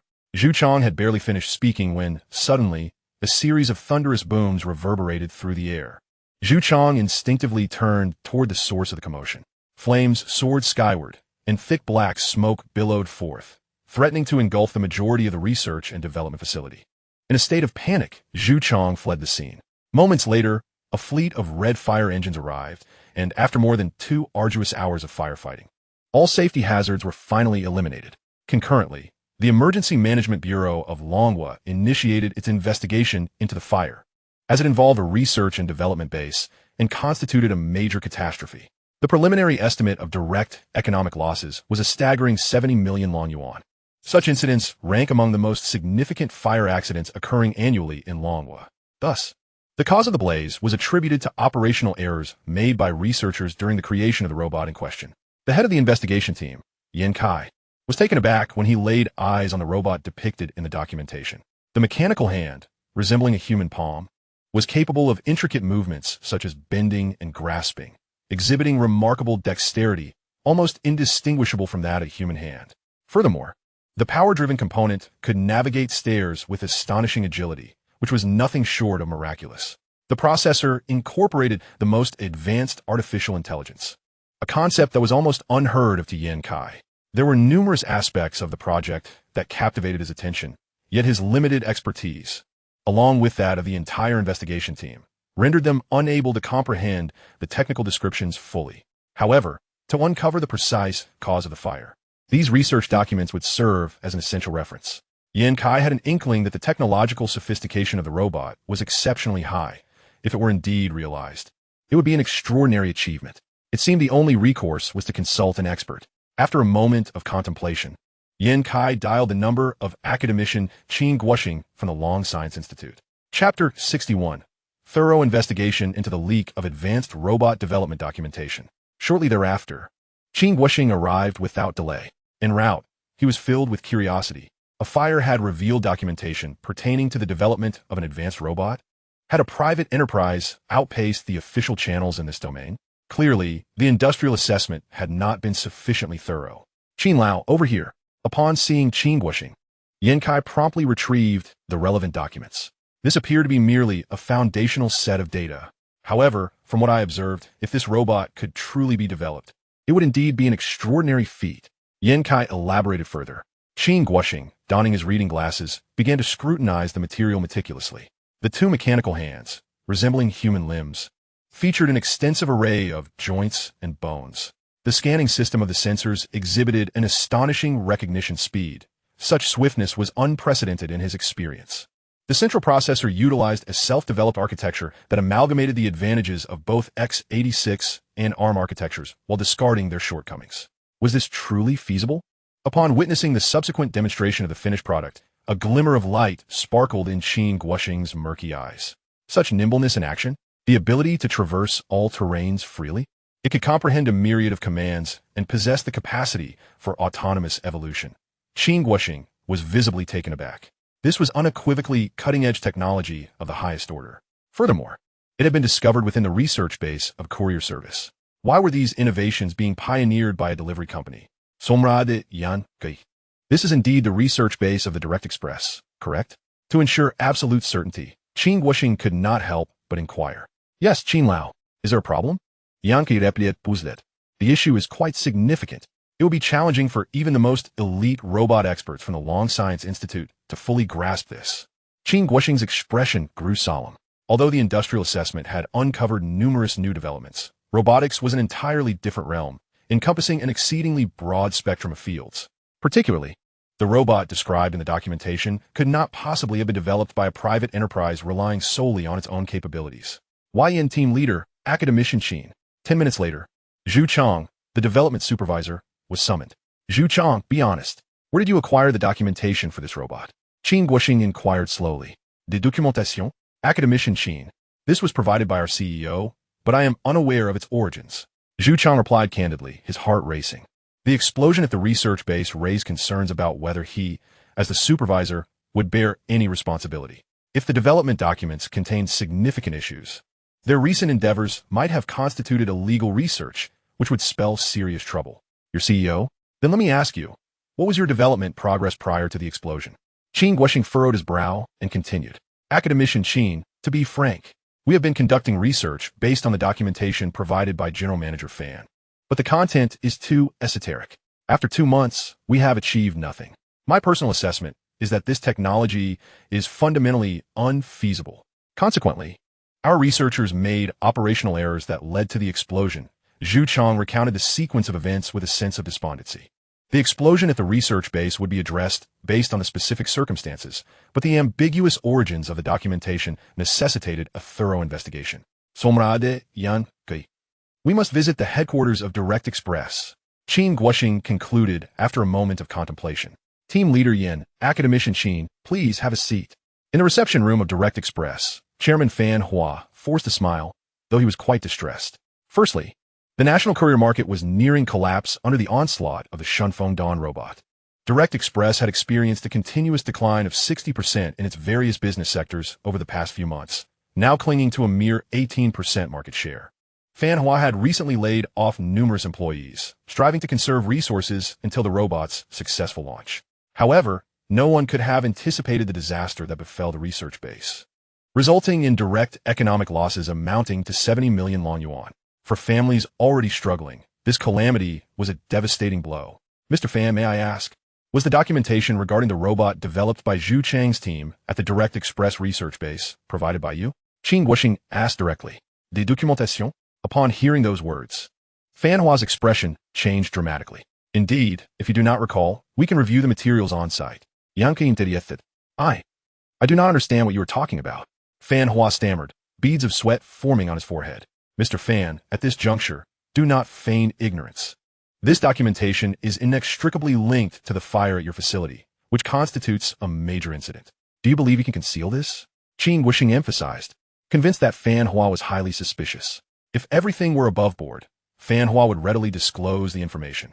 However, it now appeared that the documentation was undoubtedly of dubious origin, likely acquired through illicit means. Academician Qin, you are speaking utter nonsense. The cause of the fire was due to an operational error by one of my researchers. This has nothing to do with the data. Fan Hua, having navigated the social landscape for many years, quickly regained his composure and identified the flaws in Qin Guoxing's statements. So why are you hesitant to disclose the source of the research data? Mr. Fan, if you continue to withhold information, we will uncover the truth. Qin Guoxing's words were laden with severity.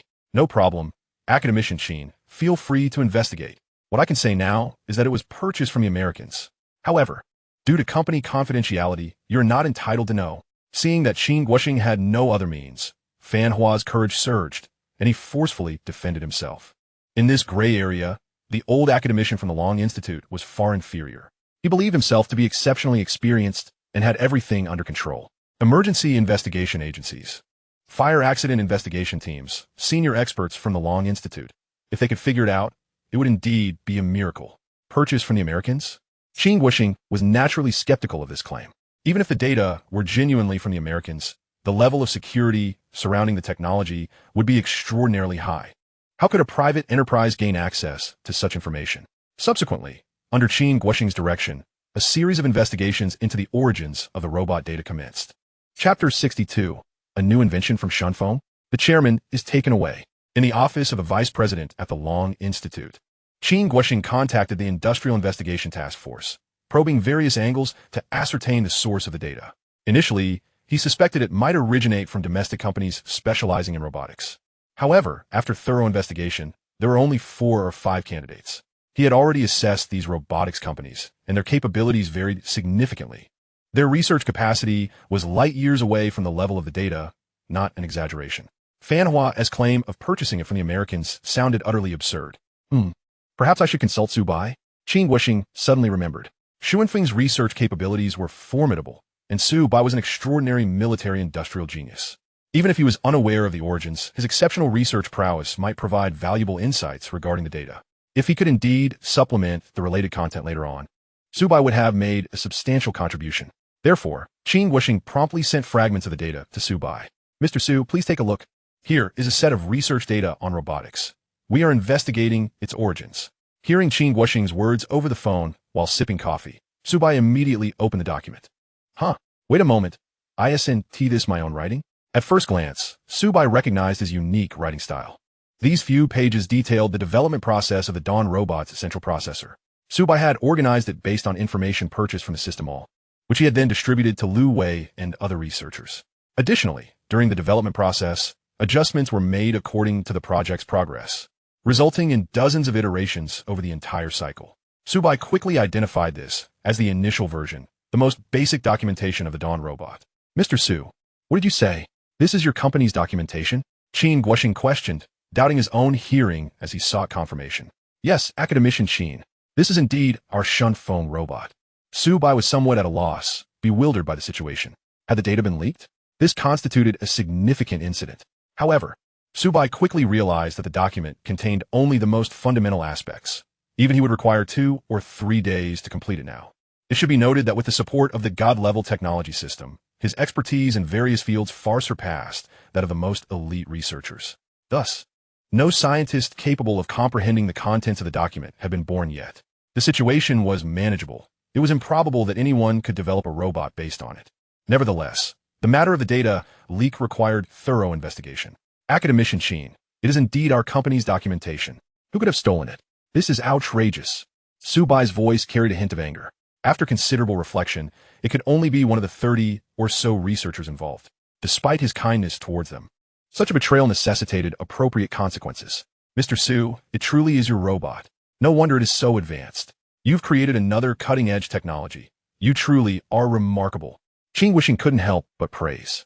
It was simply incredible that just a few months had passed, and Shunfeng had developed another innovative product. Moreover, it was a multifunctional robot that even an academician from the Long Institute had to commend as impressive. Mr. Su, leave this matter to me. I will ensure a thorough investigation. We will not tolerate such acts of stealing company secrets. Qin Guoxing declared with indignation. Academician Qin, I appreciate your help. Su Bai Ending the call. It was necessary to take the time to closely examine the researchers involved. Moments later, Qin Guoxing summoned the investigation team and hurried to the headquarters. Leader Yin, Academician Qin, we meet again. Please have a seat. In the reception room, Fan Hua felt a sense of foreboding and hesitated. He recalled the entire transaction process with Shunfeng and found no flaws. The 30 million in transactions had been conducted through foreign accounts, leaving no room for issues. He resolved not to divulge anything, believing that these individuals could do nothing against him. Mr. Fan, there is no need for that. We have already clarified the source of your company's robotics research data. Qin Guoxing waved his hand, speaking coldly. Clarified?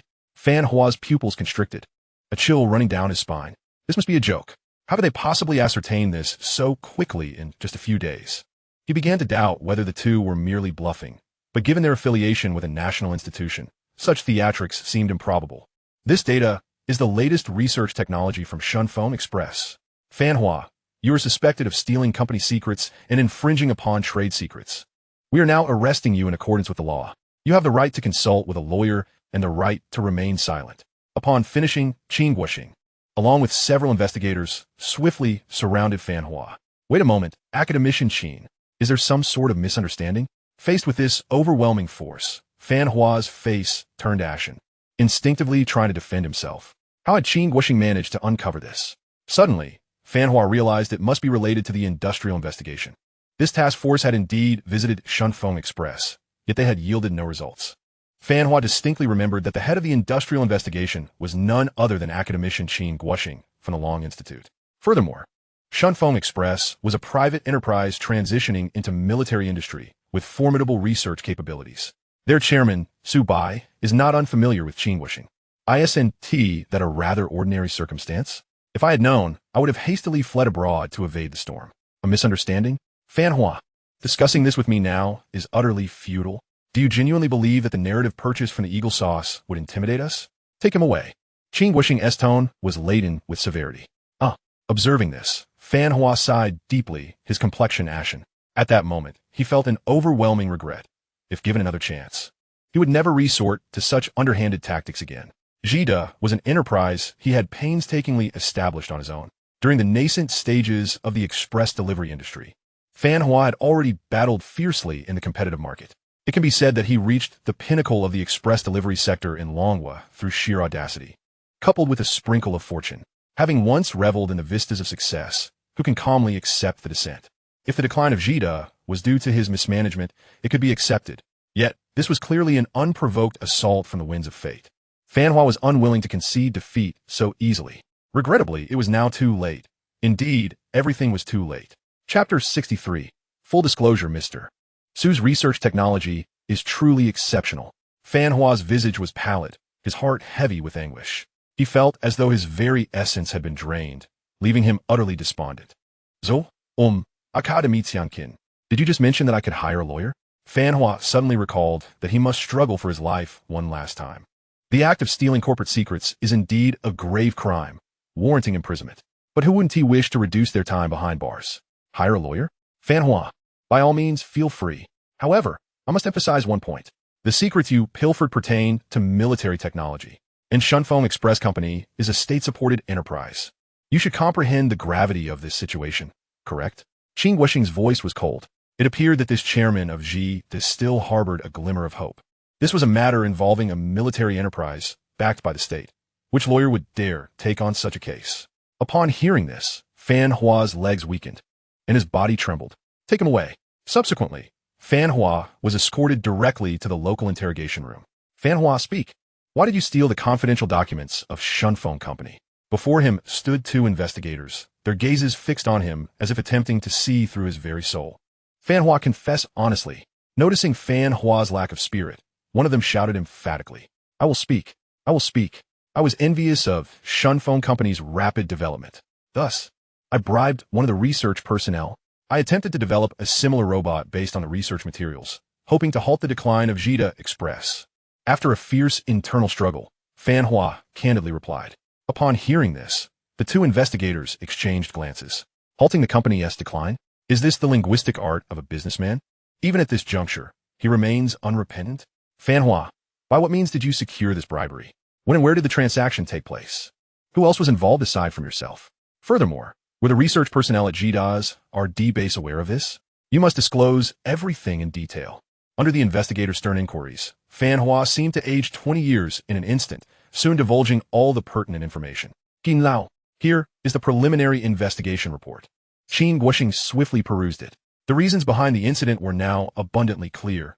Fan Hua, driven by greed, had strayed onto a misguided path and would face appropriate severe consequences. Furthermore, it was necessary to inform Su Bai about the research personnel who had been compromised. With this in mind, Qin Guoxing immediately dialed Su Bai's number. Mr. Su, thanks to your assistance, we have thoroughly investigated the incident concerning the leakage of the robot research materials. Qin Guoxing explained rapidly. Investigated thoroughly? Qin Lao, who is responsible? Su Bai's heart leapt with joy. Truly, a national institution operates with remarkable efficiency. Fan Hua, the CEO of Jida Express, bribed one of your Shunfeng RD team members through a monetary transaction 2 months ago. The total amount was 30 million long coins. Qin Guoxing continued his account. He then recounted the preliminary investigation report in meticulous detail. Fan Hua, Jida Express. Initially, Su Bai had little recollection, but suddenly it dawned on him. Wasn't this the very company that had previously sought to acquire Shunfeng? However, at that time, Shunfeng had transitioned into a military enterprise, rendering his plans futile. As for subsequent developments, Su Bai had scarcely paid attention. After all, Shunfeng was flourishing and would inevitably dominate the entire Longhua market. Numerous small express companies were either pivoting or selling their original sites to Shunfeng, especially since Su Bai had no interest in acquisitions or mergers. Moreover, military enterprises maintained stringent management over their equity. Shunfeng, currently not lacking in funds, could not simply wield money to carve out market share, as this would mirror the very actions of Jida in the past. It appears that Fan Hua has indeed taken a misguided path. Su Bai posed momentarily. If Fan Hua possessed even a modicum of technical knowledge, he would never have resorted to such actions. With only basic research materials, it was utterly impossible to produce the Dawn robot. Moreover, the RD personnel under Fan Hua fully aware of the impossibility, failed to dissuade him, exemplifying a classic case of individuals collecting salaries without contributing. This indicates that the company is likely rotten to its core. Indeed, Mr. Su, it is highly probable that Fan Hua will serve several years in prison. We shall see how the sentencing unfolds. Regarding the researcher named Wang Hao, Mr. Su, what are your thoughts? Qin Guoxing inquired next. He was unaware of the composition of Su Bai's team. If Wang Hao was a key technical figure, it could indeed pose a challenge. However, since Su Bai had successfully directed a multitude of academicians and experts to develop the Tianqiong fighter and the Dongfeng missile vehicle, it was evident that Su Bai's capabilities were rare and invaluable. Cultivating another core technical talent should not prove overly difficult. Qin Lao, allow me to handle Wang Hao for now. I will later transfer him to the military. Su Bai contemplated for a moment. Wang Hao had previously served as a technical manager at a private enterprise in Nanyang. When Su Bai was recruiting for the Shunfeng No. 1 drone development team, he made the transition. He was generally amiable, and among the more than 30 research personnel, he was undoubtedly the most earnest and diligent. He had rapidly grown through his hard work and dedication during several rounds of research. Perhaps the staggering sum of 30 million long coins had proved too tempting for him to resist. Su Bai could only conclude that this individual had strayed from the righteous path. The research bonus for the Dawn robot was substantial for everyone involved. After participating in one or two more research projects with him, 30 million long coins would be a mere formality. However, the damage had already been done, and the rest would be left to the law to adjudicate. Mr. Su, what is the current progress on the Dawn robot as detailed in the materials? Qin Guoxing's question interrupted Su Bai's reverie. Qin Lao, we successfully completed the research over 2 months ago. Moreover, the corresponding assembly line has been completed. Currently, Shunfeng has deployed thousands of Dawn robots across the nation. Su Bai replied candidly. So soon? Thousands of robots? Qin Guoxing was momentarily taken aback. These robots are no ordinary machines. With their specialized chip architecture, human-like mechanical arms, and remarkably agile power drive systems, each aspect is imbued with technological sophistication. He speculated that even Su Bai would require a year or two to achieve such a feat. To his astonishment, there are already thousands of robots in operation. Mr. Su, your scientific prowess is truly extraordinary. I shall make my way there at once. These robots seem invaluable. Qin Guoxing's voice brimmed with excitement. Chapter 64. The academician of the Dragon Institute was left speechless. Mr. Su's robots were nothing short of miraculous. Yang Shui, gather Lu Wei and the others. Await me at the Kamikaze Research Institute. After hanging up the phone, Su Bai quickly instructed. The data leak incident must be dealt with seriously. Understood, Mr. Su. But what is your intent? Yang Shui inquired, her brow slightly furrowed, unable to suppress her curiosity. She immediately sensed the unusual gravity in her boss's tone, having never seen Su Bai exhibit such a stern demeanor before. A trivial matter, yet not insignificant. With that remark, Su Bai swiftly exited the chairman's office. Moments later, at the Kamikaze Research Institute, the 32 notified research personnel were already waiting for Su Bai. Mr. Su summoned us today. What could be the purpose? One wondered. I'm not sure. Could it be the bonuses for the Dawn robots? That would be splendid. Another chimed in. Indeed, these machines are truly remarkable. The efficiency at various delivery stations has multiplied exponentially. Surely our company is reaping substantial profits. As they awaited, the group engaged in animated discussions. Meanwhile, Wang Hao sat in a corner, fiddling with his phone and occasionally surveying his surroundings, filled with disdain. Ha, a bunch of fools. How much could Su Bai possibly distribute as bonuses? The foundational data I sold to Zeta Express alone fetched 30 million long coins.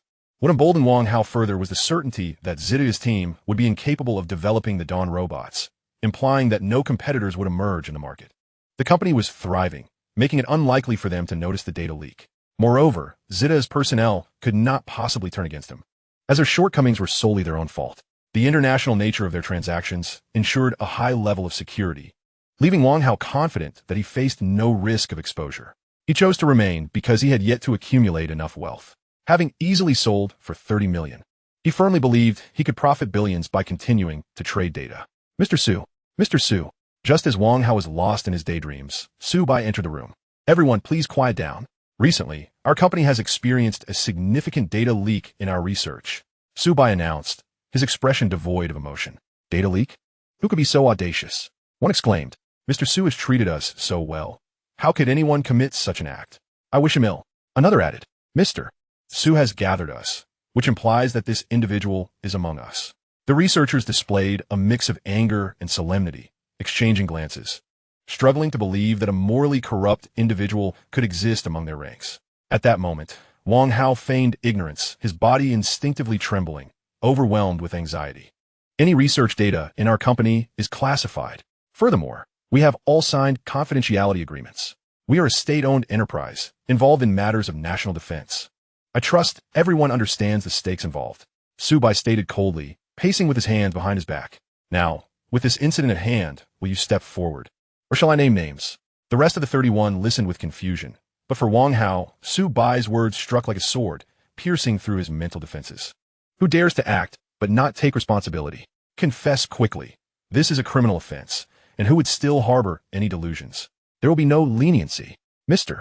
Su has taught us so much, yet someone still engages in such behavior. Truly despicable. Many researchers clench their fists, their anger palpable. Wang Hao, upon hearing these remarks, turned ashen, beads of sweat forming on his forehead. Mr. Su, please spare me. I was wrong. I should not have been greedy. I want to continue working with you. I wish to stay at Shunfeng. Just let me go this once. Wang Hao stumbled to his feet, kneeling before Su Bai, a man in his 40s, weeping profusely, his face etched with regret. The other researchers stood frozen, astonished that it was the seemingly honest Wang Hao who had committed the act. Although his technical skills were commendable, he had chosen to go astray and now feigned innocence. A few impulsive individuals considered confronting him physically, but Su Bai intervened. Wang Hao, your words hold no weight now. According to the agreement, the military will soon speak with you. Moreover, the confidentiality of our research data will be significantly reinforced, regardless of Wang Hao's pleas. Su Bai disregarded him. Mr. Su, please. I truly regret it. I will never repeat this mistake. Wang Hao's face was filled with despair as he bowed repeatedly. But it was all in vain. The thought of facing years of imprisonment due to his greed overwhelmed him with regret. Shortly thereafter, military personnel arrived at the Kamikaze Research Institute and swiftly took him away. Meanwhile, Qin Guoxing from the Dragon Institute also came by for a visit. Old Qin, everything has been resolved. I truly appreciate your assistance.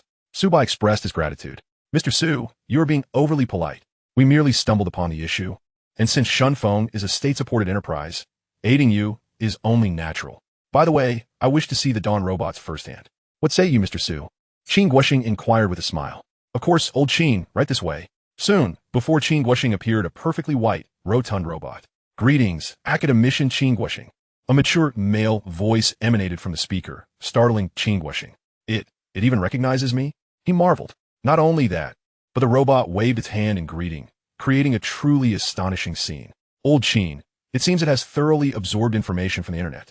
Not only you, but it will soon recognize all prominent academicians from the Dragon Institute. Su Bai quickly clarified. This is the initial Dawn robot, and since its inception over 2 months ago, the first generation of ultimate artificial intelligence has evolved significantly. Let us set that aside for now and showcase the capabilities of your delivery system, Su Bai instructed. In a flash, the Dawn robot arrived at a massive pile of parcels, expertly sorting them with remarkable speed, leaving Qin Guoxing utterly astounded. Is it truly this impressive? Mr. Su, your robot is simply extraordinary, Qin Guoxing exclaimed, his murky eyes wide with astonishment. Chapter 65, Transforming Military Weaponry, the White Tiger Robot. Within mere minutes, the Dawn robot had efficiently managed the mountain of packages. It then commenced the transportation of bulk goods. Despite its modest height of only 1.6 meters, its strength was immensely formidable, lifting large boxes with a speed far surpassing that of seasoned laborers. Before long, an entire Shinkansen transport vehicle was filled to the brim. If this task were to be performed manually, it would require at least 7 or 8 individuals and several hours to complete. Can it truly accomplish this? Qin Guoxing could not help but swallow hard. Initially, upon reviewing the basic research materials, he had assumed the primary function of the Dawn robot was to replace human labor in swiftly sorting packages. However, it was evident now that its capabilities extended far beyond that. Old Qin, its maximum load capacity is 36 tons. Though, under high load conditions, its efficiency will be significantly affected. Su Bai elaborated from the side. 36 tons? What about its endurance? How does it fare in terms of energy consumption? Qin Guoxing inquired, a sensation of unease creeping over him. Under typical working conditions, it lasts approximately 240 hours, or about 10 days. In standby mode, it can last for 6 months. and a full recharge takes around 8 hours. By the way, this is the original Dawn robot. After my subsequent enhancements, the new model only requires 5 hours for a full charge. Looking at Su Bai's composed demeanor, Qin Guoxing found himself utterly dumbfounded. It was truly hard to believe that such a creation belonged to this era. Then, the robot adeptly navigated the stairs with ease, demonstrating its all-terrain mobility function. When it reappeared before the two, it held 2 beverages, a freshly brewed cup of coffee and a pot of fragrant tea. The Dawn robot thoughtfully presented the coffee to Su Bai and offered the tea to Qin Guoxing, executing the gestures with the finesse of a seasoned professional. Quite delightful, Su Bai remarked, savoring a sip of coffee with evident satisfaction. Qin Guoxing followed suit, taking a gentle sip of the tea. Although the flavor was not the finest, the fact that it was brewed by a robot left him in a state of disbelief. Mr. Su, your robot is simply phenomenal, Qin Guoxing exclaimed, setting down his teacup and giving an enthusiastic thumbs up. A truly versatile robot, it surpassed any existing intelligent robot in both domestic and public applications. The impact of the initial materials had not been as profound, as many functionalities had to be imagined through a screen. Now, having witnessed the actual product, it was nothing short of miraculous. The Lonka Institute boasted numerous experts and academicians in robotics, yet their creations paled in comparison to the Dawn robot, which seemed to be light years ahead. Feeling incredibly fortunate to witness the advanced Dawn robot firsthand, Qin Guoxing said, Mr. Su, I have a humble request. Given the prowess of this robot, if we were to modify it into a military robot, perhaps by equipping it with weapons, it could become the ultimate killing machine. Qin Guoxing's face lit up with excitement as he quickly proposed, Mr. Su, could we potentially install high-explosive weapons like rocket launchers on its arms? With a load capacity of 36 tons, we could consider adding many heavy weaponry. He then laid out his plan for weapon modifications, transforming it into a military robot. Old Qin, that does not seem impossible. I believe I can manage it. Su Bai pondered for a moment before agreeing. As Qin Guoxing had indicated, the Dawn robot indeed possessed numerous features that could be put to effective use. If this could elevate the national defense of Longhua, it would be an excellent opportunity for Su Bai. Mr. Su, I cannot thank you enough, Qin Guoxing expressed sincerely. If it were merely the experts from the Lonka Institute undertaking the modifications, they might not even grasp how to disassemble it. For what I observed earlier, this technology is far more intricate than drones or Shinkansen transport vehicles. Without your involvement, there is no other scientist in the world capable of comprehending its modifications. At that moment, Su Bai delved into his mind, exploring the system's store for divine-level products. There were indeed numerous robots available, including one resembling the blue, round-headed Doryman, equipped with extraordinary functions capable of producing various magical items from its pocket. Upon viewing the price, he noted it required an astounding 8-digit amount of technology points. Farewell. Su Bai quickly scrolled to the bottom, where he discovered many robots available for just a few thousand technology points. There it was, the White Tiger robot. It boasted both tiger and humanoid forms, equipped with high-damage weaponry. Moreover, its humanoid shape closely resembled that of the Dawn robot.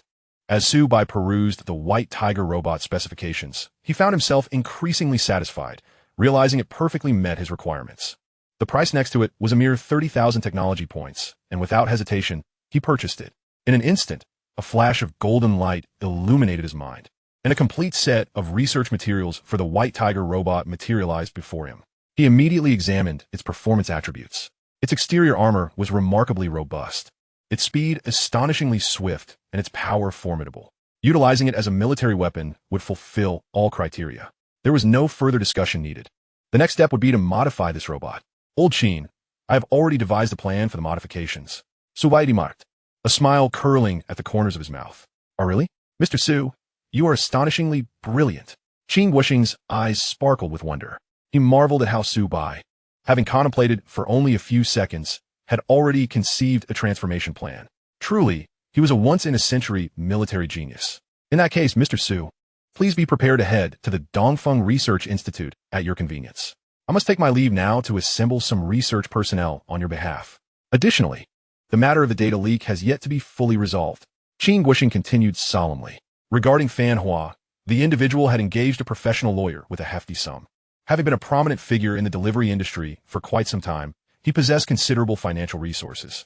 However, in Qin Guoxing's eyes, it was merely a waste of money.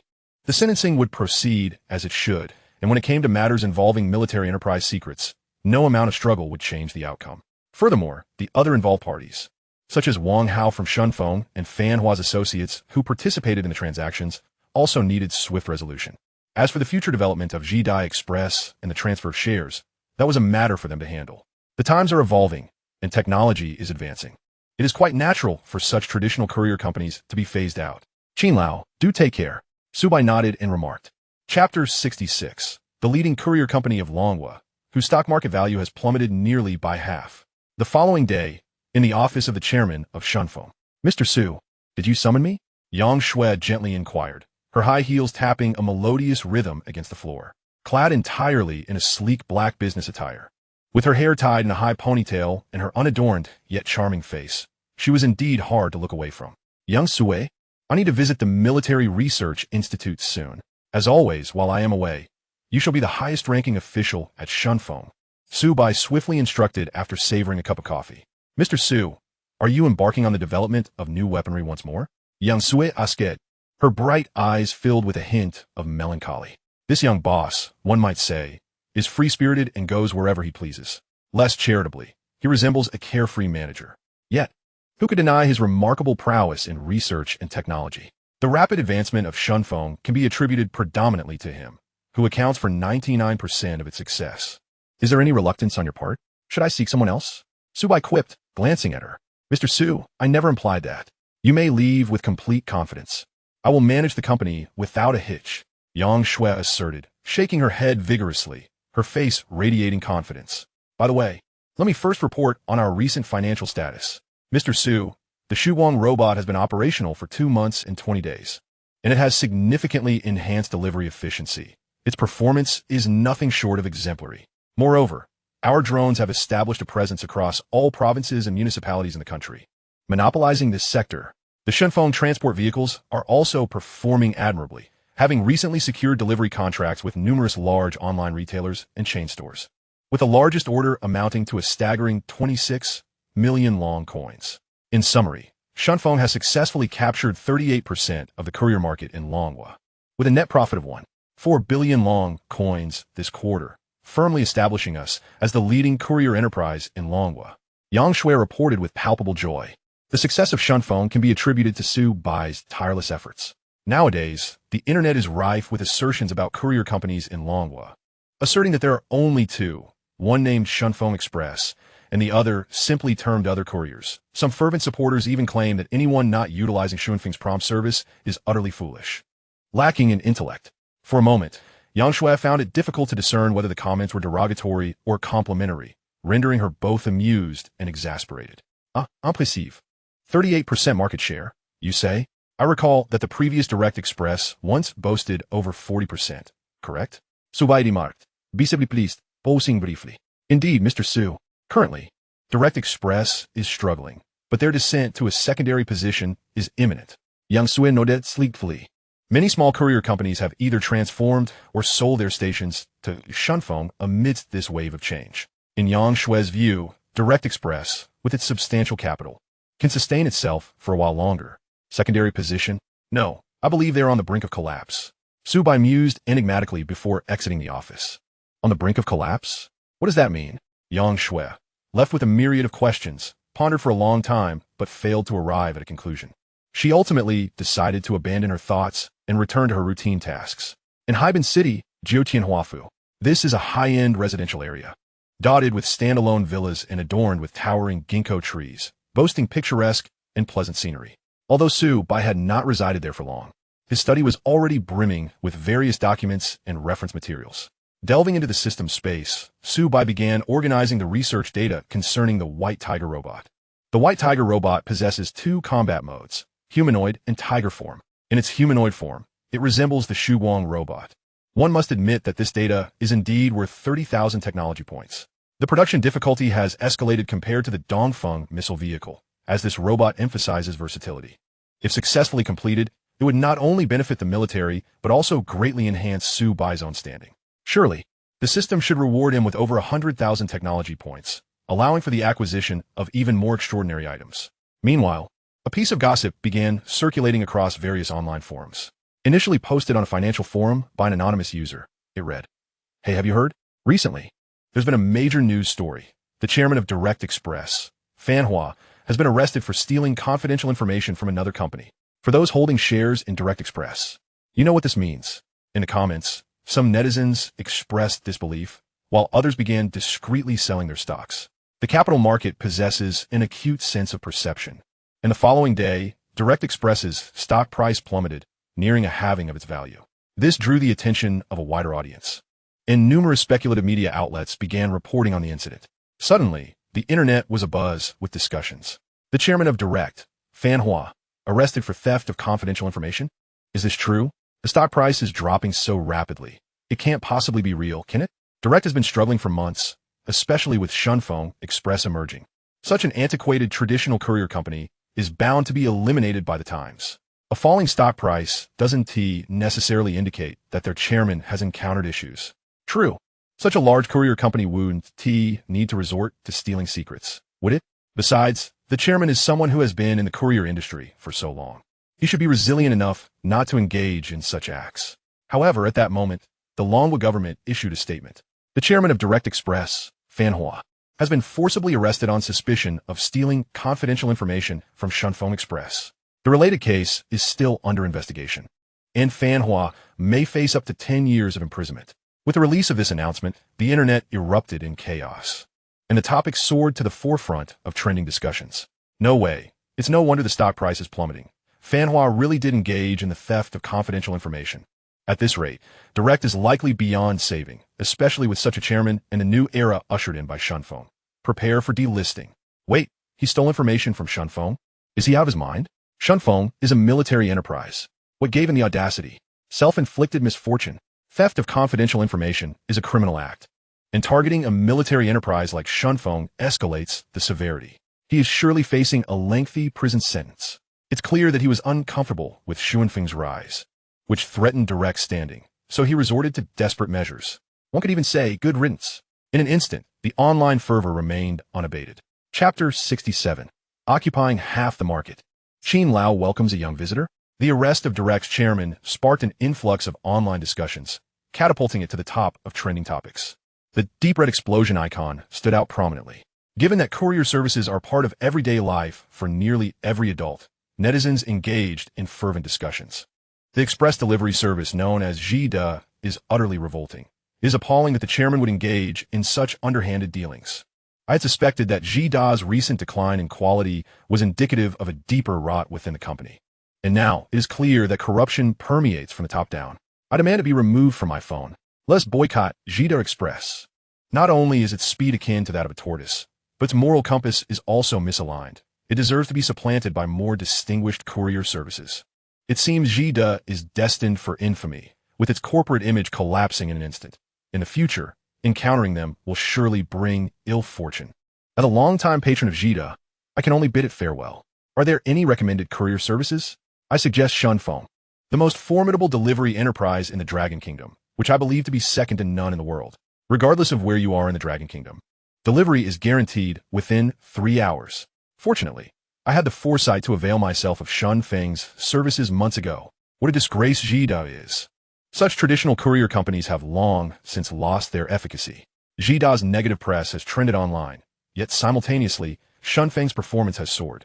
First, the frequency of Dongfeng's mention in the news sparked curiosity, prompting many to experiment with their services, leading to an unstoppable surge. Second, Dongfeng has captured numerous loyal customers with its impeccable service over the past few months. People rave about it wherever they go, and now it has even ascended to trending status. Thus, under the enthusiastic recommendations of countless clients, Dongfeng's market share has swiftly surpassed 40%.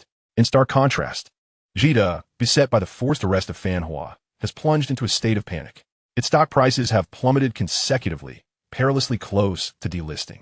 In a brief span, it has fallen to the ranks of second-tier courier companies, displaying a clear trend towards collapse, utterly incapable of competing with Dongfeng. Consequently, Dongfeng has naturally risen to become the largest courier company in the Dragon Kingdom. Those netizens who had previously made accurate predictions are now ecstatic. Some fervent supporters even hope for Dongfeng to go public soon, as they have high hopes for this promising stock and plan to invest heavily. When Su Bai encountered these sentiments, he simply disregarded them. Go public? Dongfeng has always been the master of its own fate, and besides, we are not short on funds. At Dongfeng's headquarters, in the chairman's office, Yang Shui, with her slender hands cradling the latest financial report, could hardly contain her elation. Mr. Su, we are set to make a fortune this time. Jivda has faced scandal, and we have gained substantial exposure. Moreover, numerous customers are spontaneously recommending us. With over 200 million downloads of our Shunfeng app across major app stores, just in the past few days, we have welcomed over 4 million new users. If we can maintain a high retention rate, we are projected to capture half of the Dragon Kingdom's courier market next month. Yang Shui continued her enthusiastic report, revealing a charming smile. Excellent. Yang Shui, you've been working quite hard lately. Once this busy period concludes, I will grant you a bonus. Su Bai remarked, thoroughly satisfied after a brief review of the financial report. Upon hearing this, Yang Shui's smile brightened even further. She recalled vividly that she had only been with Shunfeng for just over a year, her experience still rather limited, and her monthly salary modest. Yet now, the company's profits were substantial, and the bonuses from the boss equated to several years' worth of her salary. Immensely gratifying. Well, the incident regarding the data leak has been largely resolved. I need to take a temporary leave. Su Bai paused before continuing. Mr. Su, I understand. You can count on me. With me at Shunfeng, you can rest assured. Yang Shui confidently replied, her earlier smile replaced by a determined expression. Indeed, Su Bai nodded, recognizing that while this young woman might lack an experience, her business acumen was exemplary, and she was exceedingly trustworthy. Moreover, her adaptability and awareness of when to report developments greatly eased his burden during the research and development process. It was fortunate to have her on board. Otherwise, with the current volume of orders flooding in at Shunfeng, he would hardly have time to focus on weapon development. Mr. Su, it is a pleasure to see you again. Colonel Zhao Heng, aboard a red flag armored vehicle, greeted him with utmost respect. After receiving notification from Elder Qin, he hurried to Shunfeng for the pickup, not daring to show any signs of complacency. This young man, despite lacking any military rank, was a genius behind the Dongfeng missile vehicle. Even as a colonel, serving as his personal driver was a worthy endeavor in Zhao Heng's eyes. In silence, the vehicle soon arrived at the Dongfeng Research Institute. Gazing at the familiar, sophisticated architecture outside the window, Su Bai took a deep breath. He was confident that this time, the White Tiger robot project would be a resounding success. The vehicle came to a halt in front of a research building. Upon stepping out, Su Bai was met by Qin Guoxing, who was there to welcome him, accompanied by several researchers clad in white lab coats. Most appeared to be in their 40s or 50s, with a few elderly scholars among them. Mr. Su, you have finally arrived. Qin Guoxing approached briskly, his face alight with a smile. Elder Qin, please do not go to such lengths next time. Su Bai felt overwhelmed by the attention and could not help but express his surprise. The many experts and scholars following Qin Guoxing shared puzzled expressions, questioning whether this young man was indeed the important figure Elder Qin had mentioned. Who is he? Why is Elder Qin treating him with such courtesy? Has he made significant contributions? He does not appear to be an established researcher, yet I recognize many experts from prominent domestic robotics firms. And I have never encountered him before. I noticed he emerged from an armored vehicle. Is he perhaps a relative of a high-profile individual? But that cannot be the case, as Elder Qin is the vice president of the Dragon Academy. No second-generation elite could possibly catch his eye. Indeed, this is the Dongfeng Research Institute, the latest sanctum of scientific research in collaboration with the military. It is improbable for any second-generation figures to appear here. The researchers speculated amongst themselves. After all, in the realm of scientific inquiry, strength is paramount. Only someone of greater caliber than Elder Qin could elicit such deference from him. Yet this young man could only be in his 20s, likely just a doctoral candidate, perhaps without even a handful of published papers. Elder Qin, may I inquire as to who this gentleman is? Someone stepped forward to ask. Chapter 68. Mr. Su's profound expertise. Has the revolutionary robot been completed? Ladies and gentlemen, allow me to introduce. This is Su Bai, Mr. Su, the chairman of Shunfeng Express. And as for Shunfeng, there is no need for me to elaborate.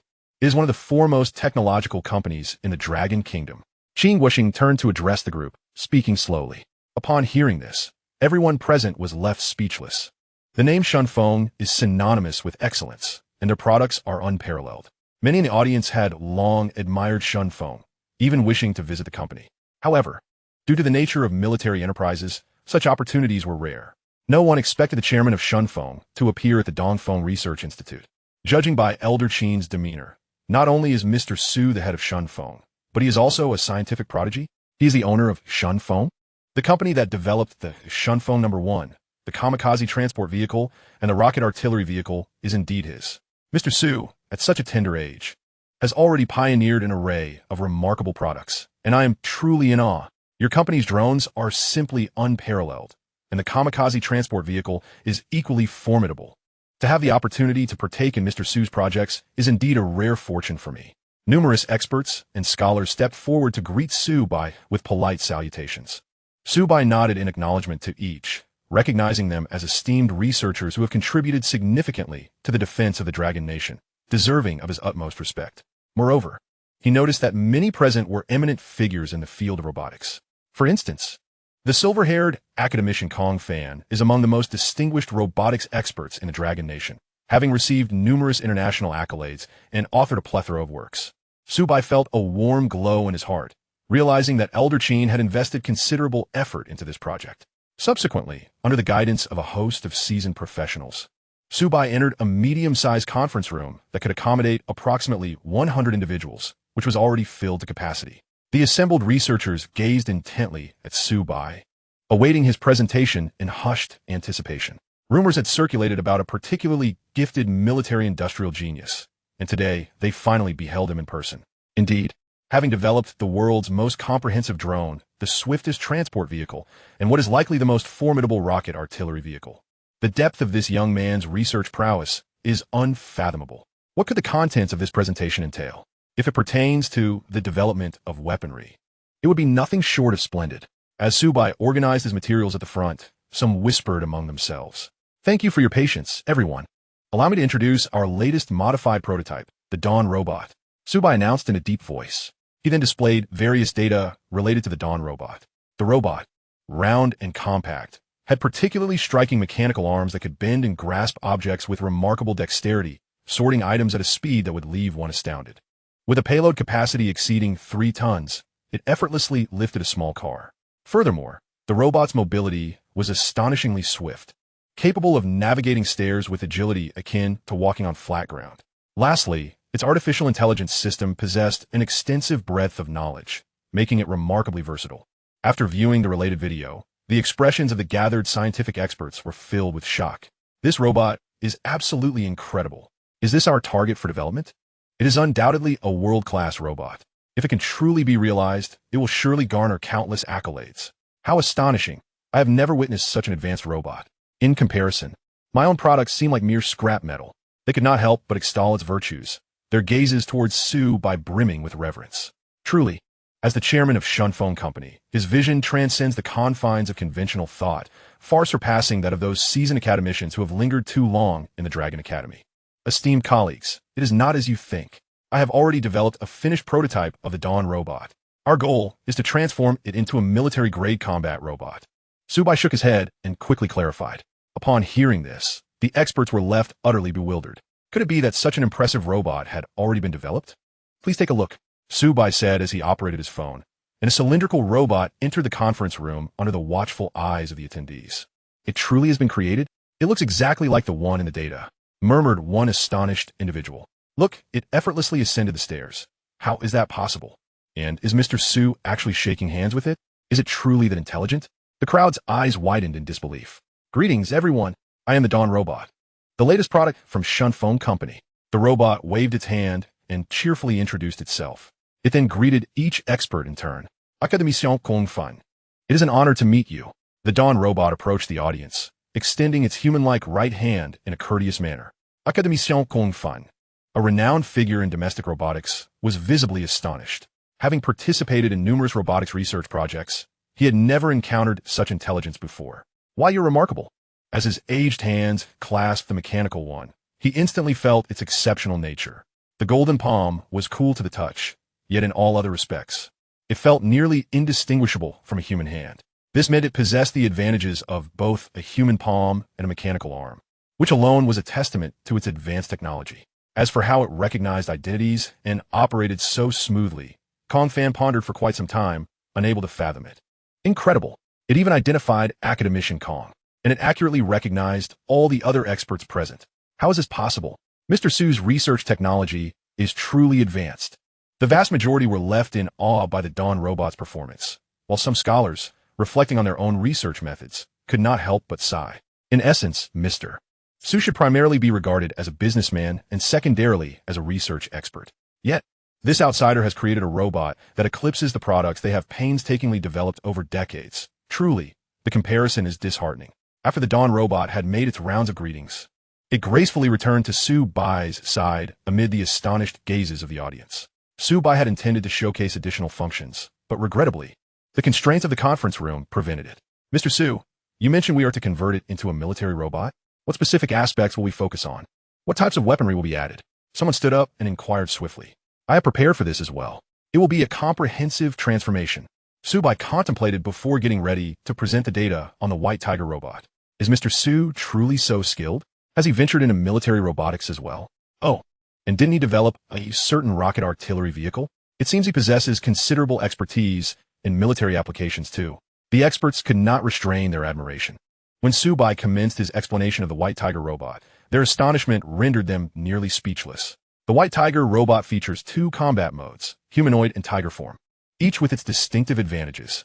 In humanoid form, it bears resemblance to the current Dawn robot, but is equipped with special armor, allowing it to carry a multitude of weapons and excel in long-range shooting capabilities. In tiger form, it boasts enhanced strength and speed, with close-quarters combat abilities that are, as its name suggests, ferociously powerful. I have prepared a 3D demonstration animation related to this. Please take a look. Su Bai said, promptly clicking the play button. The humanoid White Tiger robot was depicted shouldering a heavy machine gun with its left arm, while brandishing a large-caliber sniper rifle and rocket missiles with its right. Additionally, its legs and shoulders were fitted with small missiles, and the most prominent feature was a high-energy weapon capable of firing deep crimson lasers from its chest. Shortly thereafter, it retracted all its weapons, crouched down, and swiftly transformed into its tiger form. The creature before them was an ethereal white tiger, its pristine form adorned with a pair of magnificent wings. From its joints and back emerged an array of formidable weaponry, including self-guiding Vulcan cannons and miniature missiles. Mirroring its humanoid counterpart, it could unleash high-energy lasers from its maw. Following the comprehensive demonstration, the assembled experts in the field were left utterly astounded. Was this truly the war robot Mr. Su had spoken of? To my eyes, it resembled the ultimate sovereign of the battlefield.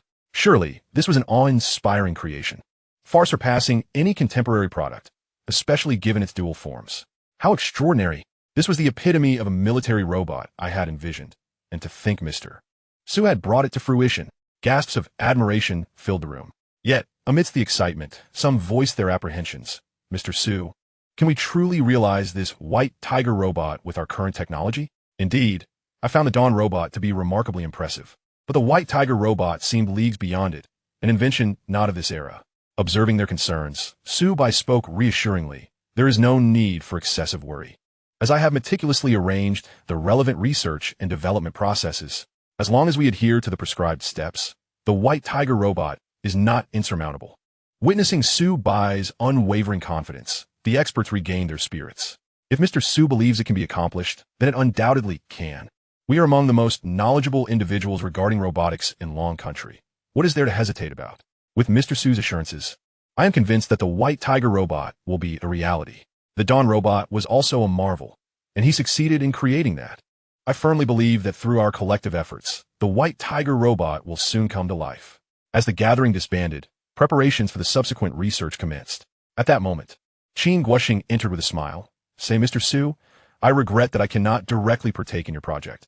It is indeed a great pity. However, please do not hesitate to reach out if you require anything. I am wholeheartedly confident that you will create the White Tiger robot. As the vice president of the Long Institute of Science and Technology, he had inadvertently become the exclusive liaison between Mr. Su and the military. Beyond routine project research and industrial assessments, he was also responsible for facilitating communication with Su Bai. Yet, Qin Guoxing relished these intricate tasks, for each time Mr. Su reached out, it signified imminent breakthroughs in cutting-edge technology. Mr. Qin, you jest. It is no small feat to gather so many esteemed academicians and professors from the field of robotics. Su Bai humbly replied, shaking his head. It was worth noting that high-ranking academicians typically had numerous commitments. Qin Guoxing had managed to persuade them to participate in the development of new technology without revealing his own involvement, showcasing the extent of his efforts. The following morning, the research and development of the White Tiger robot officially commenced. Naturally, Su Bai was the initiator and chief engineer of this project. Each researcher affectionately referred to him as Chief Engineer Su. Initially, he found this title somewhat disconcerting, but he gradually acclimated to it and came to accept it. Overall, the project was divided into 4 research teams. The first team focused on the creation of weapon modules. Some weaponry, such as self-guiding Vulcan cannons and laser weapons reminiscent of the Celestial Fighter, had prior manufacturing experience. However, equipment like miniature missiles, rockets, and other armaments would need to be developed from scratch. The challenge lay in accommodating more high-energy weaponry within the considerably smaller frame of the White Tiger robot compared to the Celestial Fighter. The second team was tasked with developing the power and drive systems. In contrast to the Dawn robot, battlefield robots must be swift, precise, and lethal, necessitating significant improvements in their power systems. The third team was responsible for the intelligence systems, sensors and chips needed to incorporate battlefield knowledge, although still in its first generation. The ultimate artificial intelligence demonstrated remarkable capabilities in identifying enemies and assessing threats. The fourth team focused on the transformation module of the White Tiger robot, as well as its external armor. Su Bai stipulated that the transformation time should not exceed 3 seconds, making their task equally formidable. When Su Bai disseminated the meticulously organized design processes to each group, nearly every individual wore a bewildered expression. Surely, this is a jest? Why do I understand each diagram and each character of Long Country, yet remain utterly perplexed when they are combined? Some less experienced scholars gaze at the mathematical formulas on the documents, as if they were deciphering an ancient script. Is this truly something that can be produced in our current age? With Su Bai's patient explanations, the researchers gradually began to comprehend the intricacies involved. I must admit my ignorance. I had no idea that miniature missiles could be developed in such a manner. Alas, I am growing old, unable to match Mr. Su's youthful brilliance. After dismantling the Dawn robot, they marveled at the precision of its inner workings. Incredible. Mr. Su's research capabilities leave me in awe. It is no wonder he can create such groundbreaking technology. A chorus of admiration echoed among the researchers and professors. Chapter 70, A Plea from Mr. Su to stay a few more days under Su Bai's guidance. The White Tiger robot project progressed steadily. Initially, during the first week, the researchers were in a state of confusion. However, as Su Bai delved deeper into his explanations and provided direct oversight, each research group gradually found its footing. Particularly, the first group, responsible for crafting the weapon modules, was astonished. Su Bai, akin to a magician, swiftly guided them in creating laser weapons and self-guiding Vulcan cannons. It appeared as though Su Bai was not merely a businessman, but rather an expert in weaponry research. The Vulcan cannon he designed boasted a dense barrage of bullets. With negligible recoil and formidable power, it could effortlessly outclass the heavy machine guns mounted on armored vehicles. Moreover, the laser weapon posed an even greater threat. Despite significant investments from various nations since its inception, progress had been disheartening. Yet, Mr. Su effortlessly resolved the challenges, producing a weapon that was both lightweight and remarkably effective. One could hardly wait to test it. The miniature missiles, though diminutive, exhibited astonishing speed and explosive power. Furthermore, these weapons had no documented equivalents in the world, making them utterly remarkable. Just as the discussions intensified, Su Bai provided the workflow for several subsequent weapons, including the rocket missiles used in humanoid form and the ultra-alloy blades affixed to the tiger's claws. The researchers were instantly awestruck by the potential of these armaments. A single rocket missile could penetrate the armor of a main battle tank. Was it truly feasible to develop such a marvel? And the ultra-alloy blades, crafted from material I had never encountered. How could we even begin to approach this task? Many wished to inquire further, yet Su Bai raised a hand, stating, "Please, conduct your own research for now. I must attend to the development of the transformation module for the White Tiger robot." Self-exploration? But Mr. Su, the material here is exceedingly complex. Indeed, Mr. Su, why not extend your stay with our group for a few more days? Urged a multitude of research experts. They were acutely aware that once Mr. Su departed for Group 4, his return might be indefinitely postponed. Gazing into the fervent eyes of the assembly, Su pondered momentarily before ultimately consenting. While the transformation of the White Tiger robot was undeniably crucial, they had also reached a significant juncture concerning its weaponry. It was prudent to methodically address each issue one at a time. Upon hearing his agreement, a glimmer of joy flickered across the faces of the experts. Thus, several days later, Su Bai finally arrived at the laboratory for the transformation module group. As soon as he entered, he was immediately surrounded by eager faces, each brimming with a myriad of complex inquiries. A few, who had previously lamented the monopolistic behavior of the first research group in commandeering Mr. Su's attention, quickly altered their expressions upon his arrival. "Mr. Su, please take a look at my findings. When the white tiger robot's fist transforms into claws, something seems to have gone awry, as my segment appears to be stuck," another implored. "And I have a query as well. In its tiger form, the wings fail to expand within the designated time frame. We have been grappling with this for half a day and still cannot decipher it." The cadre of scholars exhibited an enthusiastic demeanor, akin to diligent students yearning for their mentor's guidance. Su Bai first gestured for silence before speaking slowly. "Please, everyone, remain patient. I shall address each issue in turn." The dual forms of the white tiger robot were both of paramount importance, and thus the switching module was critical. Su Bai's ultimate objective was to ensure that the robot's transformation would occur within 2 seconds without any margin for error. Upon hearing Su Bai's declaration, the experts systematically presented their inquiries. Many of the challenges were swiftly elucidated by him, as he deftly navigated through them. A few, admittedly more complex, were resolved within half an hour after a moment of contemplation. After delineating the upcoming tasks for this group, Su Bai hastily proceeded to the next. In this manner, the project concerning the white tiger robot continued to advance. Concurrently, the government of Longhua announced a verdict against the chairman of Direct Express, Fan Hua. The chairman was found guilty of stealing state-owned enterprise secrets, engaging in unfair competitive practices, and participating in illicit money laundering activities, with significant financial implications that adversely affected society. For his multitude of offenses, Longhua would impose a 10-year prison sentence on Fan Hua. The announcement ignited a fervor across the internet. Is the head of Direct Express gone? Is he going to prison?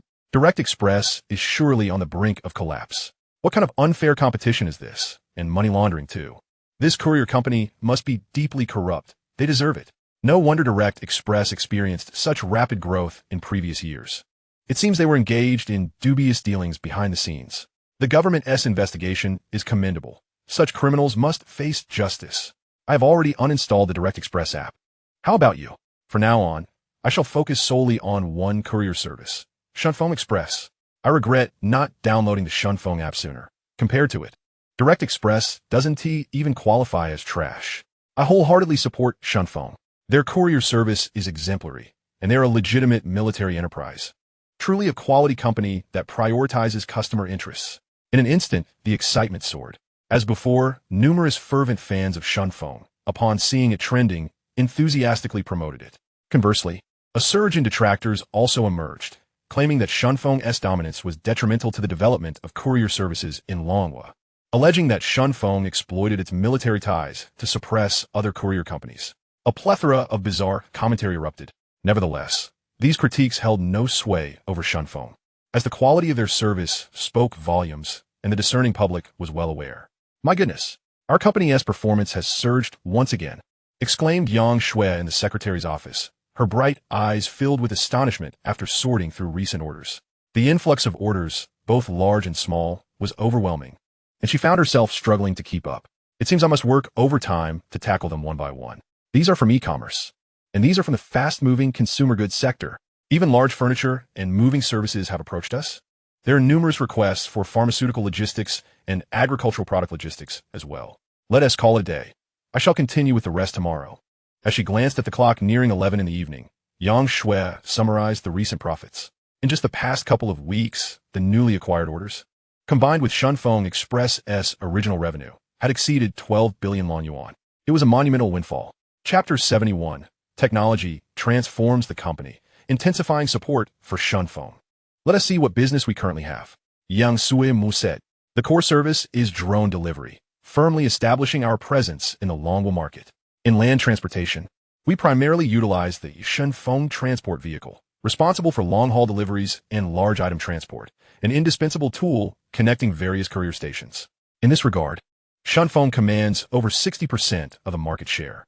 Finally, the Dawn robots not only alleviate labor costs, but also significantly enhance delivery efficiency, with maintenance and electricity expenses being virtually negligible. This technology is indeed remarkable." Concluding her assessment, Yang Shui arrived at a singular conclusion. Technology is revolutionizing the company. In this wave of technological advancement initiated by Shunfeng Express, the remaining courier companies across Longhua were faring poorly. With Direct Express's downfall, it was unlikely that other enterprises could endure much longer. Shunfeng was poised to monopolize the market and firmly establish itself as the leader of the new era in courier services. The net profit from courier services in Longhua was approximately 33 billion long yuan each quarter, and Yang Shui estimated that by year's end. A substantial portion of that would be claimed by Shunfeng. Mr. Su is truly remarkable. Just as he predicted, Shunfeng is growing ever larger. Yang Shui's countenance radiated joy as she couldn't help but reflect on the situation. Meanwhile, at the Dongfeng Research Institute, the progress on the White Tiger robot had reached 50% completion. The weaponry and power drive systems were nearly finalized, with only the intelligent module and transformation connectivity remaining, which, according to Su Bai's plan, would soon be resolved as well. The next step would be to assemble everything seamlessly. In the laboratory, 2 disassembled Dawn robots lay before the team. Since the White Tiger robot possessed 2 forms, the modified prototype required 2 Dawn units. Wow, there are so many components within this Dawn robot. No wonder it is so intelligent. Upon seeing the interior, one researcher felt as though they had unwittingly dismantled a priceless work of art, one that could never be restored. How could such intricate parts be assembled together? Mr. Su's technical prowess is truly formidable. As the experts gazed in awe at the exquisite internal structures of the Dawn robots, they were filled with admiration. Today, Su Bai's task was to install the weaponry and power drive into their designated positions. With tens of thousands of components involved, this was a task that demanded immense patience. Let us commence with the small missiles. Su Bai swiftly directed the operation. Consequently, within the originally designed confines of the Dawn robot, the fingers, wrist joints, elbow joints, and shoulder joints were meticulously filled with several small missiles. The researchers in charge of the operation proceeded with utmost caution, exhibiting an extraordinary level of meticulousness, fearful that a single misstep might prevent the subsequent installation of the weaponry. After all, the internal space of the White Tiger robot was limited, with the small missiles occupying merely a fraction of it. All done. Success. Upon hearing Su Bai's announcement, several researchers exhaled in relief, instinctively wiping the sweat from their foreheads. The tension had been palpable. They had never engaged in such intricate operations before. There's no need for such anxiety, everyone. As long as you follow the coordinates I provided, success is a certainty. Observing their demeanor, Su Bai smiled reassuringly. With the successful installation of the small missiles as a precedent, the subsequent research personnel were considerably more relaxed. Each weapon module, mechanical arm, and power unit was completed methodically and without haste. Having toiled from dawn until dusk, the 2 Dawn robots had undergone a transformation beyond recognition. Their limbs, hands, legs, and even their bodies were densely packed with new modules. What remained was the crucial central processing unit and the transformation connection components. Well then, I must commend you all for your hard work today, Su Bai remarked as he surveyed the room. Mr. Su, what hardship have we endured? If not for your adept guidance, I dare say it might have taken me decades to achieve this. Another researcher chimed in. Indeed, Mr. Su's prowess in research is truly admirable. One could only describe it as formidable. The attendees nodded in agreement, their voices brimming with reverence. Despite being younger than any other researcher present, Mr. Su's expertise commanded respect within the scientific community, which values skill over seniority. The individual with the most impressive technical capability naturally wields greater influence. It was evident that Mr. Su's profound knowledge surpassed that of the combined academicians and professors present, earning him the respect of all. The following day, Su Bai had business to attend to and temporarily left the Dongfeng Research Institute. He arrived at the Longhua Institute to meet with Vice President Qin Guoxing. Mr. Su, regarding the recent breach of Shunfeng's data, all disciplinary actions have been duly administered. Qin Guoxing began with a cheerful demeanor. Upon reviewing the related documents, Su Bai discovered that the mastermind behind the incident, Chairman Fan Hua of the Courier Service, had been sentenced to 10 years in prison. Additionally, his 4 accomplices, involved in money laundering, received sentences ranging from 3 to 7 years based on the severity of their crimes. Lastly, Wang Hao from Shunfeng, who engaged in the illicit trade of state-owned enterprise secrets, was also sentenced to 5 years. With this, the matter appeared to be resolved. Mr. Su, to prevent any similar occurrences in the future, we must strengthen our confidentiality management protocols. Qin Guoxing emphasized, one can only be grateful that the issues exposed were not overly severe. Given Shunfeng's current advancements in black technology, had the leaked information pertained to the Tianquan missile vehicle, the consequences would have been dire. After all, the repercussions of the recent destruction of the Sakura Nation's unmanned island were still reverberating internationally. Such confidential matters must remain concealed from those with ulterior motives. Indeed, Elder Qin, I shall ensure vigilance in this regard. Su Bai nodded in affirmation. The only individuals privy to the sensitive information were the 31 members of the research team, all of whom had signed agreements that constituted the highest level of confidentiality within Longhua, prohibiting any discussion of said matters in any context. Furthermore, Su Bai planned to increase their bonuses accordingly.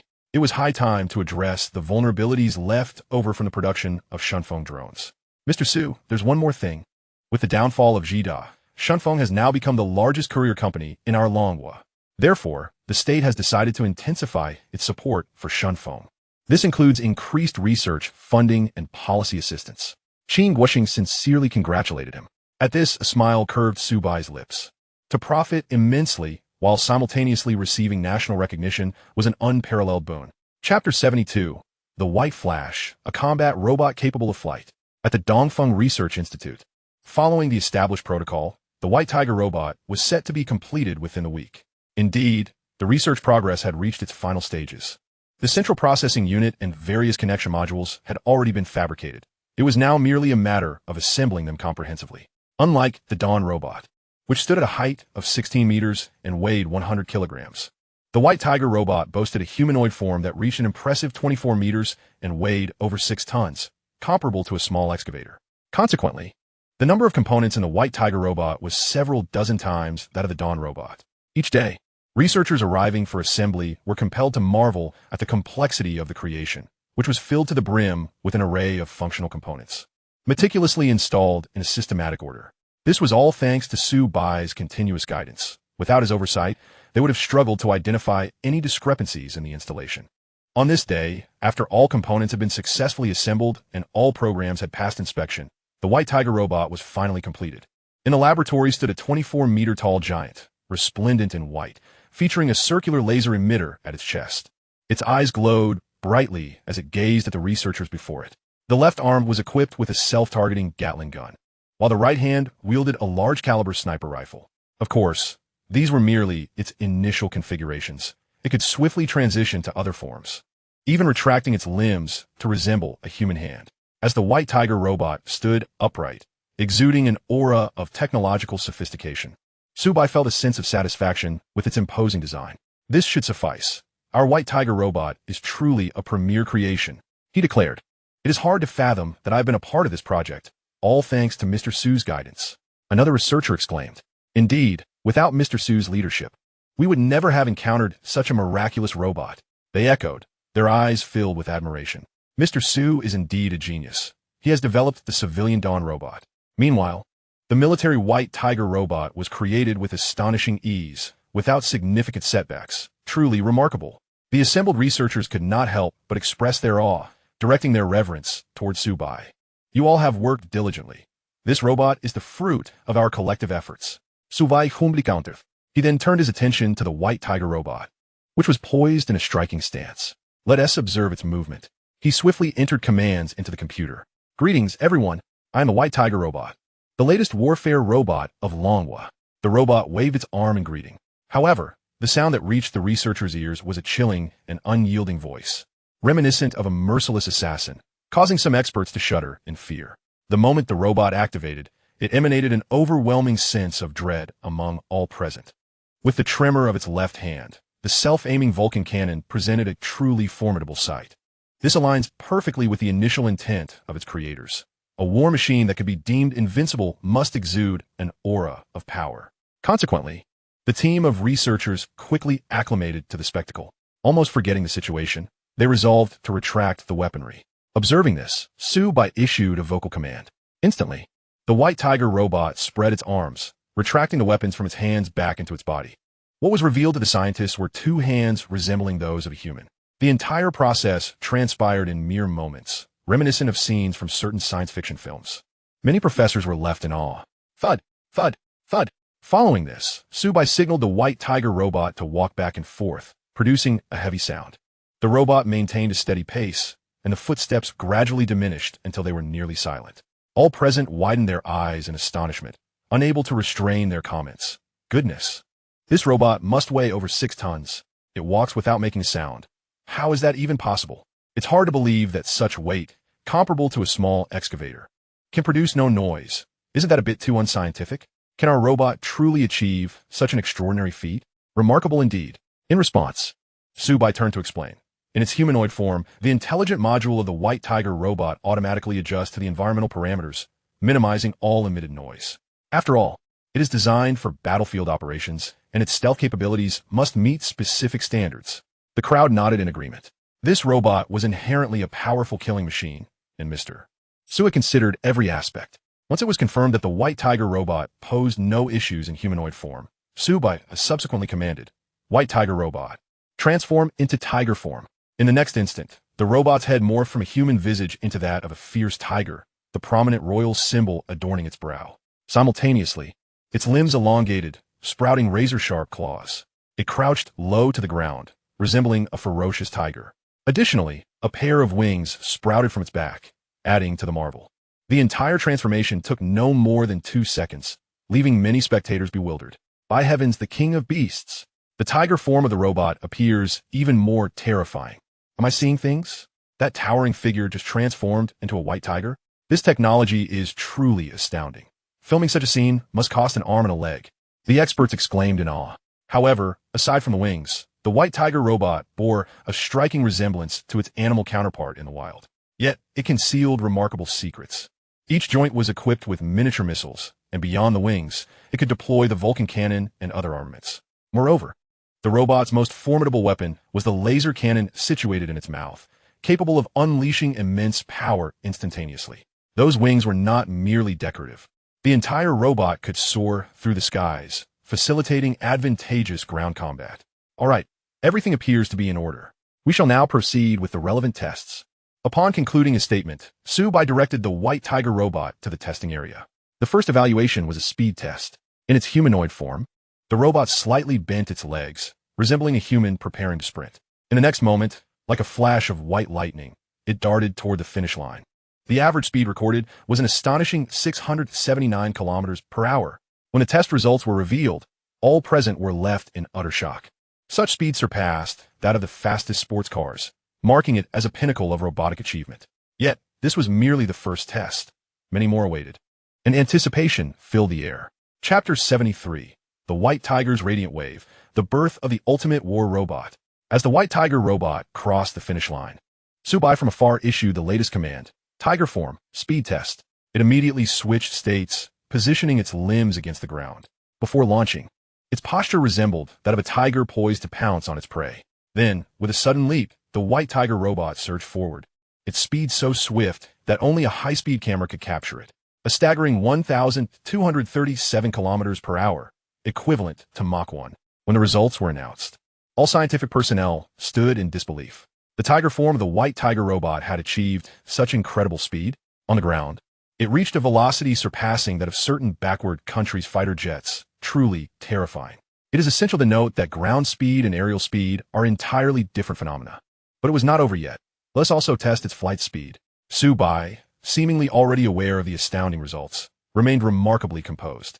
Thus, the robot in tiger form unfurled its wings and leapt into the air, soaring skyward. Many witnesses stood in awe at this miraculous sight, their mouths agape.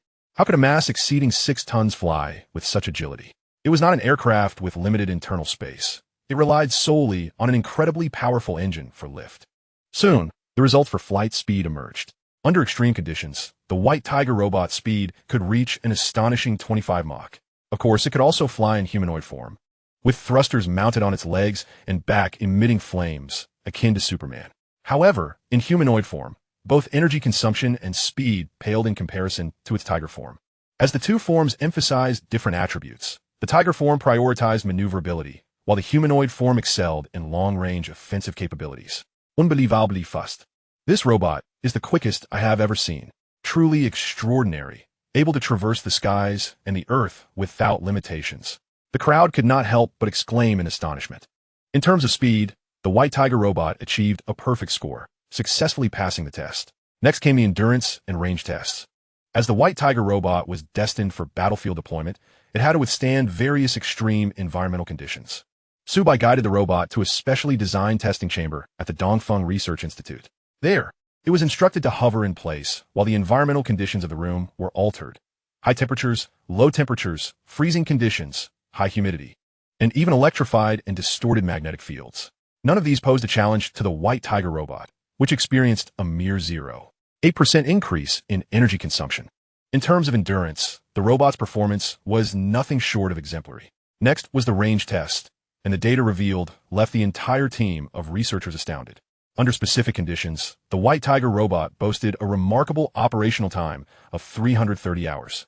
Additionally, it possessed a secret weapon, the ability to instantaneously deplete all energy reserves to unleash immense power. Naturally, this feature would only be utilized in dire circumstances. Subsequently, the White Tiger robot successfully passed additional tests, including agility, environmental perception, and adaptability to diverse terrains. Nearly every capability was at a top-tier level. Absolutely extraordinary. The standard of this robot seems to have surpassed that of this generation by half a century. It is hard to fathom how remarkable the robot will be once all the myriad components are assembled. In comparison, the years I've spent on research seem like mere scraps of metal. However, we are not at the final stage yet. The most formidable war robot must be equipped with the most advanced weaponry, and my anticipation is palpable. The crowd could hardly contain their excitement. Let us proceed with the testing of each weapon, one by one. Su Bai began, his voice steady. First and foremost, naturally, are the foundational armaments of the White Tiger robot, the Vulcan machine gun and the large-caliber sniper rifle. The machine gun required no further elaboration. The left arm of the White Tiger robot was remarkably stable, exhibiting negligible recoil, and swiftly emptied an entire magazine. All distant targets were struck with unerring accuracy. Meanwhile, in its humanoid form, the large-caliber sniper rifle demonstrated an ability to precisely lock onto all targets within its range. Bang! Bang! Each shot found its mark, as if a divine marksman had graced the earth. When compared to the most elite snipers, the White Tiger robot had already targeted its enemy the moment it raised its arm, achieving speeds far exceeding human capabilities. Next, the prowess of the small missiles was showcased. Whether in humanoid or tiger form, the robot was outfitted with countless small missiles at its joints. Typically concealed, they only revealed themselves upon launch when the relevant fairing opened. As the robot designated the flat ground ahead as its target, whoosh, whoosh, whoosh, countless missiles sped forth from various joints. Boom, boom, boom. Each missile inflicted considerable damage and possessed a tracking capability that thrilled the assembled scientists. Remarkably, even at this stage, the robot was already formidable. Yet, several of its devastating weapons had yet to be unveiled, such as the laser weaponry. White Tiger robot, activate the laser weapon. Upon receiving Su Bai's command, a dazzling silvery light coalesced at the robot's chest in humanoid form. In the next moment, swoosh, the laser shot forth towards a distant hill. Boom! Instantly, a small hill was reduced to rubble, leaving behind a silvery afterimage in the air. Thankfully, the scientists present stood at a safe distance and wore professional goggles. Otherwise, the intense light could cause significant harm to human eyes, potentially blinding them instantly. Transform to tiger form and fire the laser weapon. Su Bai continued to direct. The White Tiger robot morphed into its tiger form, opening its massive jaws as another silvery laser gathered at its firing aperture. Boom! In that moment, the heavens trembled, as if an earthquake had struck. This time, the laser weapon obliterated the area where the small hill had once stood, creating a gaping hole approximately 80 meters in diameter. The onlookers could only feel a chill run down their spines. No way. Such a massive crater was created by a single laser? The power is truly terrifying. On the battlefield, a sweep from the laser weapon would render tanks and armored vehicles utterly useless. It is astonishing. Moreover, it possesses a formidable blinding capability, making it nearly invincible. The crowd was filled with awe. Su Bai felt immense satisfaction. Was this not the legendary White Tiger's luminous wave? Once all demonstrations concluded, he surveyed the room and proclaimed, "Ladies and gentlemen, this White Tiger robot perfectly aligns with our research expectations. Our product is a resounding success." Chapter 74, The Pinnacle of the World, an Unrivaled Killing Machine. The faces of all the researchers present radiated joy upon hearing his words, so could not help but pump their fists in celebration. Finally, we have triumphed. The White Tiger robot has not come easily. When I first reviewed the data, I doubted our ability to complete it, thinking it might simply serve as a conceptual model. Who could have anticipated that just a few months later, we have actually brought this extraordinary creation to fruition? All credit goes to Mr. Su, who not only provided the prototype of the Dawn robot, but also guided us through nearly every step. Without Mr. Su, this exceptionally challenging project might have taken a lifetime to accomplish. Under Mr. Su's leadership, Every obstacle we encountered was surmounted with ease. In my decades of studying robotics, I have never experienced such smooth progress. Mr. Su is truly remarkable. The esteemed academicians, professors, and researchers gazed at Su Bai with profound reverence. They understood that he was not just the project's initiator, but also its chief engineer. It is no exaggeration to say that the contributions of others amounted to less than 1% of the overall effort. In essence, regardless of whether one is an academician or a professor, everyone was merely assisting Mr. Su. However, everyone was more than willing to accept Mr. Su's guidance. In the realm of scientific research, the most skilled should lead. Since Mr. Su possesses unparalleled expertise, it was only natural for everyone to heed his directives. Soon after, Su Bai dialed Qin Guoxing's number. Mr. Qin, the White Tiger robot project has been successfully completed on my end. Completed?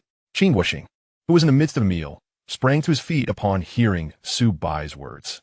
He recalled clearly that the entire project had only taken a little over 3 months. One could only marvel at Mr. Su's efficiency. The strongest military industry expert in Dragon Country truly operates at a different level. Please hold on, Mr. Su.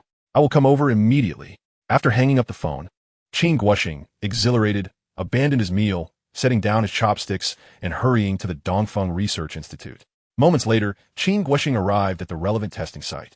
From a distance, he spotted a towering figure, well over 2 meters tall, surrounded by numerous researchers who seemed to be greeting the robot. As he approached, the robot, resplendent in pure white, exuded an air of formidable power. Its arms were as thick as an adult's leg. At first glance, Qin Guoxing felt a surge of trepidation and involuntarily shivered. Mr. Su, this robot is rather intimidating, Qin Guoxing remarked after a brief pause. Fear not, Mr. Qin. It merely takes some getting used to. You'll acclimate in no time. Su Bai replied with a smile. As the researchers noticed Qin Guoxing's arrival, they parted to create a pathway.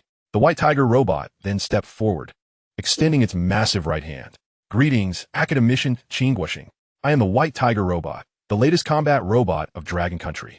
Its tone was cold, akin to that of a merciless assassin. Qin Guoxing gazed in astonishment, feeling a chill as he grasped the robot's hand. Undeniably, as a military robot, its first impression was incredibly successful. However, Qin Guoxing refrained from jumping to conclusions. He turned to Su Bai and inquired, Mr. Su, may I observe performance metrics? Of course.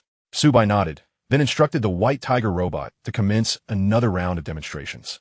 A flash of white light zipped by, and Qin Guoxing glanced at the speed indicator on the display screen. 679 kilometers per hour? How astonishingly fast. Subsequently, the figures continued to soar, suddenly reaching 1 Mach, 17 Mach, and then 25 Mach. Qin Guoxing was left utterly speechless. What on earth was happening? How could the speed have escalated so drastically? When the White Tiger reappeared before Qin Guoxing, he realized that the robot had transformed into a fierce and formidable tiger, complete with a pair of resplendent wings that allowed it to descend from the heavens.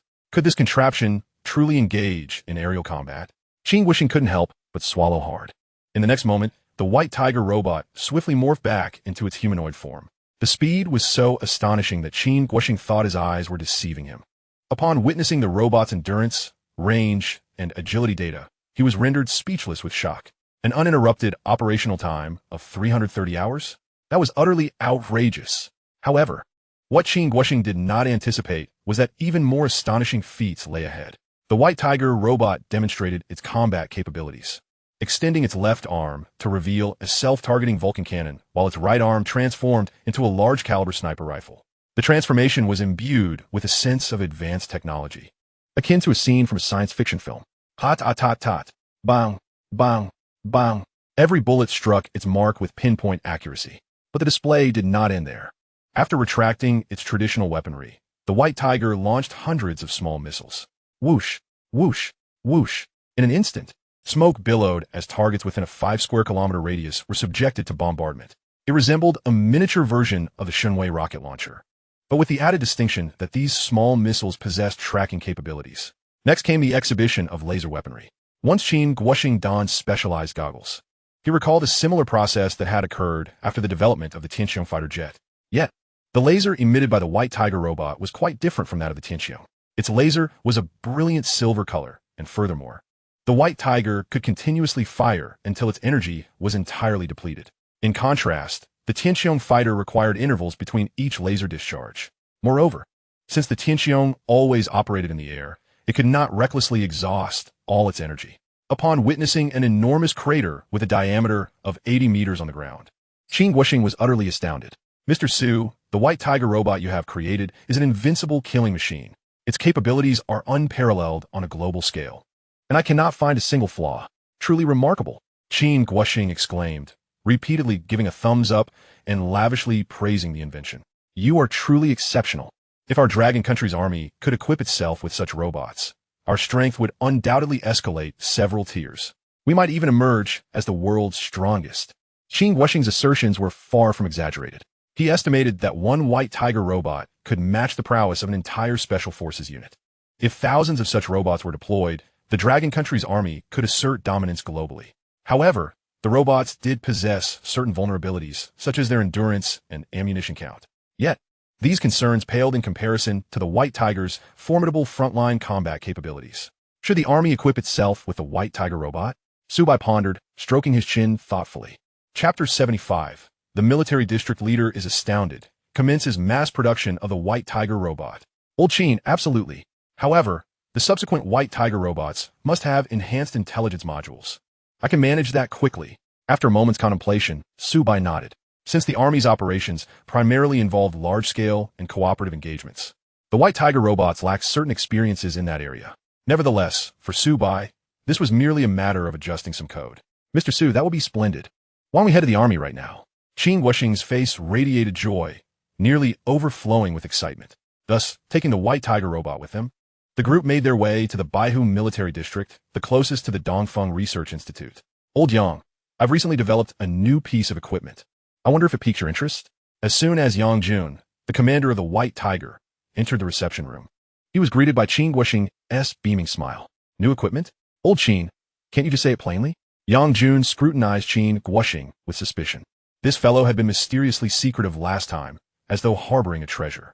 You're not trying to keep it a secret, are you? Qin Guoxing feigned indignation. What do you mean? I don't know anything. Wait, is that Mr. Su? Mr. Su, why didn't you give me a heads up before coming to the White Tiger? Yang Jun abruptly noticed Su Bai, who was sipping tea in the corner, and quickly approached him with greetings. Feeling somewhat sidelined, Qin Guoxing thought it unusual for Yang Jun, with whom he had shared many years of camaraderie, to exhibit such warmth. Since this new equipment is made by Mr. Su, I have no reason to refuse it, regardless of what it is. Yang Jun's face beamed with delight. The previous Tianqiong fighter had left a lasting impression on him, and the military district had gradually mastered its operational techniques. They were now eagerly awaiting the opportunity for practical application. An absolutely top-tier drone, capable of hypersonic flight, optical invisibility, and laser weaponry. 2 words, invincible. Yang Jun was incredibly excited about Mr. Su's latest masterpiece. Commander Yang, let us not waste time. We brought the White Tiger robot, Su Bai said, requesting a testing facility from Yang Jun. To ensure absolute confidentiality, the entire venue was restricted to just him, Qin Guoxing, and Yang Jun. The White Tiger robot? Is this the thing? Upon first seeing it, even the battle-hardened Yang Jun felt an involuntary chill. This towering figure, entirely snow-white, exuded an aura of lethal intent. Commander Yang, greetings. I am the White Tiger robot, the latest warfare robot of the Dragon Country. As this cold voice emanated from the robot, Yang Jun was momentarily startled. Mr. Su, I must say, the aesthetic of this robot is indeed of a very high standard. Yang Jun quickly regained his composure and couldn't help but praise it. Meanwhile, Qin Guoxing, witnessing Yang Jun's nearly identical reaction, nearly burst into laughter. Let us not jump to conclusions just yet. We're only getting started. The White Tiger robot then transformed. Its limbs sprouted razor-sharp claws. Its head morphed into that of a tiger adorned with the character for king. Wings sprouted from its back, and a sturdy tail emerged. It now resembled a ferocious king of beasts. Yang Jun stared, his expression one of sheer astonishment. Interesting, it can transform? What else with the wings? Does this mean the robot can fly? Yang Jun inquired, his eyes brimming with curiosity. As if responding to Yang Jun's question, the White Tiger robot leaped into the air, unfurling its wings and soaring into the sky. Moreover, the speed of flight was astonishingly rapid, vanishing from sight in the blink of an eye. Yang Jun promptly glanced at the relevant radar for speed measurements. 25 Mach. This contraption can truly soar at such velocities? As a commander of the Baihu Military District, Yang Jun was particularly attuned to parameters concerning speed.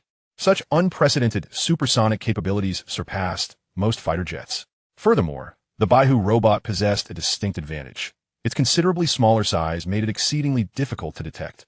Upon completing a full rotation and returning, the Baihu robot showcased its weapon module. Commander Yang, this is a pair of protective goggles. You must wear them properly, Su Bai emphasized repeatedly as he handed them over. Protective goggles? Mr. Su, could it be that this robot is capable of firing laser weapons as well? Once Yang Jun was prepared, he witnessed the robot emit a silvery beam of laser. Boom! The once flat surface of the testing ground was forcefully transformed into a massive crater. Had prior warnings not been issued, the entire military district would likely have been on high alert. Gazing at the terrifying scene, Yang Jun could not help but swallow hard. Incredible! The power of this laser weapon was on par with that of the Qingtian fighter. This is undoubtedly a top-tier military robot, Mr. Su.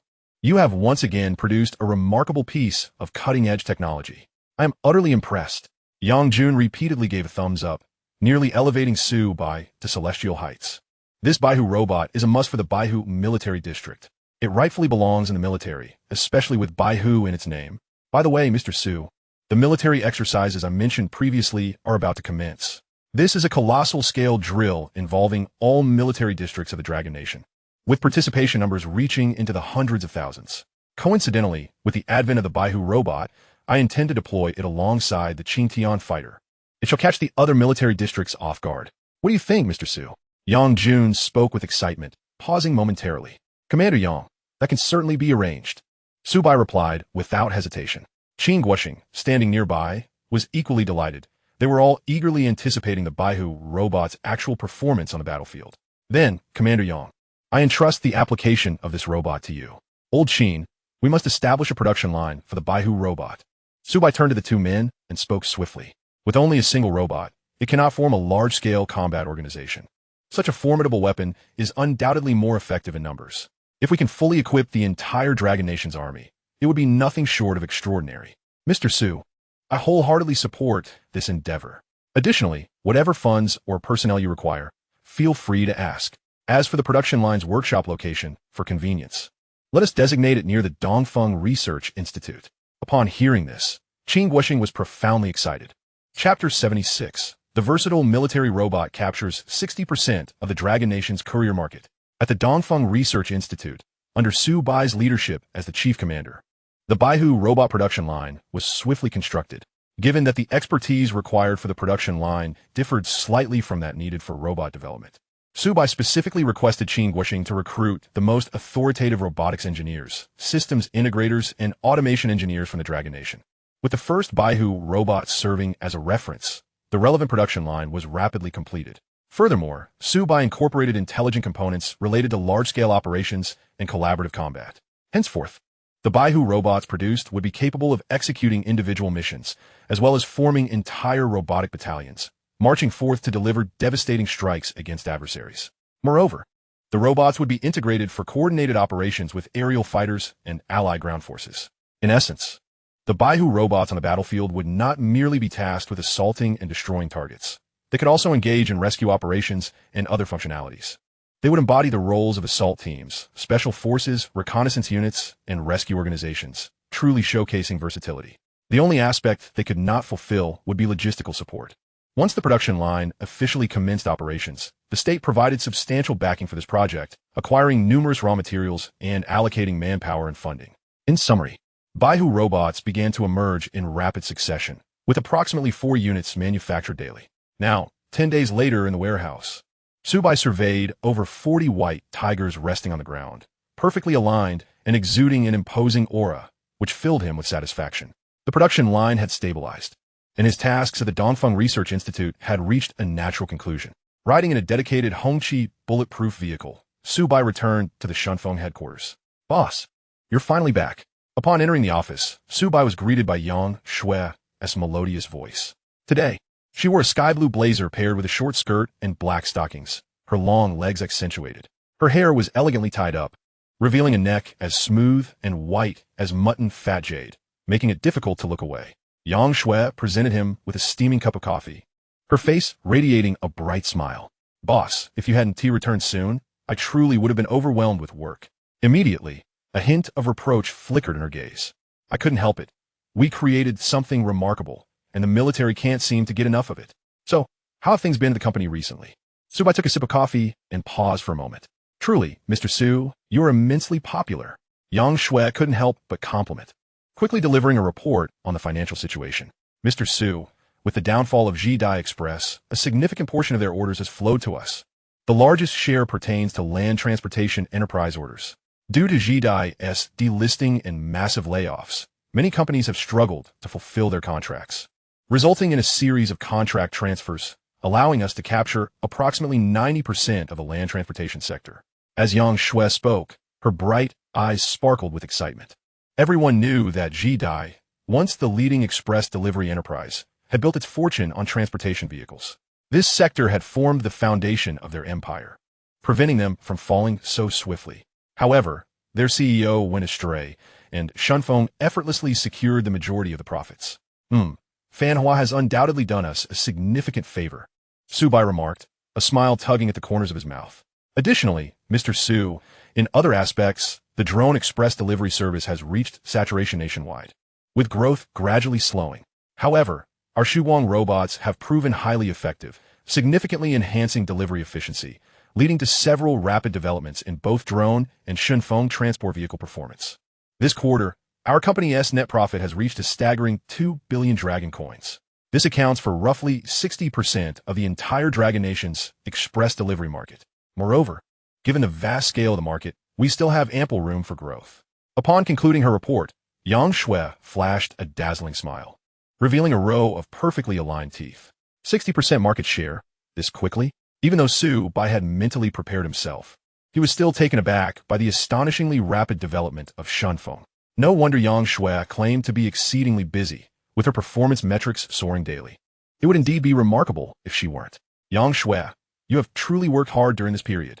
I will promptly tally the bonuses due, and on that basis, I shall add an additional 30%. Upon hearing the president's generous offer, Yang Shui covered her mouth in disbelief. Really, is this true?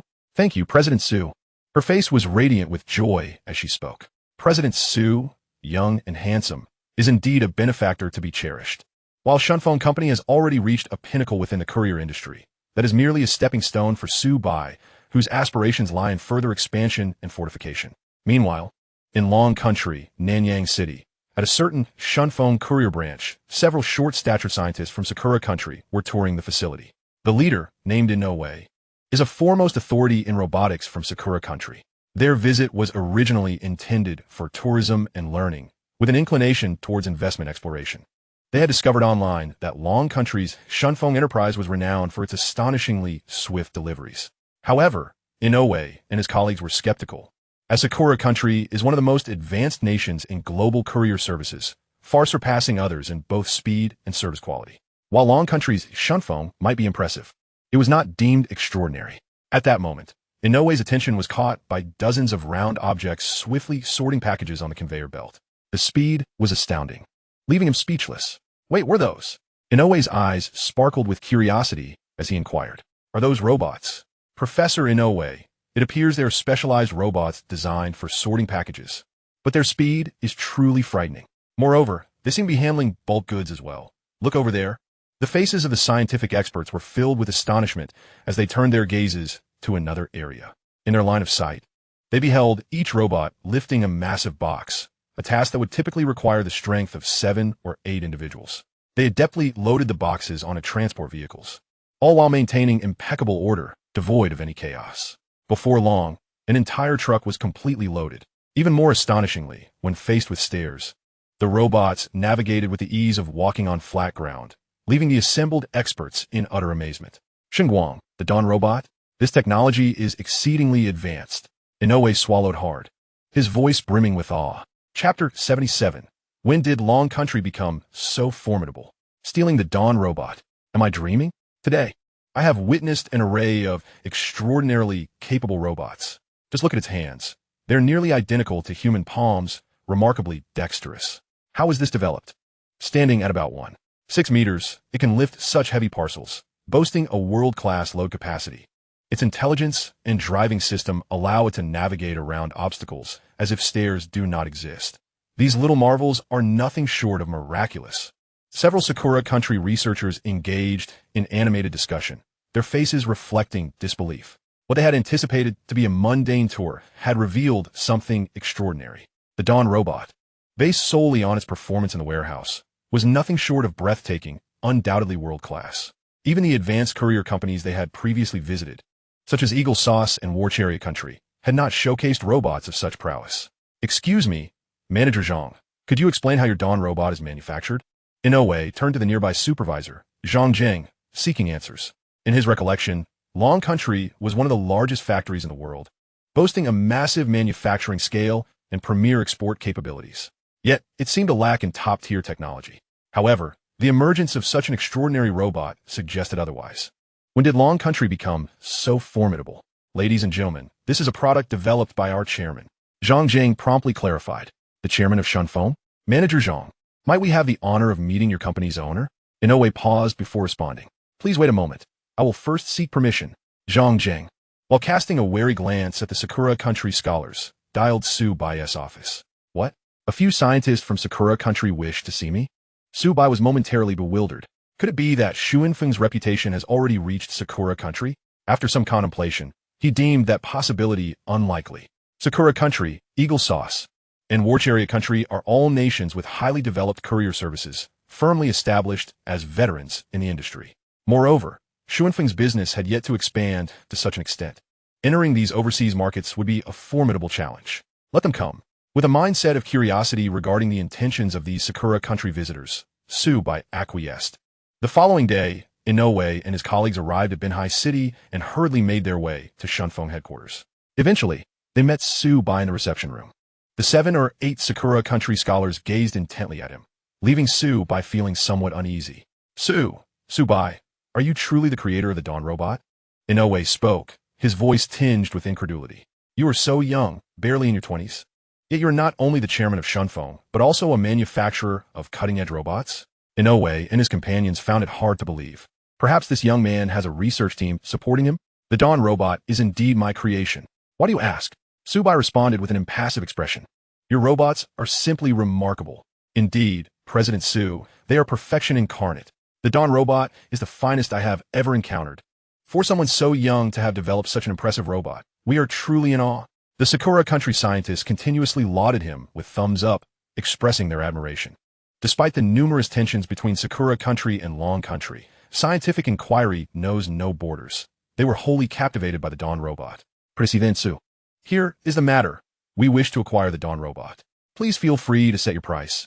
We will ensure a satisfactory offer." Inoue then articulated their purpose. "Acquire?" Su Bai was momentarily speechless. "So, they have their eyes set on the robot and are willing to negotiate a price?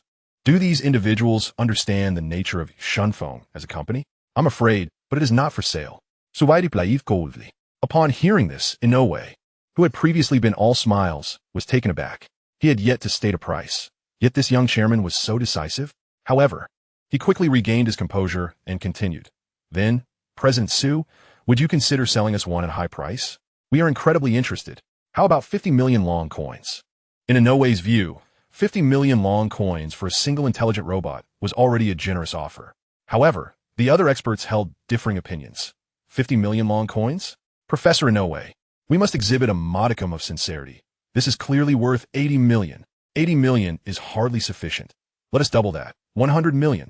Indeed, 150 million dragon coins. What say you, Lord Su Bai?" Observing the harmonious banter among the scholars from the land of cherry blossoms, Su Bai cannot help but chuckle. "Do I appear to be in need of funds? A refusal is a refusal. We, at Shunfeng, are a state-owned enterprise, a military-industrial titan of the Dragon Nation. Please take your leave." With that, Su Bai swiftly declined. "A state-owned enterprise of the Dragon Nation? It appears we are left with no recourse." Inoue furrowed his brow, a flicker of disappointment flashing in his eyes. The others sighed in unison. It was indeed a pity that such a remarkable robot could not be procured at any price. After Inoue and his companions departed, they found a resting place, where discussions ensued. "This is unacceptable. To return from the Dragon Nation without acquiring such an exceptional robot would be a wasted journey." "Exactly. The Dawn robot cannot remain unutilized for the benefit of our great Cherry Blossom Nation. I simply cannot abide by this. We, the Cherry Blossom Nation, have unwittingly fallen behind the Dragon Nation in the realm of robotics.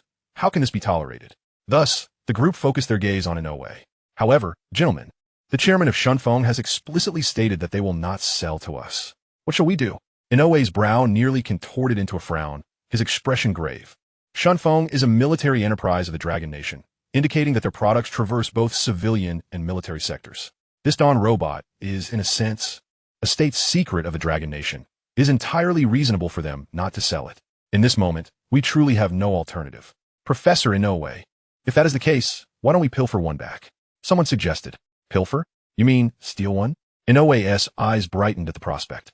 If it cannot be purchased, then we must resort to thievery. However, this is the territory of the Dragon Nation. To steal would be perilous. After much contemplation, it indeed seemed that theft was the most feasible option. It was decided then, we shall steal a Dawn robot. However, we must meticulously plan and enlist the assistance of professionals. Ultimately, a glint of malevolence flashed in Inoue's eyes. Chapter 78. The Chief Thieves of the Cherry Blossom Nation. Where do tigers roam in the city? Mr. Su, I can't shake the feeling that those cherry blossom scientists harbor ulterior motives. In the office, Yang Shui could not help but furrow her brow. Though it was merely an instinct, a woman's intuition is often astute. Their expressions of dissatisfaction upon hearing the name of Shunfeng State Enterprise deeply troubled her. Indeed, your reasoning is sound. It seems our Dawn robot has caught their attention. This is quite concerning. Su Bai nodded, analyzing the situation. So, Mr. Su, how should we respond? Should we consult the military? Yang Shui inquired, a hint of gravity in her bright eyes. No need.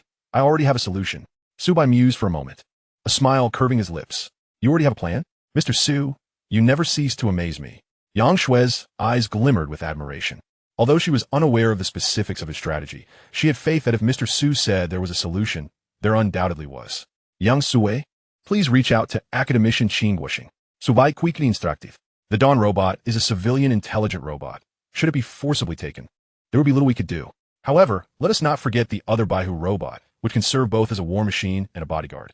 Thus, Su Bai dispatched a Baihu robot to each of Xuanfeng's numerous stations nationwide to ensure absolute security. Additionally, due to the Baihu robot's striking appearance, it could easily intimidate others.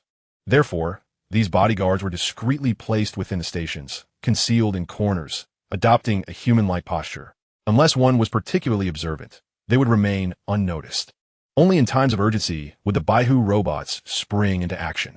Meanwhile, at a hotel in Nanyang City, Professor Inoue, our chief thieves from the Cherry Blossom Nation, led by Tanaka, have arrived in the Dragon Nation Nanyang. An enthusiastic researcher reported. This team hails from the Yamazaki Group, renowned as the most illustrious thieving organization in the Cherry Blossom Nation. Their ability to make contact was due to the scientists' extensive connections in both the underworld and legitimate circles. As long as sufficient funds are provided, even on Dragon Nation's soil, the Yamazaki Group has no reason not to dispatch personnel. Haha, splendid. Inoue beamed with pride. Engaging the Yamazaki Group has cost them a significant sum, enough to purchase the bulk of a Dawn robot. Yet, if they can steal a single advanced robot back to the Cherry Blossom Nation, all will have been worth it. Moreover, they held immense faith in the Yamazaki Group's expertise. When it comes to thievery, they claim second place. No one dares to claim first. By the way, have we ascertained the terrain and security details of the Shunfeng station? Inoue suddenly recalled, pausing momentarily. Rest assured, Professor Inoue, we have conducted thorough investigations. At night, there are merely a few security personnel at this station. They could never match the Yamazaki Group. A researcher scoffed. In my opinion, the Shunfeng company has developed such an impressive robot, yet their security measures are utterly lackadaisical. If possible, we could easily pilfer a few more. Another suggested. Upon hearing this, Inoue shook his head. No, one is sufficient. If we create too much commotion, it could have adverse repercussions. Let us inform Tanaka. We shall execute our plan tonight. Excitement glimmered in everyone's eyes. The Dawn robot was about to become theirs. At midnight, a specialized thieving team, led by Tanaka, consisting of 10 individuals, arrived outside a delivery station. Boss, during our stay in the Dragon Nation, let's enjoy ourselves. One of the subordinates chuckled.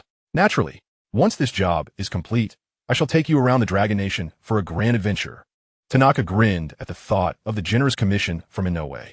The advance payment alone was 20 million dragon coins, with an additional 50 million upon completion. These scientists were exceedingly generous, and the task was quite simple. Stealing an intelligent robot was as easy as pie for Tanaka, who had navigated the intricacies of the Yamazaki Group for years. After confirming the layout once more, Tanaka directed his subordinates to charge straight to the security room. With a crash, they smashed the glass, startling the security personnel within. "Baka!" Tanaka hissed, brandishing an iron rod to threaten the guards as he pressed the switch for the warehouse door. Following that, they swiftly bound the guards with tape, gagging their mouths.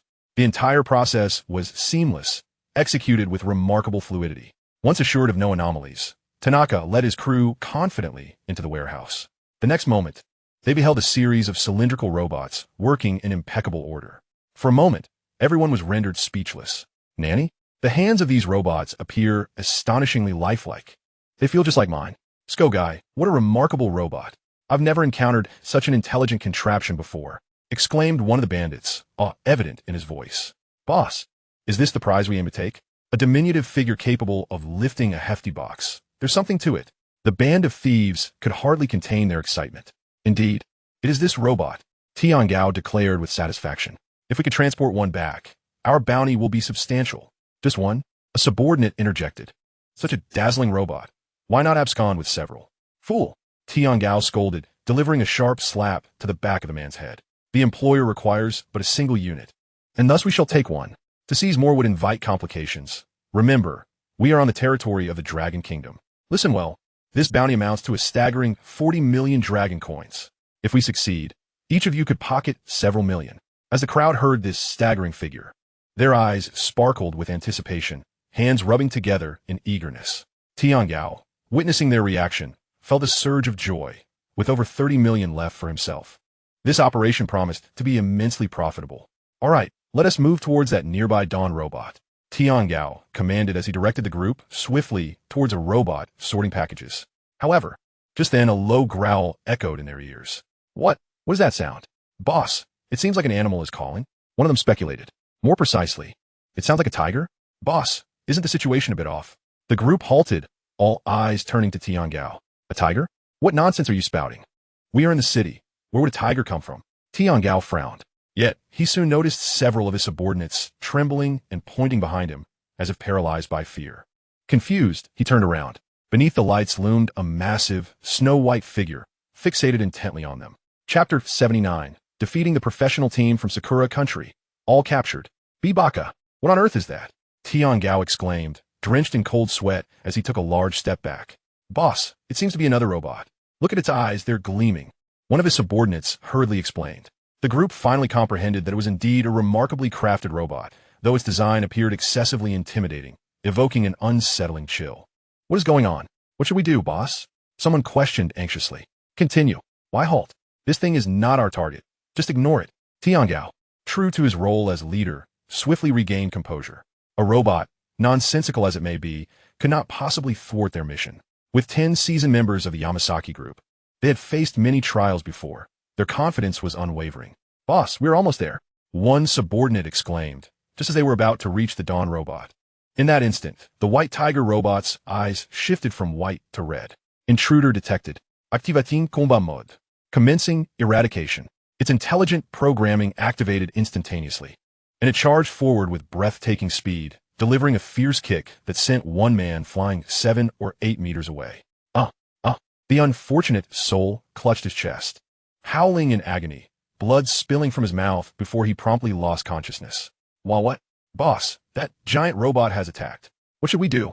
The remaining 9, including Okada, stared in wide-eyed disbelief, as if witnessing an extraordinary event. "Don't panic. We must subdue it first." Okada attempted to maintain his composure, gripping an iron rod and fixating on the white tiger robot. He lamented not having smuggled firearms into the Dragon Kingdom. How could a mere iron rod possibly contend with such a formidable foe? Surrounded, under Okada's command, for trembling members rushed forward, attempting to launch an assault on the white tiger robot. However, the towering figure retaliated, delivering a powerful punch that struck one of the Yamasaki group's members.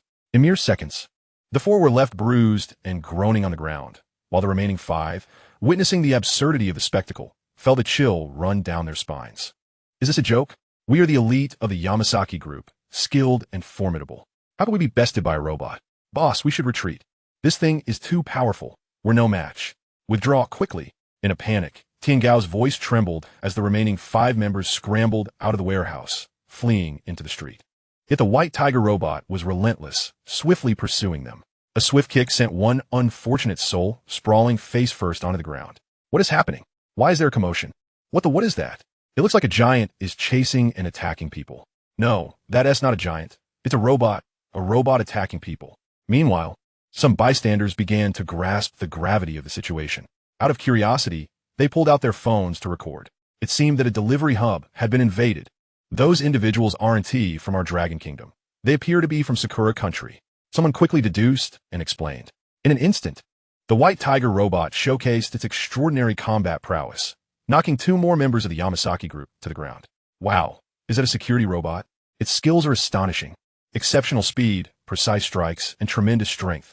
It's as if it's a master fighter. What on earth is happening? Are robots not only serving as security, but also becoming this formidable? As the crowd grew larger, some quickly contacted the authorities, while others uploaded videos online. Oh no! It seems like two thieves have escaped. Quickly, help catch them. Initially, the crowd attempted to create a path for the White Tiger robot, but in a flash, it lowered itself to the ground, claws extending into blades, wings emerging from its back, transforming into a tiger form. It soared over the heads of the crowd, pouncing directly on the fleeing Tiangao. Thud! The impact knocked Tiangao unconscious in an instant. Is that a tiger? Am I seeing this correctly? A giant has transformed into a tiger? My goodness, how incredible. And it has wings. It's flying. The onlookers were utterly astonished, their eyes filled with disbelief. All the thieves stood no chance, captured one by one, as the scene unfolded like a breathtaking sci-fi film. At long last, the wail of police sirens echoed through the air as the notorious 10-member Yamazaki gang was apprehended. Meanwhile, within the confines of the hotel, a jubilant atmosphere prevailed. Ladies and gentlemen, let's raise a toast to our acquisition of the most formidable Dawn robot. Professor Inoue proclaimed, holding aloft a glass of champagne, his pride palpable. The other scientists joined in the celebration, their eyes brimming with excitement. As time ticked away, it was high time for Okada and his team to report back. Professor Inoue, I took the liberty of investigating this Shunfeng company. A researcher chimed in. They possess not only the Dawn robot, but also rapid delivery drones and the astonishing kamikaze transport vehicles.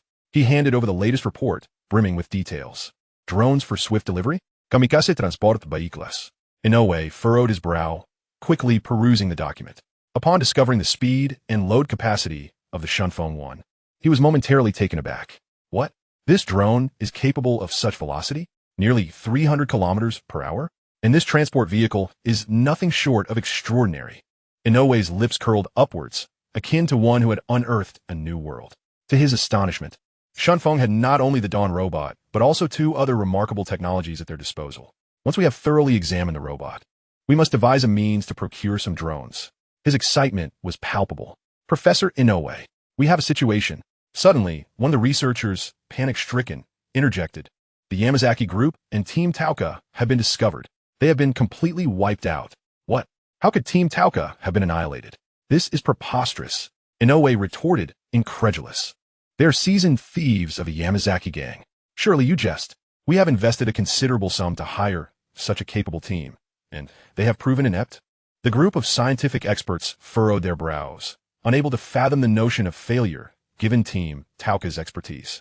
Professor Inoue, this is the truth. Look here. Videos have already surfaced documenting the incident. Shunfeng Company possesses another model of robot that utterly dismantled Tauka and his crew. The researcher trembled as he spoke, hastily clicking to play the footage. As the group gathered around the screen, their expressions shifted dramatically upon witnessing the scene with a White Tiger robot rendered Tauka unconscious. Crash! A researcher, startled, lost his grip on his champagne glass, which shattered upon the floor. What is this contraption? A security robot? Is it truly possible that Tauka's team was so easily dispatched? It can even transform from humanoid to a ferocious beast? How terrifying. They had sent 10 thieves, and not one could withstand a single round? This robot was truly extraordinary. The faces of the gathered scientists were etched with shock. They had previously believed the Dawn robot to be the pinnacle of advancement, only to be confronted with another formidable device. With exceptional combat skills, immense strength, and the ability to fly, what manner of monstrous enterprise was Shunfeng Company? Professor Inoue, now that Tauka and his crew have been apprehended, what does this imply for us? One individual suddenly realized the panic evident in their eyes. It was clear to all that Tauka would undoubtedly betray them, and given their location in Longgua's Nanyang City, The local authorities could arrive at any moment to effect arrests. Quickly, purchase plane tickets. We must leave Longwo at once. Inoue urged, a look of urgency on his face. We must depart immediately, no matter the destination. The faster, the better. If we delay any longer, all will be lost. Meanwhile, outside the delivery station, Team Tauka, the 10 thieves, were all handcuffed and escorted to the local police station. The white tiger robot, standing in its humanoid form, continued its vigilant watch, exuding an air of authority. The crowd of onlookers grew in number, still captivated by the spectacle they had just witnessed. Absolutely magnificent. This robot is incredible, exclaimed one bystander. Did you see that? It transformed from a massive tiger back into a humanoid form. How is that even possible? A transforming robot. I've seen such things in science fiction, but this is my first encounter in reality. Surely, this robot is a product of Shunfeng Company? How do they manage such feats? The people of Sakura country must be utterly dumbfounded at the audacity of attempting to steal from Shunfeng on our territory. As the crowd continued to snap photos and discuss the event, one person recalled, just recently, a direct delivery service was interrupted due to the theft of Shunfeng secrets. Did their CEO end up in jail? It appears Shunfeng's robots are indeed formidable. This is the allure of technology. Witnessing such an impressive display from this robot makes me yearn to acquire one for myself. The sense of security would be unparalleled. This robot is a true combat expert, dispatching all opponents effortlessly, even if all 10 of those Sakura nationals attacked simultaneously. In a standalone villa at Jiuqianhuafu, Su Bai was abruptly roused from his slumber by the insistent ringing of his phone. Bleary-eyed, he glanced at the clock. It was already 2 in the morning. Upon seeing Yang Shue's name on the caller ID, he answered, Yang Shue, what is the matter? CEO Su, you won't believe this. Yang Shue's melodic voice filled him with confusion. What could possibly merit such urgency at this hour? CEO Su, at one of our delivery stations in Nanyang City, a group of 10 thieves from Sakura country attempted to steal from us. However, our white tiger robot detected them and incapacitated them all. Yang Shue's incredulity was evident. She had only been aware of Su Bai's development of a new type of robot, but could hardly fathom its capabilities. Sakura country thieves? Su Bai sprang from his bed, quickly reviewing the information Yang Shue had sent. Indeed, I have my suspicions. Those Sakura scientists were up to no good. Thankfully, thanks to your creation of the white tiger robot, our Dawn robot was saved from their clutches. Yang Shue praised Su Bai, commending his ingenuity. It's time to teach these individuals a lesson and demonstrate to those coveting our Shunfeng products that our nation's enterprises are not to be trifled with. Su Bai remarked, even if the Dawn robot had been stolen, with Sakura's current technology, it would take them decades to decipher it. Moreover, it represented Su Bai's research achievements and was a state secret of Longhua. Any attempts to acquire it through underhanded means would come at a significant cost. At that moment, a call came in from Qin Guoxing. Old Qin, I have grasped the entire situation. Our products have been targeted by a group of Sakura scientists. Su Bai quickly explained, subsequently sending Qin Guoxing the registration details of individuals like Inoue from Sakura. Every visitor to Shunfeng's headquarters left behind a trace of information. In conjunction with the intelligence from the police, we can expedite the search for Inoue and his associates. Mr. Su, please entrust this matter to us. I have just received word that the individuals involved in the theft of the robots are 10 members of the Yamazaki group from the land of cherry blossoms, each of whom carries a long list of criminal offenses. While the land of cherry blossoms may be unable to contain them, they shall find no such fortune on the soil of our dragon nation. Furthermore, the 8 scholars from the land of cherry blossoms, according to our intelligence, are still holed up in Nanyang City. We shall certainly apprehend them and provide you with a satisfactory resolution. Qin Guoxing spoke slowly, offering a guarantee. These individuals are truly audacious, committing cross-border crimes as if our dragon nation were a soft target. Mr. Su, I must say, your robots possess functionalities that are remarkably advanced and undeniably captivating. Qin Guoxing's words brimmed with praise. In response, Su Bai humbly remarked, you flatter me, Qin.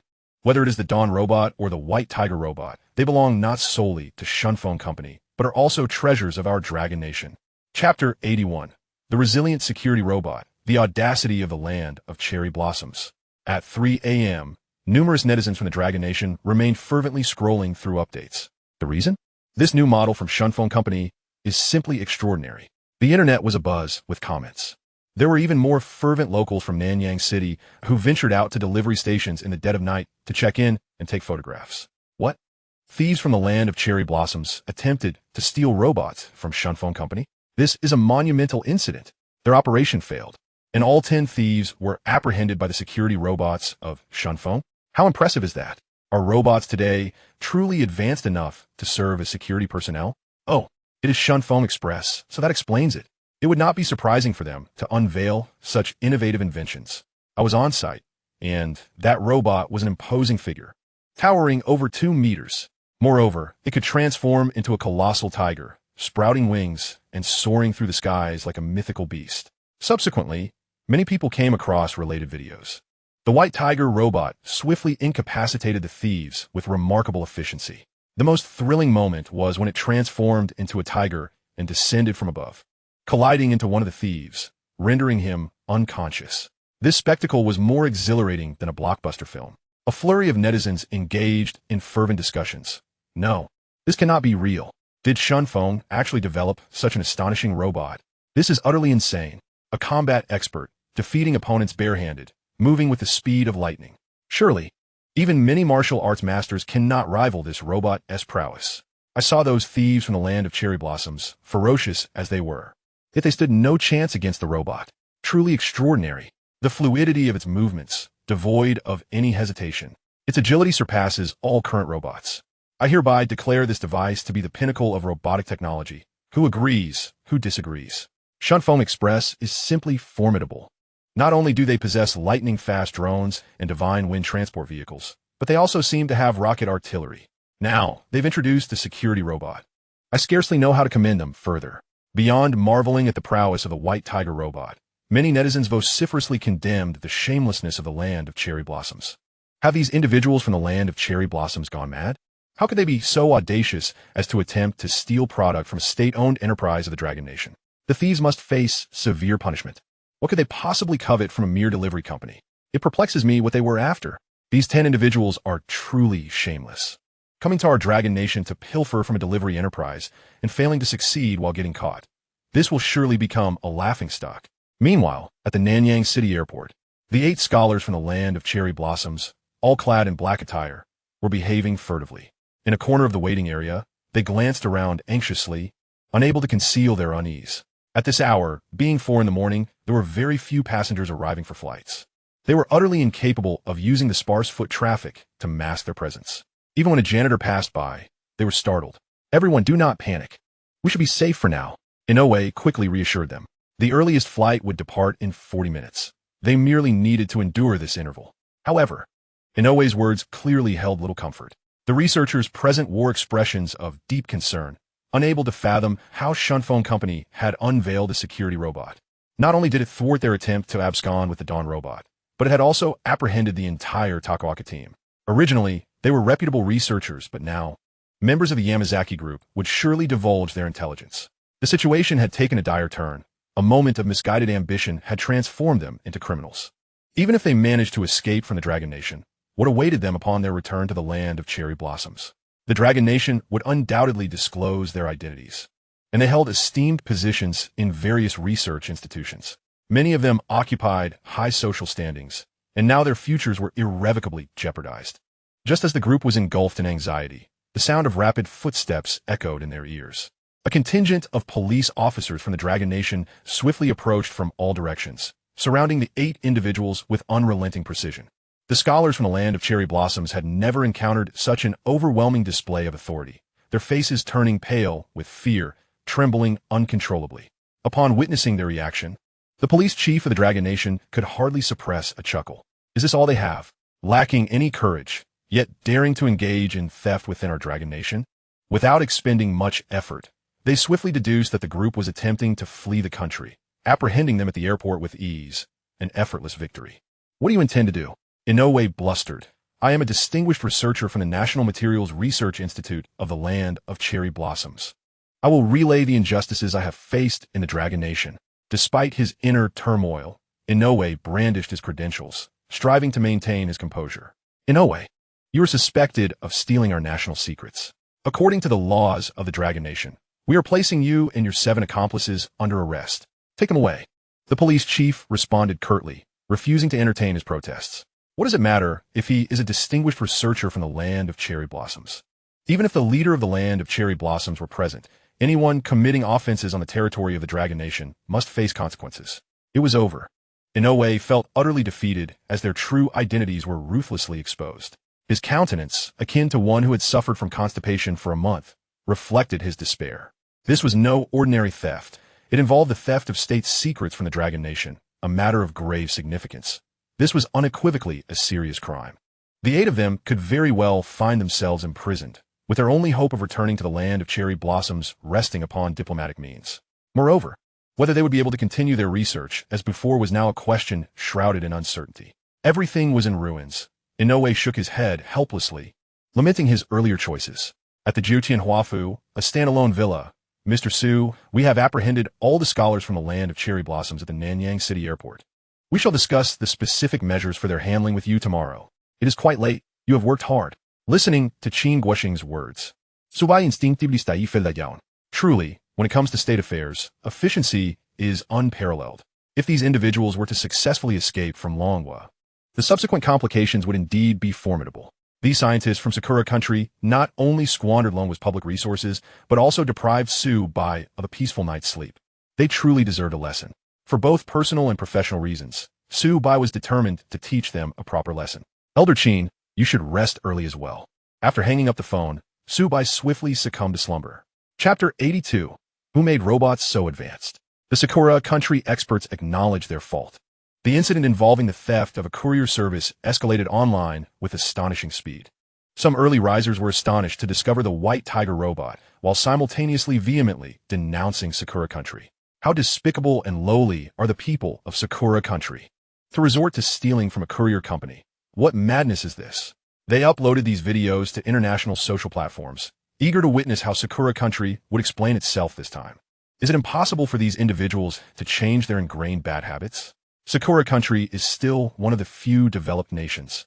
How could this happen? Meanwhile, the chief scientist of Sakura country, Ishida, received the news. What? That fool Takaoka actually exposed us? Ishida's face turned ashen. Inoue's ability to contact the Yamazaki group in Sakura country clearly indicated his involvement in the operation. Yet, the Takaoka team was supposedly a professional band of thieves. And after spending over 70 million long coins, this was their level, they not only failed to steal the Dawn robot, but were utterly humiliated, a glaring embarrassment. And Master Ishida, the security robot in the video is adept at combat and can even transform. It's quite impressive. An assistant exclaimed, visibly shocked. Of course I can see that. Is this the time to discuss such matters? Our dispatch team not only failed to steal Longhua's secrets, but was arrested instead. Longhua will undoubtedly exploit this. What about Inoue and the others? Ishida's expression turned grave, a troubling premonition brewing within him. And Master Ishida, we have attempted to contact them multiple times. However, there has been no word from them since 4:12 a.m. They are likely the assistant's face twisted in bitterness. Baka, how could this happen? Ishida felt the world around him dim, an overwhelming sense of despair enveloping him. If it were merely Takaoka and the 10 thieves captured, the situation would not be dire. They could simply deny everything. These were merely street thugs from the underworld, and the authorities would hardly care. But Inoue and the others were different. They were prominent figures in Sakura country's scientific community. Moreover, Inoue was a leading expert in robotics. Redeeming them would undoubtedly come at a steep price. Quickly, contact the Foreign Affairs Ministry and the State Department to delete all comments, images, and videos from these platforms. We must contain the information as much as possible. After a moment's contemplation, Ishida's tone brimmed with urgency. He was implementing the same measures he had after the last incident when Longhua's high-explosive weapons obliterated an uninhabited island. It was utterly humiliating. Such matters must not reach the public in Sakura country. The fewer people who knew, the better. He could not control international opinion. But if the populace discovered that Sakura country had suffered defeat at the hands of Longhua twice in quick succession, it would spell disaster. Yes, the assistant bowed repeatedly. On the other side, in Longhua, Mr. Su, you did not sleep well last night, did you? These damn scientists from Sakura country. No, they're unworthy of being called scientists.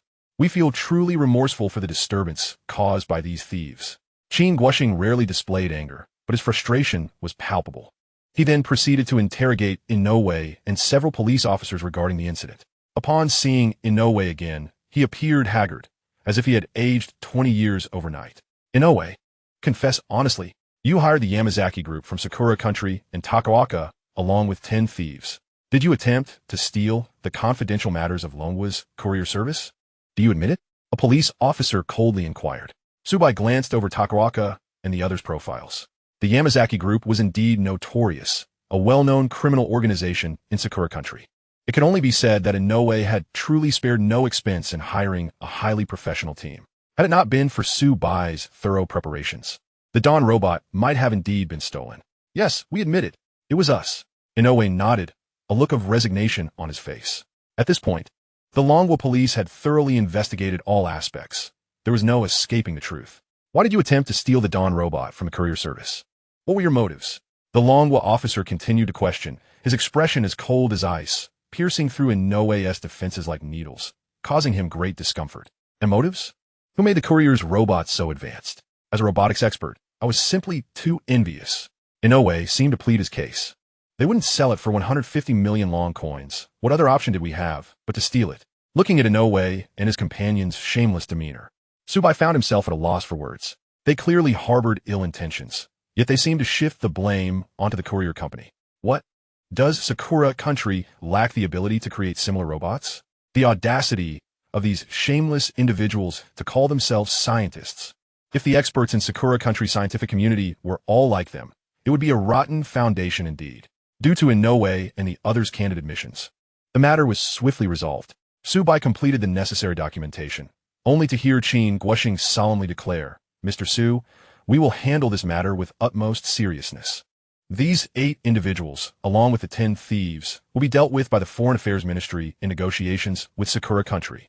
Regardless of the outcome, Longwa will firmly uphold the legitimate rights of its citizens. Rest assured, we will provide you with a satisfactory resolution." In response, Su Bai nodded yes. Let the state handle these affairs. Longwa is no longer what it once was.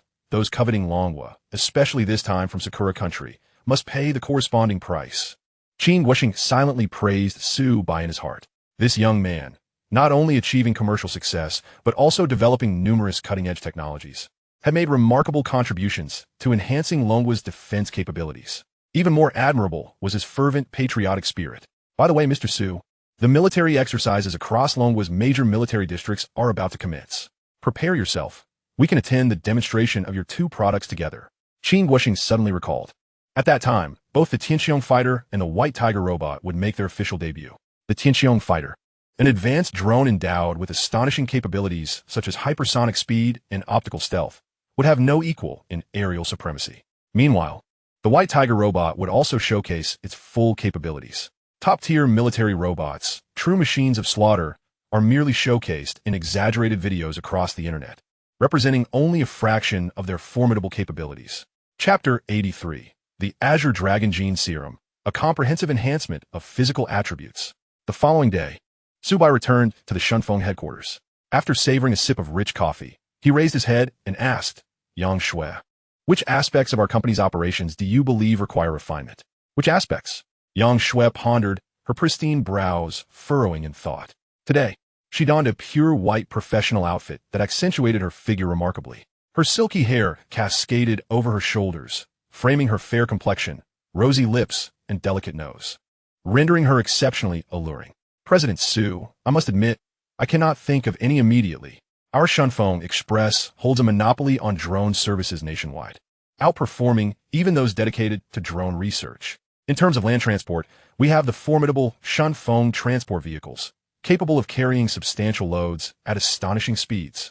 Furthermore, in the realm of parcel sorting and handling, you have developed the Dawn robot, which not only conserves labor costs but also significantly accelerates operations.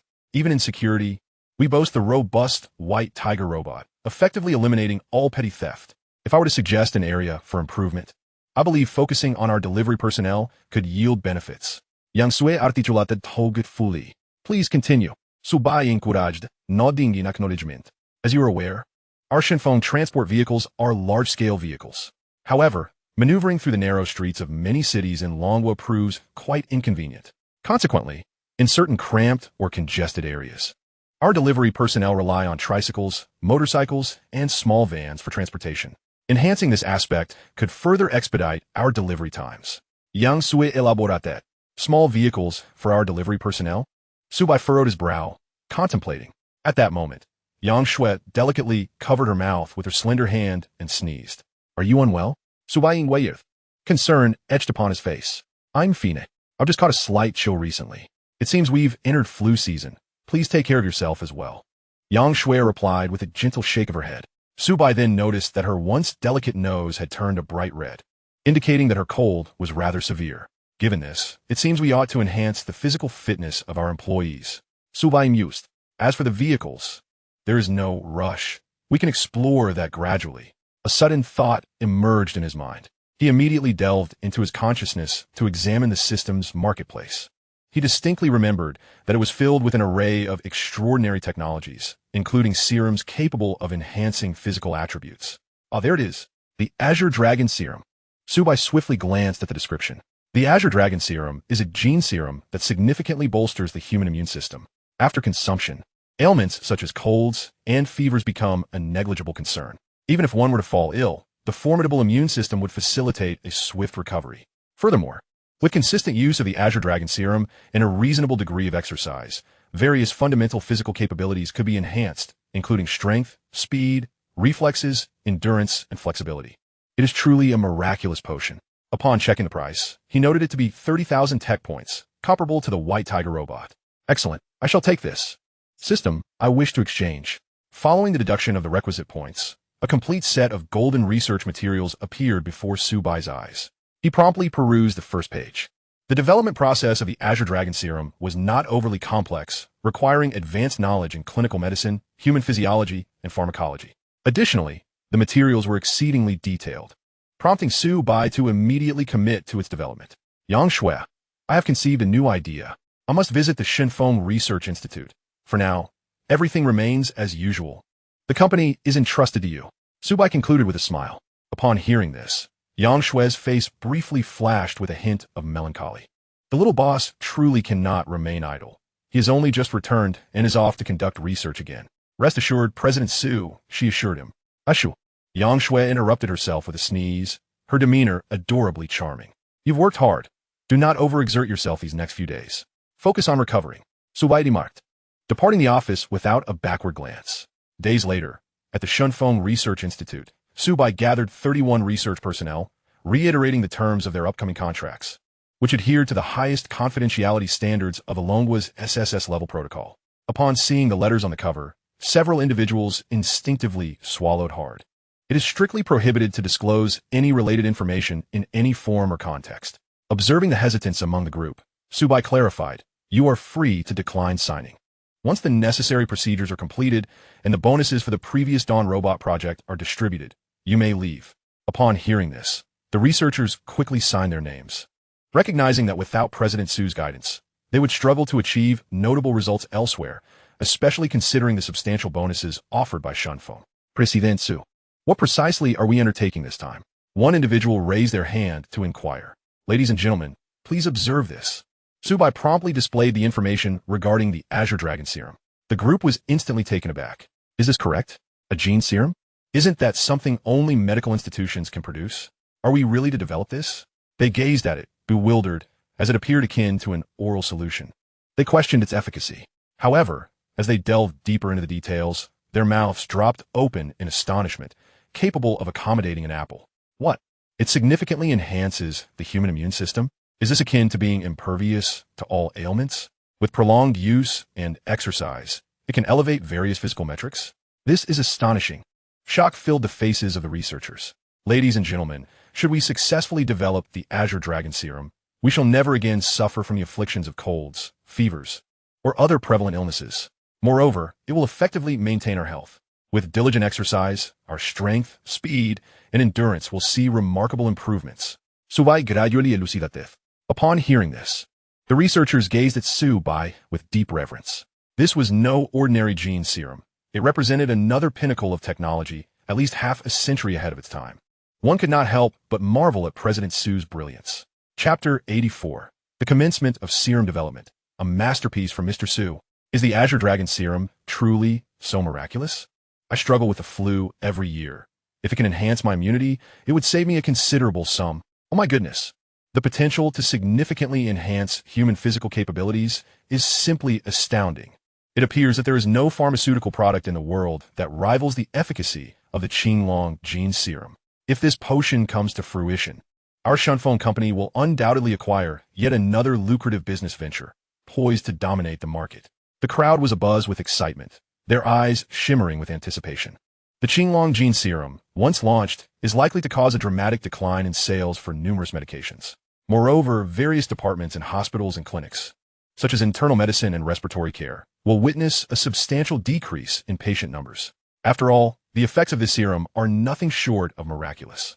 With a population exceeding 1 billion in Dragon Country, the seasonal transitions bring about rampant influenza and countless cases of cold infections. The market potential for this serum is indeed staggering. It seems Shunfeng Company is destined for immense profit.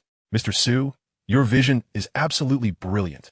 I am thoroughly impressed with this gene serum and cannot wait to see it developed. However, Mr. Liu suddenly interjected, but Mr. Su, aren't we merely a courier company? Do we possess the necessary production licenses and certifications? Upon hearing this, many others began to realize the gravity of the situation.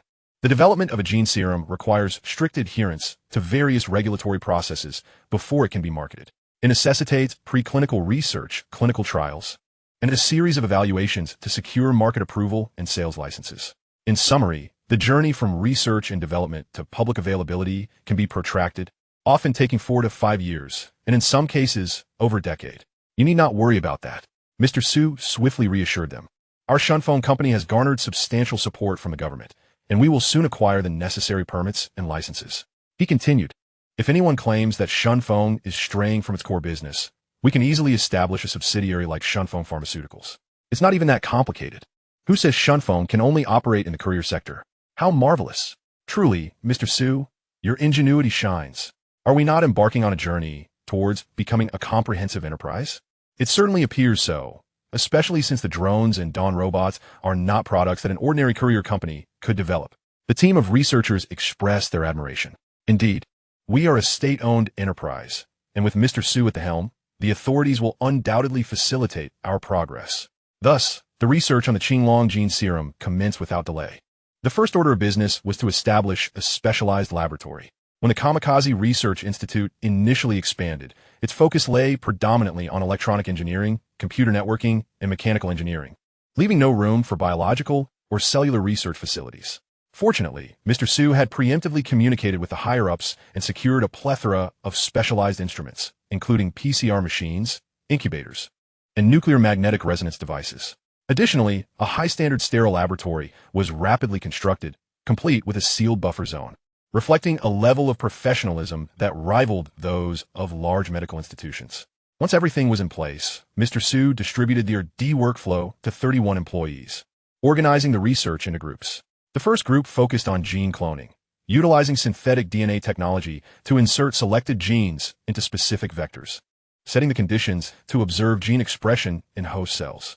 The second group was tasked with protein purification and functional studies, employing separation and purification techniques to extract target proteins from host cells and analyzing their functions through nuclear magnetic resonance. The third group was responsible for drug molecule design, utilizing vector construction and gene delivery technologies to examine the expression of specific proteins in human target cells. Finally, once the specific bacterial cultures were developed, the effects of the drug molecules would be observed.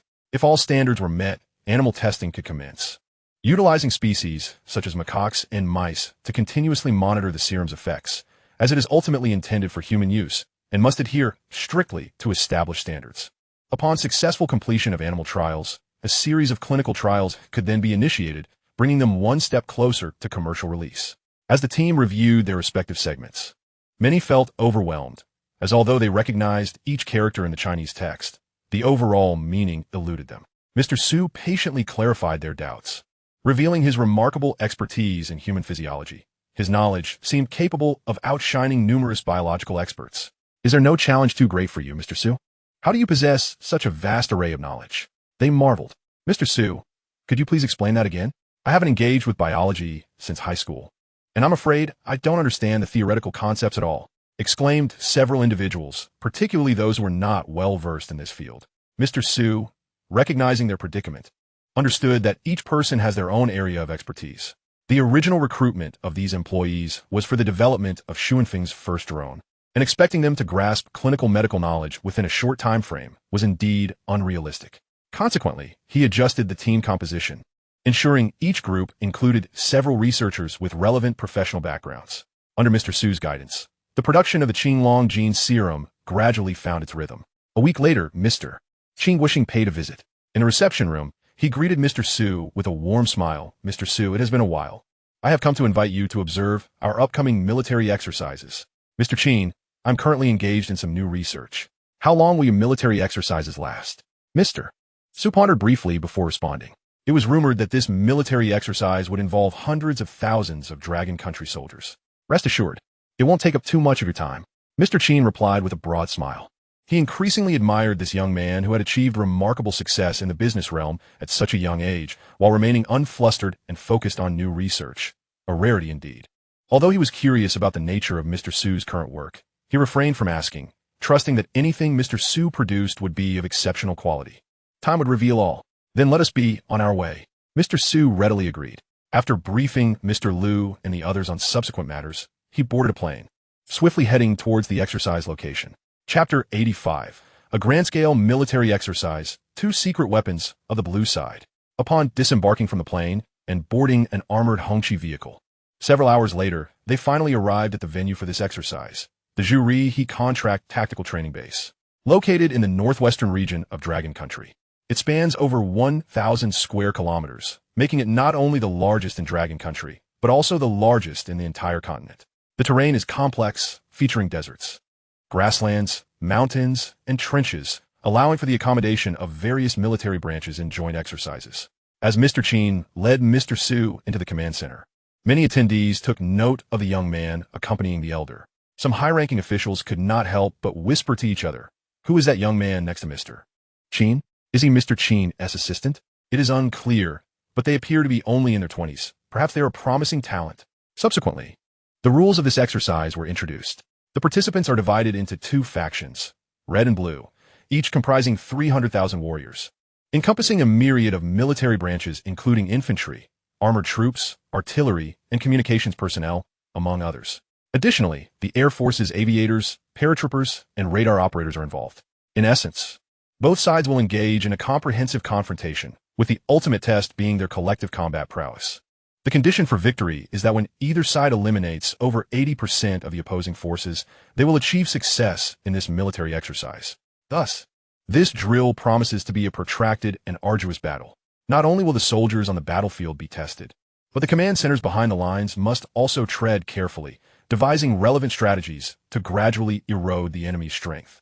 Old Yang, this time, our red faction is destined for victory. The overall commander of the red side is Commander Wei Hong of the Qinglong Military District from Long Nation, who is approximately 65 years old. As a seasoned veteran of the army, Wei Hong is adept in warfare and has prepared numerous tactical drills for this exercise.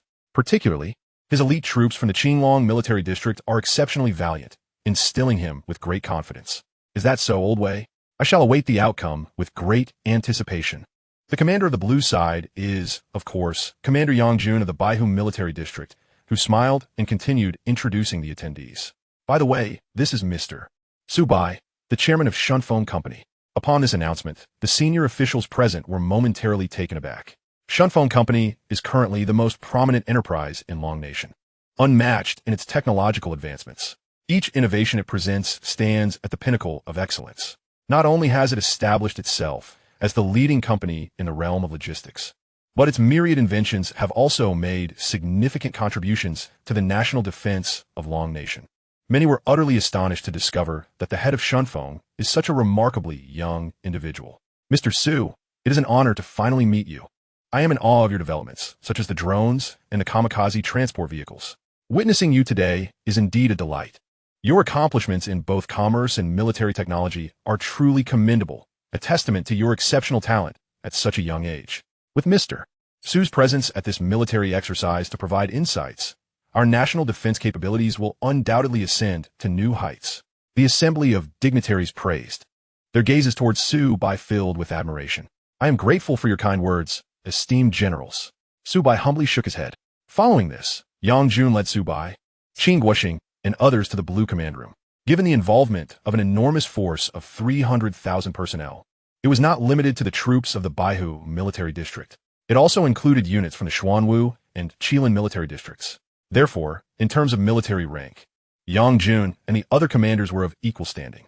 However, due to his extensive experience, he was elected as the overall commander of the blue side. Additionally, the two secret weapons, the Tianqiong fighter and the Baihu robot, were naturally concealed within the blue faction. Old Yang, what say you? Do you have confidence this time? The crowd turned their attention to Yang Jun, who wore a slight smile. Rest assured, everyone, if my predictions are correct, this exercise will conclude sooner than anticipated. Upon hearing this, the officers present were taken aback. Since when did Old Yang become so audacious? Concluding the military exercise quickly? What a jest. How could a massive exercise involving 600,000 warriors conclude swiftly? Noticing the myriad of doubts flickering in the eyes of his comrades, Yang Jun decided to reveal the details, showcasing the data on the Tianqiong fighter and Baihu robot. We possess two cutting-edge technologies, never before fully unveiled. They will undoubtedly astonish Old Wei and his team. As he spoke, Yang Jun first displayed a video of the Tianqiong fighter. The screen revealed a drone adorned in a striking red and black coating, its design exquisite and imposing. Is this a drone? The technological standard is impressive. Wait, why does it bear such a resemblance to Shunfeng's drones? Old Yang, are you certain about this? At the remark of one officer, the others suddenly recalled that this aircraft indeed bore a striking similarity to Shunfeng No. 1, which was evidently a transport aircraft. Yang Jun did not elaborate, instead gesturing with his eyes for them to continue watching for clarity. Then, they beheld the Tianqiong fighter's engines ignite as it gracefully ascended vertically before accelerating dramatically, vanishing from sight in an instant. The speed indicator below displayed a staggering 21 Mach. Next, it deployed its optical stealth coating, utilizing laser weaponry for stealthy assaults. At this juncture, all the high-ranking officials were left speechless. This is undoubtedly a top-tier fighter. Goodness, Old Yang, I never imagined you had concealed such a remarkable asset. With the Tianqiong fighter in our arsenal, we can undoubtedly secure air supremacy. The excitement among the crowd was palpable. Meanwhile, Yang Xing calmly introduced the other technological marvel, the Baihu robot. Wait, isn't this the latest product from Shunfeng, the security robot? Old Yang, so you have indeed collaborated with them. This robot is indeed extraordinary. Proficient in combat, it can transform into a tiger form to fly at incredible speeds. However, it seems to lack some long-range weaponry. It would be best to use it as our trump card. The crowd buzzed with discussion. Observing their reactions, Yang Xing slowly elaborated. In truth, the Baihu robot's true capabilities extend far beyond this. Please take a look.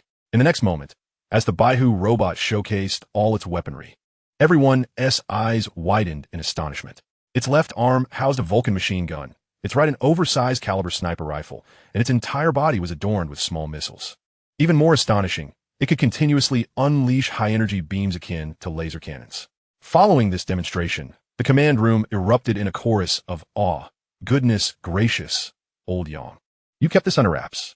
I take back my previous assessment. Rather than treating the Baihu robot as a trump card, we should deploy it outright. It can sweep through the battlefield. Unbelievable. This robot is far more formidable than I had anticipated.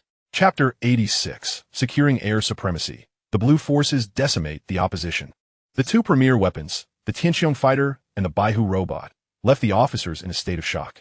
The Tianqiong fighter can reach speeds surpassing the escape velocity. Not only can it outpace the Red Side's aircraft, but it is also likely unrivaled by any fighter in the world. The most terrifying aspect is its optical stealth. The opposing side cannot detect it with radar or even the naked eye, leaving them utterly defenseless. One can only say, we are fortunate to be on the blue side. Otherwise, we would be oblivious to how we failed. A well-known adage in modern warfare states, he who controls the airspace secures half the victory. Now, with the Tianqiong fighter in our possession, equipped with laser weaponry and hypersonic flight capabilities, the opposing forces stand no chance. Not to mention the formidable Baihu robot, which can seamlessly switch between two forms. Its humanoid form excels in long-range sniping, while its tiger form boasts extraordinary close combat skills and can strike from the skies. Furthermore, the Baihu robot is capable of wielding a different type of laser weapon, the Baihu Lingwang wave. From the introductory video alone, its power is evident, capable of sweeping through main battle tanks and penetrating their armor with ease. Indeed, this time, the exercise is of a military nature, with all bullets and shells being blank, complemented by a laser simulation combat system. Therefore, when a laser weapon sweeps across the red side's tanks or aircraft, the corresponding directing team will inform of the results. This secret weapon of the White Tiger robot is capable of virtually annihilating everything. I can already envision the bewildered expressions on the faces of the opposing side when they receive the notification from the directing team. It is utterly astonishing. With the assistance of the Sky Sovereign aircraft and the White Tiger robots, I cannot fathom how we could possibly lose. No wonder old Yang is brimming with confidence. It turns out he has concealed these two formidable weapons. Upon witnessing the abundance of Sky Sovereign aircraft and White Tiger robots, the senior officials also felt a surge of confidence. Not only was there no possibility of defeat, but this military exercise might also set a record for the fastest conclusion. For no other reason than that these two premier weapons can decisively influence the battlefield's outcome. As the sound of an announcement echoed, the large-scale exercise encompassing 600,000 soldiers from various military districts of the Dragon Nation officially commenced. Meanwhile, Su Bai was in the Blue Side's operations room, observing the battle alongside the commanding officer, Yang Jun. Before long, the advanced reconnaissance units of both the Red and Blue Sides encountered each other on the desert terrain. Both sides quickly opened fire, resulting in an intense back-and-forth exchange. Additionally, at a certain location on flat ground, the movements of the enemy's tank units were detected. Upon realizing this, Yang Jun swiftly issued orders. The 3rd Squadron of Sky Sovereign aircraft is to first eliminate the infantry in the desert, then proceed northward to neutralize the enemy tank units 10 kilometers ahead. Just then, a communications officer reported, "Commander, radar has detected enemy bomber units. They are located 30 degrees northeast of the 3rd and 4th Sky Sovereign Squadrons." Hearing this, a smile curved Yang Jun's lips. "Old Wei, I must say I apologize. Your Air Force is about to meet its demise." He then exclaimed, "Prioritize the elimination of enemy bombers and other aerial forces, and gradually implement the original plan." Shortly after the orders were given, the real-time video surveillance displayed the simulated laser beams from the Sky Sovereign aircraft striking the Red Side's bombers, each of which was promptly declared as destroyed. Witnessing this, the assembled officers could not help but raise their fists in triumph, their joy nearly overflowing. From the perspective of the opposing side, this must have seemed like a supernatural assault, given that the Sky Sovereign aircraft maintained optical stealth throughout, making it impossible to discern the direction of the attack. Consequently, after neutralizing the Red Side's aerial forces, the sky above the battlefield became the dominion of the Blue Side. It could be said that, not long after the commencement of the exercise, the Blue Side had already gained a significant advantage. Victory was assured. However, since it was the debut of the Sky Sovereign aircraft and other weapons, Yang Jun undoubtedly intended to exploit their capabilities to the fullest. The 4 squadrons of Sky Sovereign aircraft, all employing optical stealth, obliterated the majority of the enemy's ground forces. Meanwhile, on the exercise grounds, upon receiving timely notifications from the directing team, all commanders stood frozen in disbelief. What? Our reconnaissance units have been eliminated? How could it happen so swiftly? This is unreasonable. Wait, why are we still deploying personnel? It has only been half an hour. Where are our artillery units? Where are our tanks? What on earth is happening? Suddenly, they vanished. They wondered, why have our aircraft not yet commenced operations? Is the enemy's air force also inactive? This is truly bizarre. Did the directing team make an error? We haven't even engaged and we've already lost? What is going on? The Red Side's forces, silently and without notice, had suffered significant losses. Losing is a commonplace occurrence, and transmitting intelligence back to the command center before being eliminated is one of the most fundamental strategies. Yet to lose so inexplicably, without any information, was an unprecedented experience. This is clearly a dimensional strike. Is this the allure of top-tier weaponry? I am thoroughly impressed. I have never witnessed such a formidable drone. Today has truly opened my eyes.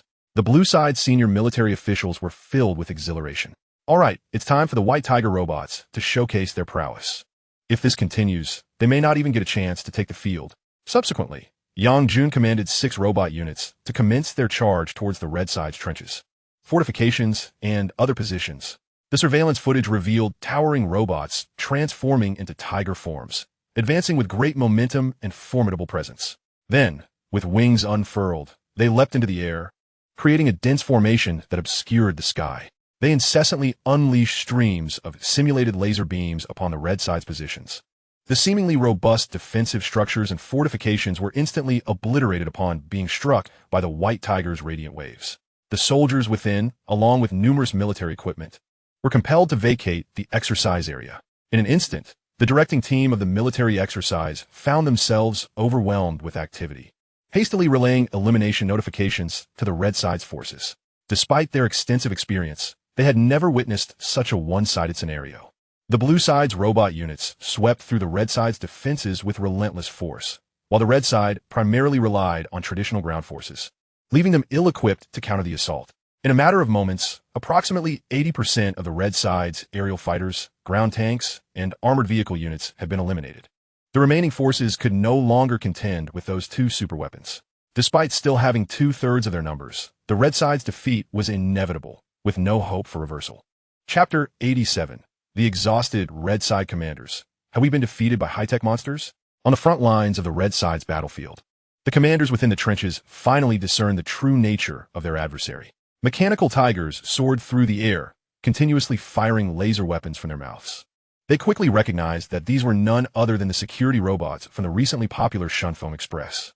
Although the video from that day was recorded at night with limited clarity, the design and the identical flying capabilities unmistakably identified these as the same type of robots.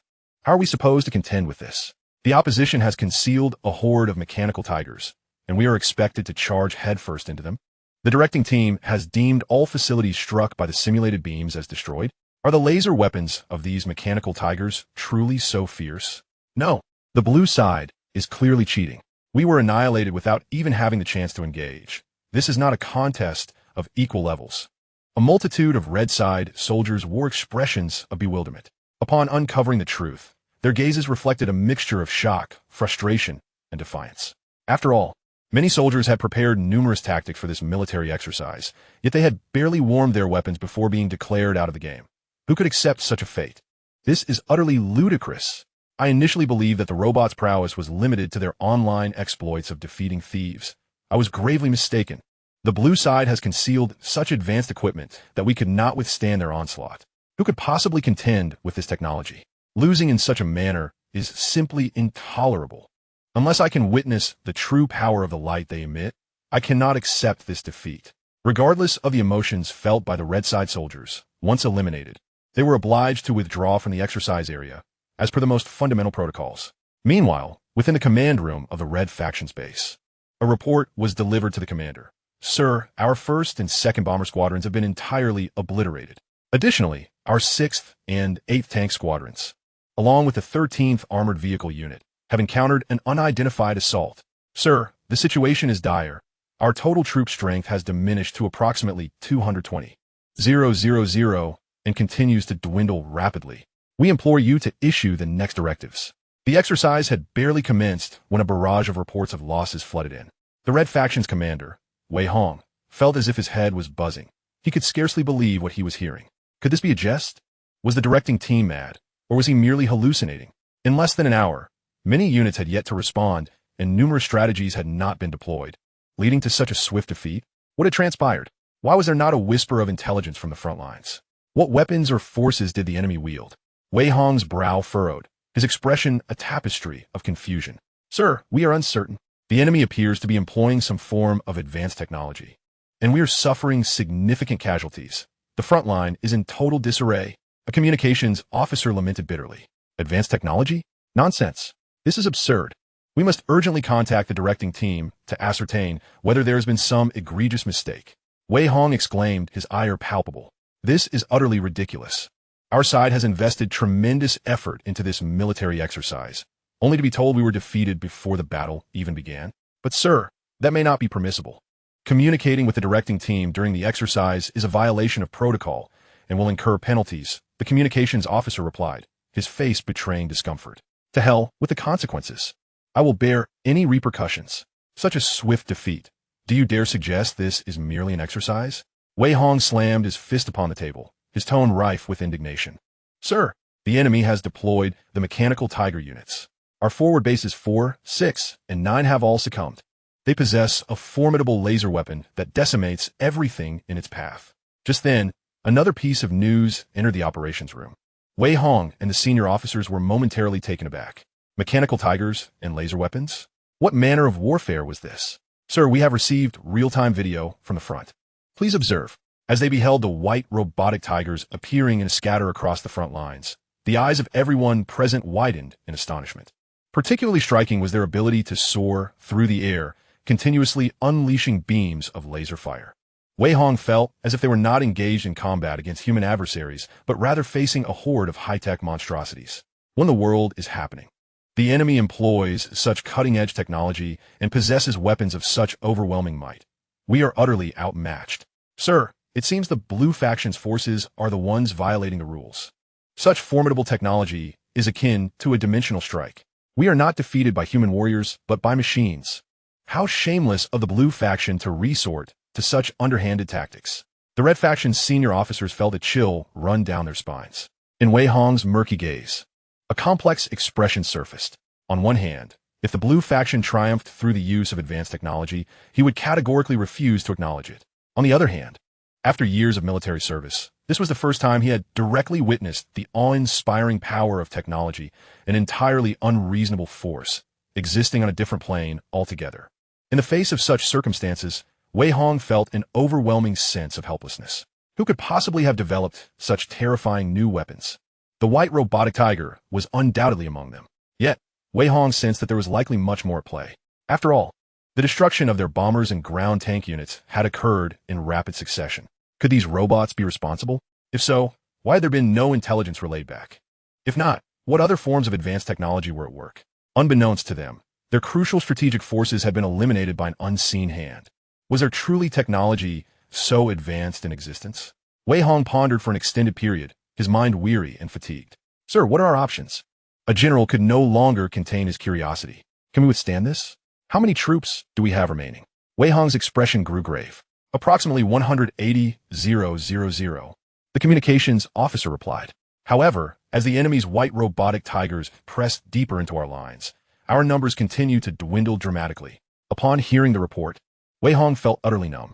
In such a brief span of time, they had lost 2/3 of their forces. Furthermore, any possibility of a turnaround had been extinguished.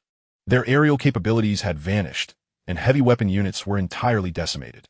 Meanwhile, the enemy seemed to have suffered no losses, effortlessly dispatching their forces with ease.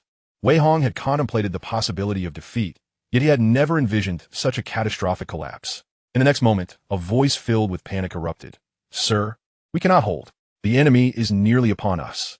Chapter 88. The blue faction's soldiers were entirely swept up in the momentum, while the red faction's command room felt suffocated by despair. What? We cannot hold. They're upon us? How could this be? Wei Hong's expression was one of disbelief. Glancing at the clock, he noted that less than an hour had passed since the exercise commenced. It was crucial to remember that in the red faction's plans, this exercise, involving hundreds of thousands of soldiers, was intended to be prolonged, a test of comprehensive strength. It would typically last no less than 10 days to 2 weeks. Yet now, they had not even begun to warm up, and they were on the verge of collapse. Was the mechanical tiger powered by some inexhaustible energy source? This is unfathomable. Historically, weapons capable of obliterating defensive structures at such potency came at a cost. They could typically be fired only once and were reserved as trump cards. However, the latest intelligence indicated that the enemy's mechanical tigers indiscriminately ravaged fortifications and trenches as if they were perpetual motion machines. They hovered in the air, entirely detached from the ground, disregarding all logic. It was patently unscientific. In other words, the white robotic tigers were brazenly exposed in plain sight. Yet the red faction could not discern any of their weaknesses in the short term. There was simply no feasible way to combat them. Might it be that the directing team had never encountered such a novel technology and had thus overestimated the power of their laser beams? Wei Hong could not help but entertain such thoughts. Despite his internal doubts, he ultimately chose to refrain from contacting the directing team. After all, the rules of the exercise were clear. As the red faction's commander, he had to adhere to them resolutely. Moreover, even if you were to learn of the white robotic tiger's various capabilities, the enemy possessed numerous other advanced technologies, and many of the red faction's strategic weapons had already lost their effectiveness. It seemed the tide of defeat was irrevocably set. Sighing in resignation, Wei Hong felt an overwhelming sense of futility.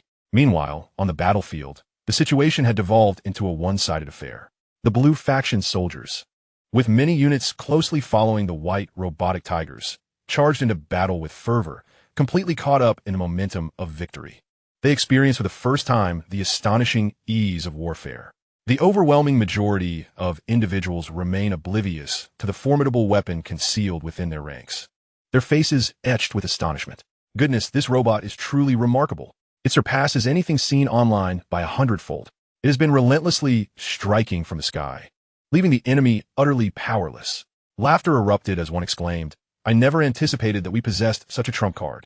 The aerial tiger incessantly unleashed its laser cannons, leaving the opposing forces bewildered by such a display. How peculiar! Where are the enemy's aerial forces? Why have their tank units not come to assist? Are we left only with the infantry? Is our mechanical tiger truly that formidable?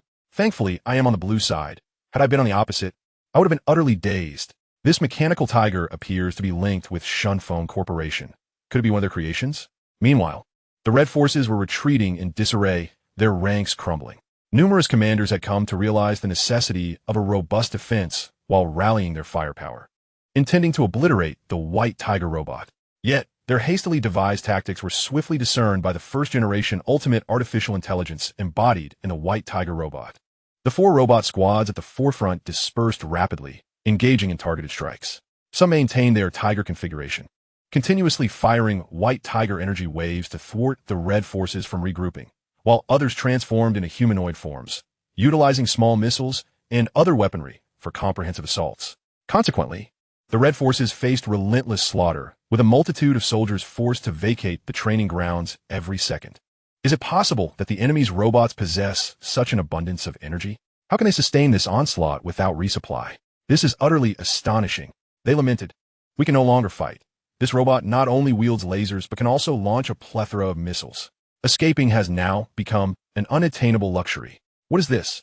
The enemy not only boasts immense power, but I'm also encountering numerous weapons for the first time, with insufficient intelligence and combat prowess. There is absolutely no prospect of victory. The eyes of the red soldiers were filled with despair. Many had grown numb, staring vacantly at the advancing enemy forces, their fighting spirit extinguished. Thus, the situation increasingly tilted in favor of the blue side. After exhausting all alternatives, the red forces found themselves unable to resist, their numbers dwindling on the battlefield. Not only did the white tiger robot dominate the ground, but the heavenly warplanes also played a pivotal role. Many red soldiers stationed in the rear were left stunned upon receiving news of their elimination. Are you joking? The white tiger robot is clearly engaged on the front lines, while the rear seems relatively secure. Neither radar nor the naked eye detected any anomalies. Have we been struck by a phantom? Despite the myriad of confusions swirling in their minds, they had no choice but to depart helplessly. In summary, the blue side exhibited overwhelming superiority, with victory almost within grasp. What? This white tiger robot also possesses high mobility and intelligent functions? Our assaults cannot even graze it? In the operations room, Wei Hong's eyes were filled with disbelief. The video footage captured a solitary robot, and just when they thought they could strike, hitting the target proved an insurmountable challenge. The white tiger robot evaded their submachine guns, sniper rifles, and rocket launchers with the agility of a phantom. The assembled officers felt the chill of dread at this spectacle. What immense power! And yet it moves with such incredible speed. How can this robot be so extraordinary? Examining the overall situation, not only were they failing on the front lines, but their rear also faced inexplicable assaults, their numbers plummeting. This meant the red forces were beset from all sides, utterly incapable of retaliating, left at the mercy of their adversaries. "Ladies and gentlemen, it appears we have been thoroughly defeated," Wei Hong lamented, his expression one of despair. The red side was engulfed in gloom, while the blue side's operations room buzzed with optimism. Some even contemplated executing a celebratory slide to express their exhilaration. "Mr. Su, your technology is simply astounding. I have never participated in such an effortless grand battle. I hardly had to issue commands, and victory was all but assured. Indeed, our ability to sweep through the opposition with such ease can be attributed entirely to Mr. Su's 2 premier weapons. Otherwise, this military exercise would have taken at least half a month to determine a victor. Mr. Su is truly remarkable. Both weapons are imbued with cutting-edge technology. Our triumph this time is a testament to technological advancement, entirely thanks to Mr. Su's singular efforts." The high-ranking members of the blue side continuously praised Su Bai, elevating him to celestial heights. Chapter 89. The military exercise concludes with a crushing victory for the blue side. Within the blue base, joy radiated from everyone's faces. They beamed at the screen, marveling at their unstoppable advance, brimming with excitement. turning their gaze to Su Bai, the developer of the two top-tier technologies. Admiration gleamed in their eyes. This young man, barely in his 20s, has achieved remarkable success, a peerless genius in military technology. Some high-ranking officials began to shift their focus from the exercise to Su Bai himself. They understood that the Red Side's defeat was merely a matter of time, and that Mr. Su was the pivotal element determining the battlefield's fate. Mr. Su, how did you manage to develop these two extraordinary weapons? Our Xuanwu military district is in dire need of talents like you. And my Qilin military district. Mr. Su, perhaps you could find an opportunity to guide us in the military? What are you all discussing? Mr. Su is the chairman of Shunfeng Express, burdened with countless responsibilities. We are grateful that he carved out time to create such advanced black technology. The high-ranking officials enthusiastically praised him, giving him a thumbs up. In contrast, Yang Jun, who knew the truth, merely smiled in silence. Mr. Su requires no recruitment or flattery. He is a pure-blooded citizen of the Dragon Kingdom. It may even be said that Su Bai is a divine gift bestowed upon the Dragon Kingdom. As time passed, on the front lines, the White Tiger robot advanced, seamlessly switching between its two forms, demolishing targets in its path. Moreover, its operational endurance exceeded an impressive 330 hours, eliminating any concerns regarding energy supplies. Coupled with the well-organized blue forces behind it, spirits soared as they swept through, causing the Red Side's numbers to dwindle rapidly. However, the Red forces, comprised of soldiers with ironclad resolve, refused to surrender easily. Encountering a high-tech unit like the Mechanical Tiger during a military exercise was, in fact, a fortuitous event. After all, the emergence of such a terrifying entity in real combat would be the worst-case scenario. They maximized their remaining resources, devising various strategies to attempt a breakthrough through the White Tiger robot's encirclement. While defeat in this exercise was highly probable, they could not afford to lose so disgracefully. Otherwise, their performance would be utterly dismal. Therefore, before retreating, they resolved to take down at least 1 or 2 Mechanical Tiger units. Consequently, numerous Red units abandoned their defensive positions. Since they could not hold their ground, they opted not to defend at all. Even capturing a single Mechanical Tiger would be deemed a success. Unfortunately, their hopes were dashed. A segment of Red infantry exposed on the surface fell victim to aerial bombardment from the heavenly warplanes. Utilizing their optical stealth mode, they unleashed Thor missiles, resulting in a significant number of soldiers being eliminated. Did we just get bombed by an aircraft? This is absurd. We didn't see a single shadow in the sky. The radar failed to register any pertinent signals. Have today's stealth fighters truly reached such an unprecedented level of sophistication? Is it possible that our aerial forces and ground tank divisions are being rendered obsolete in this manner? Do we genuinely have aircraft hovering above us? This seems utterly astonishing. Despite the multitude of doubts expressed, the rules of the military exercise dictated otherwise, and they were left with no choice but to vacate the area. Furthermore, crucial intelligence remained untransmitted to the Red Command. Wei Hong and his associates were still unaware of the entity responsible for decimating a substantial number of their soldiers. Report, sir. The enemy possesses a White Tiger robotic unit, merely 10 kilometers from our base. A communication officer reported swiftly. However, they are advancing at such a rapid pace that they are becoming disconnected from their main forces. Our flanking unit has successfully maneuvered to the rear of the White Tiger robots. Upon hearing this, the attendees quickly regained their spirits. For this was indeed a rare piece of good news. If they could pose a threat to the Mechanical Tigers, this military exercise would not have been in vain. Convey my orders. The 13th and 14th Infantry Squadrons of the Red Side are to engage in a full-scale encirclement before the enemy's robotic tigers can rejoin their main forces. Wei Hong commanded with urgency. Once the orders were issued, the surveillance screen displayed a cluster of red dots surrounding the opposing blue dots. Wei Hong could not suppress a nervous swallow. Surely, with so many on their side, they could destroy at least 1 Mechanical Tiger. However, the blue dots continued to move with alarming speed, while the red dots began to vanish one by one. It was evident that this tactic had failed. Sir, this is untenable. The enemy's Mechanical Tigers possess firepower and mobility that far exceed our capabilities. Preliminary estimates suggest that it would take at least a squadron of bombers to even curtail their movement. An officer lamented with a pained expression. The current reality was that the Red Side's air power had all but evaporated, while the enemy's Mechanical Tigers numbered beyond comprehension, at least 500 in total. Even if bomber units could be deployed now, it was uncertain whether they could inflict any damage, given the formidable appearance of the robot's external armor. Moreover, they had yet to ascertain what level of weaponry would be effective, as it remained an enigma. Sighing heavily after absorbing the analysis, Wei Hong shook his head in resignation. He instinctively glanced at their dwindling numbers, now just over 50,000. A quick look at the clock revealed that less than 2.5 hours had passed. In the next moment, a broadcast echoed across the exercise grounds. Due to over 80% of Red forces being eliminated, this large-scale military exercise is hereby concluded. The blue side emerges victorious. Upon hearing this announcement, many officers in the command room released a collective sigh of relief. It was over. This brief, yet harrowing 2.5 hours of military exercise had felt like a nightmare, and they were finally liberated from it. Others appeared numb, as though the experience had left them in shock. On the battlefield, the surviving members of the Red side wore similarly dazed expressions. Some finally had the opportunity to observe the mechanical tigers up close, gazing in awe at the magnificent, snow-white creatures. Who could possibly be the genius behind such exquisite creations? Meanwhile, many infantrymen from the blue side rushed over, their faces filled with astonishment upon witnessing the mechanical tigers that had guided them. These machines were undeniably impressive. Over 2 meters in length, with remarkable speed and ample weaponry, they were truly extraordinary. Thank goodness they were on the blue side.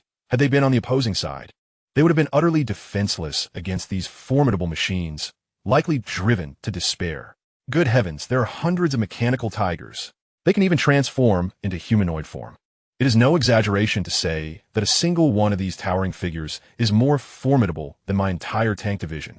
As the exercise concluded, the white tiger robots regrouped and transformed back into their tiger forms, leaping gracefully into the air, spreading their wings, and soaring back to the blue side S area in unison. Their sheer numbers darkened the sky. Both the red and blue forces watched in rapt attention.